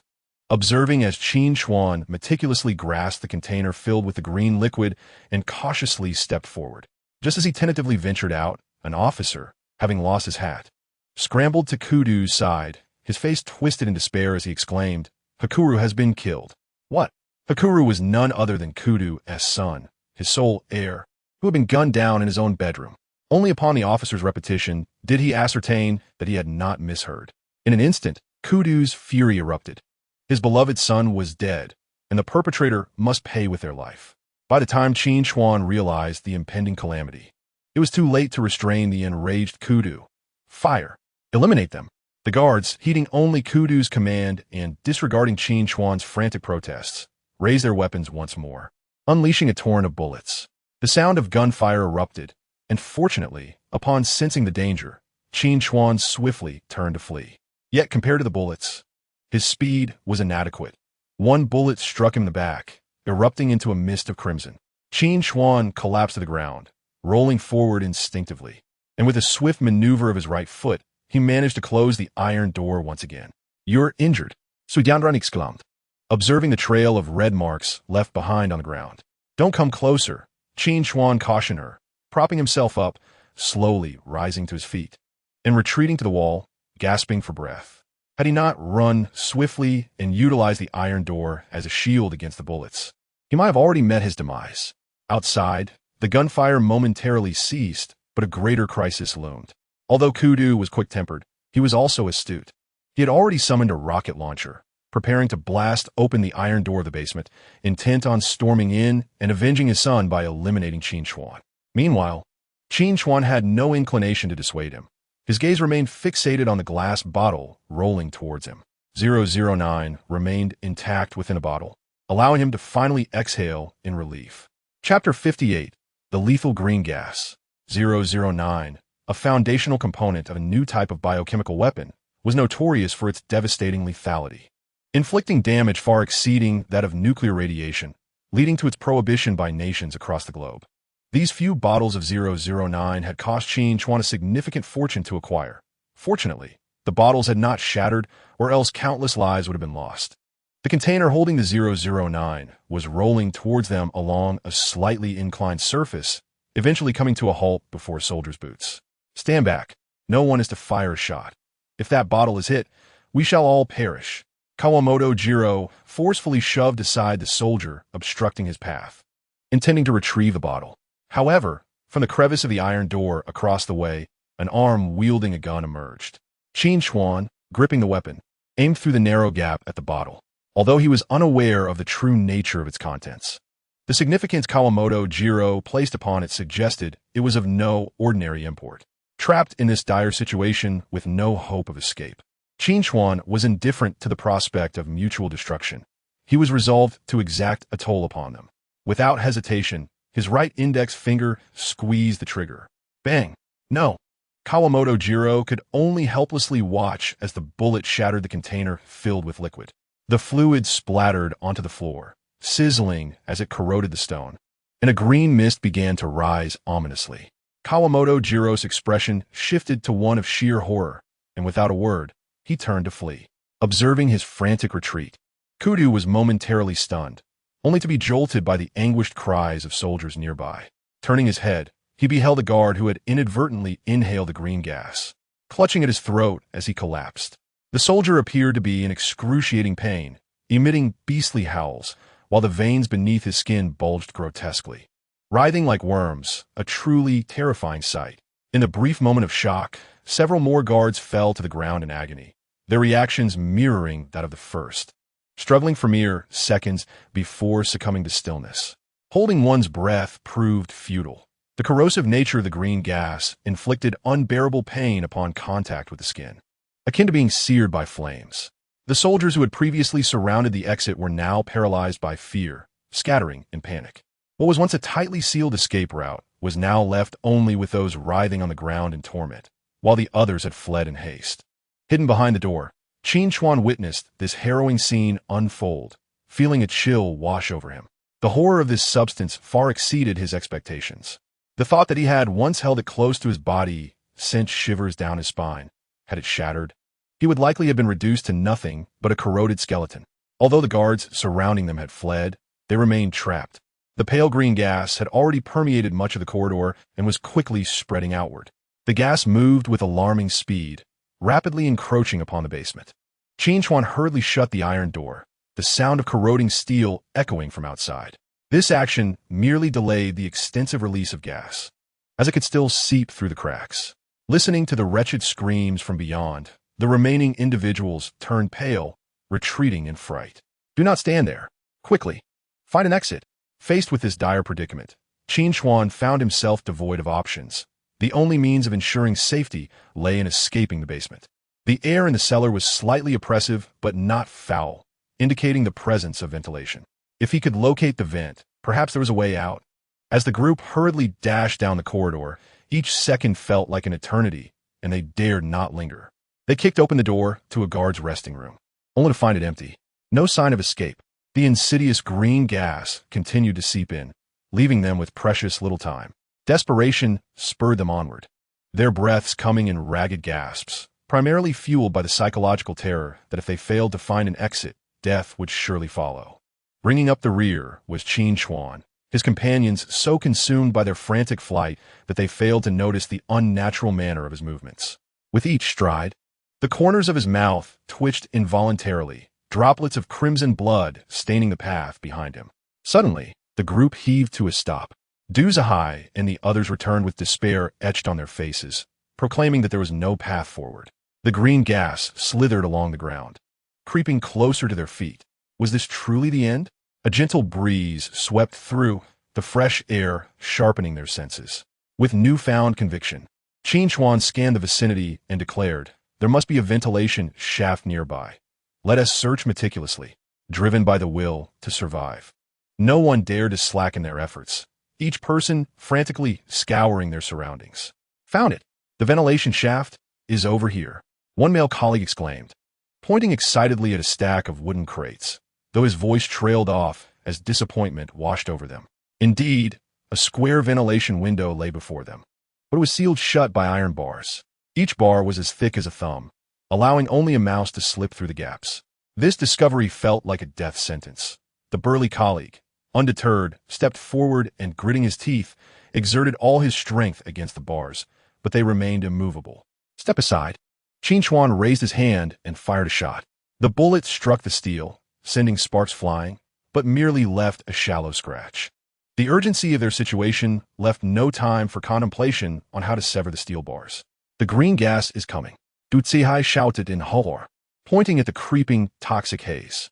The gas had lightened in color, its corrosive potency seemingly waning, yet that did not signify it was harmless. At the current rate of advancement, it would reach them in less than half a minute. As despair settled over the group, Qin Chuan seized a steel bar in each hand, bracing his right foot against the wall, his arm muscles bulging with effort. "Give me strength."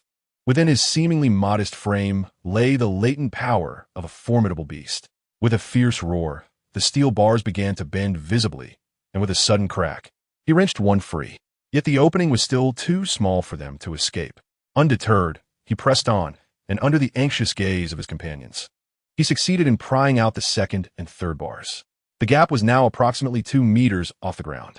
To expedite their escape, Qin Chuan swiftly wrapped his arms around Su Yanran's thighs and lifted her, his face pressed against her. Su Yanran's cheeks flushed with embarrassment, yet she knew the gravity of the situation and could not afford to dwell on her feelings. This was not the time for shyness or anger. Having just emerged from the tunnel, she quickly turned back to assist others in their escape. By the time the last person climbed out, the toxic gas had already begun to spread to the very spot they had occupied moments earlier. A mere few seconds more could have meant bidding farewell to this world forever. Chapter 59. The final magazine. Though Qin Chuan and his companions narrowly escaped the basement at the last moment, their peril was far from over.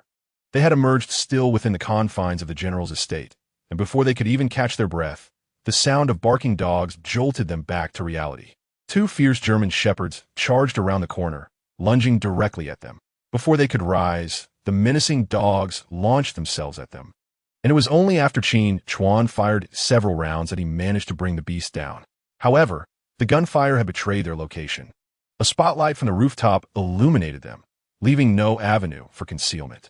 The sound of hurried footsteps echoed ominously as a squad of guards approached, hastened by the sound of a whistle. "You all go ahead. I'll provide cover," Qin Chuan urged, recalling their earlier instructions. Lily was waiting with the car just beyond the rear wall of the courtyard. pointing them in the right direction. Qin Chuan raised his rifle and began to fire in rapid succession. As a team of guards rounded the corner of the building, 2 fell to his bullets, forcing the others to retreat behind the wall and return fire in a desperate attempt to fend off the attack. The bullets thudded against the muddy ground, and Du Zihai and the others realized that lingering would be futile. Grabbing Su Yanran's arm, they sprinted toward the wall. A stray bullet struck one of their comrades trailing behind, causing him to collapse to the ground in agonizing cries. Du Zihai, too consumed by the urgency of their escape, dare not glance back to see who had fallen victim to such misfortune. His sole focus was on moving forward. After enduring a harrowing brush with death, the trio reached the wall. Fortunately, a flower bed nearby provided a foothold, allowing them to scale the wall with relative ease before jumping down with a thud. It was Qin Chuan, who had just witnessed another comrade fall victim to gunfire. His face clouded with sorrow as he spoke. He had seen Qin Chuan go down, but lacked the courage to stop and help him. Now, relieved yet conscience-stricken, he felt the weight of his inaction. Du Zihai remained silent, grappling with uncertainty about their next steps when headlights flickered from a car parked at the roadside. A business vehicle approached directly towards them. The car halted before the trio, and the window rolled down, revealing Li Li's familiar face. "Uncle, get in quickly. We must leave this place at once." Regrettably, in the haste of their escape, Qin Chuan had neglected to clarify the situation, leaving them in a state of alarm. Upon recognizing his nephew in the vehicle, Du Zihai was filled with joy and hurriedly opened the door, ready to enter, only to find Su Yanran standing still, unmoving. "Yanran, why are you just standing there?" he asked, perplexed. "What if Qin Chuan doesn't make it out? We can't leave him behind." Su Yanran replied, her brow furrowed in concern. The gunfire persisted within the walls, indicating that the battle raged fiercely. "Don't be foolish. Can't you see how many soldiers are surrounding him? There's no way he can still escape." With Su Yanran remaining resolute, Li urged her as well. Du Zihai, desperate, stepped forward to pull her along. "Come with me. If you don't hurry, it will truly be too late." "Indeed, Mr. Su, there is no time for hesitation. Those marauders are on the verge of pursuing us. If you do not depart, we shall take our leave." Li expressed his dissatisfaction at the car door, were it not for the consideration of his uncle.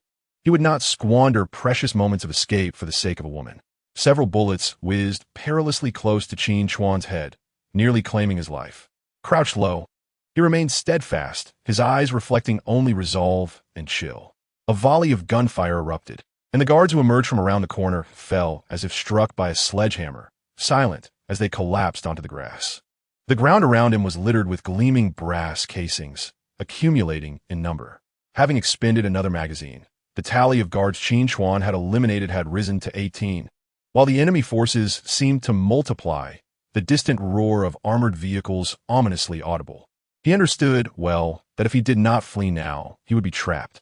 Without further ado, he retrieved his last grenade, yanked the pin, and hurled it with all his might. The grenade soared through the air for 50 or 60 meters before detonating with a deafening blast.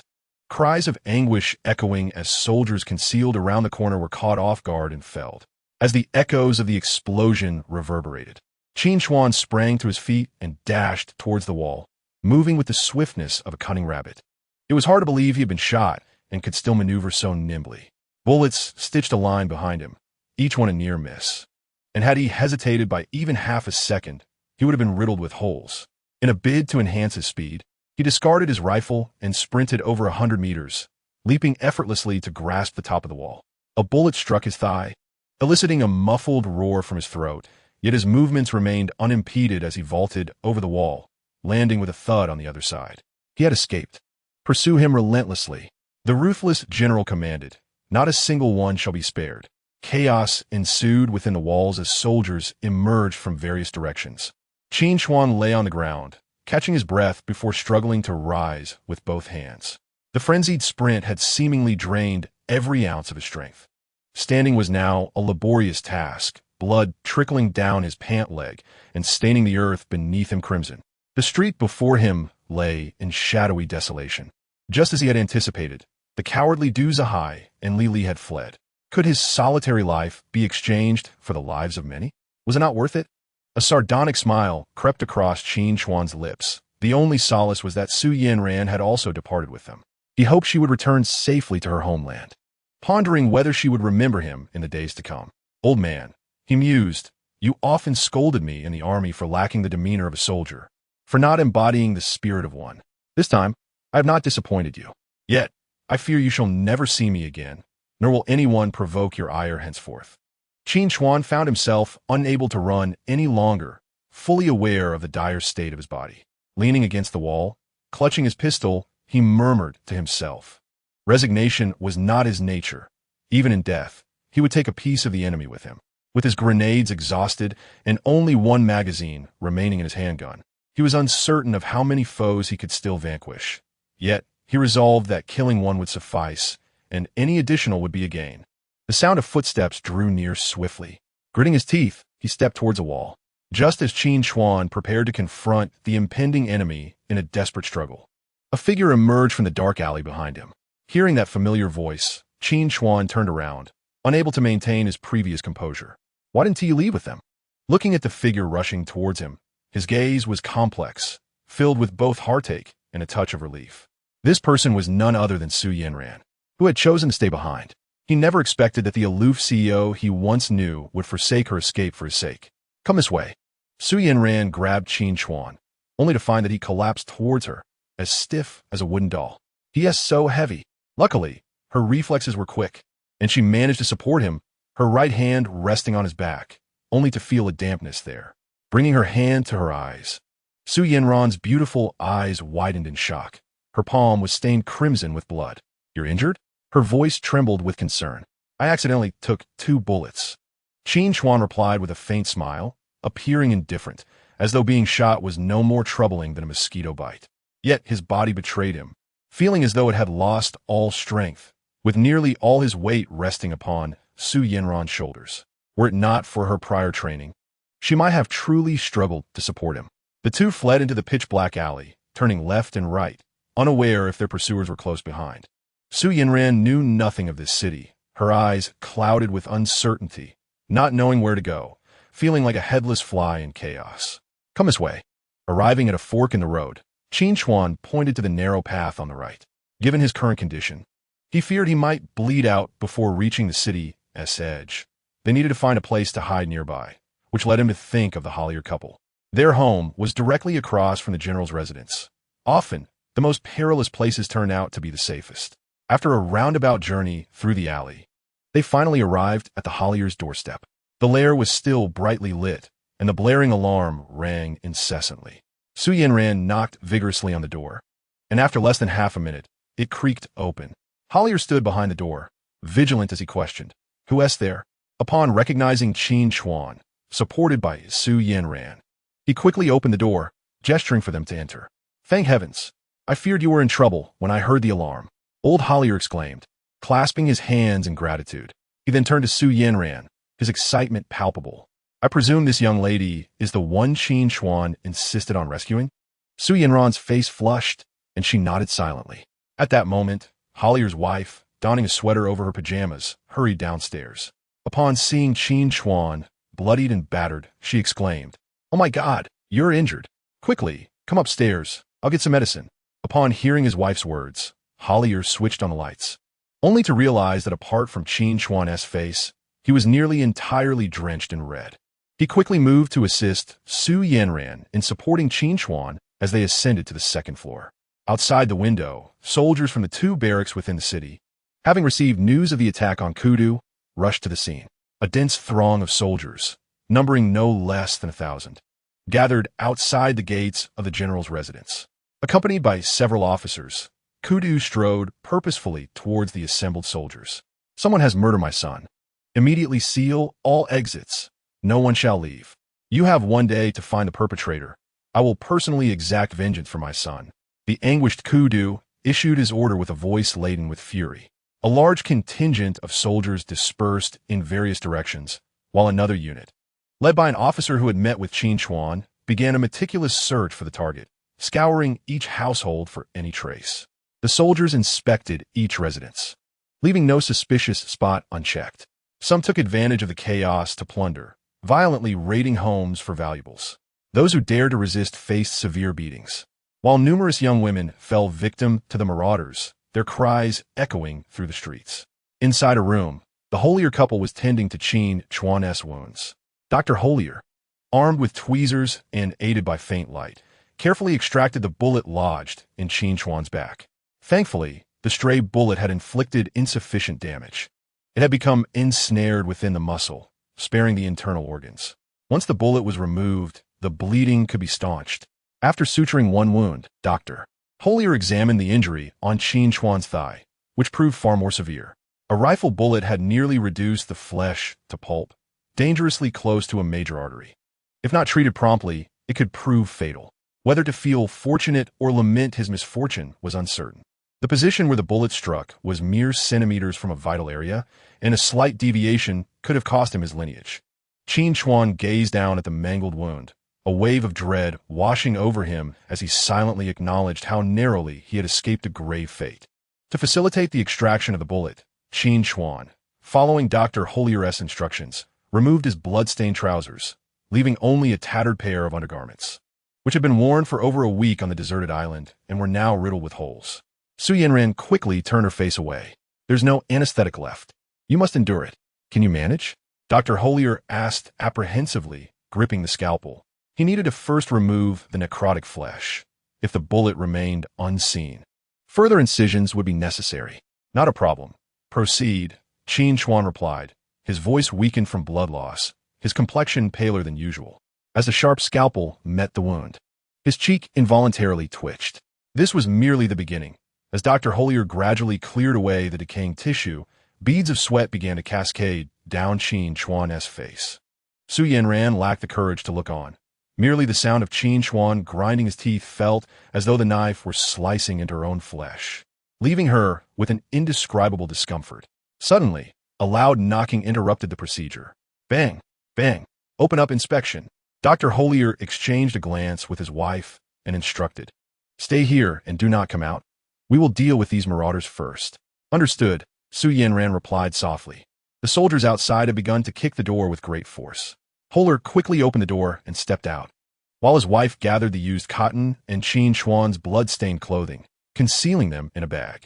She turned to Yanran and instructed, keep an eye on him. Make sure he does not fall asleep. What should I do? Yanran asked anxiously.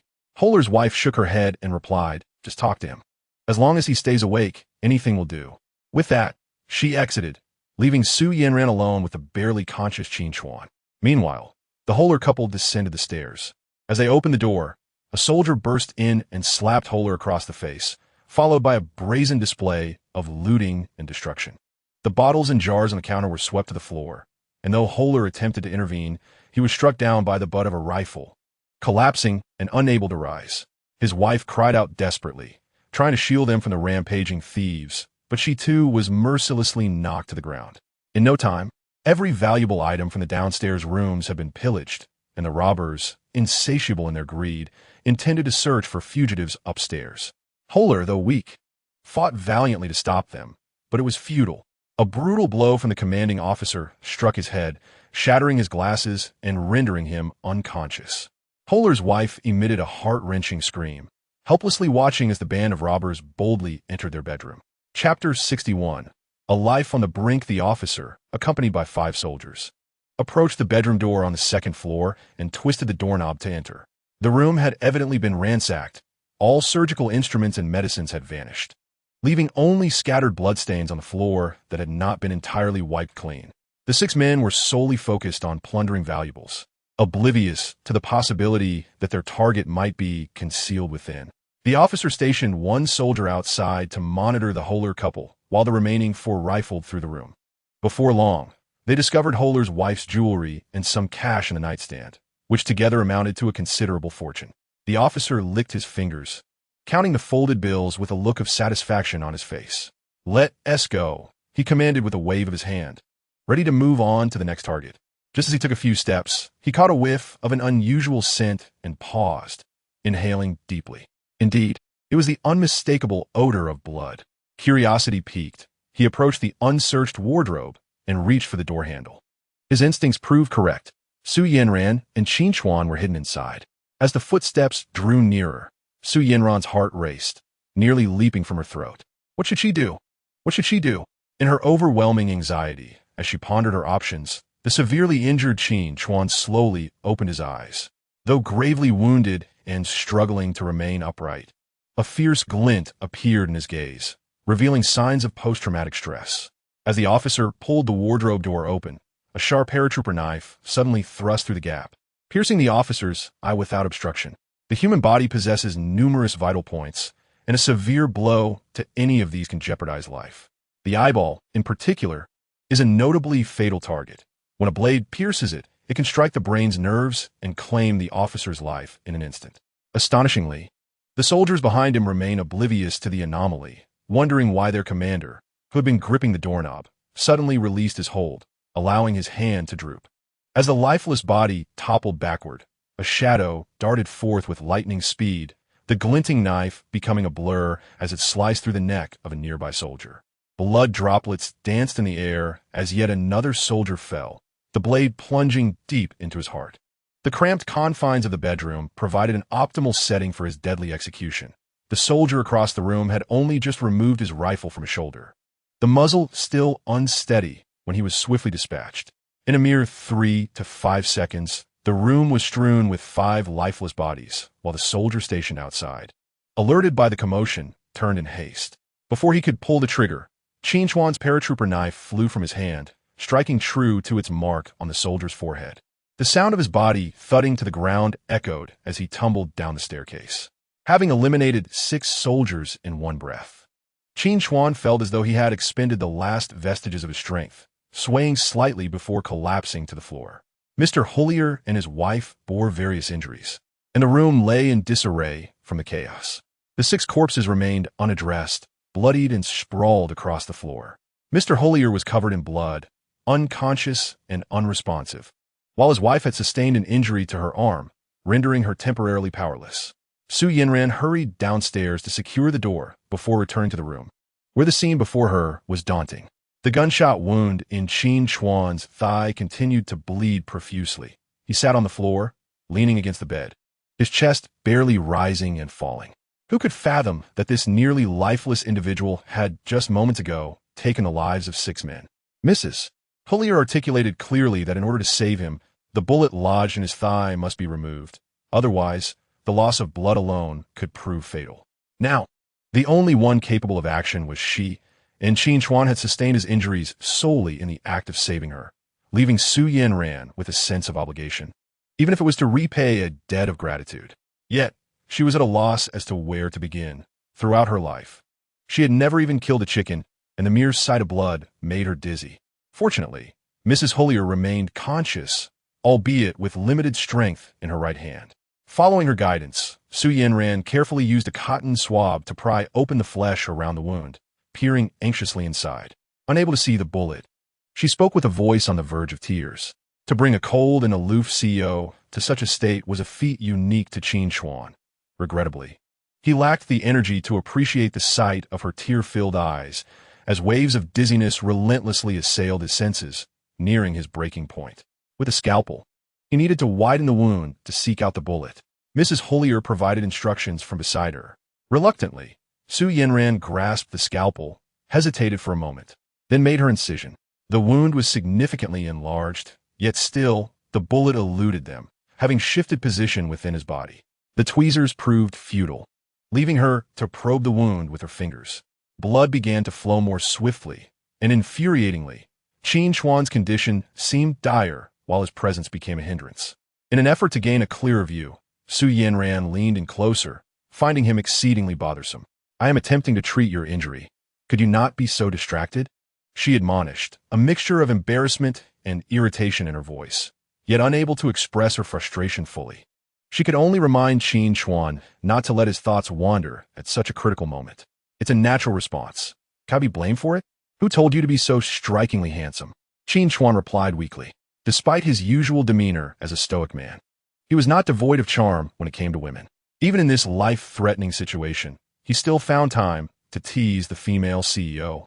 Throughout her life, the men around Su Yanran had always strived to impress her with their refined manners. Qin Chuan was the only one who spoke to her in such a familiar tone, causing a mix of unusual feelings within her, annoyance, and perhaps even a hint of delight. She found herself puzzled by her own emotions, questioning why his compliment made her feel so elated. As her hands moved with a bit more urgency, Qin Chuan let out a muffled groan, pulling her back to the present. Now was not the time for such thoughts. She focused intently on her task. Her diligence bore fruit as her fingertips encountered a hard object deep within the flesh. It was undoubtedly the bullet.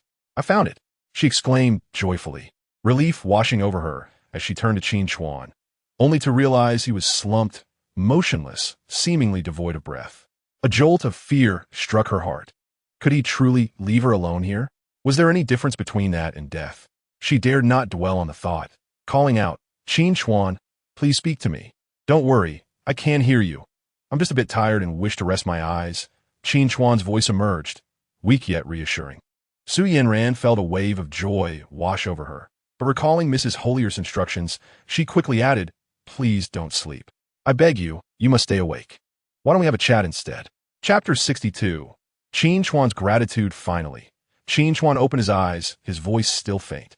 "What would you like to talk about? I suppose there is no need for introductions. What should we talk about?" Su Yanran found herself in a quandary. Prior to the shipwreck, they had never exchanged a single word, and she scarcely remembered him at all. A security guard and a wealthy female CEO, they inhabited entirely different worlds, devoid of common ground. Should they discuss finance or cosmetics? "Do you perhaps have feelings for me?" In her haste to keep Qin Chuan awake, she abandoned her usual reserve. And the moment the words left her lips, she felt her cheeks flush. Although she had achieved a level of professional success that many admired, her romantic experiences were as naive as a blank canvas. Throughout her upbringing, she had been the dutiful daughter in her family, having only had one relationship during college, which was characterized by mutual ambition and culminated in merely holding hands, with no further transgressions. Ultimately, that youthful romance faded as the boy went abroad for studies. Yes, confronted with such a predicament, Qin Chuan displayed remarkable candor, openly admitting that he harbored somewhat inappropriate feelings for the female CEO before him. Had this been in the workplace, such a declaration would have likely subjected him to ridicule from all quarters. A toad aspiring to court a swan. Surely, even if President Su were blind, she would never deign to notice him. This was no romantic drama. The chasm between a female CEO and a mere security guard was insurmountable. Yet, the extraordinary circumstances they found themselves in, coupled with their harrowing past experiences, rendered the impossible seem plausible. President Su's cheeks flushed, yet there was no trace of repulsion in her demeanor. Biting her lip for a moment, she nervously attempted to grasp the bullet with tweezers and, without looking up, inquired, "When did you begin to fancy me?" The question was rather brazen, and under normal circumstances, she would never have dared to voice it. Thankfully, Mrs. Holier beside her was unaware of the Chinese language, which emboldened her to ask. Qin Chuan inhaled deeply, uncertain whether it was from pain or the anticipation of a bold revelation. After a few seconds, he leisurely responded, "You may find it amusing, but from the very first day I joined the company and laid eyes on you, I had already envisioned names for our future children. Asof la fisca presidencio." Unable to contain herself, yet upon hearing Qin Chuan's pained groan, she quickly responded with an apology. "I'm sorry. I must have inadvertently hurt you." Who claimed this stoic man could not charm a woman? Such earnest words could even leave the formidable foe momentarily disarmed. The bullet was lodged tightly, and Su Yanran had to summon all her focus and caution. As the tweezers withdrew from the wound, they clutched a misshapen bullet. Although the bullet was extracted, the bleeding had not ceased. In fact, it flowed more profusely than before, creating a crimson pool on the floor. Su Yanran's trembling hands feigned calmness as she meticulously followed Mrs. Holier's instructions to clean and disinfect the injury, attempting to engage him in conversation by asking, "What names did you choose for the children?" For a boy, Qin Hao, and for a girl his voice gradually faded, becoming barely audible. "Don't sleep. Please don't sleep. You haven't finished your words." Su Yanran had never felt so vulnerable, tears streaming down her face, yet her hands dared not pause, tirelessly wiping away the blood that seeped from his wound, although her efforts seemed futile. In what felt like an eternity, Qin Chuan appeared to have succumbed to a deep slumber. When he finally opened his eyes again, dawn was gently breaking outside. The wound on his leg had been bandaged, and the bodies of the robbers had mysteriously vanished. Exhausted, Su Yanran was slumped against the foot of the bed, asleep, her hands and face still smeared with blood. The chill of the night air enveloped the room. Perhaps sensing the cold, Su Yanran remained unwilling to awaken, curled up and quivering slightly. Qin Chuan attempted to rise. Bracing himself against the bed's edge, his body swaying precariously until he found his balance. He carefully pulled the blanket over Su Yanran, tenderly draping it over her. What should have been a morning filled with warmth was marred by the cacophony emanating from outside the window. The search persisted throughout the night. Yet the soldiers failed to apprehend the perpetrator responsible for the murder of Ku Du's son. Instead, they managed to collect a considerable amount of spoils. As dawn approached, the officers conducted a head count and discovered that a squad was missing. Given the area they were assigned to, it was not difficult to trace their whereabouts. A battalion of armed soldiers gathered in the open space, preparing to conduct a more meticulous search of the vicinity, door to door. The commotion roused Su Yanran, who had just fallen asleep. Still groggy, she surveyed her surroundings in a daze until her eyes fell upon the tall figure standing by the window. She exclaimed joyfully, "You're awake?" Qin Chuan's astonishing capacity for recovery was truly hard to believe. Last night, it seemed he was on the brink of death. Yet after merely a few hours of rest, he miraculously managed to stand and walk unaided. Qin Chuan turned around, offering her a radiant smile. Scratching his head with a serious expression as he said, "I feel like I didn't finish my thoughts last night. I haven't quite settled on a name for our daughter. Could you assist me with that, Miss Su?" Unable to suppress a smile, Su Yanran felt a moment of unspoken understanding between them. Unfortunately, this fleeting tranquility was shattered by the hurried footsteps outside, breaking their silent exchange. Entering the room was Holier himself, now alert but bearing several bruises from the previous night's altercation. "You both need to leave here. The area is swarming with Ku Du's men, and they will soon search this place," he said urgently to the pair. "Why not accompany us?" Qin Chuan frowned, concerned that the couple might face repercussions if they were to leave. However, Holier shook his head, saying, "My wife and I have already buried the body in the backyard. No one will know what transpired here. You, however, are different. If Ku Du's men discover you, there will be no escape." His wife then entered, carrying a package which she handed to Su Yanran, saying, "Hurry and take this. It contains some food that you will need on your journey." Seeing the couple's resolute stance, refusing to abandon their home, Qin Chuan reluctantly agreed, leading Su Yanran out through the back door. "Children, we wish you good fortune." Holier and his wife watched as the two figures gradually disappeared from sight, tears in their eyes. Back upstairs, Holier opened the item that Qin Chuan had firmly pressed into his hands before leaving, a rag torn from clothing. Upon unfolding it, the glimmering diamonds nearly blinded them. There were dozens of diamonds, enough to ensure a life of comfort abroad for the couple in their later years. This was Qin Chuan's gesture of gratitude, sharing half of his diamonds with the kind-hearted couple. Chapter 63. The path of escape. The pair stealthily traversed the narrow path, akin to thieves in the night. With dawn still a short while away, they needed to depart the city before the sun graced the horizon. With the murder of Ku Du's son, he would not let this matter rest easily. His forces were nearly fully mobilized, encircling the city like an ironclad shell, with soldiers present in every street and alley. For Qin Chuan to lead Su Yanran to safety from this predicament would not be an easy feat. Hush. There are people ahead. Two individuals crouched behind a bamboo basket filled with refuse, the sound of footsteps growing ever closer. After a few seconds, a squad of soldiers passed by the alleyway where they were concealed. Once the footsteps faded into the distance, they cautiously peered out. In a short span of less than 500 meters, they had already encountered their third patrol. In this place, their movements had become increasingly precarious. What to do? Once dawn breaks, they will undoubtedly discover our presence. Su Yanran clung tightly to Qin Chuan's hand, her once unwavering strength now replaced by a fragile helplessness. She resembled a vulnerable woman, and without Qin Chuan by her side, she might have already succumbed to despair.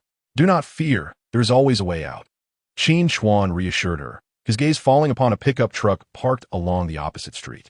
After ensuring that no one was approaching, he bent low and stealthily made his way over.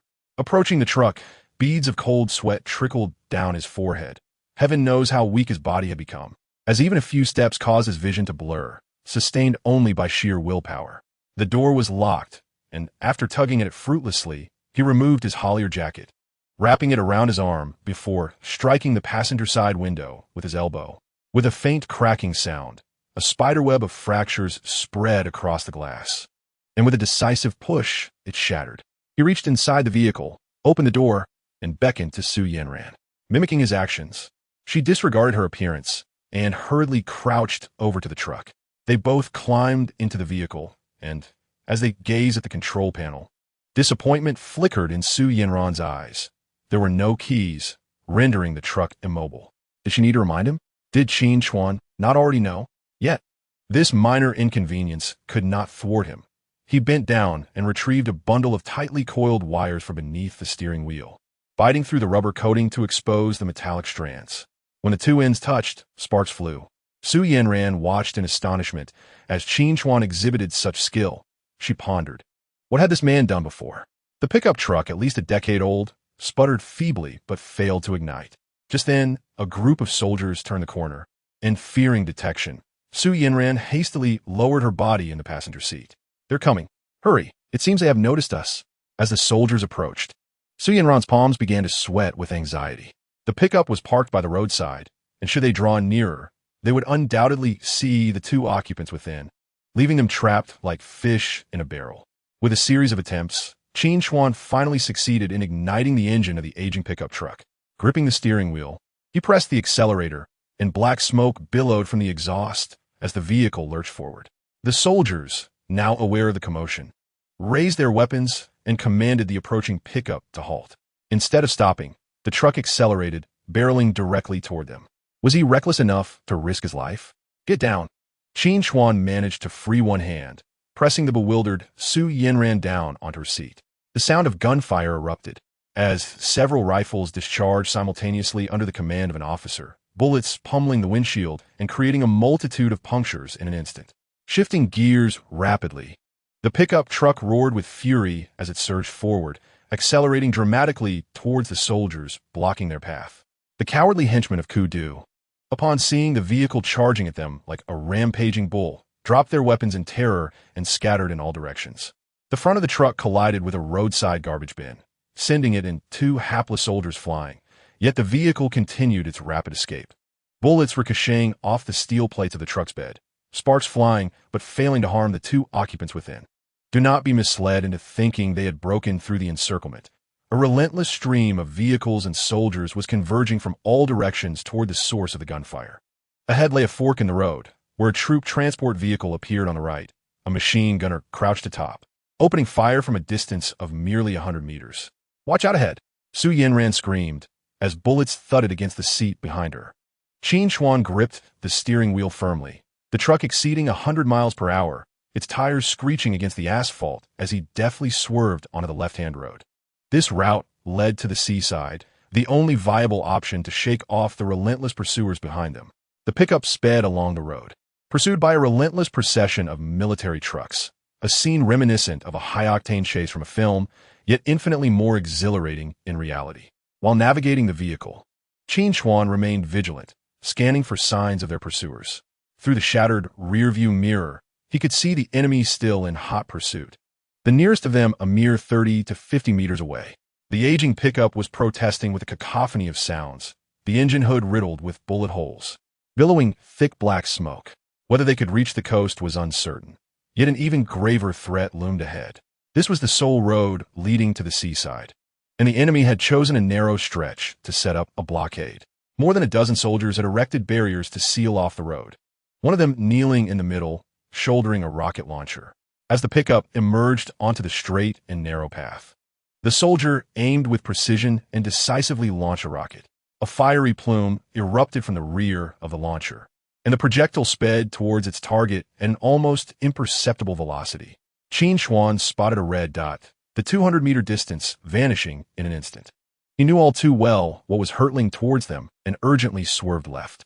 The front left tire of the pickup teetered precariously over the curb. Had it not been for his adept driving skills, this maneuver alone could have resulted in a rollover and injury. The rocket whizzed past the vehicle, grazing its side, and struck the military truck closely trailing behind. The sturdy military vehicle, akin to a paper construct before the might of the rocket, disintegrated with a thunderous explosion. The front half reduced to debris, while the remaining section tumbled into the roadside wilderness, engulfed in flames. Chapter 64. Escape at Sea. Su Yanran gazed into the rearview mirror at the military truck engulfed in flames, her beautiful eyes filled with terror. Had it not been for Qin Chuan's decisive actions in the face of danger, they might have met a similar fate. Hold on tight. Qin Chuan's calm reminder snapped her back to reality. Bullets rained against the windshield, creating a myriad of small holes. While soldiers stationed at the roadblock unleashed a barrage of gunfire, the machine gun roaring like a tempest. Su Yanran instinctively lowered her body. Her mind was a blank slate, her life resting entirely in Qin Chuan's hands. This man seemed perpetually unfazed, his face betraying not a hint of fear as he pressed the accelerator to the floor. In mere moments, they closed the distance of 100 meters. Before the shooter could load a second rocket into the launcher, the pickup truck, spewing black smoke, charged towards them.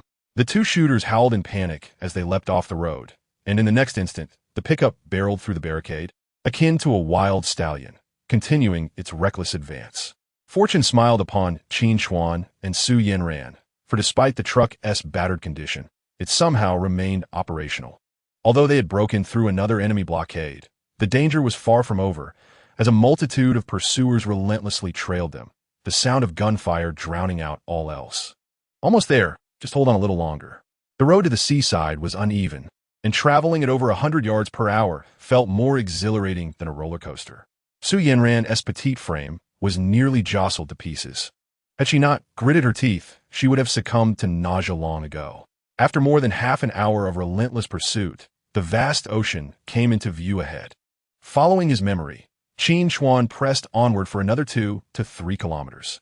Spotting the cove where the boat was concealed, he finally allowed himself a moment of relief, silently thanking the heavens. The pickup truck plunged into the water, halting only when it was submerged. A cloud of steam billowed upwards. With great effort, he pushed the door open and dragged Su Yanran towards the speedboat, their lives depending on their escape. Bullets whizzed past them, splashing water around them as they paid no heed, exhausting every ounce of strength to reach the boat. They clambered aboard just as several bullets struck the vessel, leaving holes in the hull, but, thankfully, not injuring them. Qin Chuan quickly started the speedboat, the engine roaring to life as they shot across the surface of the sea like an arrow released from its bow. The enemy's soldiers, having jumped from their vehicles, fired futilely in pursuit, yet there were no other vessels in sight to assist them.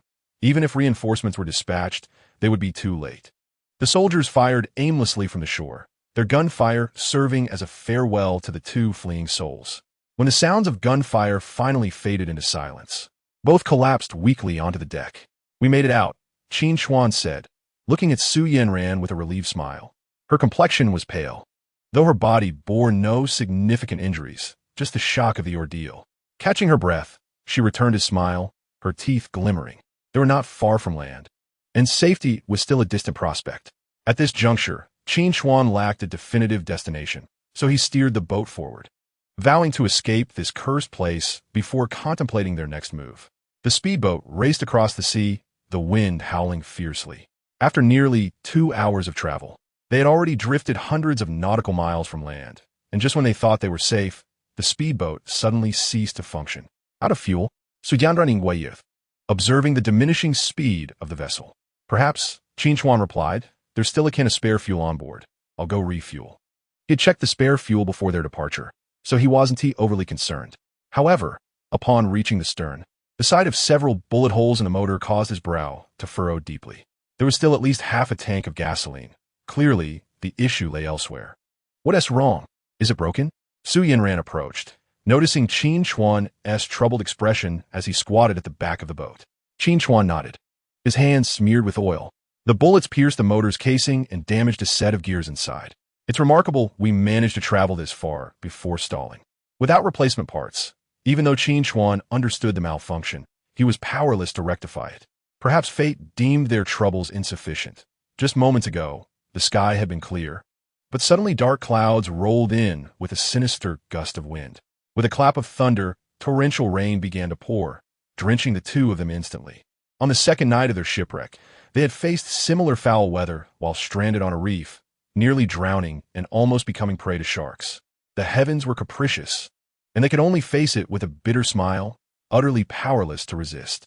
To make matters worse, as the rain intensified, water quickly began to seep into the cabin. If this continued, the boat would soon sink. Crouched together with Su Yanran, Qin Chuan held a tarp over their heads to shield them from the rain, while he relentlessly scooped water out of the boat, cursing the merciless skies. Su Yanran joined him. Both were drenched, barely managing to keep the water level inside the boat balanced, as their belongings floated around them. A massive wave struck, and the speedboat rocked violently like a leaf on the water, causing Su Yanran to nearly be swept overboard. Fortunately, Qin Chuan's quick reflexes allowed him to grasp her arm and pull her back just in time. This ordeal was the last straw, overwhelming even the strongest of women.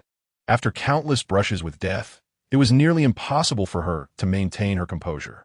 Once she was saved, she could no longer hold back, collapsing into Qin Chuan's embrace and weeping uncontrollably, as if releasing all the grievances and fears built up over the past days.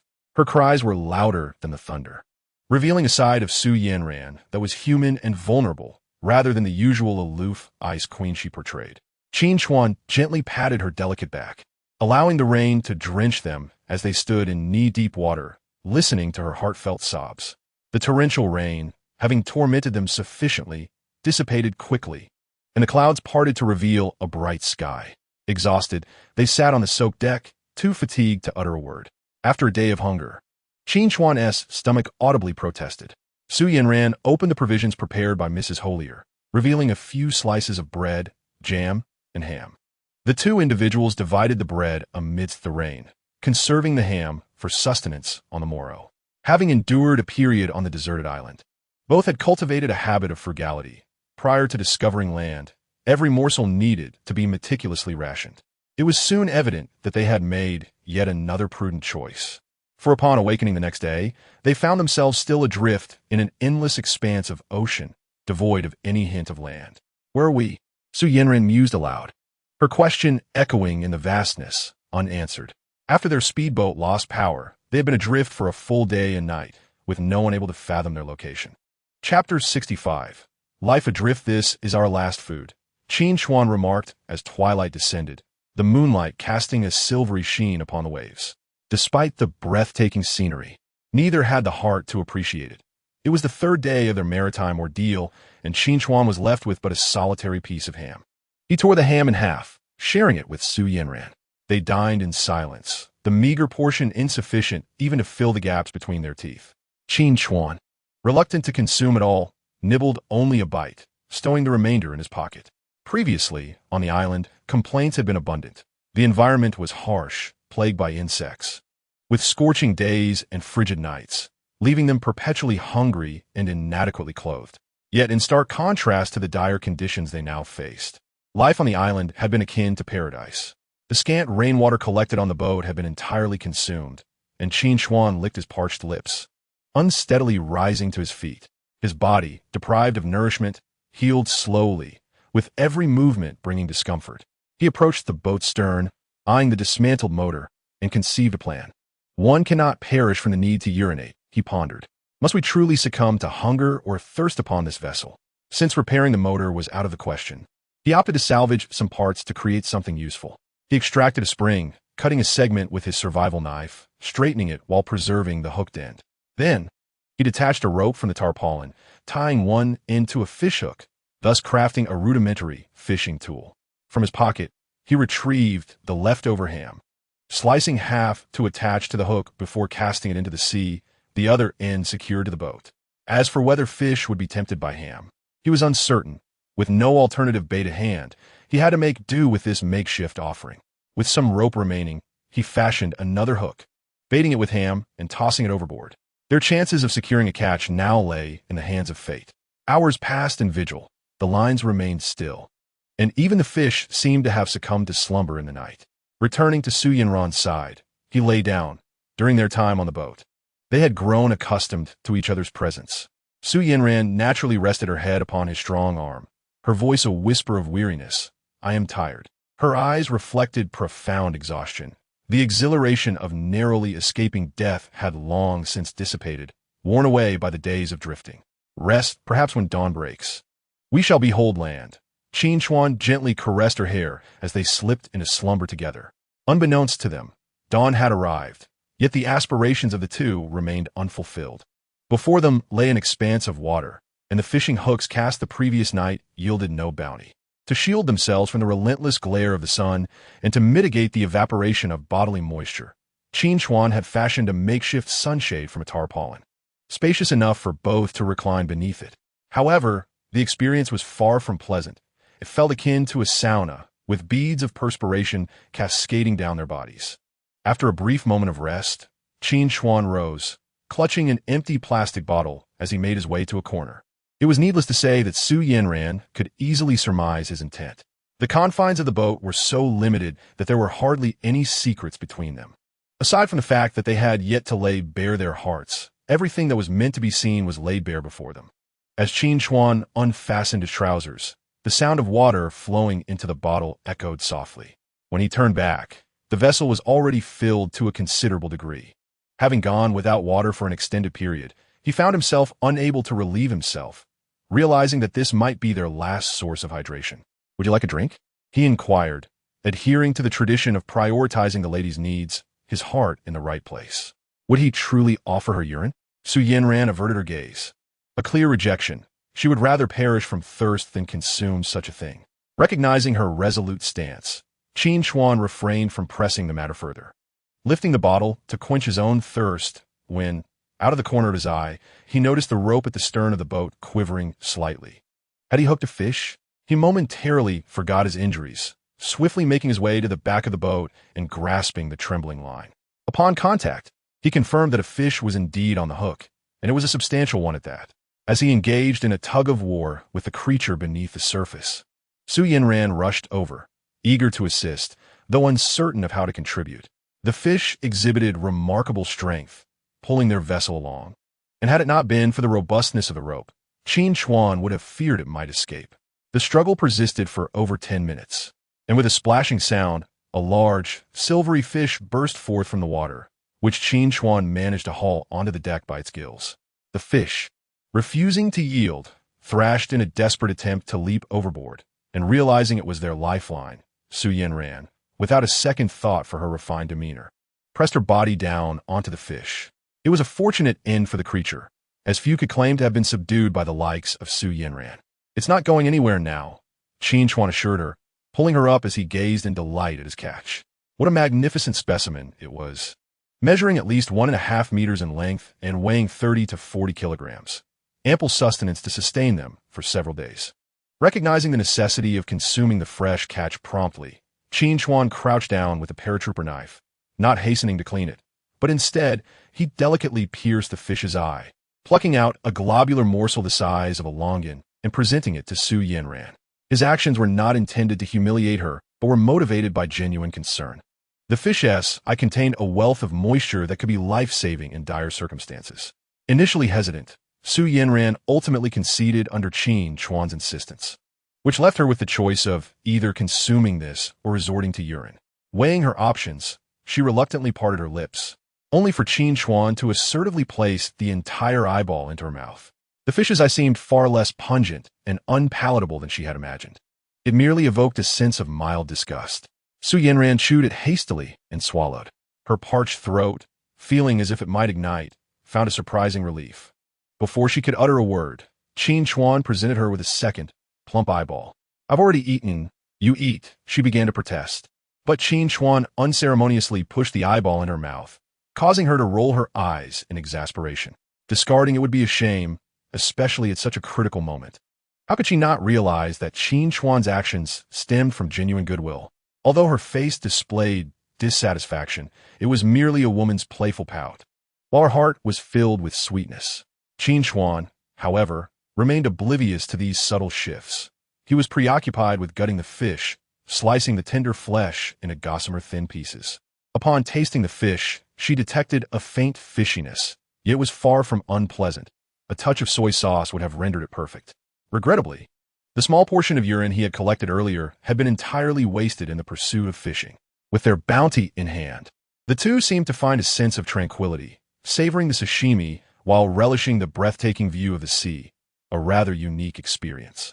For two individuals who had long endured hunger, this meal of sashimi was undoubtedly a rare delight. Despite being a woman, Su Yanran consumed a substantial portion, even licking her fingers during the intervals while waiting for Qin Chuan to prepare the fish. A drop of water fell onto Qin Chuan's arm, causing him to pause and glance skyward. Is it raining? The long-awaited raindrops fell gently, no longer harsh, but rather tender. They tilted their heads back, mouths agape, contentedly enjoying nature's generous offering.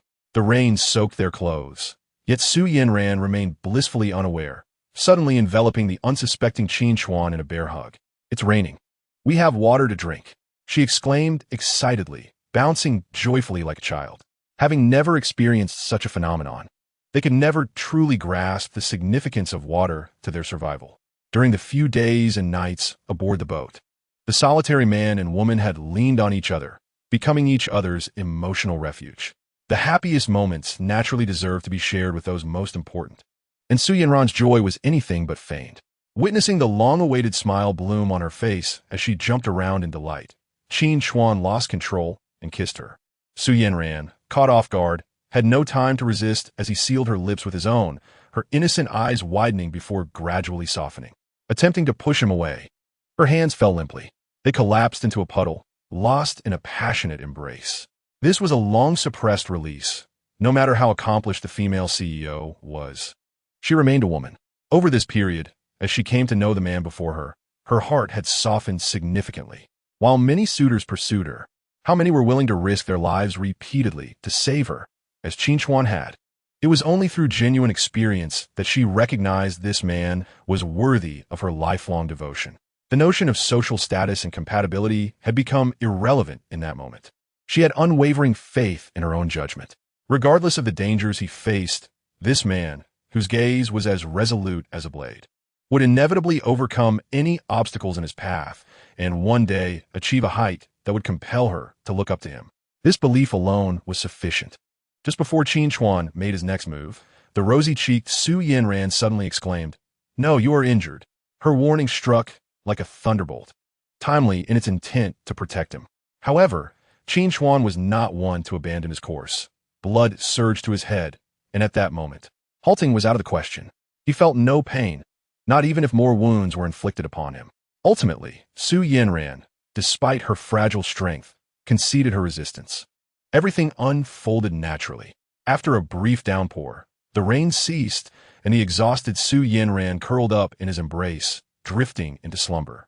Qin Chuan, with two fingers, toyed with a strand of her hair while gazing at the sky.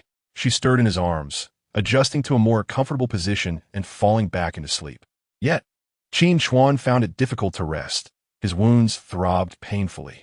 Having boasted earlier, it now seemed he had torn the scabs of his freshly healing injuries. Nevertheless, it was worth it. When he awakened again, Su Yanran had dressed herself, covering up thoroughly. The events of the previous night felt dreamlike, only confirmed when their eyes met.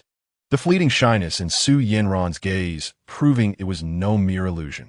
Adrift on this boundless sea, Qin Chuan could not predict when they would see land again, perhaps in 10 days, half a month, or even longer. Yet, such days no longer felt torturous. Many would be envious of the dream they shared, as the once lofty Su Zong had now become his girlfriend. Their sustenance and water determined how long they could endure at sea.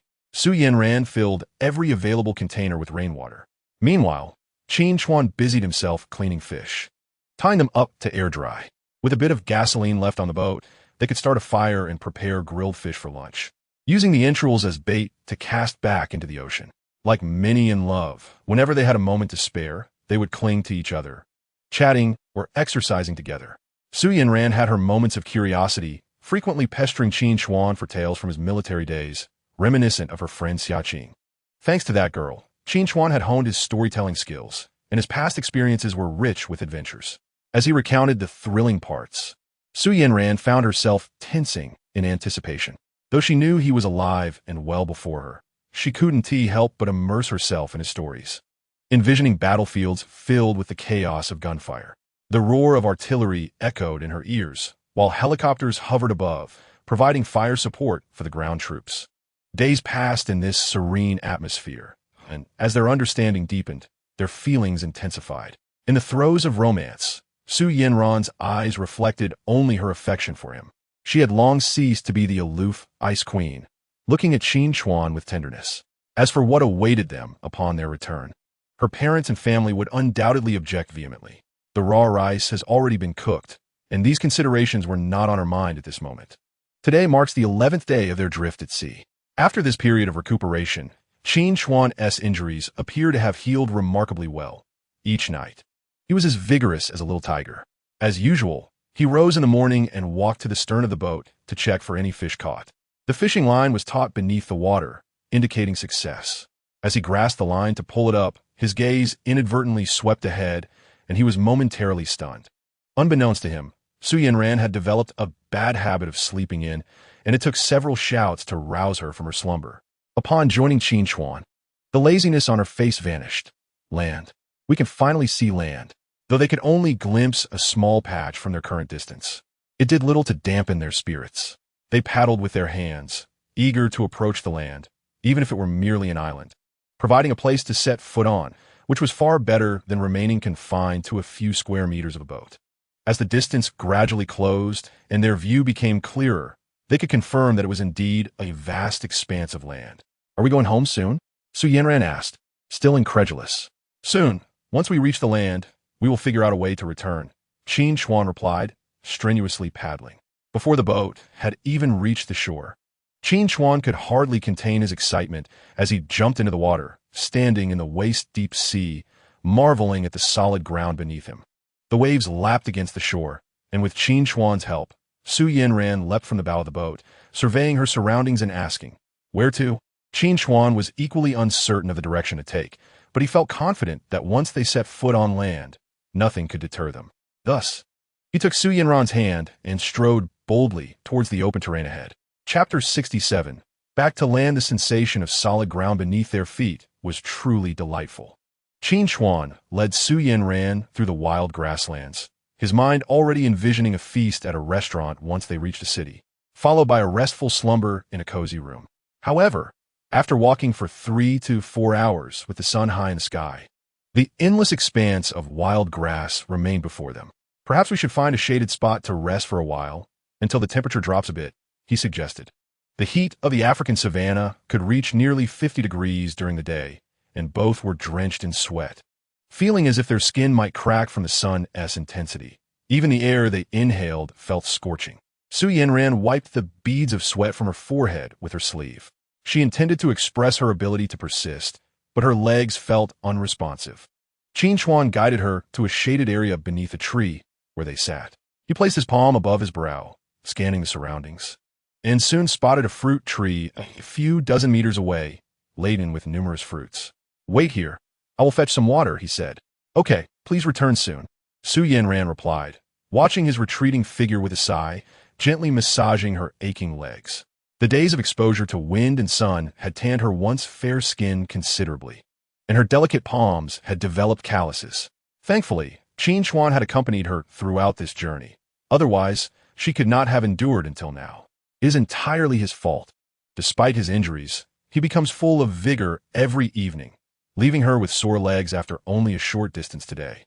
A thought crossed her mind, and a shy yet sweet smile graced Su Yanran's face. Meanwhile, Qin Chuan, though still not fully recovered from his wounds, seemed invigorated, perhaps nourished by the essence of love. He strode to the fruit tree, lifting his gaze to behold the lush branches laden with pear-sized fruits, albeit their skin remained a shade of green, suggesting they were not yet ripe. He was not only hungry, but also exceedingly thirsty. Regardless of their ripeness, he yearned for something to quench his thirst. Grasping a branch with both hands and nimbly scaling the trunk, he soon reached a height of several meters. He plucked a fruit, wiped it hastily on his sleeve, and bit into it. However, Qin Chuan spat out the mouthful immediately. The taste was overwhelmingly bitter and astringent, nearly causing him to lose a tooth. It was no wonder that no animals dared to consume it. Disappointed, he discarded the fruit and scanned the surroundings, hoping to locate a water source. From his elevated vantage point, he indeed spotted something. Approximately 200 to 300 meters away, a cloud of dust billowed, suggesting that a vehicle was approaching. This discovery invigorated him. If there were people in the vicinity, it indicated the presence of a nearby settlement. He hurriedly descended the tree and raced back to Su Yanran. "Have you found food so quickly?" Su Yanran exclaimed, astonished at his return. "Come with me, there's a vehicle ahead," Qin Chuan explained as he pulled her towards that direction. They ran, breathless, weaving through dense underbrush until a dirt road came into view. Just in time, the cloud of dust was rolling toward them along this very path. And soon, a small truck appeared, moving at a leisurely pace. Qin Chuan stepped into the road, waving his arms vigorously. The driver, clearly having noticed them, honked the horn. Seeing that Qin Chuan had no intention of yielding, the driver was compelled to brake. The driver, a black man, leaned out of the window, excitedly chattering in a local dialect, unintelligible to them, but his expression suggested he was not offering kind words. "Excuse me, do you speak English?" Su Yanran, skeptical of Qin Chuan's communication skills, stepped forward to engage with the driver. The driver continued to rant in his dialect while inside the vehicle. A woman and 2 children anxiously peered at them. "Do you not understand?" Su Yanran persisted, undeterred, attempting to convey her message with gestures. "Could we please get a ride?" She could barely comprehend the local Portuguese, and articulating her thoughts proved challenging. "I'm telling you to clear the road. Don't block my way." The driver bellowed impatiently, seemingly oblivious to Su Yanran's words. "Let me handle this," Qin Chuan said, gently guiding Su Yanran aside as he stepped forward to converse with the driver. Su Yanran stared in astonishment as Qin Chuan engaged in fluent conversation with the others, his tone smooth and uninterrupted, while the wariness on the driver's face gradually dissipated. Recalling her own rudimentary Portuguese, she felt as if she were brandishing a large sword before Guan Yu, and a flush crept across her delicate features. "Could you kindly give us a ride?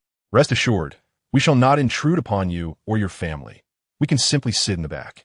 Qin Chuan articulated their intention, and after a brief moment of contemplation, the driver acquiesced. He promptly expressed his gratitude and, taking Su Yanran by the hand, climbed into the back of the vehicle, maneuvering past a jumble of items to find a space to sit. The small truck resumed its journey. From the earlier dialogue with the driver, Qin Chuan gleaned that they were still within the territory of Anwaga, meaning that after drifting at sea for over 10 days, they had returned to Anwaga. However, it was heartening to note that this land fell under the jurisdiction of the government forces, rendering it impossible for the rival faction leader, Kudu, to extend his influence here. In light of Anwaga's recent internal turmoil, numerous regions have been overtaken by armed groups. The driver was fleeing southward with his family, seeking refuge with relatives in the capital, only to be intercepted by Qin Chuan less than 100 kilometers from their destination. Within the confines governed by the regular army, concerns for safety were considerably diminished, as Kudu, their sworn enemy, would undoubtedly refrain from venturing here to apprehend individuals. They could momentarily rest within the city before devising a means to exit the country. All the troubles that had plagued them seemed to dissipate like mist. After more than an hour of jostling, the outlines of the city began to emerge. The level of vigilance here was even more stringent than anticipated, particularly at the city entrance, where guards were stationed every few steps. When the truck was halted by a soldier wearing a tilted cap, Qin Chuan couldn't help but feel a surge of dread. It was evident that the soldier intended to inspect their belongings. With a pistol and a paratrooper knife concealed on him, being discovered could result in incarceration or, worse, immediate execution. However, fleeing now was not an option, as military personnel surrounded them, and it was unlikely that he and Su Yanran would escape unscathed, making explanations all the more difficult later. Just as he found himself in a state of despair, the truck driver deftly slipped a bundle of rolled bills into the soldier's breast pocket. After patting his pocket, the soldier's previously tense expression softened into a smile. Waving them on with a gesture, it appeared that the checkpoint was merely a means to extract a bribe. Qin Chuan wiped the sweat from his brow, silently relieved that he had refrained from drawing his weapon. Chapter 68. The thief Zhang Xiaoqiang. The truck successfully entered the city and came to a halt at the street corner, signaling the time for farewells with the driver. Amid their expressions of gratitude, the driver gradually drove away.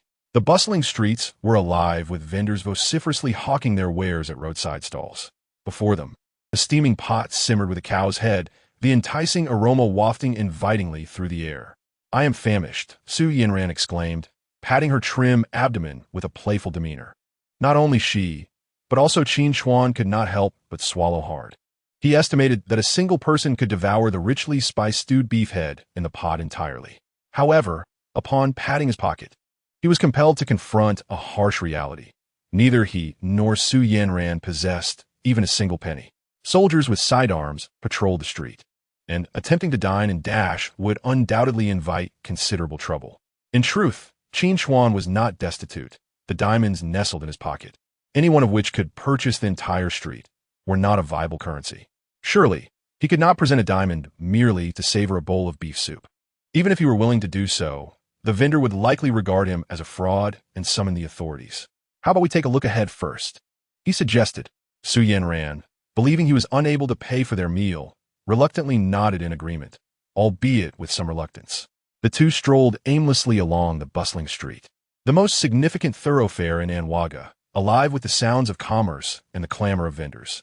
Yet, the presence of armed soldiers passing by cast an invisible veil of tension over the atmosphere. The anxious expressions on the soldiers' faces hinted that the specter of war was perilously close. Both were clad in tattered garments, indistinguishable from the beggars lining the streets. And even the merchants seemed disinterested in offering them their wares. After walking several hundred meters, they arrived at the other side of the street, where a jewelry store caught Qin Chuan's attention. "Wait for me," he said, striding forward to engage in conversation with the shopkeeper, who was dozing at the counter. He removed the solar-powered watch from his wrist and placed it before the shopkeeper, extending 4 fingers. This watch had been salvaged from the body of a paratrooper. He had worn it ever since, and despite enduring the elements, it had shown no signs of failure. The shopkeeper, an individual with discerning eyes, examined the watch with great interest.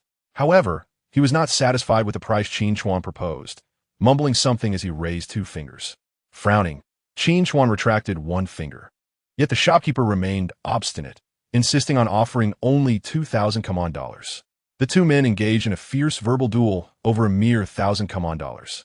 The shopkeeper, confident that Qin Chuan was an outsider unfamiliar with local prices, endeavored to drive the price down to its absolute minimum, refusing to budge even a fraction.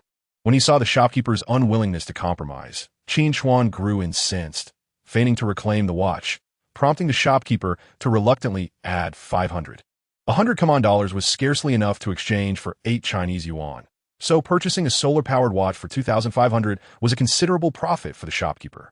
Indifferent to the negotiation, Qin Chuan recognized that the local cost of living was low, and this sum would suffice for a hearty meal and a night at an inn. The shopkeeper, moistening his lips, counted out a stack of bills and handed them to him, completing the transaction.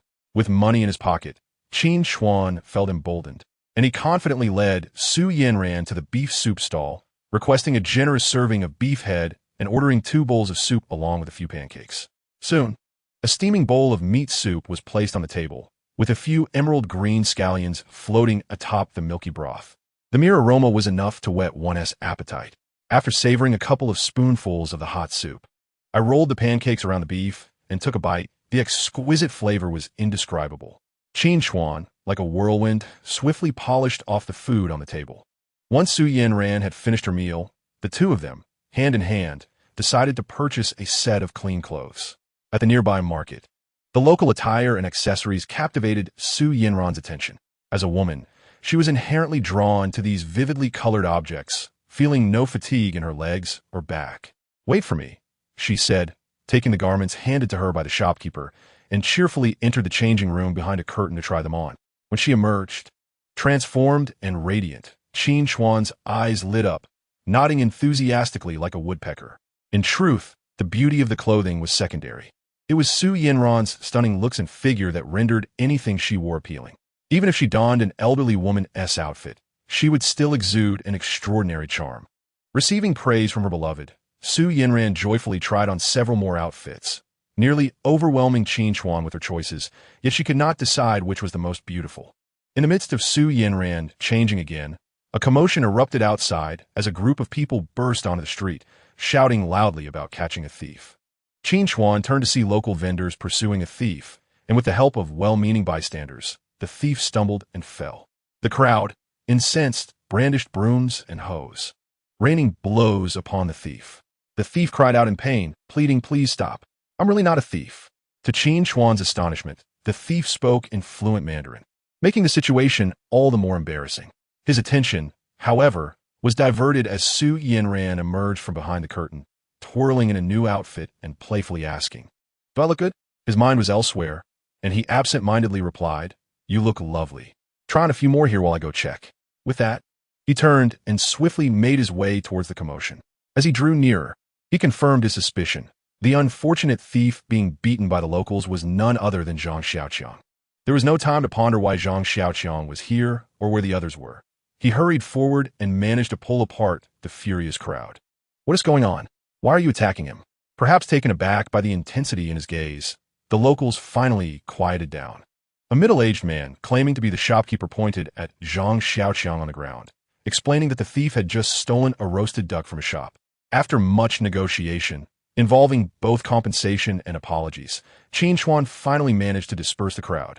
Turning back, he saw Zhang Xiaoqiang still lying motionless on the ground. "Get up. If he left, stop pretending," he said irritably. At his prompting, Zhang Xiaoqiang finally rolled over, clutching a dusty roasted duck in his arms. It appeared that during their time apart, he had endured considerable hardship. Once weighing over 180 pounds, he had lost 20 to 30 pounds in just over half a month, and his eye sockets had sunk deeply. Upon seeing Qin Chuan, Zhang Xiaoqiang's tears streamed down his face, exclaiming, "Boss, you finally found us. We were on the verge of starving to death." Chapter 69. Refugee Camp. What on earth happened? "Please, take your time explaining," Qin Chuan inquired while brushing the dust off Zhang Xiaoqiang's clothes. "We followed the map northward, but when we reached this vicinity, our boat broke down. It took us a great effort to get ashore, and we walked all the way here." Zhang Xiaoqiang, famished, bit into the roasted duck, oblivious to the dirt coating it, and continued, "We had no money left, having sold everything we could for food. We've been stuck here for over half a month, and I was so hungry I had no choice but to come out and look for something to eat." Xiaoqiang. Su Yanran, having changed back into her original clothes, approached Qin Chuan from behind. Upon seeing the emaciated Zhang Xiaoqiang, she gasped in shock. The sight of Su Yanran alongside Qin Chuan astonished Zhang Xiaoqiang even more, and he could distinctly sense that their relationship was extraordinary. "That duck is filthy. Don't eat it.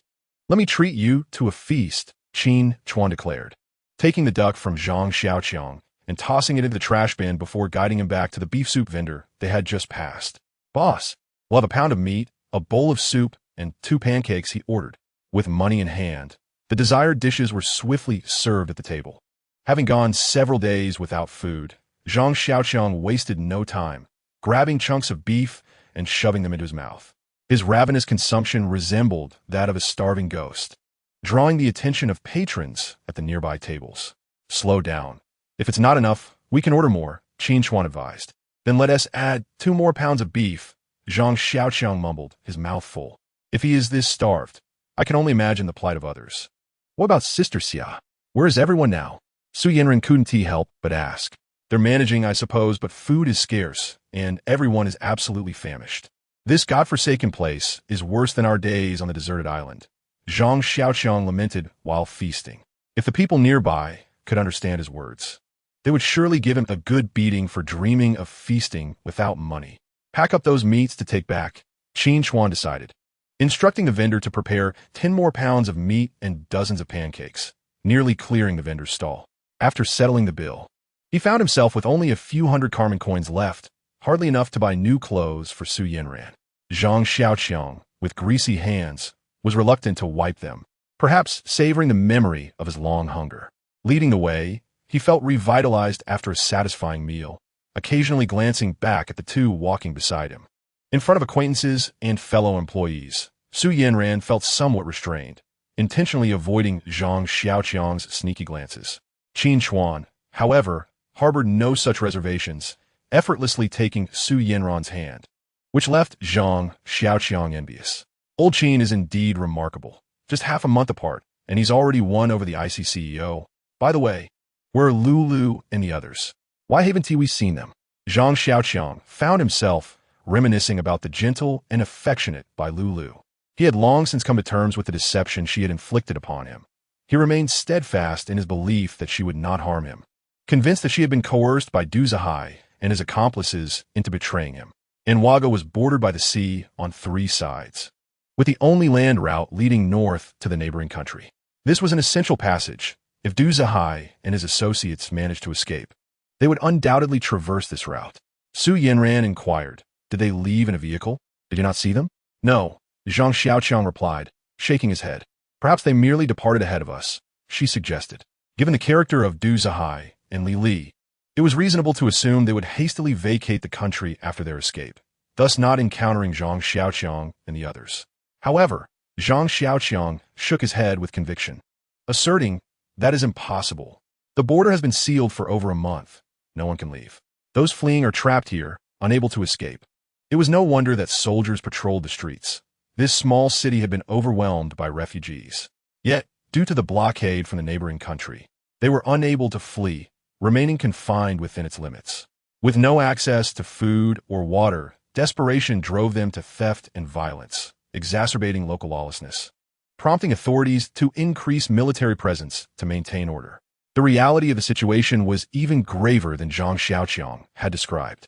With the outbreak of civil war, Anwaga had descended into chaos. Communications had been severed for months, and the Seoul airport had ceased operations.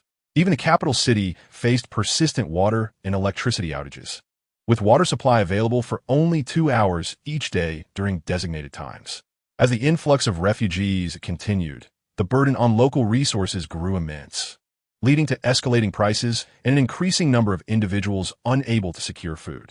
Listening to Zhang Xiaoqiang's lamentations, the earlier lightheartedness between the two had dissipated. After narrowly escaping death to reach the shore, they now faced border closures and airport shutdowns. Why was returning home proving so arduous? "There it is," Zhang Xiaoqiang pointed ahead. What had once been a vast expanse of open land was now filled with tents, densely packed as far as the eye could see. Many refugees, inadequately clothed, huddled within makeshift shelters, their expressions vacant as they observed the 3 approaching. Children cried out in hunger, while adults hurriedly pressed dry, shriveled morsels into their mouths. A gaunt stray dog, little more than skin and bones, watched warily from the roadside. On the ground, raw sewage flowed freely, and unwashed bowls lay carelessly strewn nearby, flies crawling over them. The air was thick with an acrid stench, a nauseating blend of decay and excrement that made Su Yanran wrinkle her nose in disgust. War brought only suffering and poverty to the civilian populace. Living in such dire conditions, illness would soon follow. Su Yanran silently observed the scene, her heart heavy with sympathy for the refugees. Yet, they were merely ordinary people, their abilities limited. They could not assist so many. She took a few pancakes from Qin Chuan and placed them before a mother nursing her child. The woman glanced at her with a blank expression before taking the food and ravenously consuming it. "Let's go," Su Yanran said softly. "They have always been like this. No amount of food can truly help them." Zhang Xiaoqiang spoke from the side, recounting how, upon their arrival, they had once felt sympathy for these unfortunate souls and even shared their provisions with them. Yet, the recipients accepted the food with an air of entitlement, offering not a single word of gratitude in return. Although their intentions were never to seek appreciation, a lingering discomfort remained, particularly when it came to certain unscrupulous refugees who, taking advantage of their moments of respite, pilfered all their food and valuables. They empathized with these individuals, but who would extend sympathy to them? Deprived of sustenance, they were on the brink of starvation, and none were inclined to share even a morsel of their food. This, indeed, was the grim reality of the refugee camp, where indifference gradually took root. Aside from their own, they ceased to care for the plight of others. Chapter 70. A chance encounter. The two followed closely behind Zhang Xiaoqiang, navigating the narrow passageway that led deeper within. Su Yanran, trailing at the back, inadvertently caught sight of a gaunt man seated cross-legged inside a tent, his bare torso punctured by a syringe.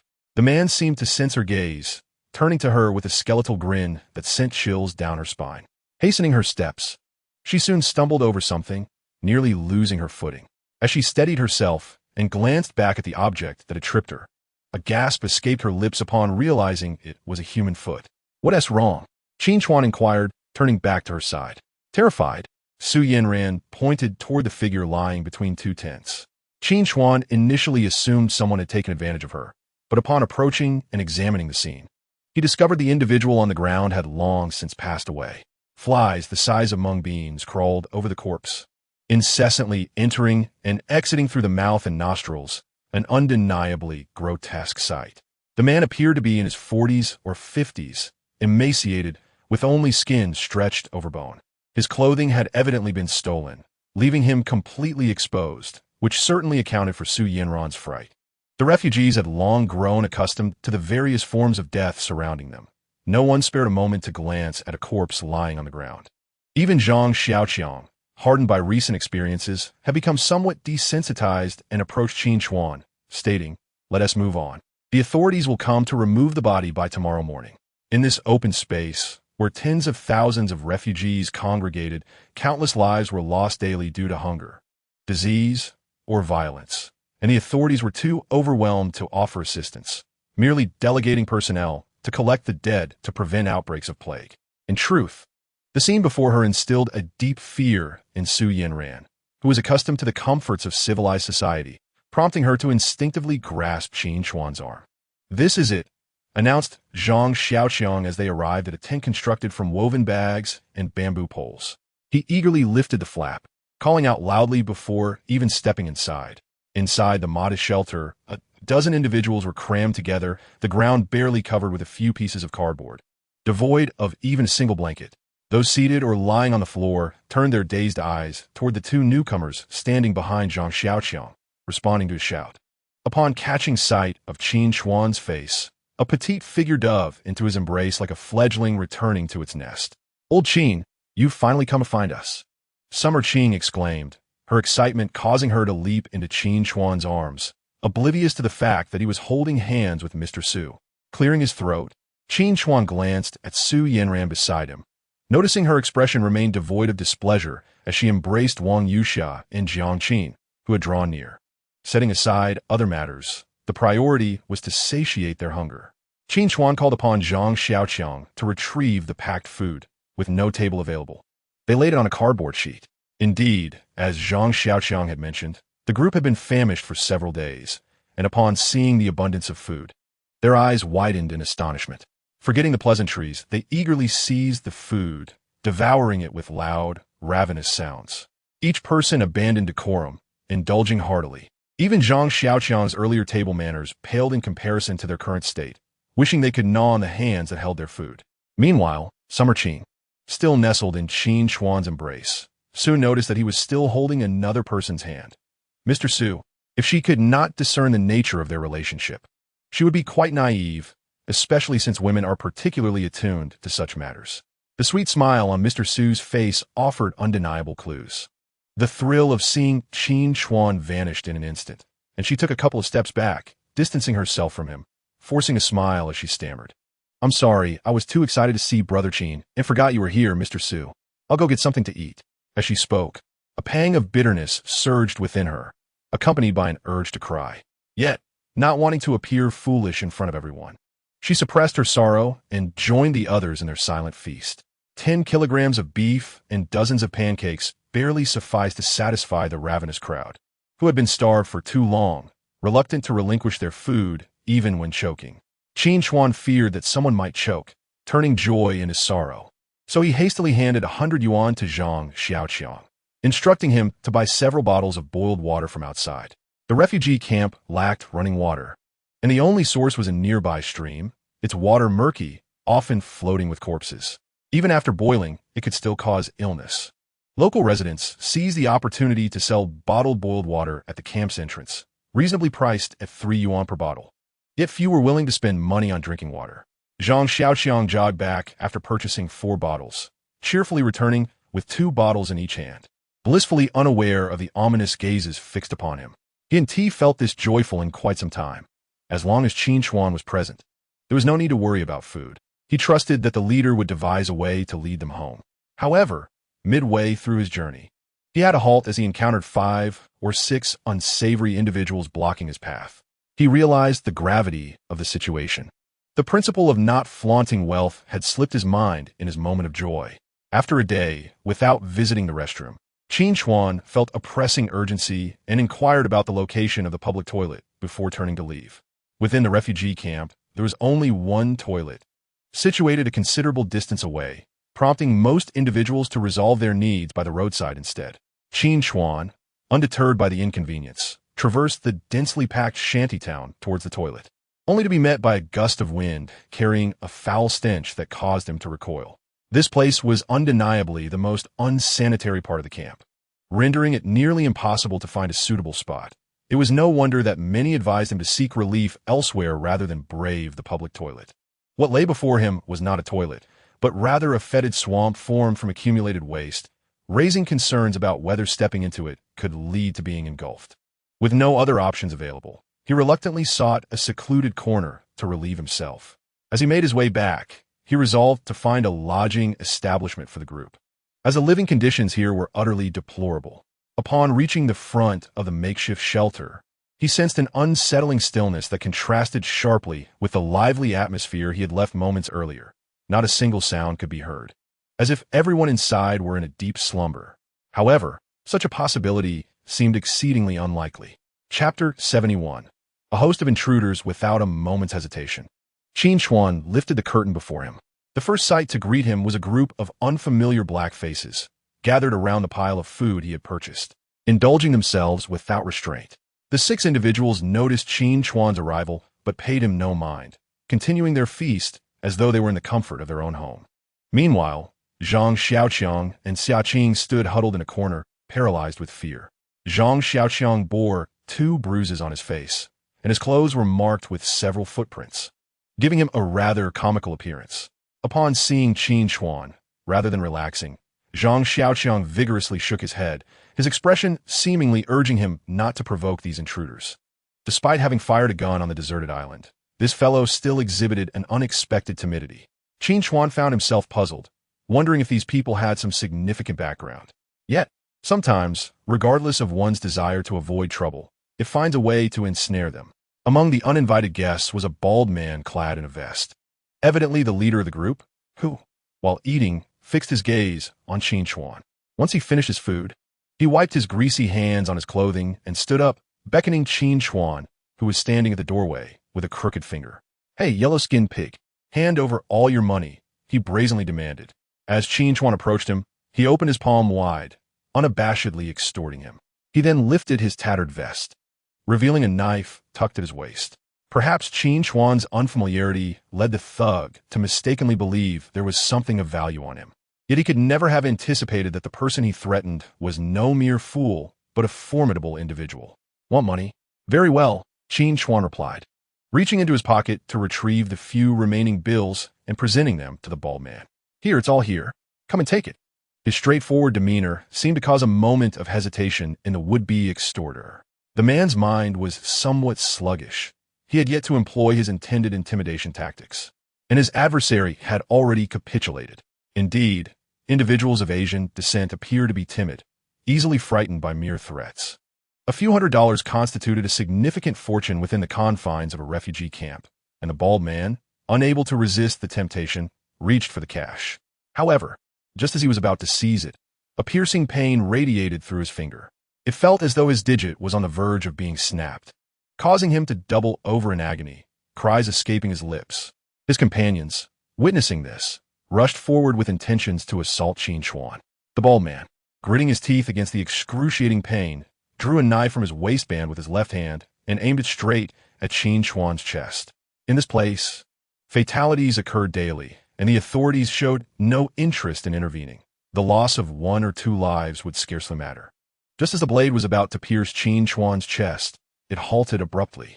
The bald man remained in a half-kneeling position, his expression morphing into one of bewilderment. Sweat poured from him as he yearned to scream, but could only emit muffled sounds. Unbeknownst to everyone, Qin Chuan maintained a benign smile, yet in his left hand, he now brandished a handgun, its barrel forcefully pressed against the bald man's mouth. A mere twitch of a finger would result in a gaping wound in his skull. The bald man's life hung precariously in the balance. Recognizing the gravity of the situation, he relinquished the knife, his eyes betraying a plea for mercy. It turned out he too was a coward, accustomed to bullying the weak, but upon encountering someone even more formidable, he immediately succumbed. His companions were even more craven, retreating in fear at the sight of the gun in Qin Chuan's hand. These individuals merely exploited their numbers to intimidate other refugees, faced with a true adversary. They transformed into quivering wrecks. Begone! Qin Chuan scoffed, deeming such scum beneath him. He delivered a kick to the bald man, sending him sprawling. His companions fled in a panic. The shed fell into a profound silence, as if everyone had been rendered immobile. Qin Chuan holstered his weapon, regarding them curiously. What is amiss? You ruffians needn't be so terrified. Little did he know the complexities of life within a refugee camp. The adage, wherever there are people, there exists a world of strife, perfectly encapsulated the reality here. Among the tens of thousands of refugees, a few bad apples inevitably emerged. The bald man's gang was among them, numerous and notorious for their brutality, engaging in kidnapping and extortion without remorse. This territory was their dominion, and anyone who dared to cross them risked not seeing the light of another day. Boss, we've stirred up quite the trouble. We should leave at once, Zhang Xiaoqiang. His face still swollen, approached with a pained expression. Naturally, he dared not blame Qin Chuan, but merely urged him to depart swiftly. His innate timidity made such words unsurprising. Yet the others tacitly approved his sentiment, not a soul daring to speak, enveloped in a cloud of despair. Their first-hand experience with the gang's ruthlessness instilled a profound dread within them. Once, someone had their belongings stolen and merely protested a few words, only to have their throats slit by a bald assailant. Or perhaps a woman from a family caught their eye with the slightest resistance. They would brutally slaughter her entire family with knives and clubs. In a refugee camp, there exists no semblance of law. It is merely a matter of whose fists are stronger and whose ruthlessness prevails, allowing one to trample upon others. Whether one moves out or finds a hotel to settle in, the goal remains the same, to devise a way to return. Qin Chuan, however, paid little heed to these individuals. Nonetheless, this place was indeed unsuitable for habitation. The populace was driven by necessity. If there were a better living environment, who would willingly remain in such a wretched place? Yet we are devoid of funds. Zhang Xiaoqiang voiced the collective concern. With the few hundred yuan in Qin Chuan's possession, even renting a room seemed a daunting task. I will find a way to procure the money. Just follow me, he assured.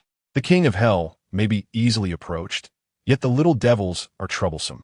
Qin Chuan was not intimidated by these ruffians, but remained wary of their potential harm to those around him. Thus, it was prudent to leave promptly. Given that he had promised not to worry about finances, the others had no further objections. After a brief tidying up, they prepared to depart. Qin Chuan intended to assist Xia Qing with her luggage, but the young girl suddenly appeared distant, turning away before he could draw near. Puzzled, he was startled when Zhang Xiaoqiang rushed back through the door, his face pale with alarm. Boss, it's bad. A group of bald heads has come with many others.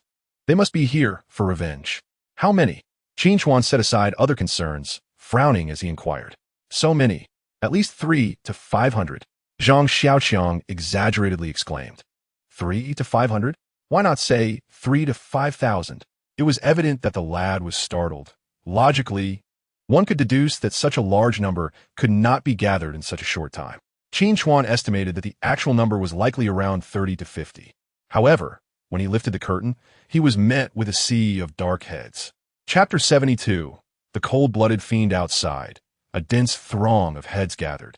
Even if they were not the 300 to 500 Zhang Xiaoqiang claimed, surely at least 200 were present.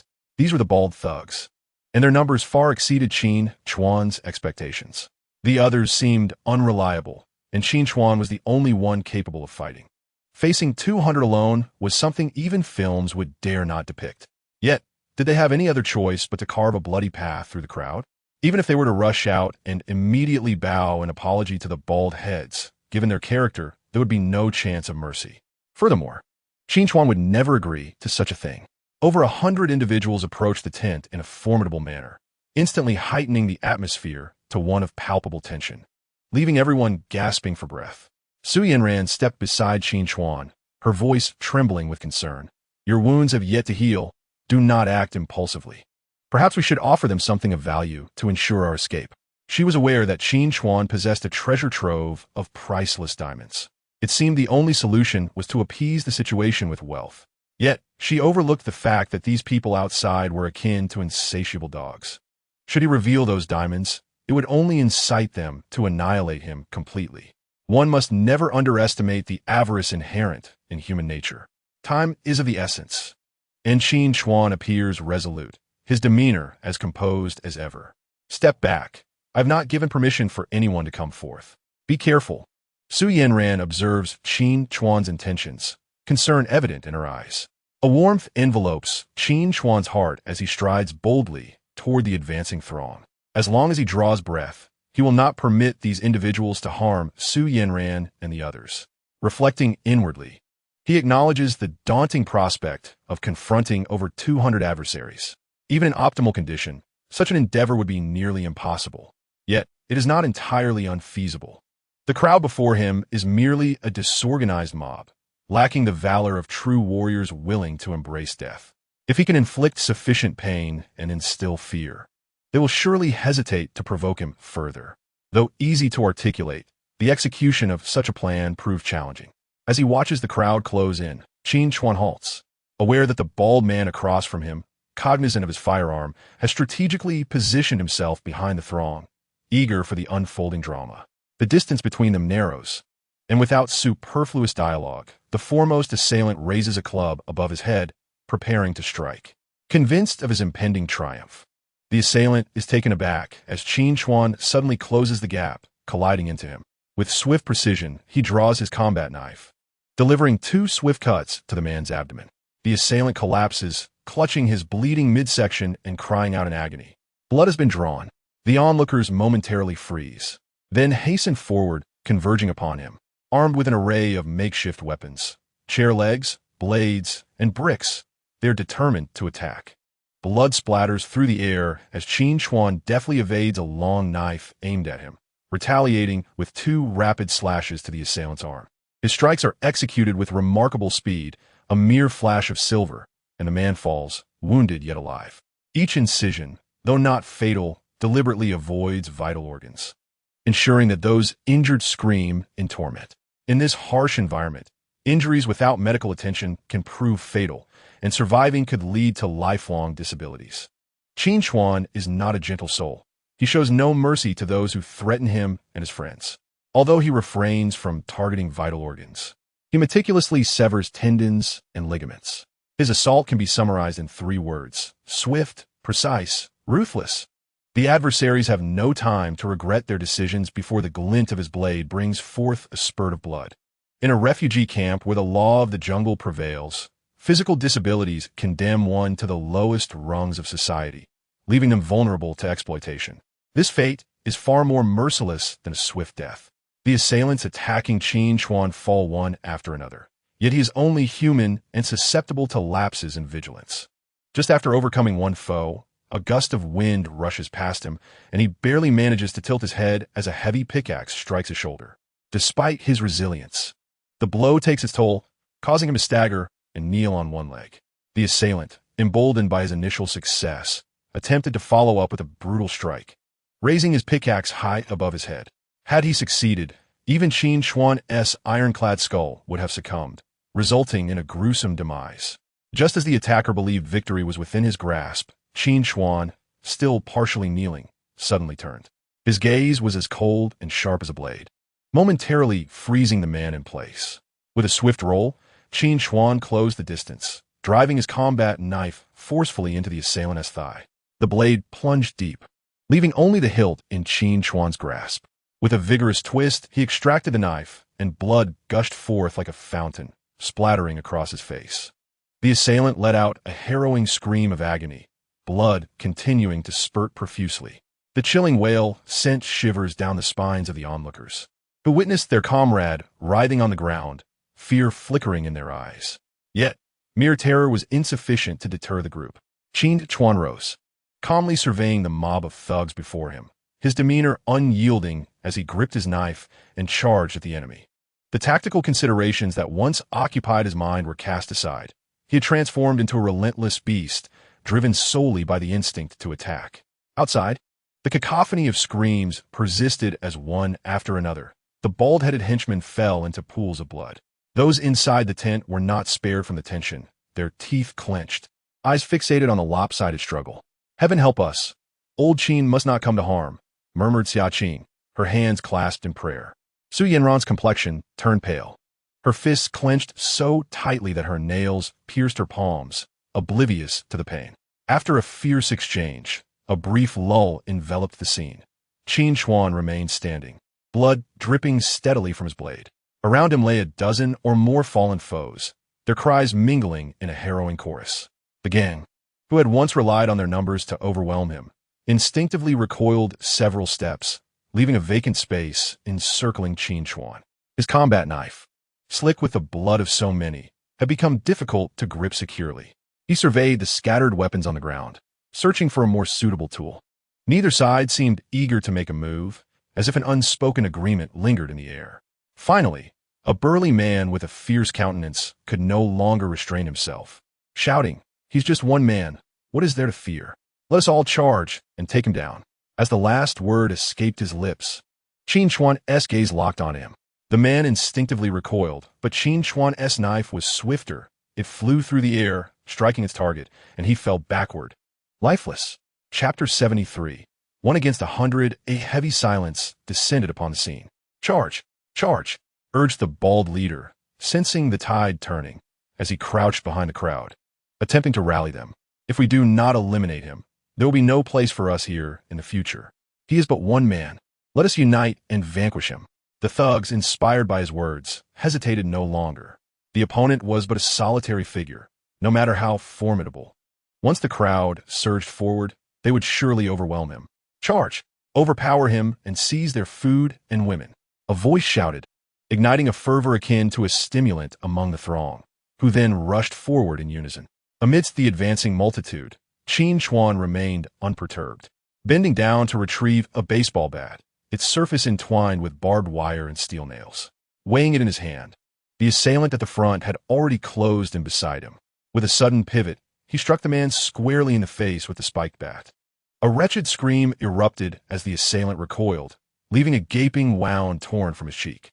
With a resounding crash, he deflected the weapons aimed at him, the bat descending from above to create a series of bloody punctures atop the adversary's head.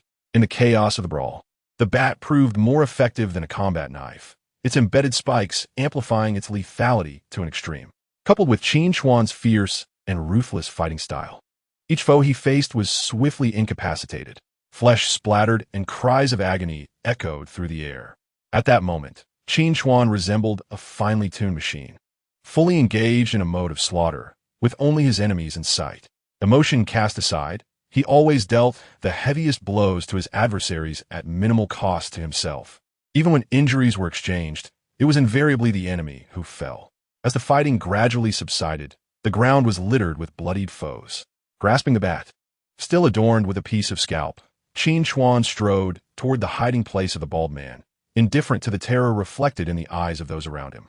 Although more than 100 of the bald man's henchmen remained, they were paralyzed with fear, retreating in haste at his approach, none daring to gamble with their lives in such a perilous situation. The bald man, inferior even to his followers, wished to flee, but his legs betrayed him, rendering him unstable as he trembled on the ground. "Don't come any closer. Someone stop him," he pleaded, but no one heeded his cries. Qin Chuan advanced as if traversing a desolate realm, approaching the bald man without impediment. "Please don't kill me."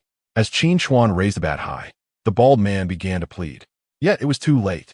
The bat descended, and as he attempted to evade, the steel nails pierced his shoulder, eliciting a heart-wrenching scream. Qin Chuan, expressionless, repeated the action. 1 strike, 2 strikes, 3 strikes. The cries gradually weakened until they ceased, leaving only the sound of the bat striking flesh. Unbeknownst to him, the bald man's accomplices had long since fled, vanishing without a trace. Once Qin Chuan's fury dissipated and he ceased his assault, the bald man was reduced to a grotesque form, his upper body nearly obliterated into a mass of flesh. Casually discarding the bat, now stained with remnants of flesh, he turned to retrieve his combat knife. Countless eyes observed this scene from a distance, enveloped in a deathly silence. Upon returning to the tent, Qin Chuan's demeanor appeared to have returned to normal, though his visage remained somewhat chilling. "Let us depart." He extended his hand to Su Yanran. "All right." She hesitated briefly before clasping his hand. Everyone has come to understand the relationship between Mr. Su and Qin Chuan. a revelation that has proven even more shocking than the brawls outside. Envy flickers in the eyes of many. For Su Yanran is the goddess cherished by all married and unmarried men in the company. A goddess, indeed, is exalted and unattainable. Yet, due to a maritime disaster, Qin Chuan has unexpectedly found his fortune. As they walk hand in hand ahead, only Xia Qing's gaze bears a hint of melancholy. But who would care about the musings of a mere girl? Sister Xia, perceiving the undercurrents, deliberately lags behind to walk alongside her, softly whispering in her ear, "Dear girl, do you perhaps harbor feelings for your brother Qin?" "Don't say such things, Sister Xia. That is not true at all." Xia Qing hastily shakes her head in denial, though her anxious demeanor betrays her inner turmoil. This girl thinks she can deceive, but she remains too innocent. Sister Xia chuckles, "Very well if you say so. But when we return, I shall introduce you to several handsome young men, each one more charming than Qin Chuan. Trust me, even without Mr. Su, you and he could never be a couple." As someone who has traversed these paths before, she recognizes that this is merely a one-sided infatuation. Qin Chuan regards her as nothing more than a sister. This budding affection is doomed to yield no fruit. Better for her to abandon such thoughts early. If blame is to be assigned, it must be directed at Qin Chuan, who, once an inconspicuous security guard, has now transformed into a guardian angel for everyone here.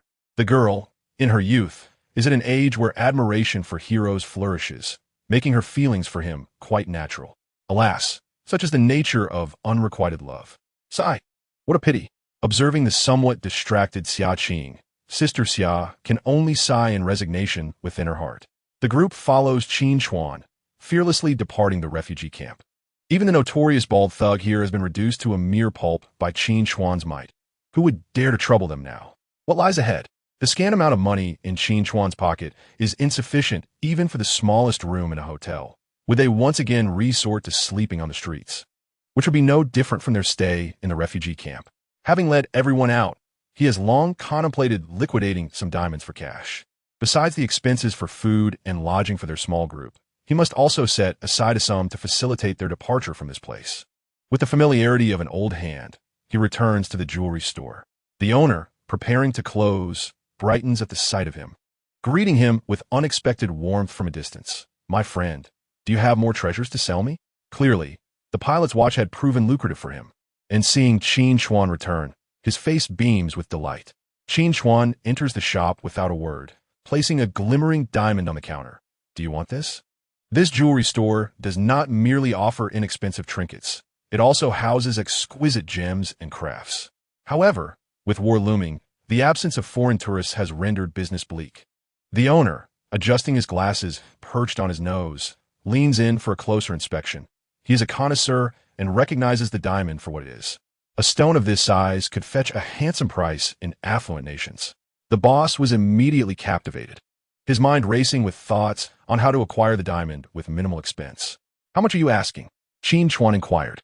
20,000, the boss replied, holding up 2 fingers. "In US dollars?" Qin Chuan scoffed. "Surely you're jesting. It must be in Carmen currency," the boss chuckled. Qin Chuan remained silent, turning on his heel with the diamond in hand. Chapter 74. The diamond as the proverbial duck flew away, the boss hurriedly pursued, grasping Qin Chuan's arm just as he was about to step outside. "Friend, please don't leave. How much do you want? Name your price." The boss, a shrewd businessman, realized his initial offer was indeed quite offensive, yet he wished to test the waters. Who knows, perhaps the other party would accept it, allowing him to make a handsome profit. Qin Chuan, unwilling to engage in idle chatter with such a greedy individual, simply raised his right hand, extending 5 fingers. 500,000. The boss inhaled sharply, seemingly taken aback by the exorbitant figure. He believed this outrageous demand would intimidate Qin Chuan, but the latter was not easily fooled. As the saying goes, one who has not seen a pig run has certainly never eaten pork. A pure, natural diamond like this could fetch at least 6 figures in the domestic market. Asking for 500,000 in local currency was, in truth, a tremendous profit for the boss. Had he not been in such haste to exchange for cash, he could have returned home and found a reputable jewelry store that would offer 10 times that amount. Qin Chuan, with clarity in his mind, had no desire to waste time with this avaricious man. He turned to leave once more, but the boss clutched his arm, unwilling to let go, and urged, "All right, 50 it is. I agree. Is that acceptable?" In reality, even if the asking price were $1 million, the boss would still comply. The profit from the diamond exceeded Qin Chuan's expectations. Deal. Qin Chuan paused, a smile gracing his lips. I happen to have a few more. Are you interested? More? The boss's eyes widened in disbelief. Qin Chuan raised his left hand from his pocket, revealing 3 more diamonds of similar size atop the counter. The boss was momentarily dazzled by the brilliance of the gems, struggling to swallow his saliva. With no internet access locally, electronic payments were impossible, and transactions typically relied on cash. I don't have that much cash on hand. Would you allow me to write you an IOU? You can collect the payment tomorrow. 200,000 was a significant sum, and given the recent decline in local security, the boss could not possibly keep such a large amount of cash in his store. Goodbye. Qin Chuan once again took hold of the diamond, turning to exit. The boss was distraught, nearly in tears. Wait. If you need it urgently, I will have someone bring the money immediately. Qin Chuan halted. You have 1 hour. All right, just wait. The boss signaled to a worker, whispering instructions. The worker nodded and dashed out. The group Qin Chuan had summoned into the store appeared disheveled and reeking, resembling the beggars on the street. With so many ragged individuals in his establishment, the boss feared for his business. Though reluctant, he dared not offend Qin Chuan, a veritable god of wealth, and instructed his staff to provide them with hot water. Approximately 40 minutes later, a dusty Jinlong van arrived and parked at the store entrance. Chinese products are renowned for their excellent quality and affordability, winning the hearts of the African populace. This particular Jinlong van evokes a sense of home for many. As the rear door swung open, 6 robust, bare-chested black men emerged in succession. Initially, onlookers feared trouble was brewing and prudently stepped back, leaving the matter to Qin Chuan to resolve. Don't dawdle. Have you brought the money? Shouted the owner from the entrance. To everyone's surprise, these seemingly fearsome figures were there to assist in transporting cash. They retrieved a large burlap sack from the vehicle, which was stuffed with bundles of 2 million in cash. The highest denomination of local currency was 1,000, alongside some 200 and 500 bills. It was evident that the owner's subordinates had exerted considerable effort to amass this sum. The owner instructed the door to be shut and, in full view, emptied the sack onto the floor. A vibrant array of notes lay scattered, dazzling all who beheld it. The crowd gathered to conduct a rough count, confirming the total was indeed 2 million, neither more nor less. An exchange of goods for cash occurred seamlessly, with no need for documentation. The transaction was complete. The money is sound, and the goods are now mine, the owner declared, a broad grin illuminating his face as he clutched the diamonds, nearly unable to contain his glee. While he toyed with several gems, his gaze lingered on Qin Chuan, the enigmatic Asian, sensing that he possessed more treasures than just these. Do you have any more diamonds? Perhaps we could strike a deal for those as well. I assure you, the previous price stands, and you won TB at a loss. His insatiable greed was apparent, yearning for an even greater haul. However, Qin Chuan was not oblivious to the man's intentions and promptly declined, stating with unwavering resolve, I have none left. This sum would suffice for their needs for some time. Once they departed from Anwaga, that money would hold no more value than mere scrap paper. Puffed. Even if there were more, we wouldn't sell. Do you take us for fools? Zhang Xiaoqiang scoffed from the side. Although he spoke in Mandarin, which the others did not comprehend, the astute owner discerned something from his smug demeanor, his expression shifting to one of intrigue. Stepping outside, Qin Chuan paused, his eyes drawn to the Jinlong van before him. The vehicle, originally designed to seat 9, had been modified to accommodate 12, with a little squeeze. It could indeed fit them all. He had been contemplating where to acquire transportation, and this van perfectly met his criteria. Turning back to the jewelry store owner, he inquired, Is this van for sale? Apologies, my friend, but I fear this vehicle is not available for purchase, the owner replied, his demeanor shifting abruptly after their business dealings. A swift denial escaping his lips. I'll offer 200,000. You could use that to procure a new vehicle. Now a man of means. Qin Chuan spoke with confidence. The van's exterior was marred by peeling paint and numerous patches from welding. To call a scrap vehicle would be no exaggeration. His proposal of 200,000 was undoubtedly generous. The owner hesitated for a moment, feigning contemplation, before ultimately conceding, Very well, the van is yours. If you come across any fine items in the future, do remember to seek me out. From the burlap sack clutched by Zhang Xiaoqiang. Qin Chuan promptly produced the sum of 200,000, and the owner instructed his subordinates to hand over the keys to the vehicle. As the crowd entered the vehicle, they paid little heed to the stains upon the seats, settling down without a second thought. They had encountered far filthier places before, so this was of no consequence. Qin Chuan, clutching the van's keys, initiated the engine.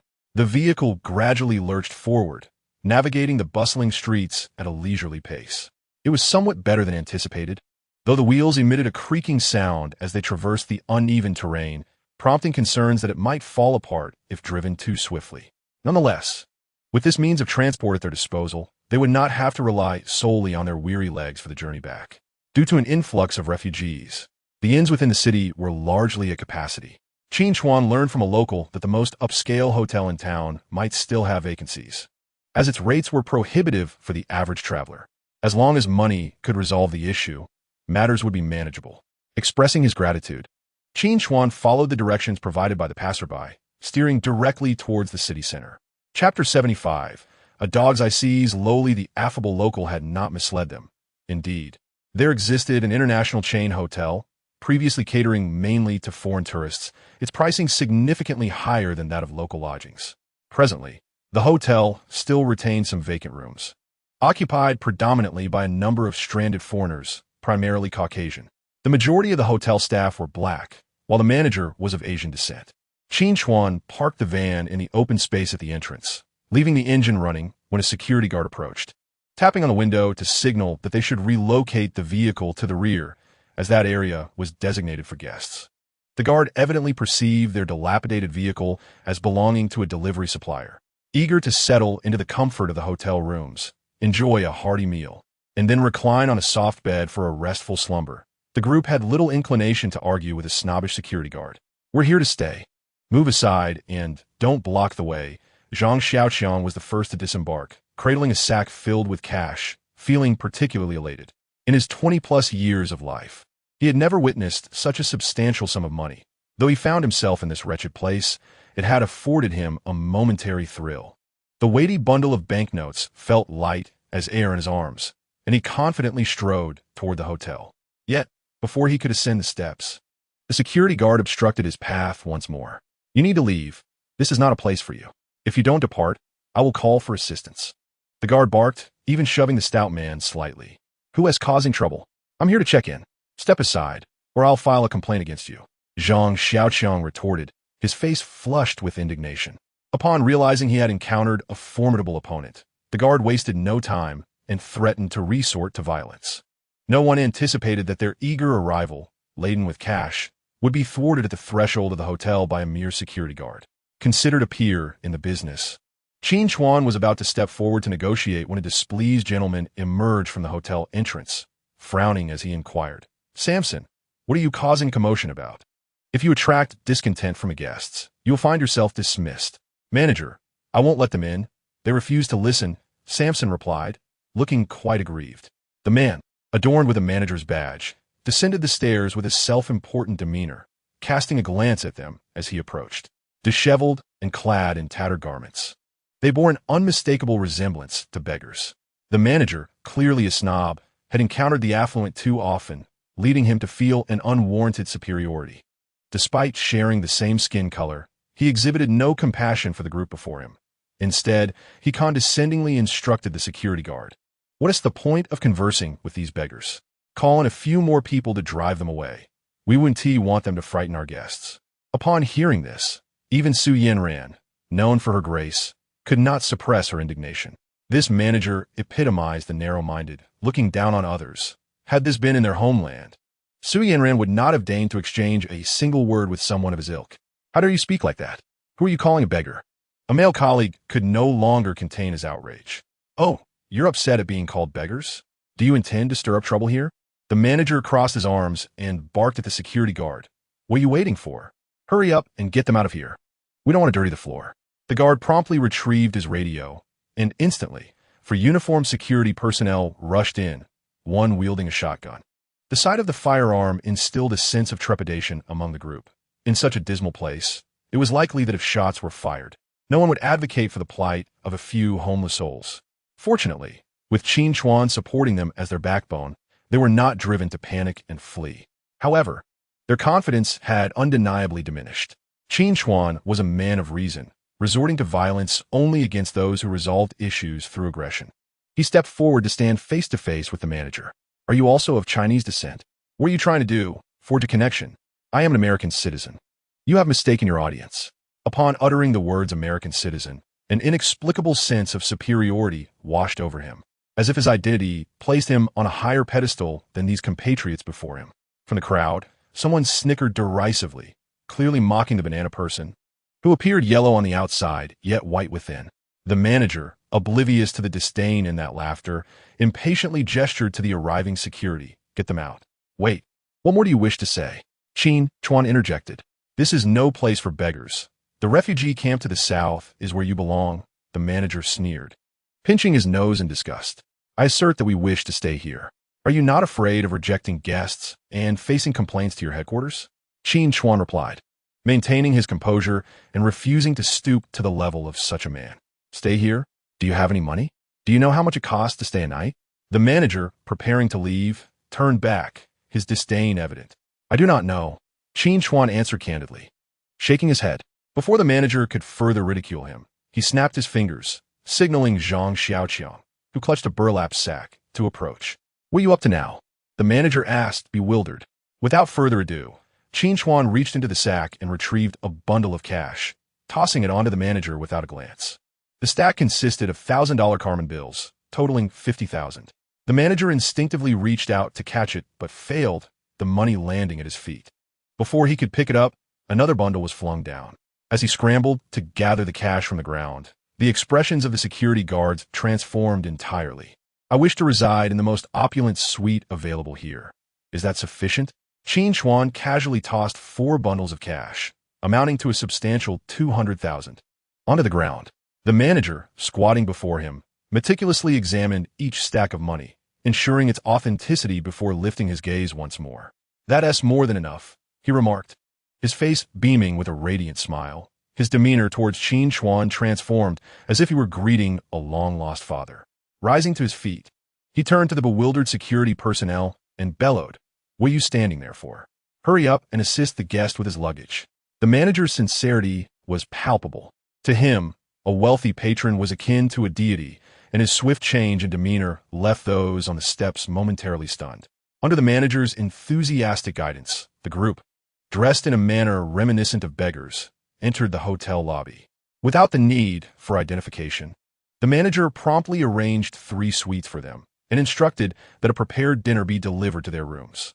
Such warm and attentive service rendered the group unable to express their frustration. As they stepped into the elevator, the manager stood at the entrance, maintaining his cheerful facade. Zhang Xiaoqiang pinched the man's brazen cheek, snorted disdainfully, and stepped inside with a swagger. For a group that had endured life on a deserted island for over 2 weeks, followed by a lengthy stay in a refugee camp, this felt akin to a descent from hell into paradise. The steaming hot spring pool, spacious enough for a person to swim in, enveloped those soaking within it, prompting involuntary sighs of contentment. Chapter 76, The Stowaways. To facilitate care, Qin Chuan requested only 3 rooms, ensuring they were adjacent to one another. 4 women shared one room, while the others occupied the remaining 2. Although Qin Chuan desired to share a room with Su Yanran, their romantic relationship rendered her somewhat shy in front of the group. She discreetly declined several times, leading them to sleep apart. However, he mused that brighter days were just around the corner upon their return. This globally renowned hotel boasted extravagant decor, with even the faucets gilded in gold. Sitting upon the plush sofa in the living room, Qin Chuan felt his energy drain away, becoming reluctant to move. Despite the room being equipped with a television, the outbreak of war had rendered all broadcasts obsolete, leaving only a screen of static. Disappointed, he set down the remote control, intending to rise for a hot bath when a crisp knock echoed from the door. Peering through the peephole, he spotted a man dressed as a server.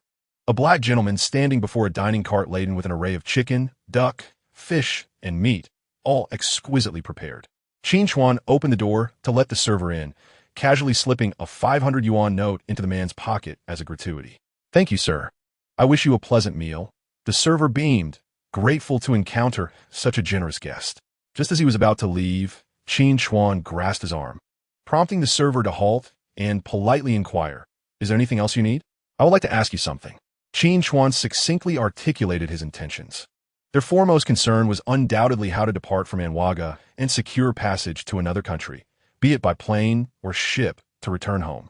The hotel server encounters numerous guests daily, and perhaps can provide the desired information. Once Qin Chuan finished speaking, the server shook his head, apologizing, regrettably. Due to the tense domestic situation, the borders have been completely sealed since last month, with the neighboring country even deploying soldiers to patrol the boundary, prohibiting anyone from approaching. The server's response echoed the intelligence previously gathered by Zhang Xiaoqiang and his companions. As a multitude of fleeing citizens streamed in, the neighboring nation, in an effort to maintain public order, had decisively closed the borders, allowing no one to cross. Qin Chuan, still somewhat hopeful, inquired, "Is there truly no other way to escape?" The server hesitated, clearly harboring ulterior motives. Qin Chuan, perceiving the implication without a moment's hesitation, produced several banknotes, stuffing them into the server's breast pocket without counting. With this gesture, the server's demeanor transformed, and leaning closer to Qin Chuan, he whispered conspiratorially, "I know someone who can certainly assist you. As long as you are willing to spend, he can lead you through a shortcut across the border. Money is not an issue, provided he possesses the capability," Qin Chuan replied. They agreed to reconvene later that evening. Once the server departed, the others, having finished their ablutions, gathered around to indulge in the spread before them. Not long after dusk, a mysterious man wearing a duckbill cap approached the door, knocking softly as though he were a thief. While the others were exhausted and already lost in slumber, Qin Chuan remained awake in the living room. Upon hearing the knock, he hurried to open the door, and a shadowy figure slipped inside. This smuggler appeared rather ordinary, the sort one might overlook in a bustling street. Qin Chuan couldn't help but question the man's expertise. "Your friend mentioned you could help us leave Anwaga?" "Of course, that's no problem," the man replied, moving to the bar and casually pouring himself a glass of rum. He even poured one for Qin Chuan, who refrained from accepting it. "When can we depart?" The smuggler swallowed half his drink, belched, and nonchalantly stated, "The earliest we can leave is the night after tomorrow. I know a secret path through the forest, and the officer stationed there is a friend of mine." After speaking, he poured himself another glass, adding, "Regardless of how many of you there are, it's 100,000 each, not a penny less. As long as you have that amount, I guarantee your safe arrival at your destination." Without indulging in unnecessary chatter, Qin Chuan lifted the burlap bag resting by his feet and tossed it before the man. The colorful banknotes spilled out. The smuggler's eyes widened, and just as he reached for the money, Qin Chuan snatched the bag back. Having only met once, trust was not easily bestowed. Should the man abscond with such a fortune, where would he pursue him? "Take us across first, and then all this money is yours," he stated coolly. The smuggler initially intended to request a deposit, yet upon observing Qin Chuan's resolute demeanor, it seemed he would receive nothing until their departure from this place. After a moment's hesitation, he nodded, "Very well. Remember to arrive on time the night after tomorrow. If you deceive me, you will bear the consequences." The deal was sealed, and Qin Chuan raised his glass to clink with the smugglers. The man downed a shot of rum, mentioned a time and place, and then turned to leave. When everyone awoke, Qin Chuan recounted the events of the previous night. Upon hearing that they could return home, the group erupted in joyous cheers.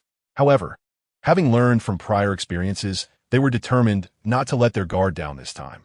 To be prudent, they decided to make necessary preparations in advance. Food and water were essential, and their current attire needed to be replaced. Otherwise, they would be perceived as beggars, and the clothing was uncomfortable. Fortunately, procuring these items was manageable, as Qin Chuan would drive them into town to shop, having ample funds. The more challenging issue was securing weapons. They were reluctant to entrust their safety entirely to smugglers. It was best to keep their lives firmly within their own control. Qin Chuan's handgun had only 3 bullets left, and it was imperative to acquire a longer weapon for self-defense in case they encountered adversaries. He contacted the manager via intercom, requesting his presence. Within moments, the manager arrived eagerly at the door. After inviting him in, Qin Chuan inquired about obtaining weapons. In these war-torn nations, arms were both plentiful and inexpensive. The manager, with a glint of cunning in his eyes, led Qin Chuan to the basement storage. Upon locating a switch on the wall and activating it, The dark warehouse was illuminated by several fluorescent lights, revealing dozens of rifles neatly arranged on the shelves. Various models were present, some still wrapped in oil paper and used. These weapons were initially intended to arm the security personnel, meant to safeguard the hotel during tumultuous times. Even if a few were missing, their absence would go unnoticed. Qin Chuan purchased a well-preserved M4 carbine for 30,000, along with 200 rounds of ammunition. He also selected several additional firearms to equip the others. Although Zhang Xiaoqiang and his companions were inexperienced in combat, possessing weapons for intimidation would suffice, all for a total expenditure of less than 150,000. Chapter 77. The final day, with this cache of weapons, their self-defense was assured. Back in their room, Qin Chuan showcased his remarkable skill in disassembling firearms before the group. In mere seconds, a perfectly functional rifle was reduced to a pile of components through his deft hands. Under their astonished and admiring gazes, he reassembled the parts flawlessly. For safety, he meticulously inspected each firearm, ensuring all components were intact, even revealing no signs of prior use. He retained the carbine for himself, distributing the remaining 4 rifles among the bolder male colleagues, leaving Zhang Xiaoqiang without a weapon. His responsibility was to safeguard the cash in the bag, ensuring no mishaps occurred before their departure. The following day, Qin Chuan drove the group out for shopping. Each person acquired a new outfit, transforming from their ragged appearance. As the saying goes, clothes make the man. Once rid of their beggar's garb, they emerged as striking figures, though their skin bore the marks of sun exposure. The men accepted their sun-kissed complexion, but the few women, glancing at their reflections, were dismayed, concerned about how much foundation they would need to revert to their original skin tone. After a leisurely stroll, they had spent nearly 100,000, leaving just enough funds to cover their smuggling expenses. In order to avoid any unforeseen complications, Qin Chuan signaled to the still reluctant group to prepare to return after procuring the necessary supplies. At that moment, the sudden roar of an aircraft pierced the sky above, prompting them to look up. High in the atmosphere, a propeller plane emerged from the clouds. Judging by its size, it resembled an antiquated combat aircraft. But due to the distance, Qin Chuan could not discern the insignia on its wings. Perhaps it was a military aircraft engaged in routine flight training. Little did he know that in the minuscule nation of Anwaga, only a handful of antiquated warplanes existed and had long been seized by armed groups when the Civil War erupted, along with the military airfield. The enemy's aircraft, unchallenged in the skies, approached the power plant before unleashing its payload. The aerial bomb, suspended beneath its wings, detached and accurately struck its target. With a thunderous explosion, a colossal mushroom cloud rose from the direction of the power plant. Even at a distance of 1 or 2 kilometers, they felt the ground tremble violently beneath their feet. It was only then that the air raid sirens blared, as the enemy aircraft, having completed its mission, turned and departed unperturbed. This bomb seemed to herald the impending spread of warfare to the capital region. However, that was of little concern to Qin Chuan and his companions. If all went well, they would be leaving this country after tonight. Earlier, while shopping, he had inadvertently overheard news that Kudu, in alliance with another armed faction, had unexpectedly launched a surprise attack on the regular army, resulting in significant losses for the latter. Seizing the opportunity, they pursued their advantage, and within a month, a substantial portion of the territory had been divided between the two factions. 2 historically antagonistic forces had united against the regular army, a development no one had anticipated. The outbreak of war came without any warning, and it was no wonder the regular army fell victim to such a pincer attack, leading to their complete disarray. In a nation like Anwaga, characterized by its small landmass, a conflict that engulfs the entire country could conclude in as little as 3 to 5 days, or at most, a couple of months. With the regular army suffering heavy losses, they could only retreat to the outer perimeter of the capital, their last bastion of resistance. It would not be long before this nation faced a change in regime. Qin Chuan had little inclination to ponder what the country would become under Kudu's control. He merely yearned to depart as swiftly as possible. "Let's go back," he urged. The air raid sirens continued to wail as Qin Chuan started the vehicle, heading towards the hotel. The journey back was relatively smooth, but upon arrival, the atmosphere in the lobby felt slightly amiss. A group of staff members, including the manager, surrounded a middle-aged Caucasian couple, offering words of comfort. As Qin Chuan passed by, he caught snippets of the situation. It seemed the couple's twin daughters had gone missing while strolling on the lawn the previous night, and they had yet to be found. In the midst of chaos, the sudden disappearance of two young women who had just reached adulthood carried ominous implications, and the manager understood this better than anyone. Although he had immediately called the authorities, those familiar with the locale knew that reporting or not reporting made little difference. Every month, numerous individuals go missing, yet rarely is anyone found. Young women, in particular, must exercise heightened caution. If someone disappears without cause, there is often but one grim possibility. It is prudent to remain in one's own room and refrain from venturing out. Qin Chuan expressed his concerns to the group in the corridor, anxious about the impending departure in just a few hours, emphasizing that no mistakes could be afforded at this juncture. Returning to their respective rooms, the group attempted to rest, knowing that the night ahead was crucial, requiring them to traverse a dense, untamed jungle, an endeavor that was anything but trivial. Only by conserving their energy could they avoid becoming a burden to one another.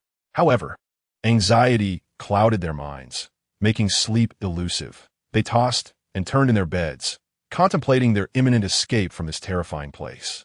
Perhaps by this time tomorrow, they would be aboard a flight back home, their thoughts spiraling into a whirlwind of imagination. Qin Chuan approached the window for some fresh air, a cigarette dangling from his lips, idly gazing at the power plant that continued to emit a plume of black smoke.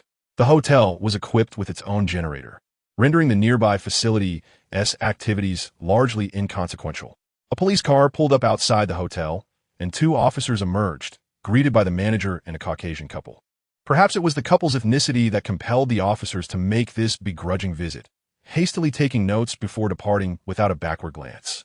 As time passed, it was time for dinner, their last meal in Anwaga, with the prospect of leaving in just 3 or 4 hours.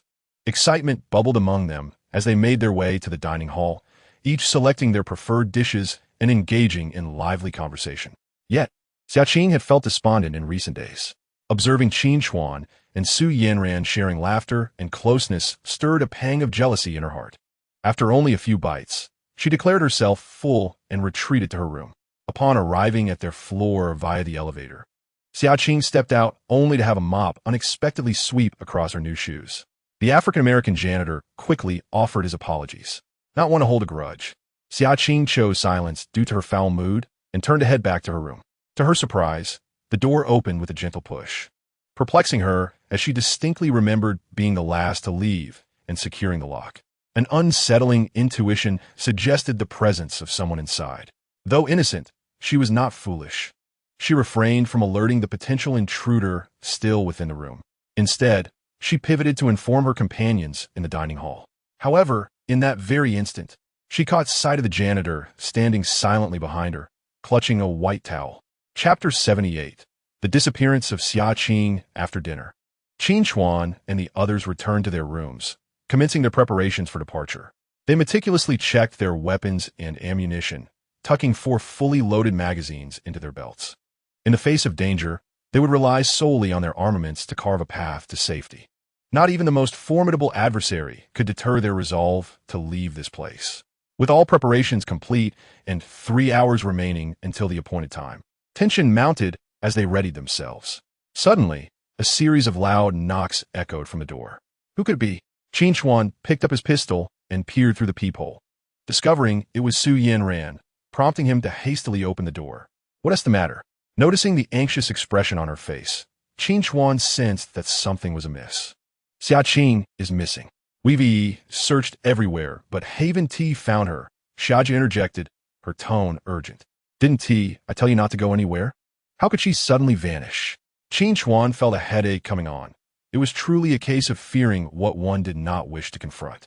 Just as he was about to meet the smuggler, this unexpected complication arose.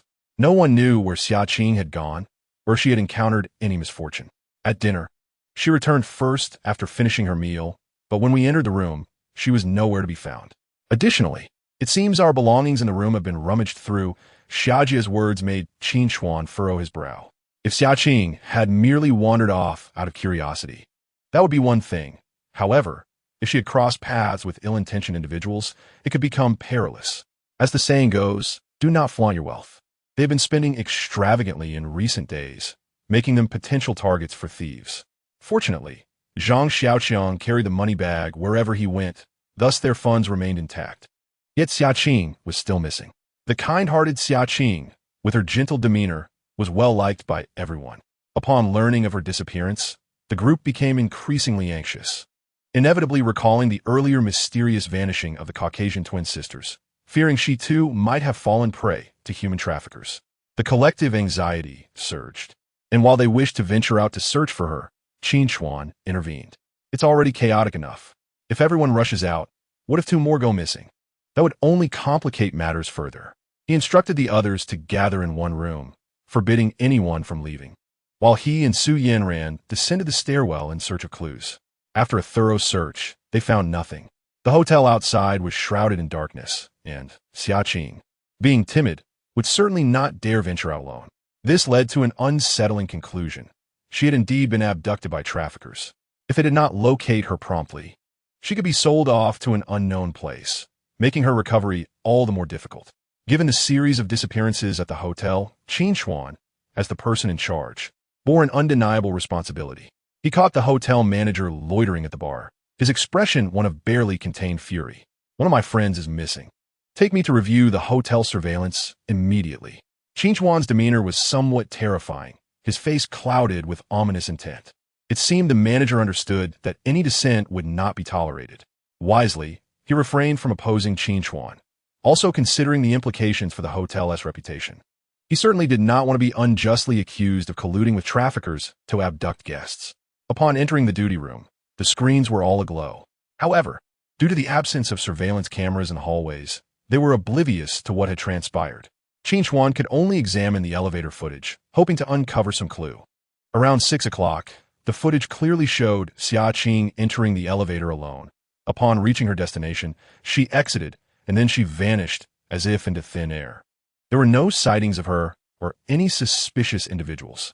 The scene continued to unfold until Qin Chuan and the others returned from their meal, at which point Sister Xia and the others discovered that Xia Qing was missing. Only a mere 10 minutes had elapsed since then. Could it be that a human trafficker had carried Xia Qing away down the stairs? The lobby on the first floor was equipped with surveillance cameras. Anyone entering would undoubtedly be captured on film. However, upon reviewing the footage from that time frame, they found no suspicious individuals appearing. How could a living person as substantial as Xia Qing simply vanish into thin air? Qin Chuan furrowed his brow, deep in thought, as his mind raced to reassess all the images he had witnessed. Perhaps we should check the rooftop. She might be up there, suggested Su Yanran, although she too found it hard to believe that Xia Qing would wander to the rooftop alone to admire the scenery. Yet, this seemed to be the only plausible explanation at the moment. Wait, replay that segment from the elevator, Qin Chuan suddenly said to the manager, having had an epiphany. The manager promptly complied, revealing that after Xia Qing exited the elevator, approximately 10 minutes later, a janitor pushing a cleaning cart entered the elevator and descended directly to the first floor. The janitor had instinctively glanced at the camera mounted on the ceiling as he entered the elevator. It was this seemingly insignificant action that piqued Qin Chuan's suspicion. How could a person of such size simply disappear? The cleaning cart he was pushing had ample space beneath it, enough to conceal 1 or 2 adults without difficulty. Is this person an employee of your hotel? Qin Chuan inquired, pointing at the janitor on the screen. After receiving an affirmative response from the manager, he continued, "Bring him here. I have questions for him." The manager agreed and used the intercom to summon security to fetch the janitor. After waiting for 2 to 3 minutes, the janitor was escorted into the office by security. "Manager, how can I assist you?" The young black man appeared to be around 18 or 19, his face betraying no signs of abnormality, yet the cunning glint in his eyes did not escape Qin Chuan's notice. "A female guest has just gone missing, and it coincides with your cleaning of that floor. Have you seen her?" Qin Chuan stepped forward and asked. The janitor's gaze darted away from Qin Chuan's penetrating stare, but he feigned ignorance, saying, "I'm sorry, sir, but I didn't see anyone while I was cleaning on the 6th floor." "You're lying." Qin Chuan interrupted him brusquely, gripping the man's collar and threatening coldly, "I will ask you one last time. Where's that girl now?" With his collar clutched tightly, the janitor struggled to breathe, yet continued to shake his head vigorously. "I swear I'm not lying. You must be mistaken." His frightened demeanor seemed genuine. prompting even Su Yanran to consider that perhaps Qin Chuan was in error. However, before she could speak, Qin Chuan forcibly dragged the young man to the door of the surveillance room, placing his hand between the two doors before seizing the handle and slamming the half-open wooden door shut with a sudden force. Crack! The janitor let out a piercing shriek as his right hand was caught in the door, writhing in pain and kicking wildly on the ground. The sharp sound of bones cracking echoed, and even if he were to recover, his right hand would be permanently damaged. Chapter 79. Time is of the essence, the janitor wailed in agony, struggling to break free, his voice hoarse from despair. Sensing the moment was right, Qin Chuan released the door handle, allowing the wooden door to crack open slightly. Can we speak now? The janitor gasped for breath, sweat pouring from his forehead. After a moment, his face contorted in sorrow as he pleaded, I truly know nothing. You must be mistaken. Even in such a dire state, he remained defiant. Were it someone else, perhaps they would have believed him, for there was no evidence directly linking him to the abduction of Xiaqing. His mere presence in the vicinity during that time seemed insufficient to establish him as a suspect. Even Su Yanran, who accompanied Qin Chuan, hesitated to speak, fearing he might wrongfully accuse an innocent man. Everyone seemed to think the janitor might be unjustly accused. The manager attempted to intervene, but a mere glance from Qin Chuan silenced him. Only Qin Chuan maintained his conviction. The janitor, feigning misery, was the most likely culprit. Time was of the essence. There was no opportunity for a leisurely investigation. He resorted to the most straightforward and brutal approach. With a decisive motion, he gripped the door handle and forcefully slammed the wooden door shut again, trapping the janitor's hand in the crack. The janitor's hand, now bloodied and mangled, would surely be irreparable even if he were rushed to the hospital. The janitor screamed, his legs flailing as he fainted from the pain. Yet, Qin Chuan was relentless. He drew his gun from his belt, pointing it at the fallen janitor on the ground, and cocked the hammer. The murderous intent in his eyes was unmistakable. However, this was still a living being. How could one simply take a life? Su Yanran instinctively moved to intervene, but Qin Chuan had already pulled the trigger. Bang! The gunshot echoed, and the unconscious janitor's body jolted in response. The bullet narrowly missed him, striking the cement floor and leaving a round hole. The janitor, who had merely been pretending to be unconscious, was now terrified, realizing that if he did not cooperate, the next shot might not be so fortunate. To Qin Chuan, killing him was as trivial as squashing an ant. Before he could pull the trigger again, the janitor understood the gravity of the situation. He no longer had the courage to feign death. In tears, he divulged everything he knew. Xiaqing had indeed been subdued by him and an accomplice with a towel, and then transported in a cleaning cart. However, she was no longer in their possession, having been sold to a local gang specializing in trafficking women and children for a handsome sum. As they listened to his lamentations, no one felt pity for him. To commit such heinous acts warranted 100 deaths in retribution. I only started working at the hotel last month. I had no idea he was in league with the traffickers. The manager, with a mournful expression, explained in response to Su Yanran's accusatory gaze. Regardless of his justifications, the hotel could not escape culpability in this matter, yet now was not the time to hold the manager or the establishment accountable. Time was indeed of the essence. They had to rescue Xiaqing from the den of thieves without delay and depart together. You should return to the room and stay with everyone. Do not open the door for anyone. I will bring Xiaqing back on time. Qin Chuan instructed Su Yanran. A tinge of worry crossed Su Yanran's face. You're going alone to save Xiaqing. Shouldn't you bring a few more people with you? Qin Chuan had no desire to carry extra burdens. In the event of a confrontation, others would be more of a hindrance than a help, requiring his protection instead. It was far better to go solo and swiftly return Xiaqing to the hotel. Glancing at the clock on the wall, he noted that only 2 hours and 10 minutes remained before the time agreed upon with the smuggler. With communication severed, he could not reach the other party to reschedule, leaving him no choice but to hurry, hoping it was not too late. Let us go. Qin Chuan dragged the nearly lifeless janitor out of the hotel. Once inside the van, he retrieved a concealed automatic rifle and 2 magazines from beneath the seat. The janitor had informed him that the gang was numerous and armed. The most effective means of rescuing Xiaqing lay in the application of force. Throwing the janitor into the passenger seat, Qin Chuan instructed him to guide the way, simultaneously starting the vehicle. As the flames of conflict spread to the city's outskirts, The streets became desolate by nightfall, with only a few stray dogs and cats curiously observing the van speeding by. The traffickers were located in a slum more than 20 kilometers away. During the day, the power plant had been destroyed, plunging the entire city into darkness by night. In a corner of a dilapidated house, 2 candles flickered on a table where 5 or 6 shirtless, menacing-looking men sat in silence, eating their meal, rifles casually strewn within reach. From the adjacent room, the sound of a woman's sobs occasionally seeped through. One man, irritable from the incessant cries, threw down his piece of meat and strode toward the neighboring room. As he stepped inside, a loud crash erupted from behind him as the living room wall collapsed, creating a large hole. Food scattered across the floor, candles fell and extinguished, and dust filled the air. A vehicle's front crashed through the wall, wedged there. The men on the left, whether seated or standing, were momentarily transfixed, staring at the breached wall rather than reaching for their weapons. Suddenly, a gunshot rang out, and one man fell, blood spurting from his chest. It took a moment for the others to regain their senses, rushing to grab their firearms. 2 more shots followed, bullets from the vehicle's direction claiming 2 more lives. The remaining 2 men cowered behind the table, reluctant to rise. Fortunately, a comrade resting in the loft heard the gunfire and rushed down the stairs, wielding an automatic rifle and shouting, "Shoot him from the car!" The man behind the table yelled, but before the warning could fully escape his lips, his head jerked, and he collapsed, a bullet having pierced through the table, claiming his life. The comrades descending from the loft began firing, the vehicle's muzzle flashes illuminating the chaos. Bullets flew back and forth, striking individuals and sending them tumbling down the stairs with anguished cries. "Cease firing." The bullets were loaded into the magazine, and the leader among them issued a command, bringing an abrupt halt to the gunfire.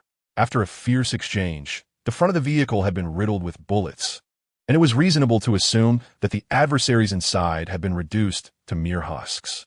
Beside the leader, only 2 individuals remained unscathed. The others lay lifeless on the ground, their fates uncertain. The trio pressed against the wall, hesitating to advance, as the dim light obscured their vision. Suddenly, the car door swung open, and a figure tumbled out, collapsing onto the debris, motionless. Chapter 80. The rescue of the hostages. Was this the assailant who had ambushed them? The figure had been lying by the car for some time, devoid of any signs of life. The leader, cautious and wary, knew that this individual had eliminated several of his comrades during the skirmish. Should he still be alive, approaching recklessly could cost him dearly. He raised his weapon, aiming at the figure on the ground and firing several rounds to ensure the target was neutralized before cautiously advancing with his remaining companions. As they reached the front of the vehicle, they found the individual shot by the leader, lying face down, several gaping wounds marring his back, clearly devoid of life. A sigh of relief escaped the leader and his companions as they approached, cautiously using their toes to flip the corpse over. Upon closer inspection, the deceased was a black man, his face somewhat familiar. It dawned on the leader that this was the cleaner from that upscale hotel who had aided in the abduction of the girl. But why had he come to attack them in the dead of night? With the man now lifeless, he could not provide answers, yet soon another would. Behind them, a sound echoed, a crunching noise like shoes scraping against gravel. Besides the 3 of them, it seemed there were no other living souls present. How could footsteps suddenly arise?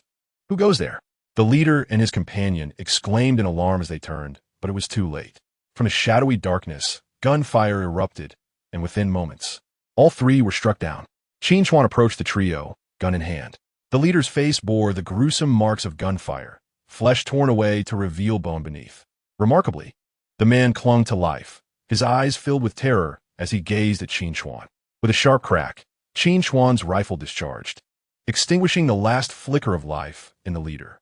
Turning back, he intended to search for Xia Qing when he heard the muffled sound of a woman weeping from the adjacent room.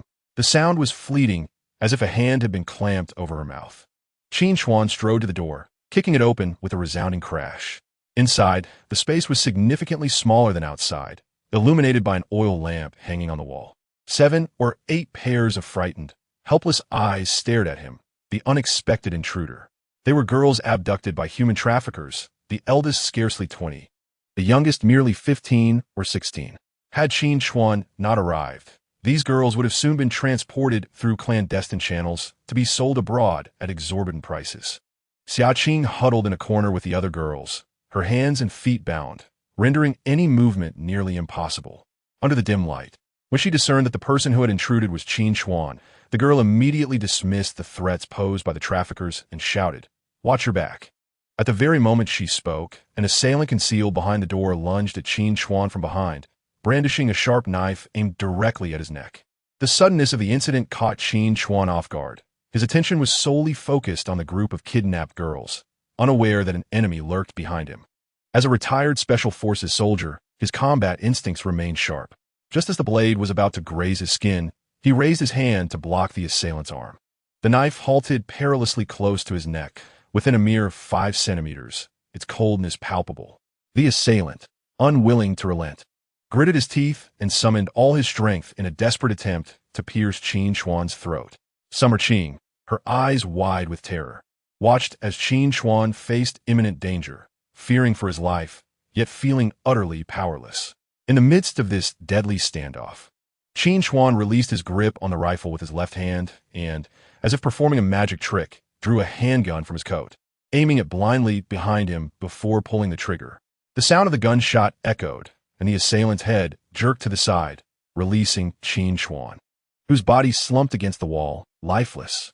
Having narrowly escaped the clutches of death, Qin Chuan surveyed his surroundings, confirming that the danger had passed, and strode towards Summer Qing and the others. He swiftly cut the ropes, binding her hands and feet. The girl, still shaken, threw her arms around his neck, sobbing uncontrollably. "Stop crying. It's quite embarrassing with so many people watching." Qin Chuan, a man of steel, awkwardly attempted to console her, offering only a wry smile. After a thorough outpouring of emotion, Summer Qing gradually regained her composure, wiping her reddened eyes and reluctantly releasing Qin Chuan.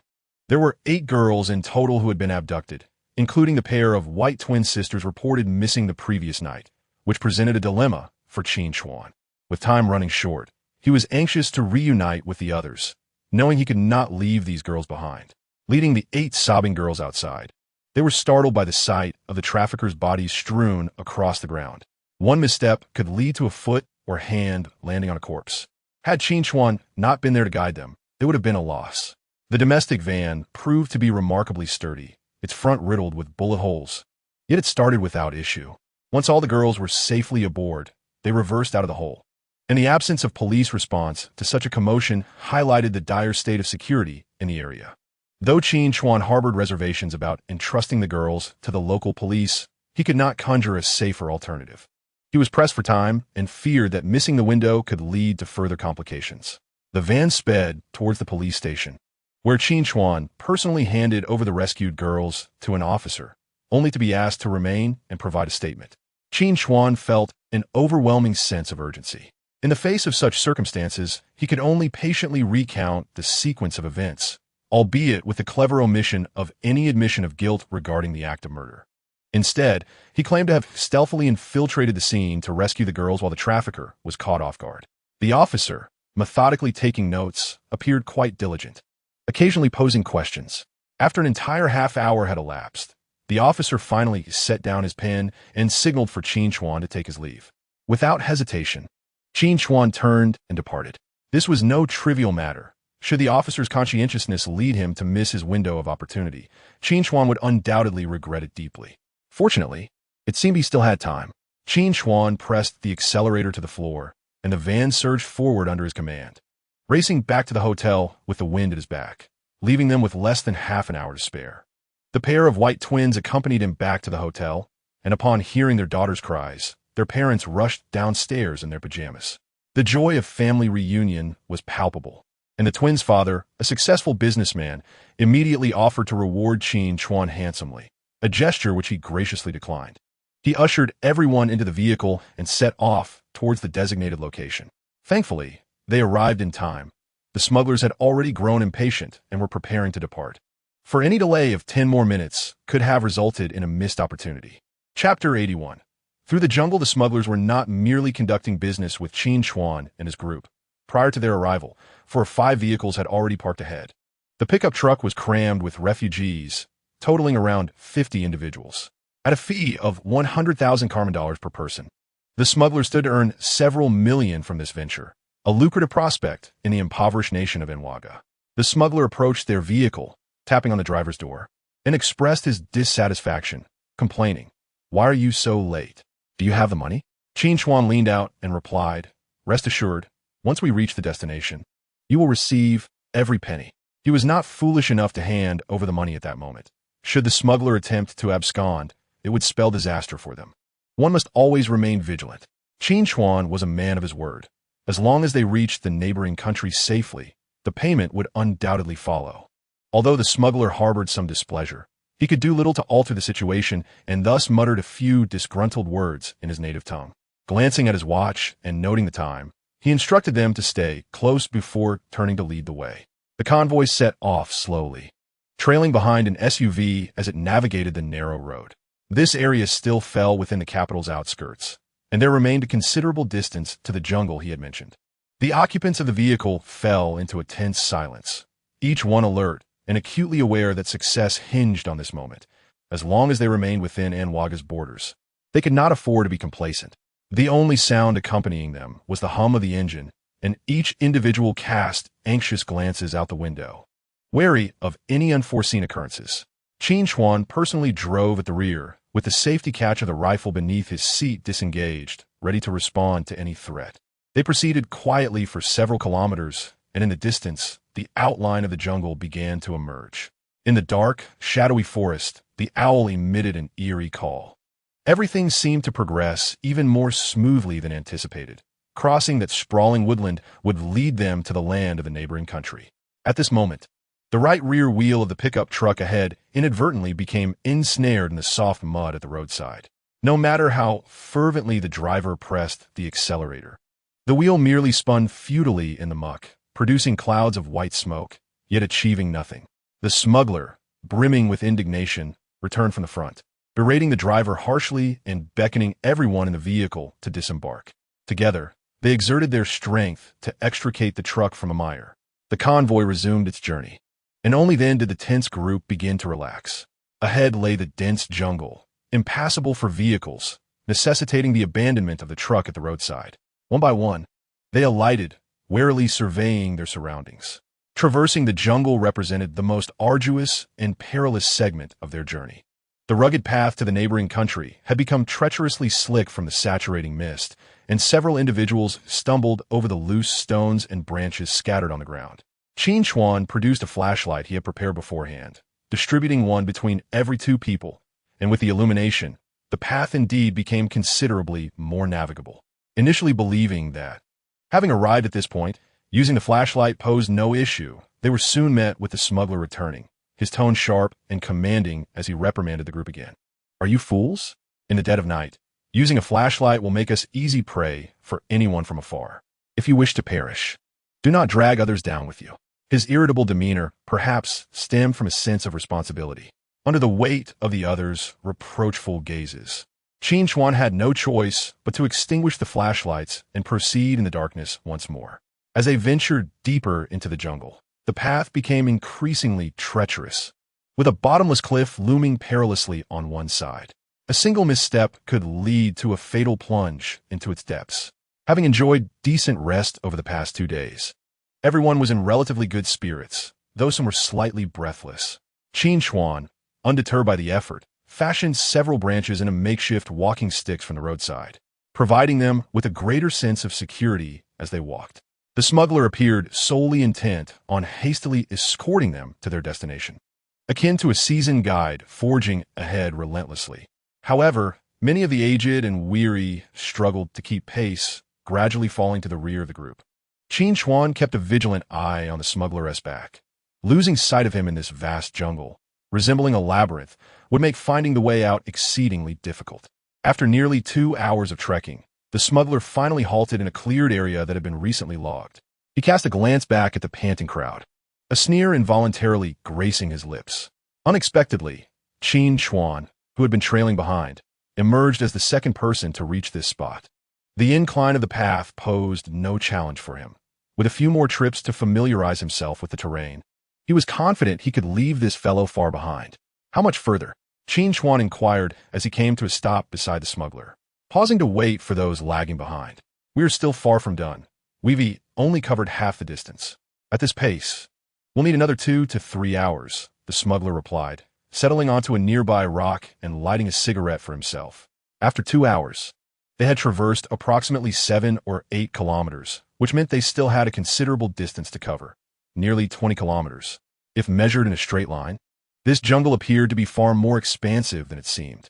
Zhang Xiaoqiang, clutching a bag of cash, approached Qin Chuan, panting heavily as if he were bellows, and could not help but grumble, "Is this birdman leading us in circles?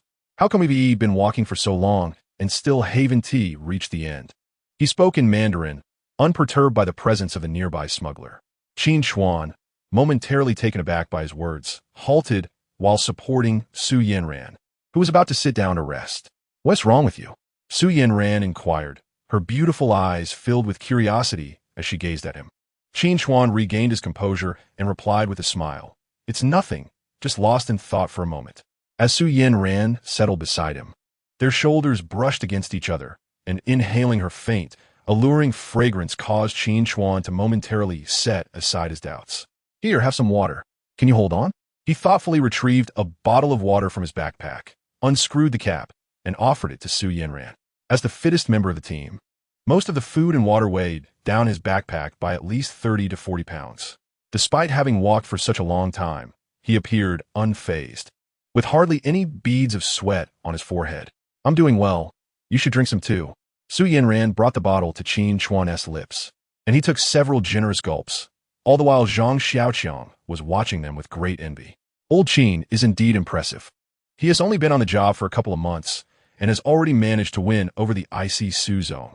The thought of wanting to learn from Qin Chuan resurfaced in his mind. Had the circumstances permitted, he would have rushed forward to kneel before Qin Chuan, exclaiming, "Master, teach me how to woo women." Yet, he was acutely aware that he would likely never acquire Qin Chuan's skills in this lifetime. Reflecting on these thoughts, he couldn't help but reminisce about Bai Lulu. As a quintessential homebody, everything about Bai Lulu perfectly aligned with his ideal image of a goddess. And she had always treated him with kindness, calling him Xiaoqianggu in a way that made his heart flutter. He could not help but wonder where she might be now. Chapter 82. A trap. Let us rest here for half an hour before we continue. Once most of the group had gathered, the smuggler announced to everyone, and a chorus of sighs erupted around them. Many were already too fatigued to walk any further, and hearing that they had only completed half the journey deflated their spirits. The smuggler instinctively glanced at his watch. He seemed quite conscious of time, and everyone was expected to adhere strictly to his schedule, lest they be callously abandoned. Given the perilous nature of their undertaking, his caution was entirely justified. "It's not even noon yet. Once we reach our destination, you can rest easy," he continued, pulling out a cigarette to light as he walked deeper into the woods. "I'm going to take care of some business. Don't wander off. If you can't find me later, don't blame me for leaving without you." With that, his figure disappeared behind a large tree, presumably to relieve himself. Amidst the murmurs of complaints and lamentations from the group, Qin Chuan initially paid little mind to their discontent, distributing food and water to help replenish their strength. However, as several minutes passed, the smuggler had yet to return. In this desolate wilderness, could it be that he's been taken away by a wild beast? "What shall we do?" Zhang Xiaoqiang pondered anxiously, initially meant as a jest. He noticed Qin Chuan's furrowed brow. The unusual behavior of this guide certainly led him to darker thoughts. The man had merely gone to relieve himself, not venturing too far. Logically, he should have returned by now. If it were as Zhang Xiaoqiang suggested, encountering a beast or some other danger at the very least, there would have been some commotion. The area where the man had vanished was eerily silent. It was inconceivable for a living person to simply disappear unless he deliberately wished to evade the group. However, he had yet to receive his reward. What could possibly motivate such an action? A vague sense of unease began to stir within Qin Chuan. Perhaps, as he suspected, a mere glance would clarify whether the man still lingered nearby. "You all stay here. I shall take a look," he declared.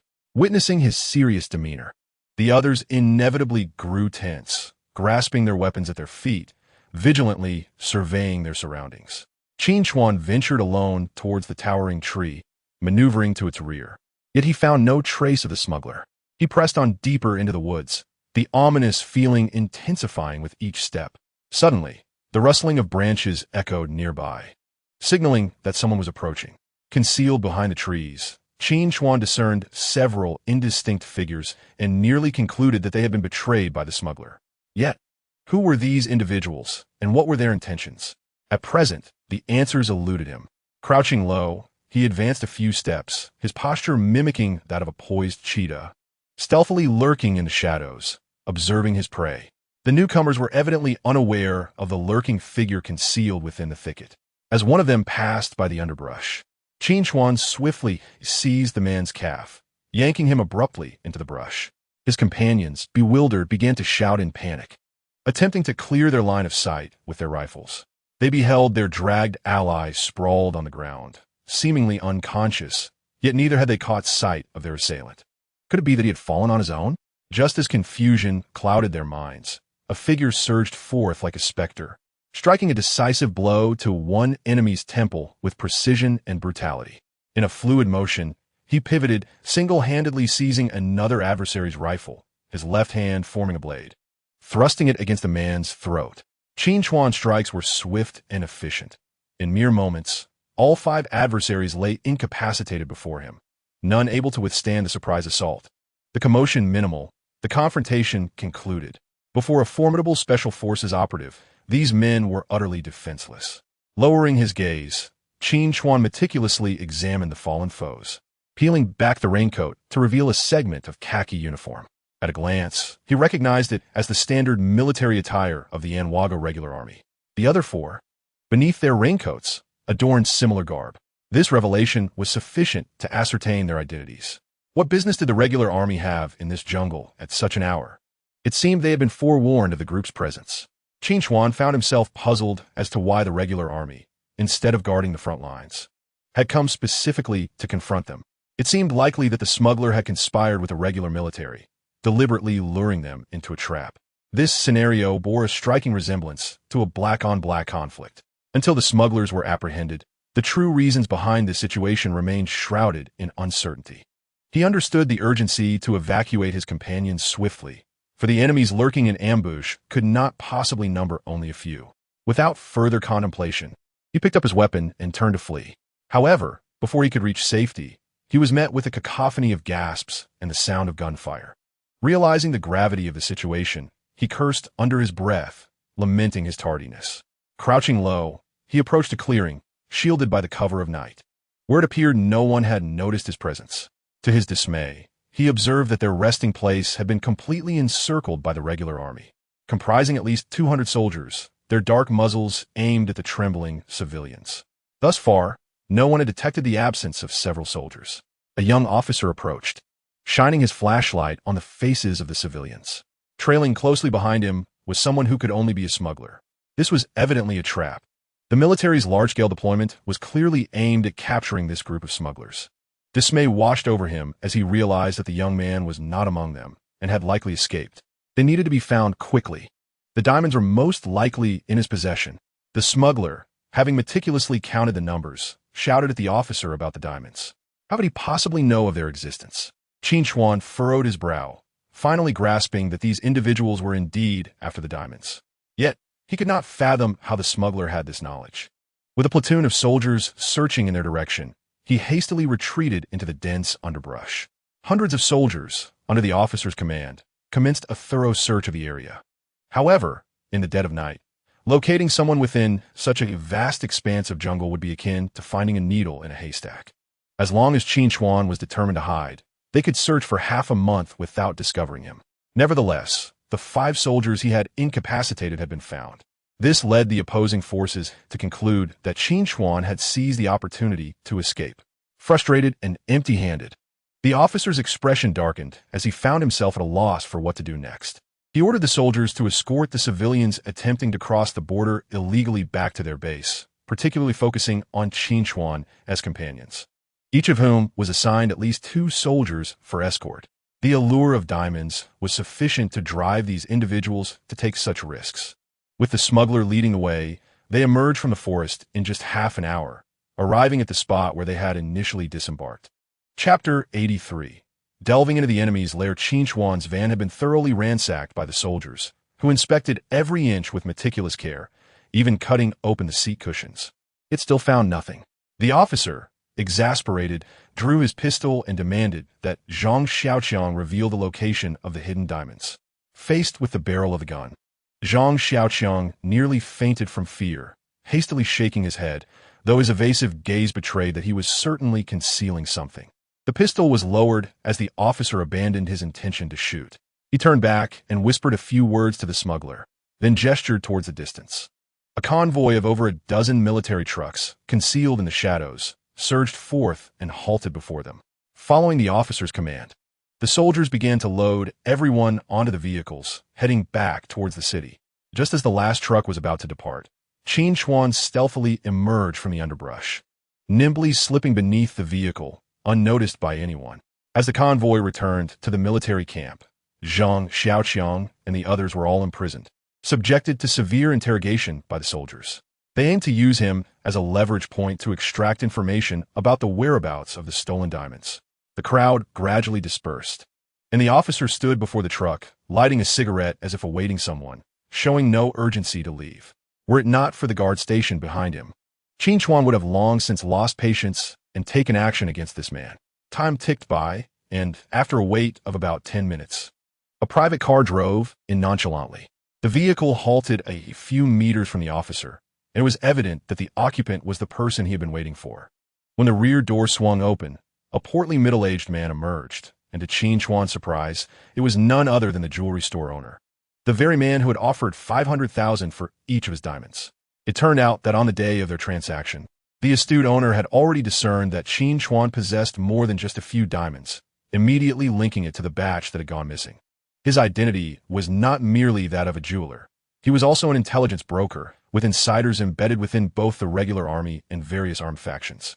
His business was to sell the intelligence he gathered to opposing organizations, profiting handsomely from commissions.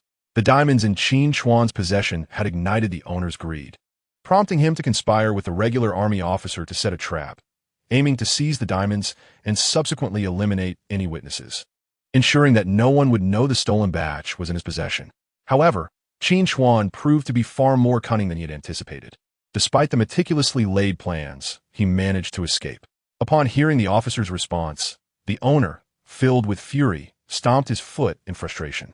He could never have imagined that the person he had plotted against was hiding beneath the very truck, listening intently to their conversation. Recognizing that the surroundings were too crowded and unsuitable for discussion, the officer extinguished his cigarette and led the owner towards a nearby room.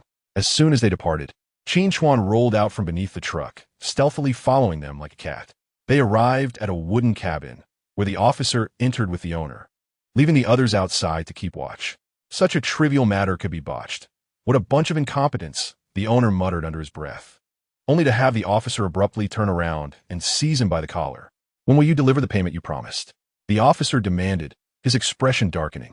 Was it not agreed that upon receiving the diamonds, I would naturally hand over the payment as stipulated? The owner feigned calmness in his response. The other party was not so easily deceived and abruptly interrupted him, saying, "Be silent. I made it clear that I would assist you with this task. And regardless of whether or not you find the diamond, you must pay me 200,000 pounds and provide a passport to the UK. The officer, struggling to suppress his rage, growled into the other's ear.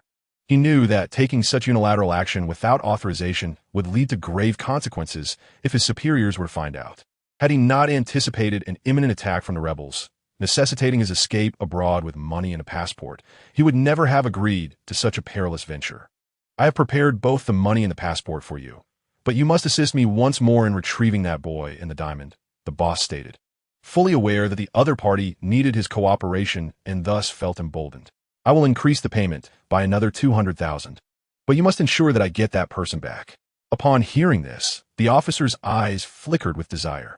After a moment of contemplation, he gritted his teeth and raised his right hand, declaring, "No, you must give me an additional 500,000, and I guarantee I will bring him back to you."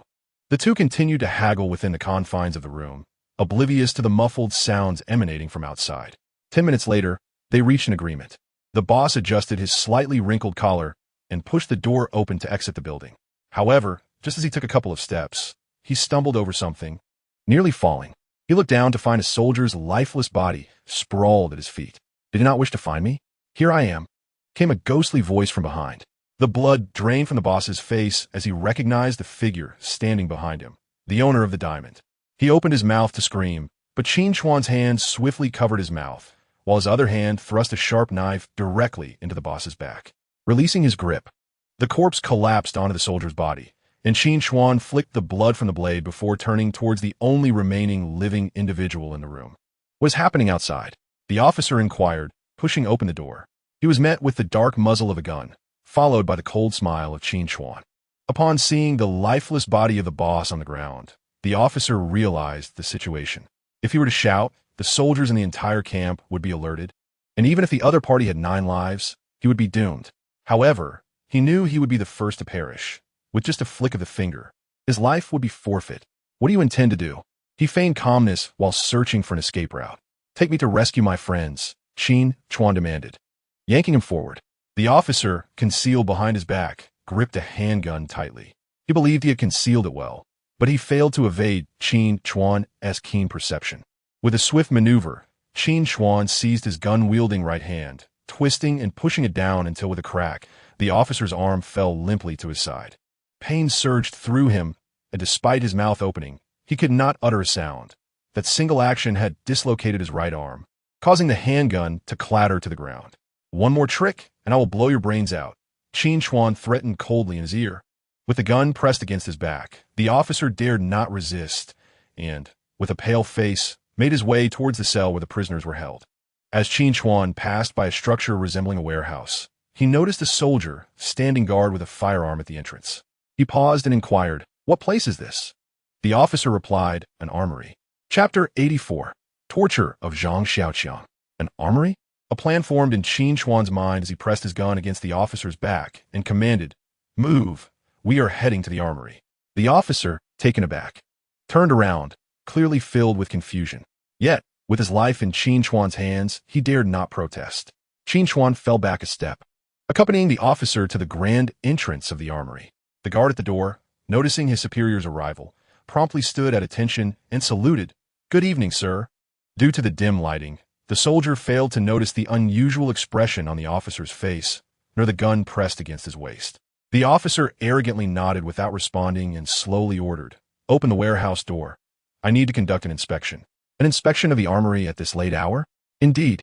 The soldier dared not ask further questions and hurriedly approached, exerting considerable effort to pull open the heavy iron door just enough to create a half-meter gap.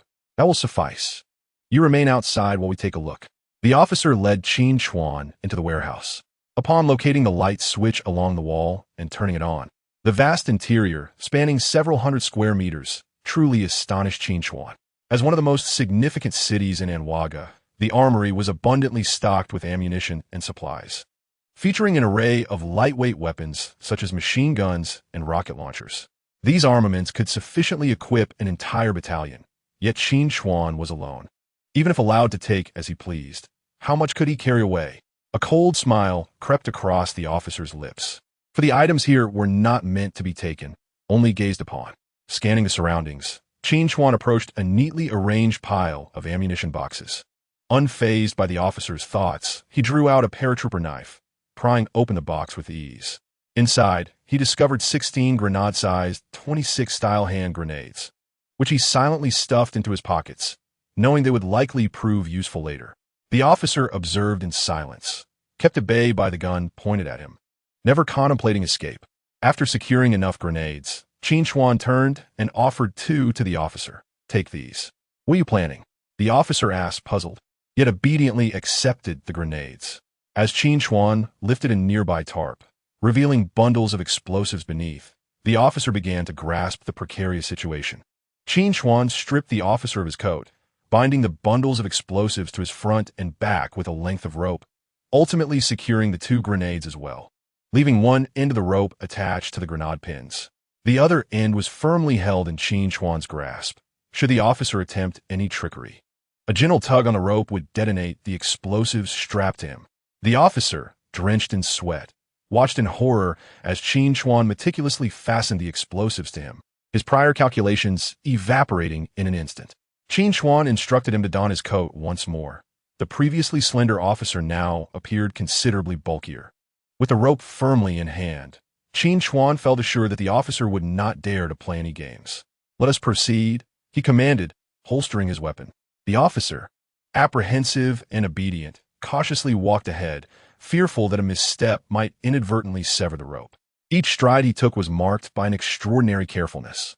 As the two emerged from the warehouse, the soldiers stationed at the entrance remained oblivious to any irregularities, though they found it somewhat peculiar that an officer would bring a civilian to inspect the armory at such a late hour. Of course, he was merely a foot soldier. His duty was to safeguard the armory, and he lacked the authority to question such matters. The current tumultuous season heightened the camp's vigilance, with patrols frequently passing the duo. Fortunately, the officer served as a valuable shield, preventing any inquiries from arising. Navigating through the corridors unscathed, they arrived at the detention area where Zhang Xiaoqiang and his companions were held. The officer instructed the guards inside to open the cell door.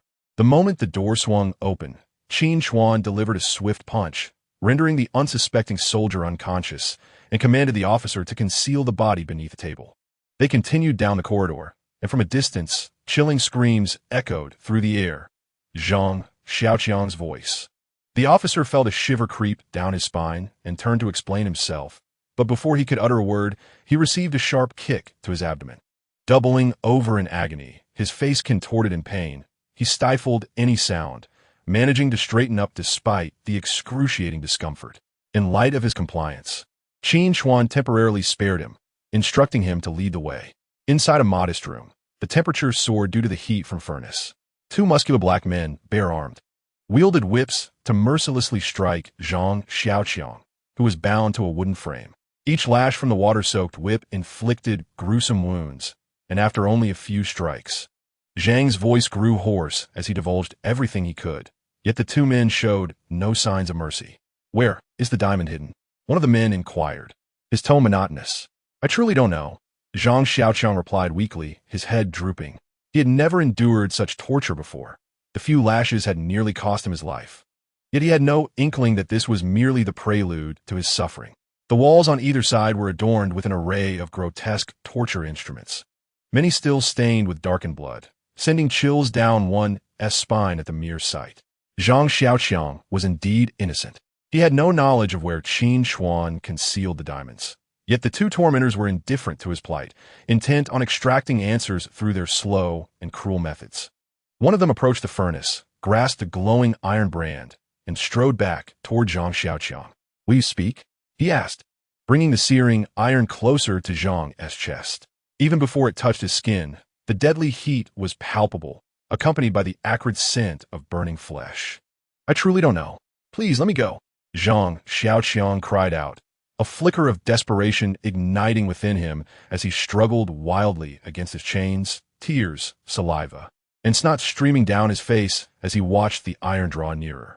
Just when he thought his demise was imminent, the door, which had been slightly ajar, suddenly swung open with a resounding bang, crashing against the wall. Zhang Xiaoqiang gazed in awe at the imposing figure of Qin Chuan striding in, his heart swelling with excitement akin to that of a believer witnessing a savior. In a high-pitched voice, he cried out, "Boss, save me!" Bang! Bang!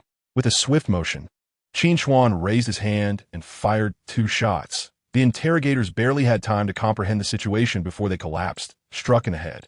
As he unshackled the chains binding Xiaoqiang's limbs, the latter's words tumbled out in a frenzied rush. "Boss! Boss! I knew you wouldn't abandon us." Qin Chuan pushed aside the snot, and tears smeared across Xiaoqiang's face with a grimace, his voice low and serious as he asked, "Where are the others?" "They're all still alive. I was just the unlucky one who got tied up the moment I entered." Upon hearing Xiaoqiang's complaints, Qin Chuan felt a wave of relief wash over him. At least Su Yanran and the others were unharmed. Chapter 85. The fish in the barrel. Su Yanran and the others were safe, confined in the adjacent cell, while Zhang Xiaoqiang bore the brunt of their misfortune alone. The anguished cries he emitted echoed through the confines, leaving the others trembling in fear, utterly powerless to assist. It seemed as though the heavens had heard their prayers, for their savior had indeed arrived. As the cell door swung open, The anxious prisoners initially feared it was their turn to face despair. However, upon recognizing Qin Chuan's visage, Su Yanran was the first unable to contain her tears. Now was not the time for nostalgia. They had to escape this place swiftly. There were over 50 of them, including those who had been captured alongside them, and their safe departure hinged on the officer station outside. As Qin Chuan exited the cell, he was taken aback to find Zhang Xiaoqiang delivering a flurry of punches and kicks to the officer crouched on the floor. Finally, finding an outlet for his pent-up frustrations, Xiaoqiang fought like a lion, unleashing a series of strikes upon his adversary. Witnessing this scene nearly sent Qin Chuan's heart into a frenzy. He handed the rope to Xiaoqiang, instructing him to keep watch over the officer. Little did he know that this impulsive youth would resort to violence. If he inadvertently triggered the grenade pin, they would all meet a tragic end. Fortunately, Qin Chuan intervened just in time, dragging the still pummeling Xiaoqiang aside. "Boss, don't stop me. Look at what his men did to me. I want revenge." Despite being pulled away, Xiaoqiang continued to roar for vengeance. "Do you wish to throw your life away?" Qin Chuan retorted, lifting the officer's coat to reveal bundles of explosives strapped beneath. Realizing how close he had come to causing a catastrophe, Zhang Xiaoqiang shrank back, silenced by fear. "Let us go. Once we leave the military camp, I will set you free." Qin Chuan addressed the officer, whose life now hung precariously in his hands. Despite the officer's internal reluctance, he had no choice but to comply with Qin Chuan's demands. As they retraced their steps, passing a cell, they were suddenly met with fervent knocking. "Brothers, help us. Let us out." A pair of pleading eyes appeared behind the iron bars, filled with desperation, clearly recognizing them as compatriots from Hua country. The captives called out for aid in Mandarin, clinging to a glimmer of hope. "Hua country? Yes, yes. I'm a merchant from Hua country, and I have a friend with me. Please help us." Upon his utterance, the man stepped back 2 paces, allowing Qin Chuan to approach the iron bars. He peered through the narrow aperture into the dimly lit interior, where 2 silhouettes stood. To his astonishment, he encountered a fellow townsman in this desolate place. After all, rescuing a group is akin to saving one, and an additional 2 lives would not weigh heavily on his conscience. "Step back," he commanded. Qin Chuan aimed his firearm at the lock and fired twice, shattering it with precision. He then unlatched the door, liberating the captives. "Thank you, brother," expressed the middle-aged man as he emerged, grasping Qin Chuan's hand with heartfelt gratitude. The man's suit bore stains, suggesting he had been in prison for some time. Trailing behind him was a stern-faced individual of similar age to Qin Chuan, whose expression revealed little joy. He merely nodded at Qin Chuan in acknowledgement of his assistance. "Hand me the gun," the stoic man requested without ceremony. "Do you know how to use it?" Qin Chuan scrutinized him, sensing an aura of danger. This man did not seem benign. In light of their current predicament, unity was essential, and having an additional ally could prove advantageous. Disregarding their former identities, he recognized their shared objective and deemed them temporary allies. He relinquished the weapon he had seized from a soldier, and the man expertly chambered a round, inspected the magazine, and his deft movements attested to his proficiency. With the addition of this capable companion, Qin Chuan felt a significant alleviation of his burden. The man took the lead, scouting ahead. As they rounded a corner, 2 soldiers suddenly surged forth, quickly identifying the cluster of individuals. "Halt!" the soldier barked, raising his rifle to fire. In an instant, 2 precise shots felled the soldiers, who collapsed to the ground. The man's marksmanship and reaction time rivaled Qin Chuan's. His composure remained unshaken as he approached the fallen foes, ensuring they posed no further threat before gesturing for the others to advance. As the group hastened to the door, eager to escape, Qin Chuan seized the man's sleeve. Something is amiss. The outside was shrouded in darkness, eerily quieter than when he had arrived. Before he could elaborate, a blinding spotlight abruptly illuminated their surroundings, exposing them entirely. As if choreographed, soldiers swarmed from all directions, encircling them in an instant. Their weapons simultaneously trained on the exit, and the 2 tanks from a nearby barracks rumbled forward, their cannons aimed directly at the entrance. At a mere command from the officer, this place could be obliterated. "Submit. Even if you take me hostage, it will be futile. Should you resist, the soldiers will not hesitate to fire," the officer taunted, a wicked glee evident in his demeanor. Before he could fully articulate his mirth, Qin Chuan delivered a swift punch, causing blood to gush from his nose. Unwilling to relent, the officer continued. The highest-ranking officer here is not me. I can die alongside you if need be, but you shall not escape. Outside, hundreds of guns served as irrefutable evidence of the truth in his words. A captain emerged from the crowd, standing 50 paces away, urging them to surrender. General Junior offered them a singular opportunity: release their comrades immediately, and they would be granted a chance at survival. Qin Chuan dismissed the captain's words as mere folly, his mind racing to devise an escape plan. The situation was dire. The soldiers had encircled them like a steel drum, leaving no room for flight. Even remaining hidden was not a viable option, as the tanks across the way were no mere decorations. A single shell could easily blast a hole through the wall, allowing the soldiers to swarm in and annihilate them. Their hesitation to attack stemmed solely from the presence of the hostage. Yet, relying on this alone could not buy them much time. Once the general's patience wore thin, it would spell their doom. What to do? The trapped individuals were already in a state of panic, with only a few managing to maintain their composure. Qin Chuan's expression remained calm, though his heart raced with urgency. Time was of the essence, yet he could not conjure a solution to ensure their escape. Suddenly, the air raid siren shattered the night's stillness, halting the general's impending orders. Chapter 86. The outbreak of war. The air raid siren continued to echo, soon drowned out by the roar of fighter jets approaching rapidly. 1, 2, 3. Every rebel aircraft was deployed that night without any prior warning, abruptly appearing over the city.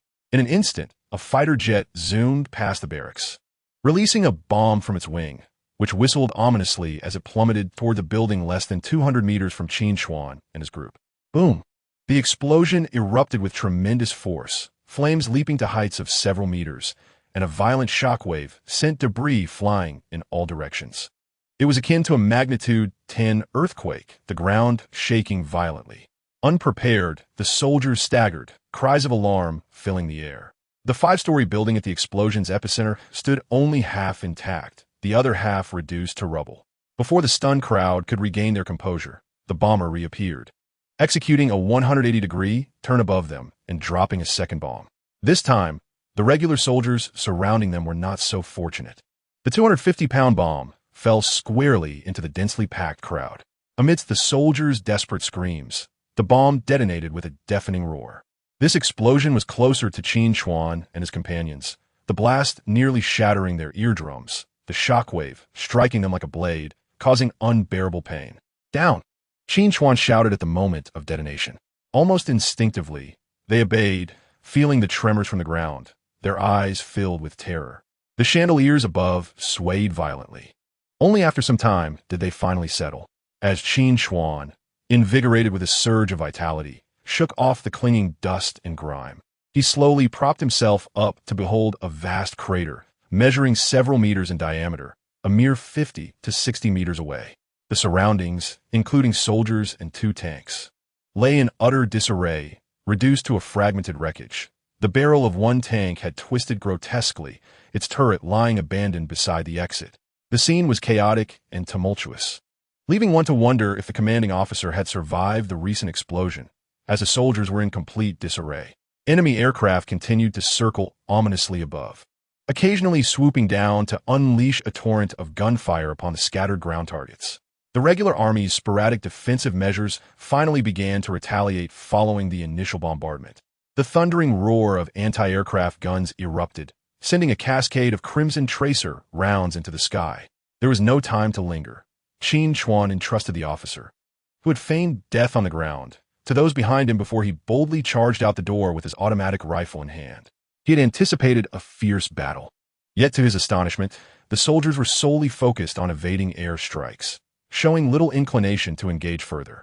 The aircraft overhead, having completed their bombing runs, remained stubbornly in the vicinity, relentlessly strafing the ground with cannon fire. As if this were not enough, another plane approached from the south, joining the fray. The 2 aircraft flanked their targets, alternating in their assault, while the soldiers below, overwhelmed by despair, scurried about like headless flies. The bullets unleashed by the aircraft were devastating. Those struck were severed in an instant, and even a mere graze could cost an arm. Run! Qin Chuan grasped Su Yinzhan's hand, dashing towards the camp's exit. the others trailing closely behind, racing for their lives, their hearts pounding fiercely in their chests. A volley of bullets rained down from above, striking the ground perilously close, barely missing them. The pilots of the planes showed no regard for whether their targets were soldiers or civilians. All moving entities were fair game. The group was so terrified that they scarcely dared to breathe, summoning every ounce of strength to flee. Finally, they escaped the military camp alongside a throng of disoriented soldiers, heading towards the nearest city exit amidst the cacophony of gunfire. To their horror, the insurgents had launched an assault on the city at that very moment. Head south, Qin Chuan urged, determined to avoid becoming war casualties, leading the group to flee in that direction. Yet, just as they had covered half the distance, they were confronted by a large group of fleeing civilians approaching from the same path. Qin Chuan seized one individual, urgently inquiring, "What are you running from? What is happening over there?" The insurgents they breached from the south. The man gasped, breaking free from Qin Chuan's grip and disappearing in an instant. His words struck like a chilling downpour.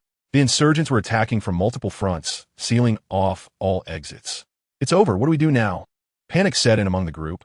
Realizing the situation was graver than they had imagined, they had narrowly escaped one danger only to stumble into another. It seemed the heavens had no intention of granting them a chance for survival. Hindsight revealed that staying on the deserted island might have been the wiser choice. For at least there, they would not be plagued by the constant fear of death at the hands of others. In war-torn regions, the lives of civilians hold little value. The insurgents, already notorious, spell doom for the city once they defeat the regular troops and invade. Thus, the locals are gripped by a fear even greater than that of Qin Chuan and his companions, trapped in the city with no escape, awaiting their fate. "Boss, you must make a decision quickly. The gunfire seems to draw nearer." Zhang Xiaoqiang trembled, his legs quaking, placing all hope in Qin Chuan. To them, Qin Chuan was akin to a superhero. However, he was merely an ordinary person, burdened by the responsibility of safeguarding the lives of his companions. Even if he devised a way to break through, he could not guarantee that the majority would survive. After a moment's contemplation, he resolved to turn back. "Where are we headed?" Zhang Xiaoqiang inquired as he caught up. "Back to the hotel. We will assess the situation at dawn before making any decisions," Qin Chuan replied. The hotel they resided in was the only global chain in the area, owned and operated by foreigners. As a former colony, the locals harbored an inherent fear of white people, and despite the insurgents' rampant activities, they dared not target foreign enterprises, knowing it would invite significant trouble. This was a notion Qin Chuan clung to, yet if the insurgent leader learned that his son's killer was within the hotel, all bets would be off. With fighting raging outside and the situation uncertain, if the regular troops could repel the insurgents, it would be a stroke of good fortune. For now, they could only wait until dawn. Curiously, many local residents shared Qin Chuan's sentiment. As they hurried back to the hotel, a multitude of refugees surged in, seeking sanctuary, filling the corridors to capacity. Perhaps out of a newfound conscience, the hotel manager refrained from expelling these individuals, offering them water and blankets. Qin Chuan and his companions had paid for 3 rooms for a week, though 2 had already been relinquished to those in need, leaving only 1 for themselves. Chapter 87. Holding the hotel, the suite was relatively spacious, accommodating their group of over 10 without feeling cramped. Lacking enough chairs, they settled on the carpeted floor, and Qin Chuan requested the manager to bring more blankets, making do for the night. Compared to the homeless refugees in the corridors, their treatment was relatively fortunate. Though Zhang Xiaoqiang felt disheartened, lamenting the loss of his money, now a painful thought. The sounds of gunfire echoed from outside, and the distant sky was illuminated by the fiery glow of explosions. In such an environment, how could anyone possibly find sleep? Earlier, after rescuing 2 businessmen from the military prison, they had nowhere else to go and had followed him here. The officer who had thwarted their escape plan was also brought along. The explosives bound to him had been removed, and Zhang Xiaoqiang found a thick rope to tie him up like a dumpling, forcefully stuffing a rag into his mouth despite the officer's protests. Once everyone was settled, the man who claimed to be a businessman approached Qin Chuan, introducing himself as Duan Honglin.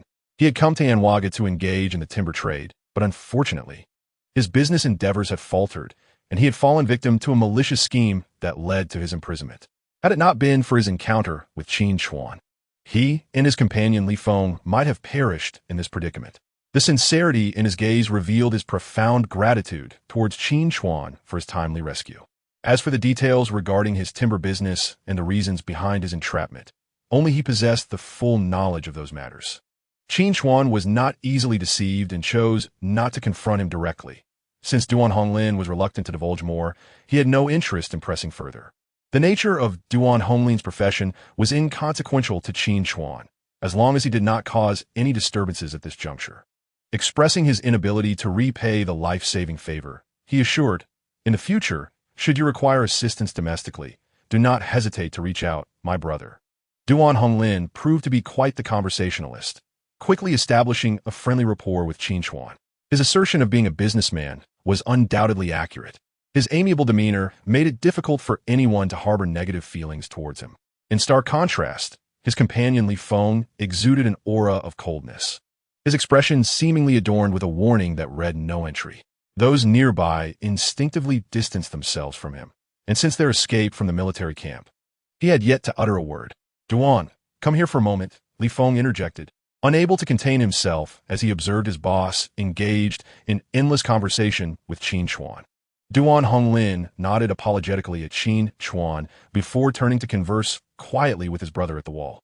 As long as they did not conspire against anyone, Qin Chuan was disinclined to interfere. The events of the night had exhausted everyone. They had initially believed that crossing the border would lead them back home, only to find their hopes dashed once more, compounded by the outbreak of civil war in Anwaga. Was returning truly this difficult? Outside, gunfire resonated throughout the night, instilling fear and trepidation within everyone, making sleep impossible. Su Yanran, a woman of resilience and confidence, now rested her head on Qin Chuan's shoulder. Her face weary as she asked, "Are we unable to return?" "Not at all. Things are not as dire as you perceive. Perhaps by dawn, the rebels will be repelled, and we can devise a means to escape," Qin Chuan reassured her, gently stroking her silky hair. Yet, deep within, he harbored doubts regarding the regular army. Having witnessed their combat capabilities, he found it challenging to place his faith in them. If the troops of Kudu could be likened to a scattered assembly, the regular army was hardly any better, barely measuring up. The alliance of Kudu with another armed faction had resulted in a significant numerical advantage over the regular soldiers. And with their air support, it was hardly surprising that the regular army had been retreating in defeat. Now, all that remained was to hope that the regular army would muster the courage to make a final stand against the rebels, despite the slim likelihood of such an outcome. Unbeknownst to them, dawn had arrived, and the cacophony of gunfire seemed to diminish considerably. After a night of fighting, it was likely that both sides were fatigued, seizing the opportunity of daybreak to pause and catch their breath. The hotel had initially prepared sufficient food and water to last for a month or two. However, with the continuous influx of refugees, resources had to be conserved. Breakfast consisted merely of some porridge and baked cakes. Given the extraordinary circumstances, even the foreign guests expressed their understanding and prayed for the swift conclusion of the war. Before they could finish their meal, the roar of aircraft thundered once more as another round of bombings commenced. The city's air defense weaponry was already scarce, and a portion had been destroyed the previous night. The few remaining anti-aircraft guns emitted futile roars, posing minuscule threats to the aircraft overhead. Each explosion sent ripples through the water in the cups on the table, causing children to cower into their parents' arms, while the adults' faces were etched with panic and helplessness. Only those who have truly witnessed the brutality of war comprehend the terrifying ordeal they are enduring. With every detonation, their hearts involuntarily quivered. The columns of smoke rising outside were shadows of souls departed. Countless individuals would lose their homes or even their lives due to this conflict. "Quick, someone come to the entrance to help us. We can't hold out much longer." The manager rushed into the dining area, breathless, shouting at the guests who were still dining. "Can't hold out? Aren't the enemy and regular troops still engaged in battle on the outskirts of the city? How could they have advanced so swiftly?" Observing the manager's expression, Qin Chuan sensed that the situation was more dire than it appeared. With a hint of confusion, he set down his utensils and, along with others, made his way downstairs. Upon receiving the owner's consent, Li Feng also grabbed the Mosin-Nagant rifle that had been resting on the table and followed suit. In a bid for self-preservation, the hotel manager opened the armory, distributing weapons and ammunition to those adept in their use. The rifle in Li Feng's possession was a relic among the arsenal. Originally a prize collection piece belonging to the hotel owner, it had unexpectedly caught his eye, despite the presence of more powerful automatic rifles. He chose this antiquated 5-round capacity weapon, and his reasoning was undoubtedly sound. As the group descended, they soon discovered the reality was not as they had envisioned. Outside the iron gate of the courtyard, there were no soldiers in sight. Instead, the area was densely packed with refugees. "Let us in. The rebels have breached the city. They will kill us." The cries from outside were frantic, accompanied by violent thumps against the iron gate. It was only thanks to the 7 or 8 robust security personnel holding firm that the gate had not been overrun by the desperate crowd outside. The throng of darkened heads numbered at least 200 or 300, and having already accepted a group of refugees the previous night. Allowing more in would deplete their already scarce food and water supplies. This was the principal dilemma facing the manager. Chapter 88, Duzier. What should we do? Should we let them in? In a state of utter confusion, the manager inexplicably sought Qin Chuan as counsel. Perhaps he appeared more reliable, and with so many people looking to him for guidance, he wished to entrust this challenging decision to him. Last night, the hotel had already accommodated over 200 refugees, and with the existing guests and hotel staff, it was already overcrowded. If more individuals were to be admitted, while other arrangements could be made, food and drinking water would likely not last more than 2 days. When asked, Qin Chuan found himself puzzled. Wasn't he the other party the one in charge here? Why was he being consulted? You decide how to proceed. I shall follow your lead. It would be more accurate to say that the manager, despite his discernment in recognizing talent, was evading responsibility, directly handing this troublesome issue over to Qin Chuan. Regardless of the outcome, it seemed he would not bear the burden of accountability. Upon reflection, Qin Chuan quickly grasped the underlying intent. He resolved to take full responsibility for the situation, especially considering the safety of everyone involved. In the case of a conflict, should the manager issue misguided commands, chaos would likely ensue before any confrontation even began. It was far better for him to take the reins early on, thereby enhancing their chances of survival. Now is not the time for modesty. Qin Chuan nodded in agreement. Outside, the civilians were growing increasingly restless, relentlessly battering the iron door, and some even attempted to scale the walls by stepping on the shoulders of their companions. Distant gunfire echoed, indicating the urgency of the situation. "Let us in. The rebels have breached the area. Save us. Those people will kill us." The cacophony of cries and curses echoed, and had it not been for the guests voluntarily stepping forward to assist, the few security personnel would have been utterly overwhelmed by the surging crowd. While the regular army was corrupt and ineffective, they were not indiscriminately slaughtering innocents. The true menace lay with the rebel soldiers, who could easily be likened to bandits. The civilians fleeing from other regions had already witnessed the brutal ferocity of these rebels and were filled with dread. Had the exits from the city not been completely blocked, they would have fled long ago. With nowhere else to turn, they found themselves seeking refuge in this international hotel chain. "Open the door and let them in." After a moment's hesitation, Qin Chuan issued the command, since he had taken charge of the situation. The manager complied with his directive and instructed the security personnel to open the iron door. As the heavy gate creaked open, a wave of cheers erupted from the crowd. Many of the hotel guests, sympathetic to the plight of these war-torn refugees, sighed in relief as the doors swung wide. "Form a line. Enter one by one." The security guard called out, gripping his shotgun firmly. Gradually, order was restored as the crowd, responding to the request, formed 2 lines and began to move into the hotel through the open gap. However, Qin Chuan was not unconditionally allowing everyone to enter. He had to ensure the safety of those already within the hotel. Should any soldiers attempting to escape the conflict infiltrate the refugee group, it could provoke an attack from the rebels. Therefore, all soldiers were prohibited from entering. Do not fault them for their perceived coldness. Having chosen the path of a soldier, one must adhere to the most fundamental professional ethics, refraining from bringing the horrors of war upon these innocent civilians. Qin Chuan possessed a discerning gaze, capable of discerning whether someone was a soldier with a mere glance. Even as 4 or 5 deserters attempted to blend into the crowd, shedding their uniforms beforehand, they were swiftly identified and apprehended. Faced with their pleas, Qin Chuan hardened his heart, instructing security to expel them. Armed guards and residents alike were present, Although several soldiers felt discontent, they dared not act recklessly, reluctantly departing to seek another escape. Civilians queued to enter the hotel, and as the number of people outside dwindled to a mere few dozen, the interior reached its capacity, leaving no room for more. Once the last of them entered, Qin Chuan intended to seal the gates, vowing not to open them until the situation clarified. "Stop," he commanded as he noticed several furtive figures attempting to enter. They lowered their heads, deliberately concealing much of their faces with cloaks, yet their anxious eyes were fixed upon him. "Remove your hats," Qin Chuan ordered, his gaze seemingly piercing through to their very souls, instilling a sense of dread. Reluctantly, they unveiled themselves, revealing familiar faces. "Qin Chuan, it's been a long time. How are Yanran and the others?" Du Zhihai greeted with a disarming smile, his demeanor cordial. His nephew, Li Li, eagerly nodded beside him. "Who would have thought we'd meet here? Thank heavens you're safe."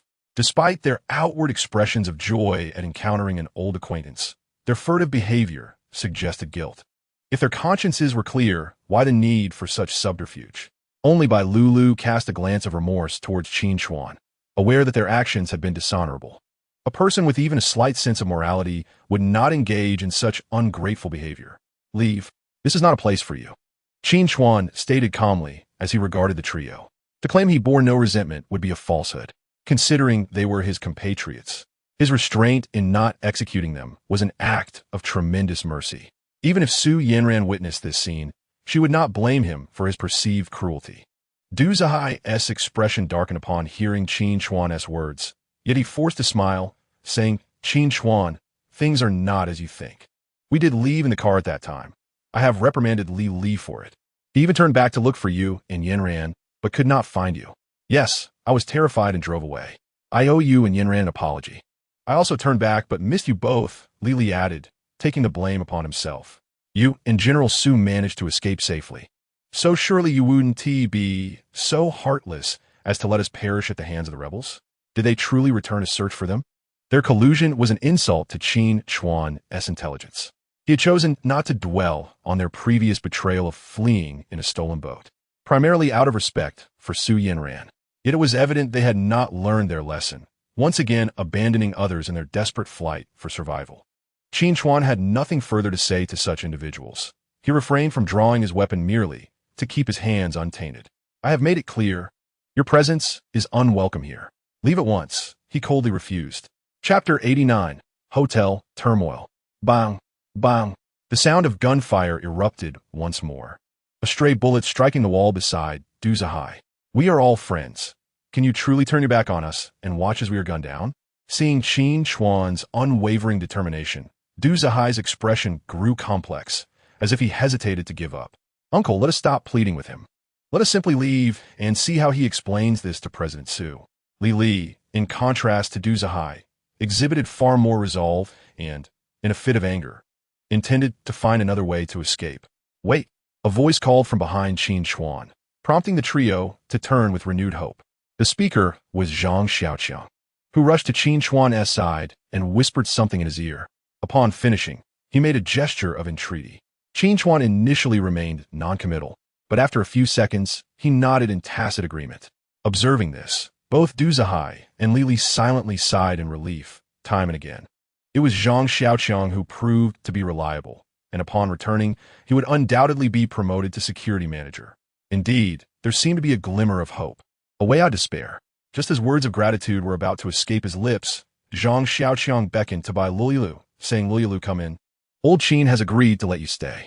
"I am sorry, President Du, but I am of no assistance," Bai Lulu said, glancing anxiously at the two men beside her, whose faces were ashen.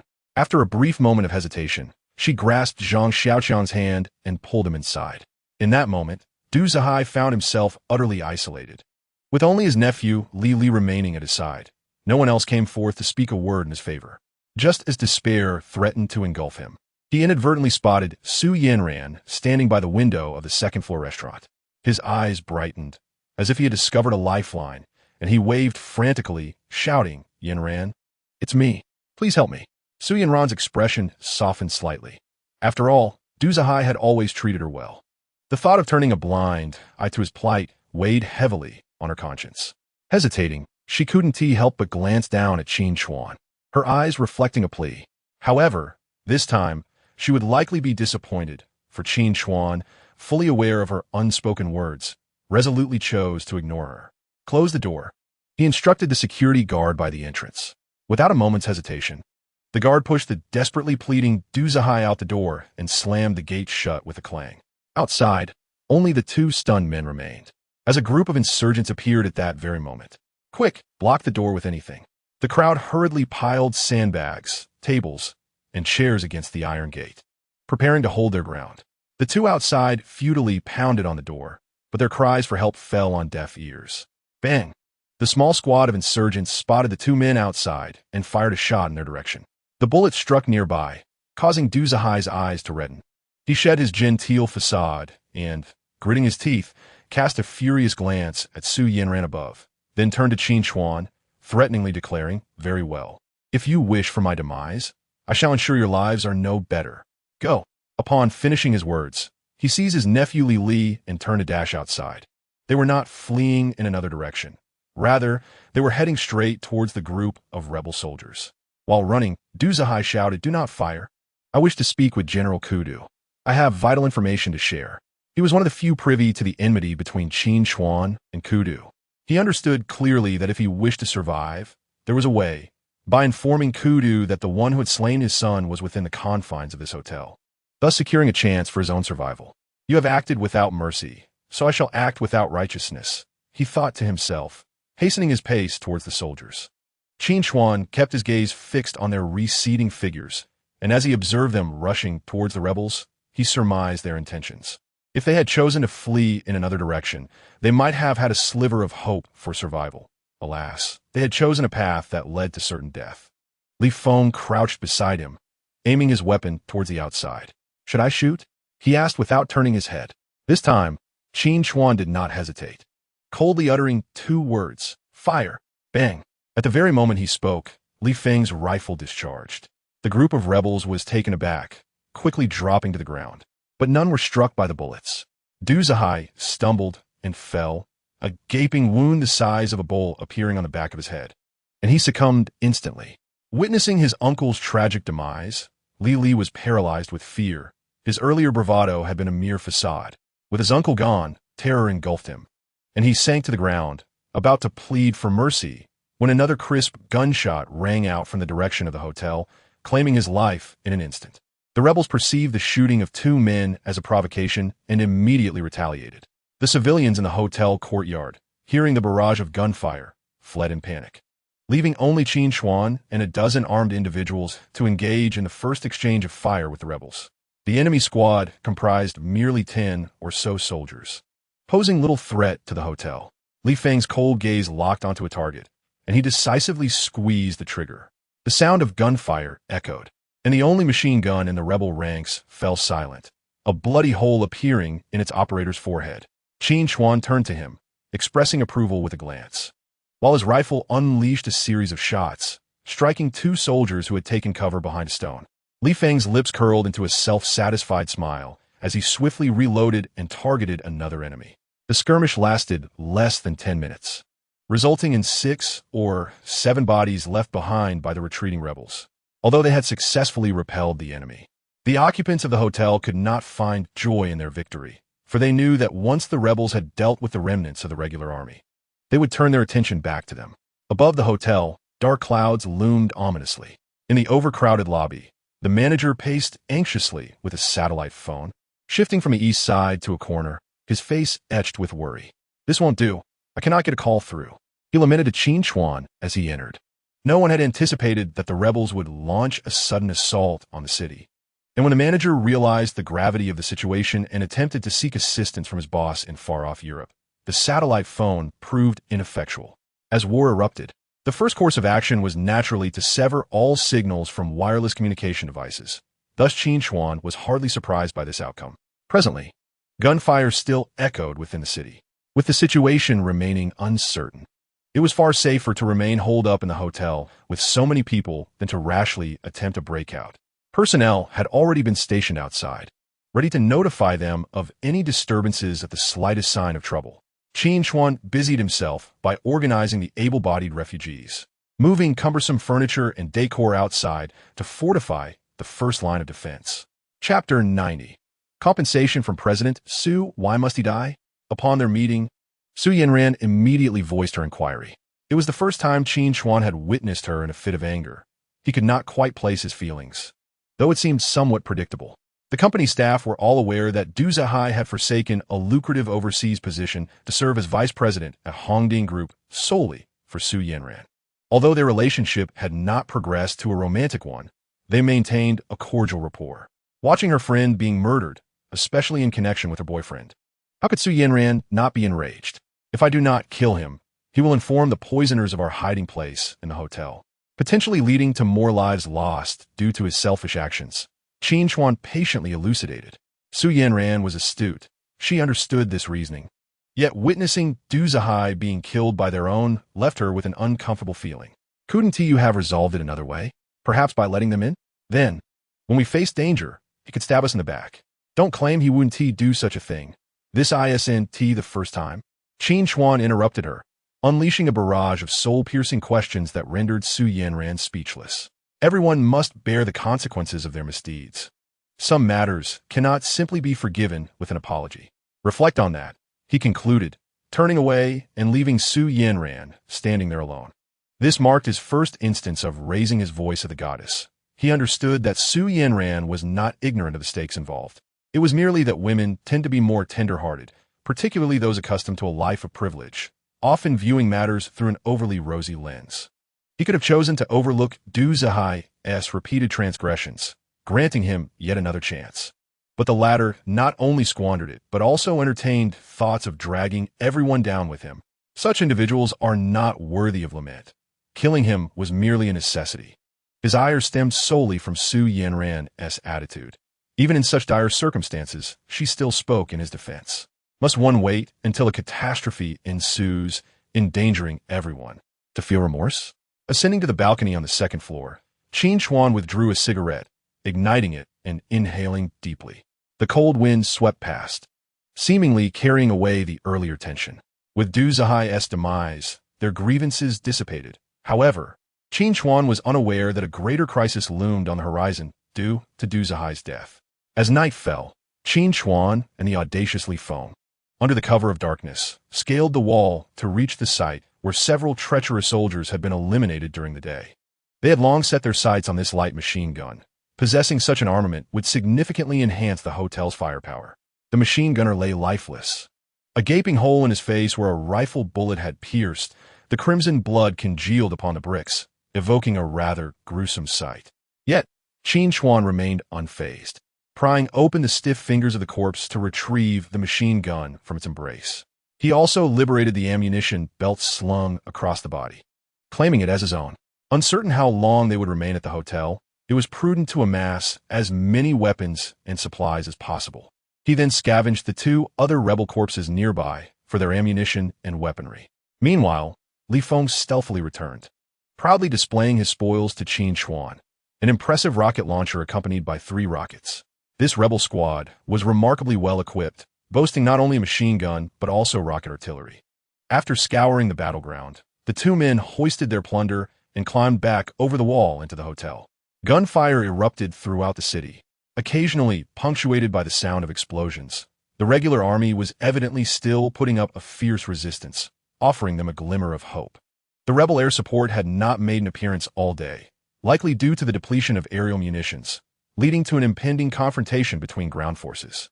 Deep down, everyone harbored a desire for the regular army to regain some ground. Outside, chaos reigned, while inside the hotel, silence prevailed. Aside from a few essential sentries, the others had retreated to rest, rejuvenating themselves for what lay ahead. The suite contained but a single bedroom, wherein Su Yanran and several other young women slept, while the remainder had to make do with makeshift bedding in the living room. To facilitate care, the bedroom door remained ajar, with Su Yanran seated in a chair, her back to the living room, seemingly lost in thought. She had anticipated that upon Qin Chuan's return, he would seek her out to discuss and resolve the misunderstandings of the day, which was why she had deliberately stayed awake. However, after waiting in vain, she turned to find the rascal sprawled on the sofa, fast asleep. What a hopelessly unromantic fellow. She cursed inwardly. Despite her typically icy demeanor, she was merely in her 20s and occasionally harbored the sentiments of a young woman, needing comfort when she was upset. Yet here was Qin Chuan, not uttering a word before succumbing to slumber. Though vexed, she recognized that Qin Chuan had not closed his eyes for 2 days and nights. His mind perpetually on high alert. After finally allowing himself to relax, it was only natural that he would collapse into sleep. Reflecting on this, she felt a pang of sympathy. Had it not been for Qin Chuan's efforts, many among them might have perished by now. Rising, Yanran picked up the blanket draped over her legs. To avoid disturbing the others, she tiptoed to the sofa and gently laid the blanket over Qin Chuan. Just as she was about to straighten up, she noticed that the once sleeping Qin Chuan had suddenly opened his eyes, their faces mere inches apart, both feeling the warmth of each other's breath. "You pretended to be asleep." Before she could finish her sentence, an arm encircled her slender waist, forcibly pulling her down onto the sofa. The sofa was rather small, causing their chests to nearly press against one another. Although they had already shared intimate moments, the presence of their sleeping colleagues around them made her anxious about how she would face them if anyone woke up to witness this scene. "Let go of me." Her complaint sounded more like a playful protest as she pinched Qin Chuan's thigh with 2 fingers, twisting hard enough to elicit a silent grimace from him. "Serves you right for pretending to be asleep." She had clearly misunderstood Qin Chuan. He had indeed been asleep, but awakened instantly at the slightest proximity. Su Sun, still not satisfied, continued to twist and pinch his leg. Qin Chuan was no pushover either. He retaliated immediately, leaning forward to seal her incessant complaints with a kiss. Caught in her own trap, Su Yanran widened her eyes, attempting to free herself from his grasp, but wary of making too much noise and waking others. Thus, she could only squirm and push a few times, which not only proved ineffective but incited an even fiercer response from him. As the playful skirmish escalated, Su Zong found herself overwhelmed, her face flushed like an apple, her gaze becoming increasingly dazed. Just then, a sudden cough from somewhere in the room jolted her back to reality. "I'm sorry about today," she whispered into Qin Chuan's ear before pecking his cheek as an apology and quickly fleeing back to her room. Chapter 91. The flames of conflict in the early morning. Thick smoke billowed throughout the city, where once dense buildings now lay in ruins. The gunfire had ceased, leaving an eerie calm within the city. However, for those trapped in the hotel, this was far from a good omen. Such circumstances could only signify one grim possibility. The regular army had been defeated. In less than 3 days, they had surrendered this crucial city of Anwaga to the enemy. This tiny nation, barely a speck on the map, often changed hands, with power shifts occurring in a matter of months. Qin Chuan learned from the refugees that if the rebels were victorious, Kurd would likely become the new ruler of the nation. The notion of a ruthless, bloodthirsty pirate ascending to power was chilling to contemplate. The rebels were currently busy looting the city, seizing valuables, and any civilian who dared to resist faced brutal beatings, with the more severe offenders dragged into the streets for execution. Kurd cared little for reputation. He only sought wealth, knowing that money was essential to recruit more soldiers and continue the fight against the remaining regular army-held territories. Soon, a group of rebel soldiers set their sights on an international chain hotel, rumored to house silver cutlery for dining, a gathering place for the affluent. Kidnapping and extortion were specialties of Kurds' men, who had tasted the sweetness of such endeavors before and were unlikely to let this lucrative opportunity slip away. Understanding that the hotel shareholders were foreigners, Kurd exercised some caution, opting not to launch a full-scale assault. Instead, he sent a team of soldiers under the guise of searching for remnants of the regular army, demanding that the manager unlock the doors to allow them entry for inspection.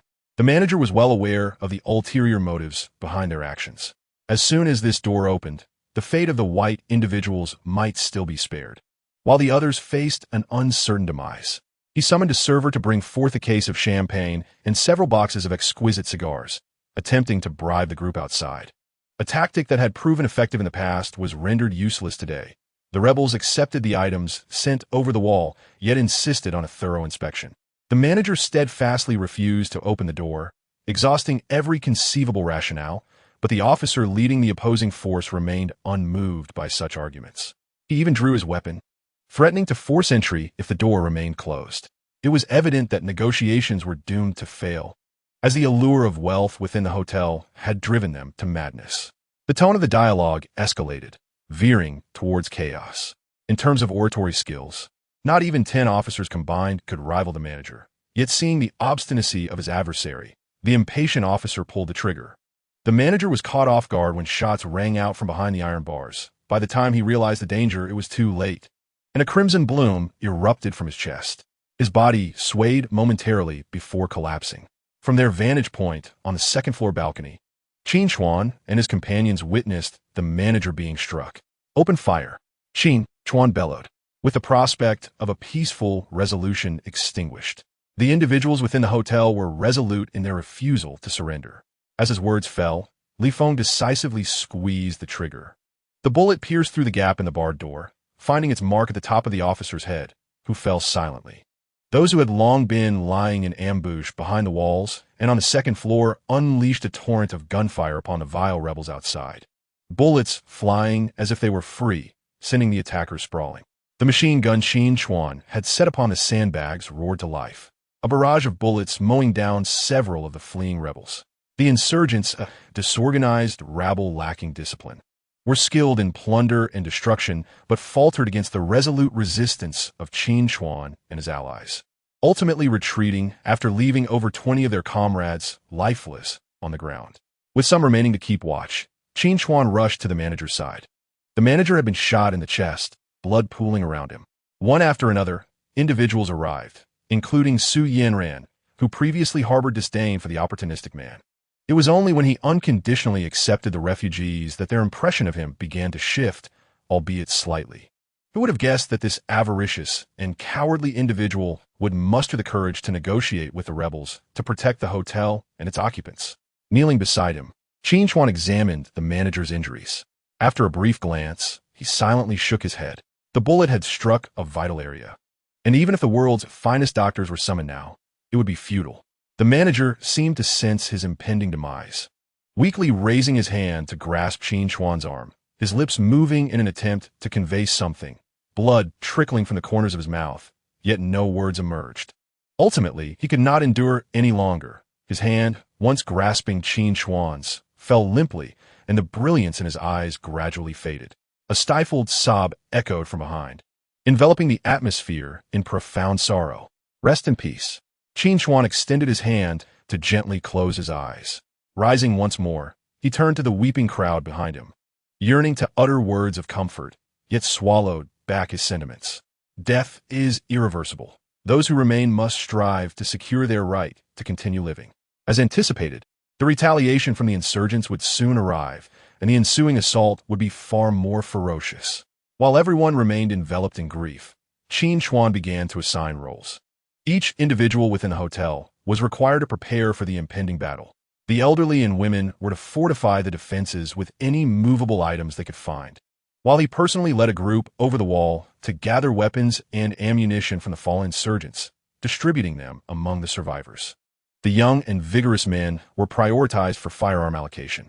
In instances where rifles were insufficient, 2 or 3 would share one. If one fell, another would take up the fight.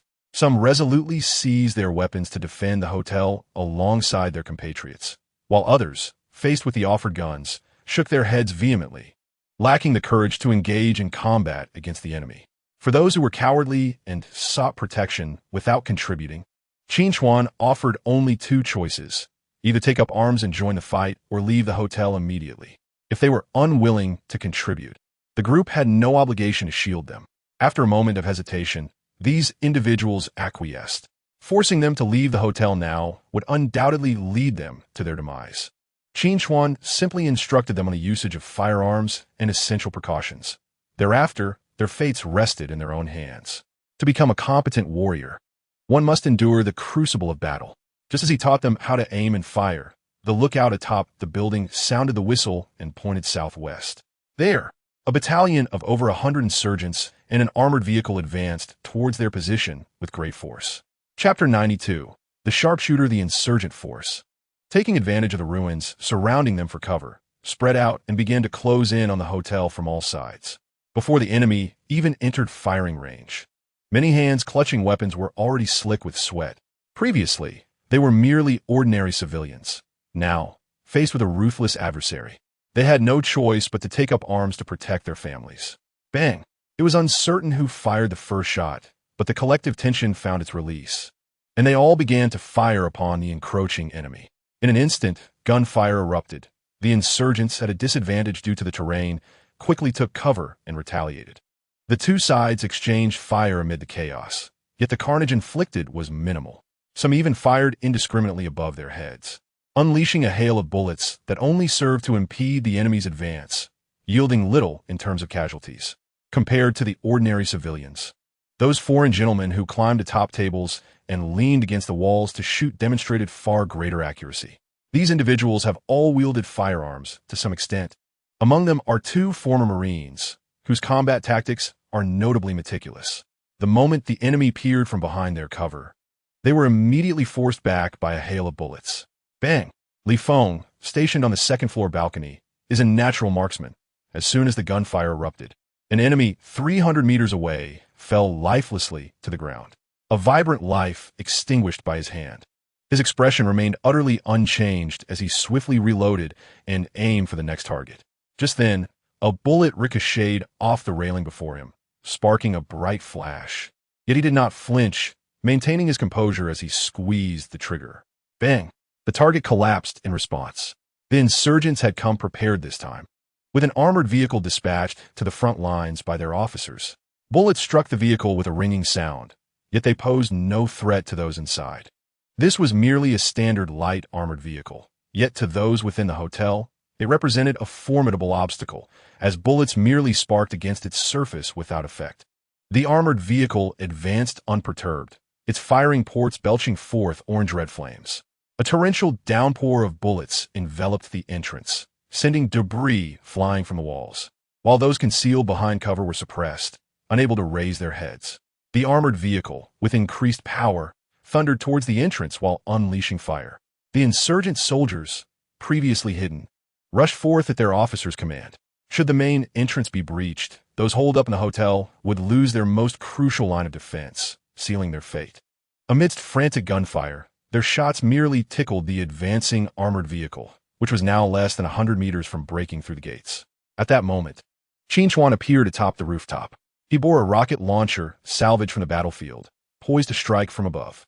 With only 3 rockets at their disposal, this was their trump card, not to be squandered lightly. He had already locked onto his target, but hesitated to fire. A moving armored vehicle is not an easy target to hit. As the vehicle approached within 50 meters, it needed to adjust its trajectory to collide with the gate. Just as it decelerated, Qin Chuan seized the opportunity to launch his projectile. With a press of the firing button, the rear of the rocket launcher erupted in flames. The rocket soared, and within mere seconds, it struck the front of the armored vehicle, resulting in a deafening explosion. The vehicle rolled over twice, its wheels aloft, coming to rest on the roadside. Witnessing the inferno consuming the wreckage of the overturned armored vehicle, jubilant cheers erupted within the hotel, momentarily invigorating their spirits. As bullets and a tempest of gunfire rained down upon the insurgent soldiers who had emerged from their cover, the insurgents were thrown into disarray, leaving behind dozens of corpses as they retreated. Only when they had escaped the range of fire did they stop. Although they had repelled the enemy's assault, the situation remained dire. The retreating insurgent soldiers did not scatter but lingered 500 to 600 meters away, seemingly awaiting reinforcements. In a recent exchange of gunfire, 2 individuals from the hotel sustained gunshot wounds. Fortunately, they were not struck in vital areas and did not lose their lives on the spot. The injured have since been evacuated, and the defensive line has been reinforced. Compared to the relentless influx of reinforcements from the insurgents, they are vastly outnumbered. And if casualties continue to mount, no one harbors confidence in their ability to hold this position for long. In this isolated and unsupported environment, their only reliance lies upon themselves and their comrades. Li Feng crouched behind the railing, his gaze fixed unwaveringly on the movements of the distant enemy. Golden shell casings littering the ground. In the recent skirmish, he had eliminated over a dozen foes, earning him the title of a true marksman. Qin Chuan, reeking of gunpowder, joined him, crouching down beside him.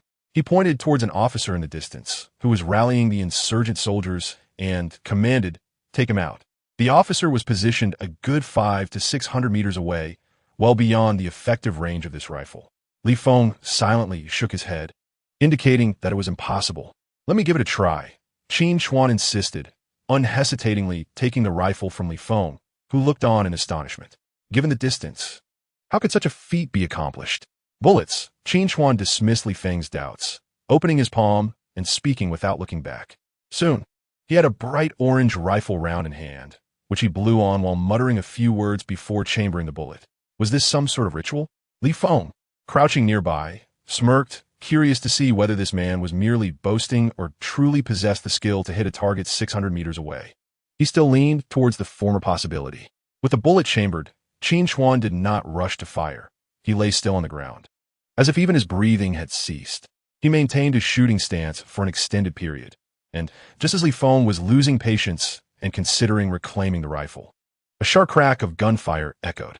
The officer, who had been vocally berating his soldiers, suddenly jerked back, the high-velocity round severing his cap along with a portion of his skull.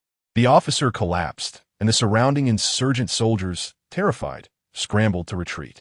Qin Chuan exhaled a breath of relief, returned the rifle to Li Feng, and before turning away, he patted Li Feng's shoulder, as if to convey that one's limitations do not define the capabilities of others. Watching the man's retreating figure, Li Feng felt no anger. Instead, a glimmer of admiration appeared in his eyes. When he lowered his gaze, however, he noticed some fine metal fragments where Qin Chuan had previously lain. Did this fellow bite off a piece of the bullet with his teeth? Chapter 93. Before the storm, as dusk approached, torches were lit along the hotel's walls, flames crackling as they consumed the oil, swaying in the night breeze.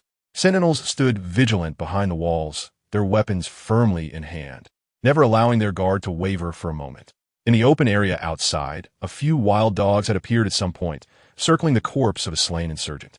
The once boisterous city has finally settled into a rare tranquility, yet this serene moment merely heralds the tempest to come. In the bustling hotel lobby, a few women are distributing the evening meal, and due to the scarcity of provisions, each person receives only a bowl of porridge and a slice of bread, while those who have fought in battle are granted an additional 2 slices of ham. This disparity is accepted by all, for had these individuals not stood resolutely against the insurgents, they might not even have had the opportunity to partake in this modest dinner. Occasional gunshots echo from outside the hotel, keeping everyone's nerves taut. As a kind-hearted African-American woman notices Qin Chuan approaching, she swiftly places 2 freshly washed apples into his embrace. Is this a token of gratitude? Faced with her warm smile, Qin Chuan reciprocates with a grin and graciously accepts the gift. After finishing his meal, he ascends the stairs, where he encounters Xia Qing, who is heading in his direction, her head bowed and clutching a plastic basket. She is startled by the figure that suddenly blocks her path. Upon recognizing that it is Qin Chuan, her expression relaxes. What is the matter? Lately, Xia Qing's demeanor towards him has grown somewhat distant, and her words have become scarce.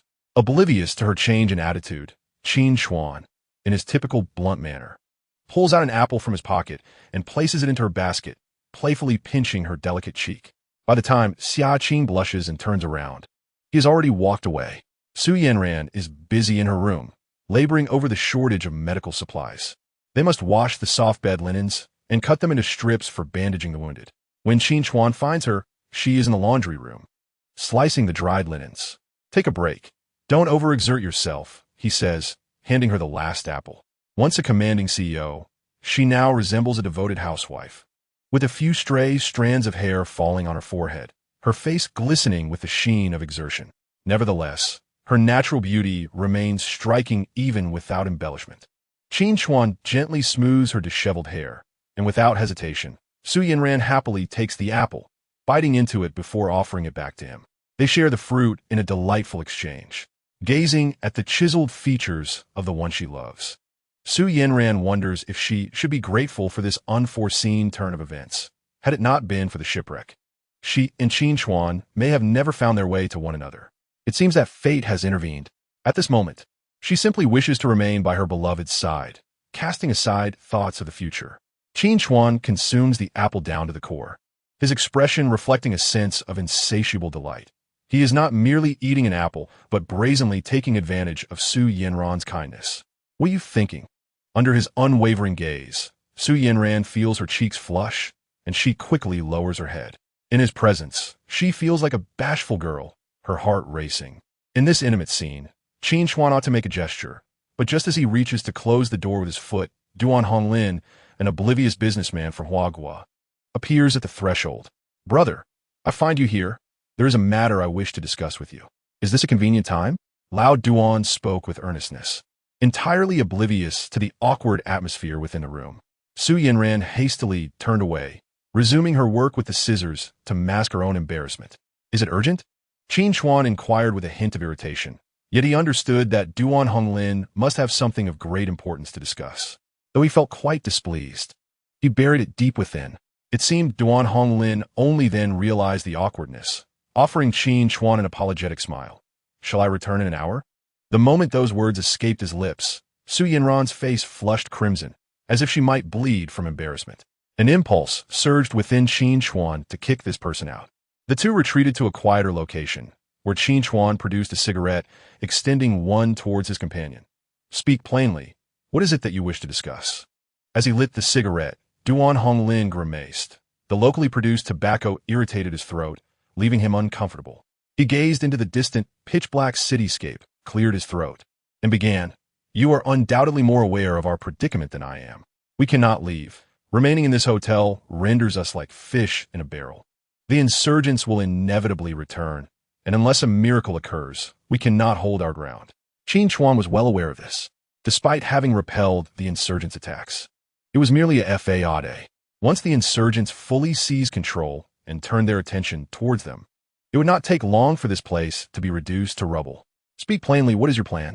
Qin Chuan preferred directness over circumlocution.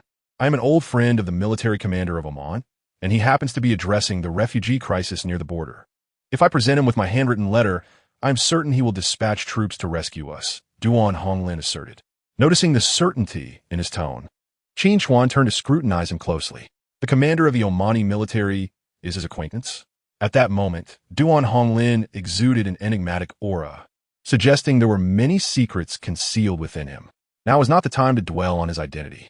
Qin Chuan frowned and asked, "Are you certain this will be effective?" 90%, Duan Honglin replied with a confident smile, the remaining 10% seemingly a gesture of humility. He was completely assured of his ability to persuade the commander. Even so, numerous challenges lay ahead. Setting aside the journey to Oman, exiting the city itself posed a significant issue. Additionally, if the route to Oman were straightforward, they would not find themselves trapped here. In summary, the difficulties were manifold, with many unforeseen complications likely to arise. Yet, aside from the plan he proposed, Qin Chuan could not conceive of another means to safely evacuate so many individuals from the city. "You wish for me to deliver the letter?" Qin Chuan grasped his intent, feeling some trepidation about the safety of those left behind. "No need. You shall remain here to oversee command. This place cannot afford to be without you. I plan to send Li Feng.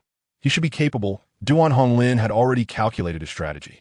Though he claimed to consult with Qin Chuan, it was merely to keep him informed. They were all in this together, and any misunderstanding could lead to dire consequences. This indeed presents a mutually beneficial solution. Without much contemplation, Qin Chuan nodded in agreement. "Very well. I shall provide cover for his departure from the city. When shall we set off?" "Tonight." Chapter 94. The night crossing of Stinking Water Lake between 2 and 3 in the morning, the hours when one is most prone to drowsiness. The sounds of gunfire had faded into silence, and in the stillness of the night, two figures stealthily approached the wall, agilely scaling it. A modest artificial lake lay a mere few dozen meters behind the hotel. Perhaps due to prolonged neglect, the lake had become a receptacle for the city's wastewater. Its surface littered with refuse and the carcasses of animals, while a multitude of mosquitoes thrived in the foul atmosphere, the stench palpable upon approach. Qin Chuan and Li Feng stealthily arrived at the lake's edge, considering that this route might afford them a relatively easier escape. The two exchanged glances and wrapped their weapons in pre-prepared plastic bags, stepping into the soft, muddy ground as they made their way toward the lake. The repugnant water soon engulfed their bodies, leaving only their heads above the surface, an indescribable stench invading their nostrils.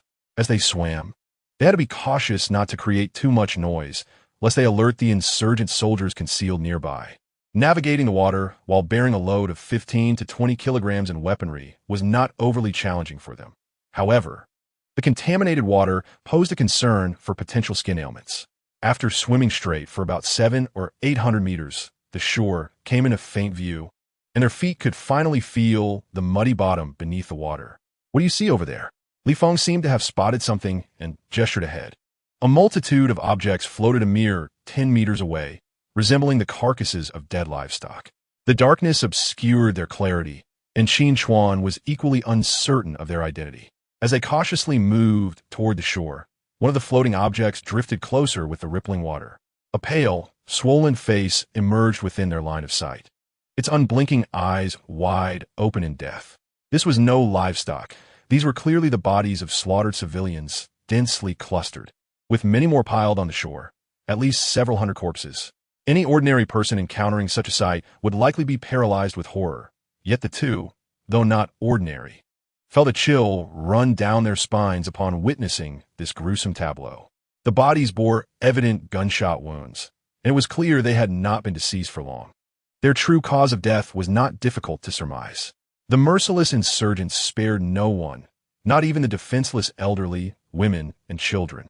Among these corpses were even infants in swaddling clothes.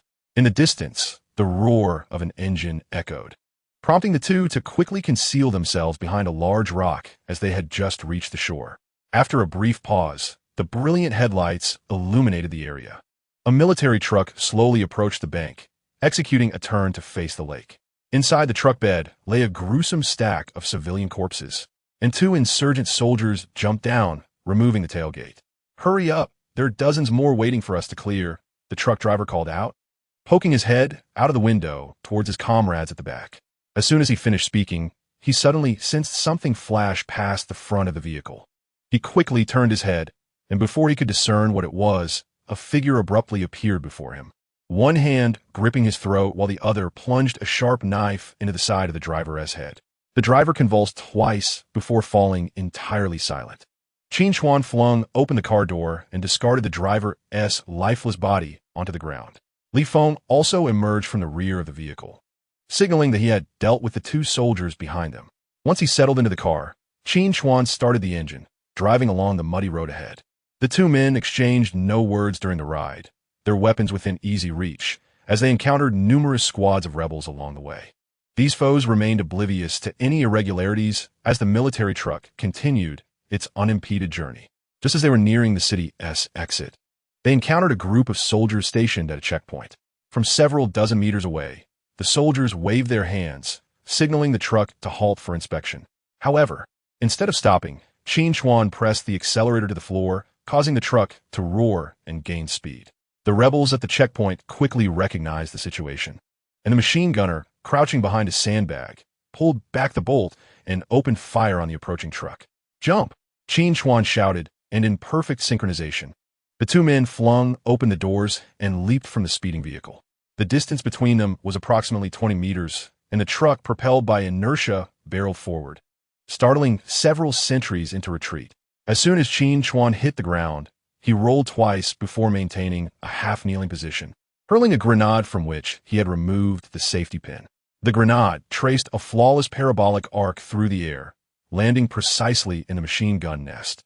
And with a resounding explosion, the gunner and his assistant were instantaneously engulfed in flames. Before the sentries could mount an effective counterattack, a series of deadly shots felled them.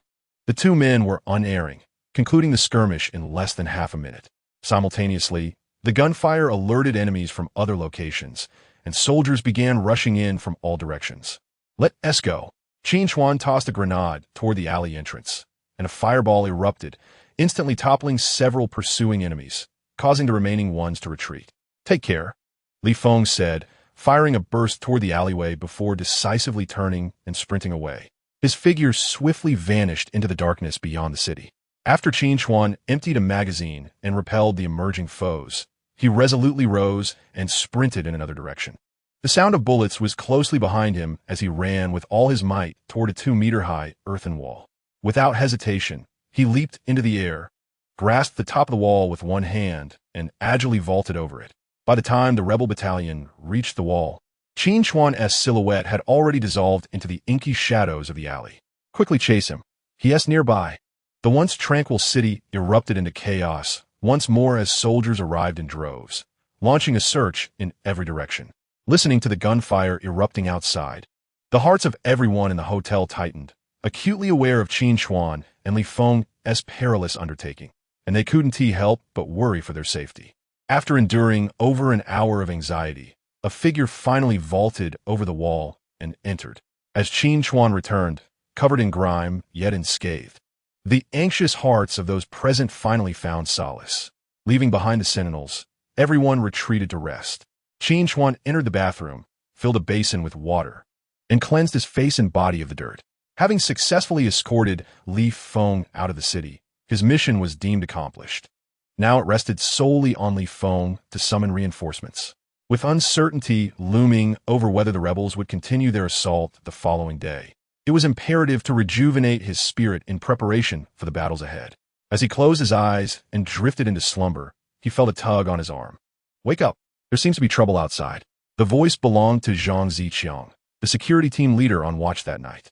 Startled awake, Qin Chuan quickly sprang from his bed, disregarding his jacket, and followed Zhang Ziqiang out at a brisk pace. Chapter 95. Unrelenting Assaults. Zhang Ziqiang, the head of the security department and a veteran soldier, had succumbed to a lack of exercise over the years, resulting in a noticeable gain in weight, complete with a burgeoning belly. Nevertheless, the skills he had acquired during his military service were not entirely forgotten, and among the few on watch, he was the most vigilant. The first to notice the impending situation, armed with his firearm, Qin Chuan accompanied him to the observation point. Peering through the window, they surveyed the darkened night. Visibility was severely limited just a few dozen meters away. Qin Chuan focused intently, discerning only a few indistinct figures drawing near. Whether they were foes could only be determined through action. His greatest fear was that these figures were armed with explosives, aiming to breach the walls under the cover of darkness. As the shadowy figures approached the perimeter wall, Qin Chuan hesitated no longer, raising his rifle and taking aim at one of the targets. Bang! Bang! A short burst echoed, followed by a blood-curdling scream piercing the night. The slumbering individuals around him were abruptly roused. The two shots were akin to provoking a hornet's nest. The previously silent wilderness erupted into chaos as gunfire erupted. Flashes of orange flames flickered in the darkness as the sentinels reacted first, opening fire in retaliation. Awakened by the commotion, the others hastily armed themselves and rushed to their designated positions. Qin Chuan fired several rounds, uncertain if he had struck his target amidst the pitch-black surroundings. A hail of bullets shattered the glass window before him, and he swiftly redirected his aim towards the glimmering muzzle flashes outside. One figure collapsed to the ground, but several more emerged in its wake. Zhang Ziqiang crouched beside the window, joining the fray with his own gunfire. The crossfire created by the two momentarily suppressed the enemy, preventing them from peering out. "You hold the position. I'll fetch the machine gun," Qin Chuan declared. Just as he intended to move, he caught a glimpse of a fiery projectile hurtling towards them at an alarming speed across the darkened expanse. "It's a rocket. Get down." Instinctively, Qin Chuan threw himself over Zhang Ziqiang, and in the next instant, the rocket struck the window's edge. With a deafening roar, concrete fragments rained down like hail. Coughing, Qin Chuan shook off the debris from his back and gradually rose to his feet. Zhang Ziqiang, pinned beneath him, had narrowly escaped with his life. Gazing out the now obliterated window, which had vanished entirely in the explosion, leaving only a shattered frame and a gaping black hole, the incessant buzzing in Qin Chuan's ears rendered him unable to discern the shouts of Zhang Ziqiang beside him. The enemy, having shed all reservations, had unleashed a formidable assault, deploying a multitude of soldiers in an attempt to breach their defenses. A deafening explosion echoed as two rockets struck the section of the wall near the entrance, creating a gaping hole. The personnel stationed there suffered heavy casualties, and the gunfire quickly diminished. Witnessing the collapse of the wall, the insurgents surged forward with fervor, clamoring as they rushed toward the breach. Once they breached the hotel, it would be their time to wreak havoc. The sporadic gunfire from the periphery could no longer impede their advance. Just as the first soldier was about to step over the debris into the opening, A barrage of gunfire erupted from the second-floor balcony of the hotel. The machine gun before Qin Chuan roared with ferocity, raining bullets upon the advancing foes. Those at the forefront fell immediately, only for the soldiers behind them to follow suit in rapid succession. Meanwhile, reinforcements emerged from within the hotel, fervently returning fire upon the encroaching enemy.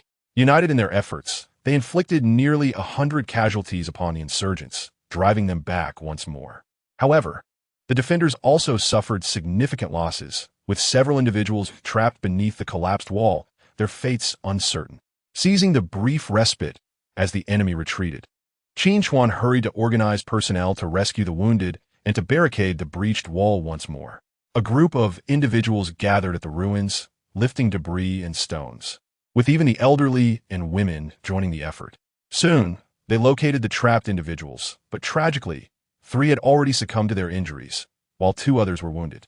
The injured were swiftly carried inside for urgent care, as the group hastily piled tables, chairs, and a marble coffee table to seal the breach. Just as they completed this task, the enemy launched a second wave of attacks. It appeared the adversary was resolute in denying them a moment's respite, continuously dispatching reinforcements. The battle raged on from nightfall until dawn, a relentless assault lasting more than 4 hours.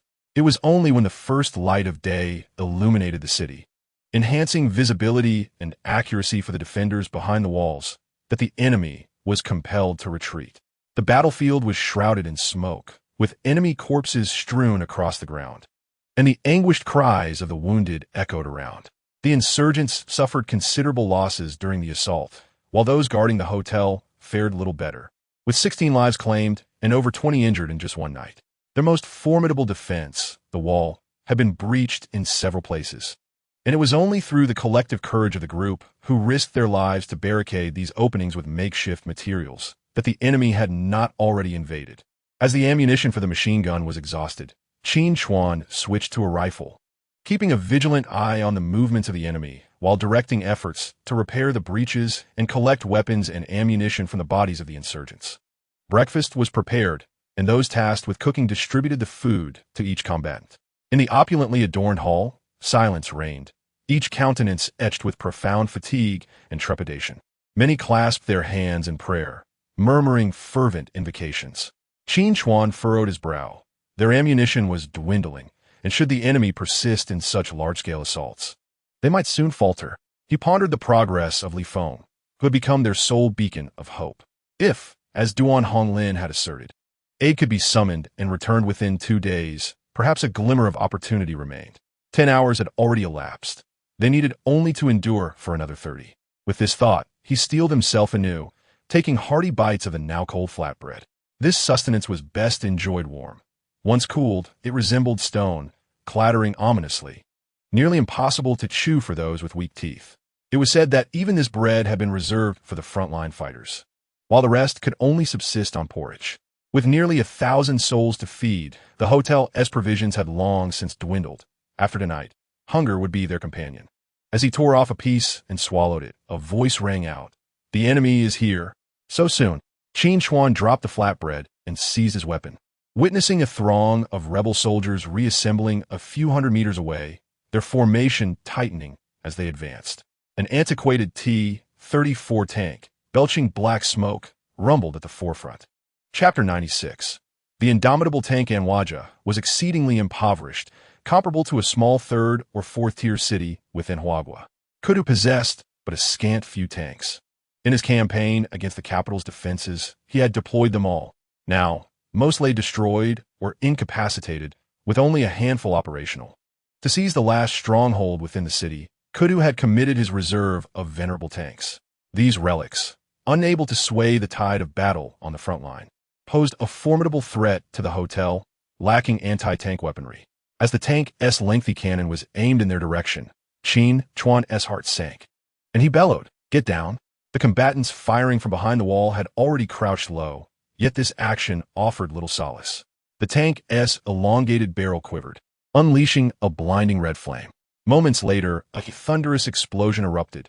The northern segment of the wall was engulfed in flames, debris scattering wildly. As the smoke began to clear in the wind, a 2-meter-wide breach marred the structure. With a whoosh, a rocket soared past Qin Chuan's shoulder, trailing a white plume. Striking its target seconds later, the rocket detonated on the right side of the tank, igniting a brilliant display of fire. Before the onlookers could cheer, the massive machine, shrouded in thick smoke, pressed forward with its ominous rumble. Boom! The turret fired again, and Qin Chuan felt the ground tremble beneath him, nearly toppling over the edge of the rooftop. The recently struck outer wall was blasted open, creating a massive gaping hole. Had the turret's angle been slightly adjusted, it would have struck the very spot where he stood. Help me reload. Upon hearing Qin Chuan's roar, Zhang Xiaoqiang, his face shrouded in black smoke, finally regained his senses. Struggling, he lifted the last rocket from before him and rushed forward to load it into the launch tube. This final rocket represented their last glimmer of hope. Qin Chuan took a deep breath, his gaze ardently fixed on the moving target, hesitating to fire. The suspense was palpable, driving everyone else to the brink of despair. The tank, a menacing figure, approached the corner with a show of force, and with a thunderous blast, it obliterated the defensive fortifications that had taken them so much effort to build. The tracks crushed the debris beneath, advancing relentlessly into the courtyard. The defenders of the first line were compelled to retreat into the hotel. As the gunfire waned, the pressure on the rebel soldiers diminished, prompting them to surge forward in droves. Just as the tank's hull breached the collapsed gap, Qin Chuan decisively launched the last rocket from his shoulder. Boom! The rocket struck its target once more, the explosion momentarily obscuring their vision with a brilliant flash. The fate of their mission hinged on this moment, and they collectively held their breath. As the wind swept through, the black smoke dissipated, revealing the immobilized T-34 tank, its rear belching thick, dark fumes. Had they succeeded? Just as Qin Chuan exhaled, feeling the weight of the rocket lift, the old tank surprised him yet again. The turret began to rotate slowly, aiming at the entrance of the building, and with a resounding boom, it fired again. The freshly sealed gap was blown apart, along with the unfortunate soldiers who had sought refuge behind it, reduced to mere fragments. Damn it! Qin Chuan slammed his fist against the nearby cement wall, unable to suppress his expletive. This was their only opportunity, squandered in an instant. Without anti-tank weaponry, were they to pit their rifles and bayonets against the armored behemoth? The grim reality plunged them into the depths of despair. A single tank was enough to dominate them, and behind it trailed a multitude of rebel soldiers. Shielded by the tank, these foes would soon storm into the building, unleashing a massacre, rendering their resistance futile. Yet, just as they began to succumb to hopelessness, a glimmer of fortune emerged. The T-34 seemed stuck at the gap, showing no signs of movement. Observing the billowing black smoke from its rear, Qin Chuan suddenly grasped the situation. Although the second rocket had not destroyed the Iron Beast, it had incapacitated its propulsion system, rendering it immobile and relegating it to a stationary gun platform. However, even in this state, they had no means to counter this formidable entity. With each blast, it would decimate their defenses. Should the rebels breach the building, they would be left to resolve their fate in close combat, where the enemy's overwhelming numbers would undoubtedly spell their annihilation. An idea sparked in Qin Chuan's mind as he dashed downstairs. How much explosives do we have? He inquired of Zhang Ziqiang. The explosives from the last encounter with the officer were still retained, amounting to roughly a dozen kilograms. While Zhang Ziqiang went to retrieve the explosives, Qin Chuan took a file and began to modify a grenade before him. When Zhang Ziqiang returned, he placed the heavy explosives before Qin Chuan, who was carefully extracting the fuse from the grenade's interior. Did you intend to use explosives to deal with the tank downstairs? Zhang Ziqiang discerned some clues, his gaze akin to that of one observing a madman. If not this, do you possess an alternative solution? Qin Chuan was meticulously crafting a bomb, deliberately employing a delayed fuse to ensure precise control over the detonation time. His words rendered Zhang Ziqiang speechless. Had there been another option, Qin Chuan would surely refrain from taking such perilous risks. To speak candidly, this venture was a matter of life and death, and whether he would return alive remained uncertain. The tank's most vulnerable point was undoubtedly its chassis. Only by placing explosives beneath it could they hope to breach the steel plating. Undertaking such a task required immense courage, a feat beyond the capabilities of anyone but Qin Chuan. Once the explosive package was complete, he wrapped it in cloth and descended to the ground floor. "Cover me," he instructed, though his comrades instinctively understood their roles. They unleashed a torrent of fire, momentarily suppressing the enemy infantry amidst the hail of bullets. Qin Chuan reached the dilapidated exit of the already ravaged door, surrounded by debris and dismembered remains. If the tank continued its bombardment, every passing minute would cost them more lives. With a steely resolve, he bolted from the hotel, the explosive package in hand, aided by the protective fire of his teammates. The tank lay approximately 50 to 60 meters away, a distance that now felt insurmountable. The instant he burst forth, the tank commander immediately spotted him. The turret began to pivot, and the gunner unleashed fire from the pair of machine guns aimed at this target. In their eyes, it was akin to a moth drawn to a flame, as bullets rained down in a relentless barrage. Qin Chuan sprinted with all his might, the bullets narrowly missing him. Striking the ground where he had just been, a mere graze would seal his fate. He ran with an intensity that defied imagination, executing unexpected evasive maneuvers just as the bullets seemed poised to strike. Those observing from above could not help but break into a cold sweat on his behalf. Chapter 97. A bloody defense line. Only Qin Chuan truly comprehended the perilous nature of the situation. Even the slightest misstep could lead to utter annihilation. The machine guns continued to roar, their cacophony echoing like a storm of exploding beans. Having covered half the distance, the crew inside the tank began to grow anxious. Loaded, the loader shouted from behind. The commander hastily guided the cannon, encompassing the target within the firing range, bypassing any need for aiming and directly pressing the firing button. Boom! The cannon reverberated as it discharged the shell. Flames erupted several dozen meters away, precisely where Qin Chuan had been running, even collapsing a large section of the wall beside him. A chorus of gasps erupted from above. Yanran stood by the window, biting her lip, her gaze fixed unwaveringly upon the crumbling ruins, oblivious to the pain of her nails digging into her palm. In the aftermath of the explosion, only shattered bricks and debris remained, leaving the possibility of Qin Chuan's survival exceedingly slim. Was there truly no hope left this time? The crowd was engulfed in sorrow. Their heads bowed, the stifled sobs amplifying the somber atmosphere. Suddenly, a voice pierced through the despair. Look, Qin Chuan is alive. Yanran quickly lifted her head to gaze outside. Amidst the ruins, a figure slowly rose to his feet, though his face was obscured by dust, rendering his original appearance unrecognizable. Who else could it be but Qin Chuan? Wonderful! Old Qin is alive, cried Xia Qing, covering her face as she wept openly. Qin Chuan was like an indomitable cockroach. As long as he drew breath, he would not succumb. As the tank's machine gun roared to life, he sprinted forward with a bundle of explosives, the bullets whizzing past just a fraction too late. Within a mere 10 meters, the tank's crew could no longer contain their terror, their frantic screams echoing as they witnessed this fearsome figure ignite the fuse of the explosives and hurl them forcefully towards the ground, where they lodged perfectly beneath the chassis. As the crew attempted to escape through the hatches, it was already too late. Just as Qin Chuan fell to the ground, a thunderous explosion erupted ahead, causing his entire body to convulse with the shockwave, his vision momentarily fading to black. Despite being so close, the blast force nearly knocked him unconscious. The 30-ton behemoth remained in place, seemingly unchanged, save for a gaping hole torn in its vulnerable underbelly, claiming the lives of its occupants. Quick, save Qin Chuan. While the others were still reeling from the shock, veteran Zhang Ziqiang was the first to react, leading a few comrades in a frantic rush downstairs. The other combatants finally remembered that the battle was not yet over, and they began to unleash a barrage of gunfire upon the enemy outside. Zhang Ziqiang and his companions burst out of the hotel, bullets whizzing perilously close as he decided to charge forward. Emboldened by Qin Chuan's bravery for the sake of their group, despite comrades falling around him, he pressed on undeterred. Reaching Qin Chuan's side, without a moment's hesitation, he hoisted him onto his shoulder and sprinted back.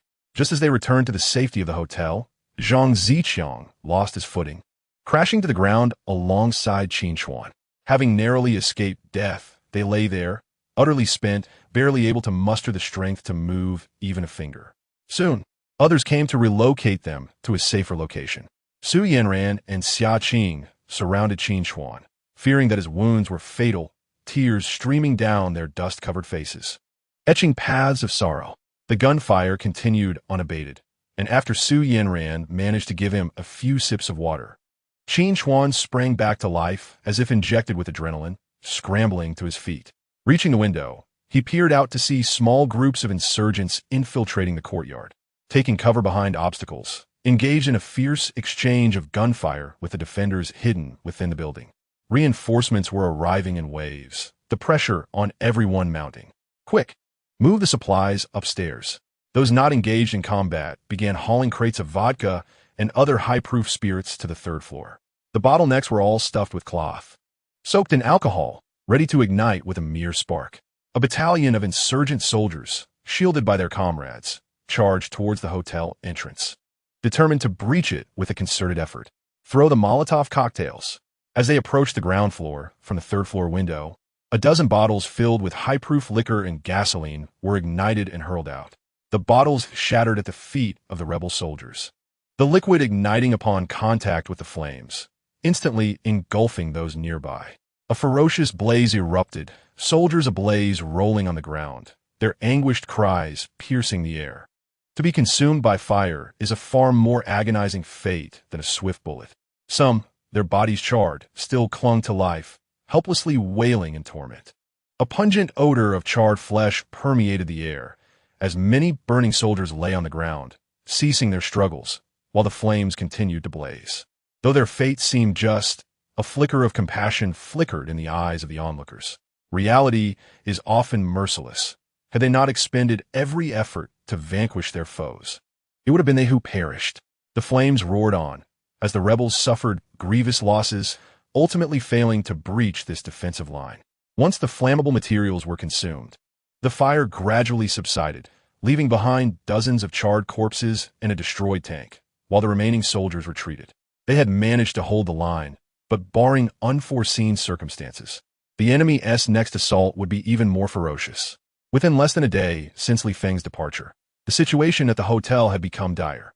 In this skirmish alone, the defenders had suffered nearly half their forces, with weapons and ammunition nearly depleted. The father of the white twin sisters rescued by Qin Chuan had also tragically lost his life to stray bullets in this battle. Sometimes, the living suffer more than the dead. Gazing at the lifeless bodies of their loved ones laid upon the floor, the crowd erupted in cries of grief. Each sob a lament, as a dark cloud loomed over every heart. The hotel withstood the enemy's onslaught once more. No one could have anticipated that a retired Special Forces soldier, leading mostly unarmed civilians, could repel the rebels in such fierce clashes. Their resilience surpassed even that of the regular army. The fighting within the city was nearly concluded, with only a handful of regular troops left in hiding. As the frontline commander, Kudu finally had the opportunity to concentrate all efforts on attacking the hotel, just as he gathered 2,000 troops and all available armored vehicles, ready to raze the hotel to the ground. A representative from the American Empire arrived overnight and proposed to Kudu that no harm should come to the white occupants of the hotel. This proposal aimed solely at ensuring the safety of the white lives, leaving others outside the protective scope. The tremendous losses on the front line had rendered the vengeful Kudu ruthless, and after extorting numerous benefits from the envoy, he reluctantly consented. The final assault was scheduled for noon the following day, leaving more than 10 hours for the envoy to persuade the white occupants to leave with him. Chapter 98. Adding insult to injury, the imperial envoy, imbued with a strong sense of duty, after Kudu agreed to cease fire, set out with only 6 mercenaries towards the hotel under the cover of night. After relentless battles, the outer walls of the hotel had been reduced to ruins, the building's walls riddled with bullet holes and several gaping holes created by artillery fire. Qin Chuan was engaged in the grim task of clearing the battlefield, collecting weapons and ammunition from the bodies strewn about. Each bullet was a precious commodity for them at this moment. Today, the insurgents had left behind a grim tally of 100 or 200 corpses, along with a significant cache of weaponry. If only they could find a few rocket shells, but alas, their hopes were dashed. The group carried the wooden crates filled with salvaged arms back to the hotel, while some continued to search beyond the courtyard walls. Amidst this grim endeavor, Qin Chuan discovered 2 long-handled grenades from the grasp of a fallen insurgent, wiping away the blood that clung to them before tucking them away. Suddenly, Zhang Ziqiang, who stood sentry upon the ruins, whistled sharply. Danger was afoot. The group hastily abandoned their tasks, crouching low with their weapons drawn. The surrounding area fell into an eerie silence, broken only moments later by the piercing glow of headlights emerging from the darkness. A rugged vehicle accompanied by a minibus crunched over the debris, heading towards their location. It did not appear to be a squad of insurgents intent on an assault. Otherwise, they would not have sent merely 2 vehicles to their potential demise. Could it be that Li Feng had returned with reinforcements? Yet, they were approaching from the direction controlled by the insurgents, which felt decidedly off. Whether friend or foe would soon be revealed by their ensuing actions.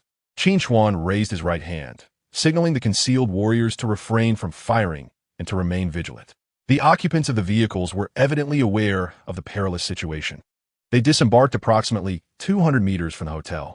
As the doors of the rugged vehicle swung open, 4 well-equipped mercenaries emerged, scanning the surroundings with vigilance. Accompanied by 2 other mercenaries, the Imperial envoy stepped out and called out loudly, "Do not misunderstand. I am James, the envoy of the Empire. I am not your enemy. I come with no ill intent, merely to meet my companions." At the sound of the envoy's voice, the white compatriots lying on the ground immediately stirred with excitement. "Do not worry. James is our friend. He must be here to rescue us. How wonderful, we are finally saved. Hurry, bring him over and let us leave this cursed place. I cannot bear to stay here another second." Their faces lit up with hope. The arrival of the Imperial envoy reignited their spirits, and they lowered their weapons. Yet, it seemed their elation was premature. Qin Chuan remained alert. With several hundred individuals in their midst, it was clear that a single minibus could not possibly accommodate them all. Under the protection of the 2 mercenaries, the envoy approached the hotel. Upon clarifying his intentions, the atmosphere turned deathly silent.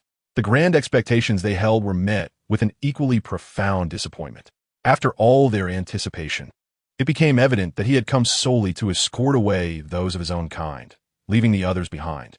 The envoy's arrival did not alleviate the tense situation. Rather, it compounded their woes. These white individuals possessed a tactical awareness far superior to that of the local civilians, and with their departure, the hotel's defensive capabilities were significantly diminished. However, it was their prerogative to come and go as they pleased. Qin Chuan, merely leading the fight against the insurgent forces, had no authority to demand that others forsake their chance to leave and remain to face the peril alongside them. A former Marine, who had a good rapport with the envoy, approached him hesitantly and said, "James, do me a favor, take them with you as well."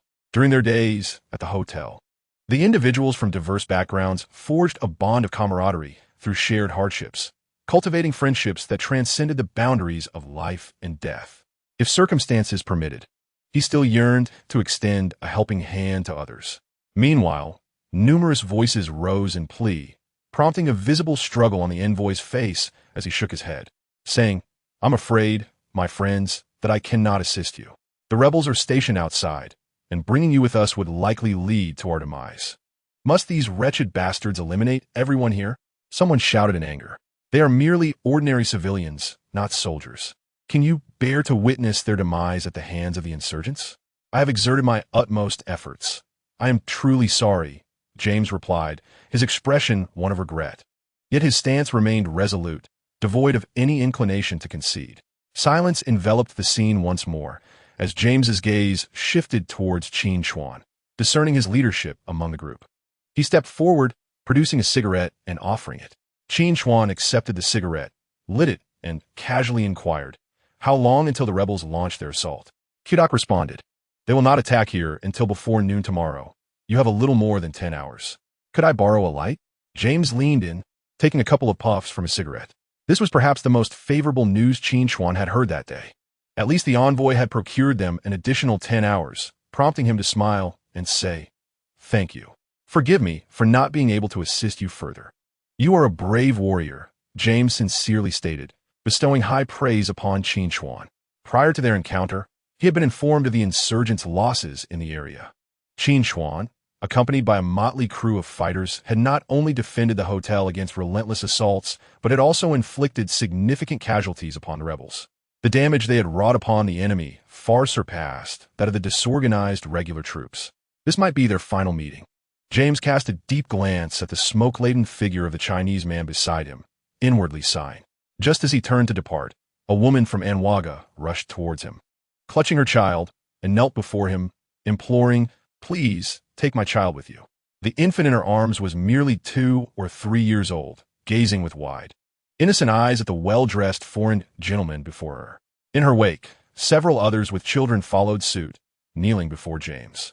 After a prolonged silence, he could not bring himself to deny the pleas of these parents, silently nodding in acquiescence. A total of over a dozen children bid farewell to their parents, boarding a minibus destined to leave their war-torn homeland. This parting might indeed be a final farewell, as the parents stood by the windows, tears streaming down their faces. Before departing, James instructed the mercenaries to leave behind the surplus ammunition for them. He waved a farewell as the 2 vehicles, amidst the sounds of weeping, gradually receded into the distance. With their departure, the remaining individuals had to summon the courage to confront the stark reality. With a temporary ceasefire of over 10 hours, there remained a glimmer of hope. However, irrespective of the eventual outcome, they must first prepare for the worst-case scenario. The remaining individuals gathered their resolve, moving obstacles and repairing their defenses anew. Due to a shortage of personnel, Qin Chuan made the decision to abandon the first line of defense, strewn with shattered bricks, and withdraw completely into the building. The available weaponry and ammunition could only sustain a battle for 1 or 2 hours, leaving only a few Molotov cocktails, and even stones had been brought to the windows.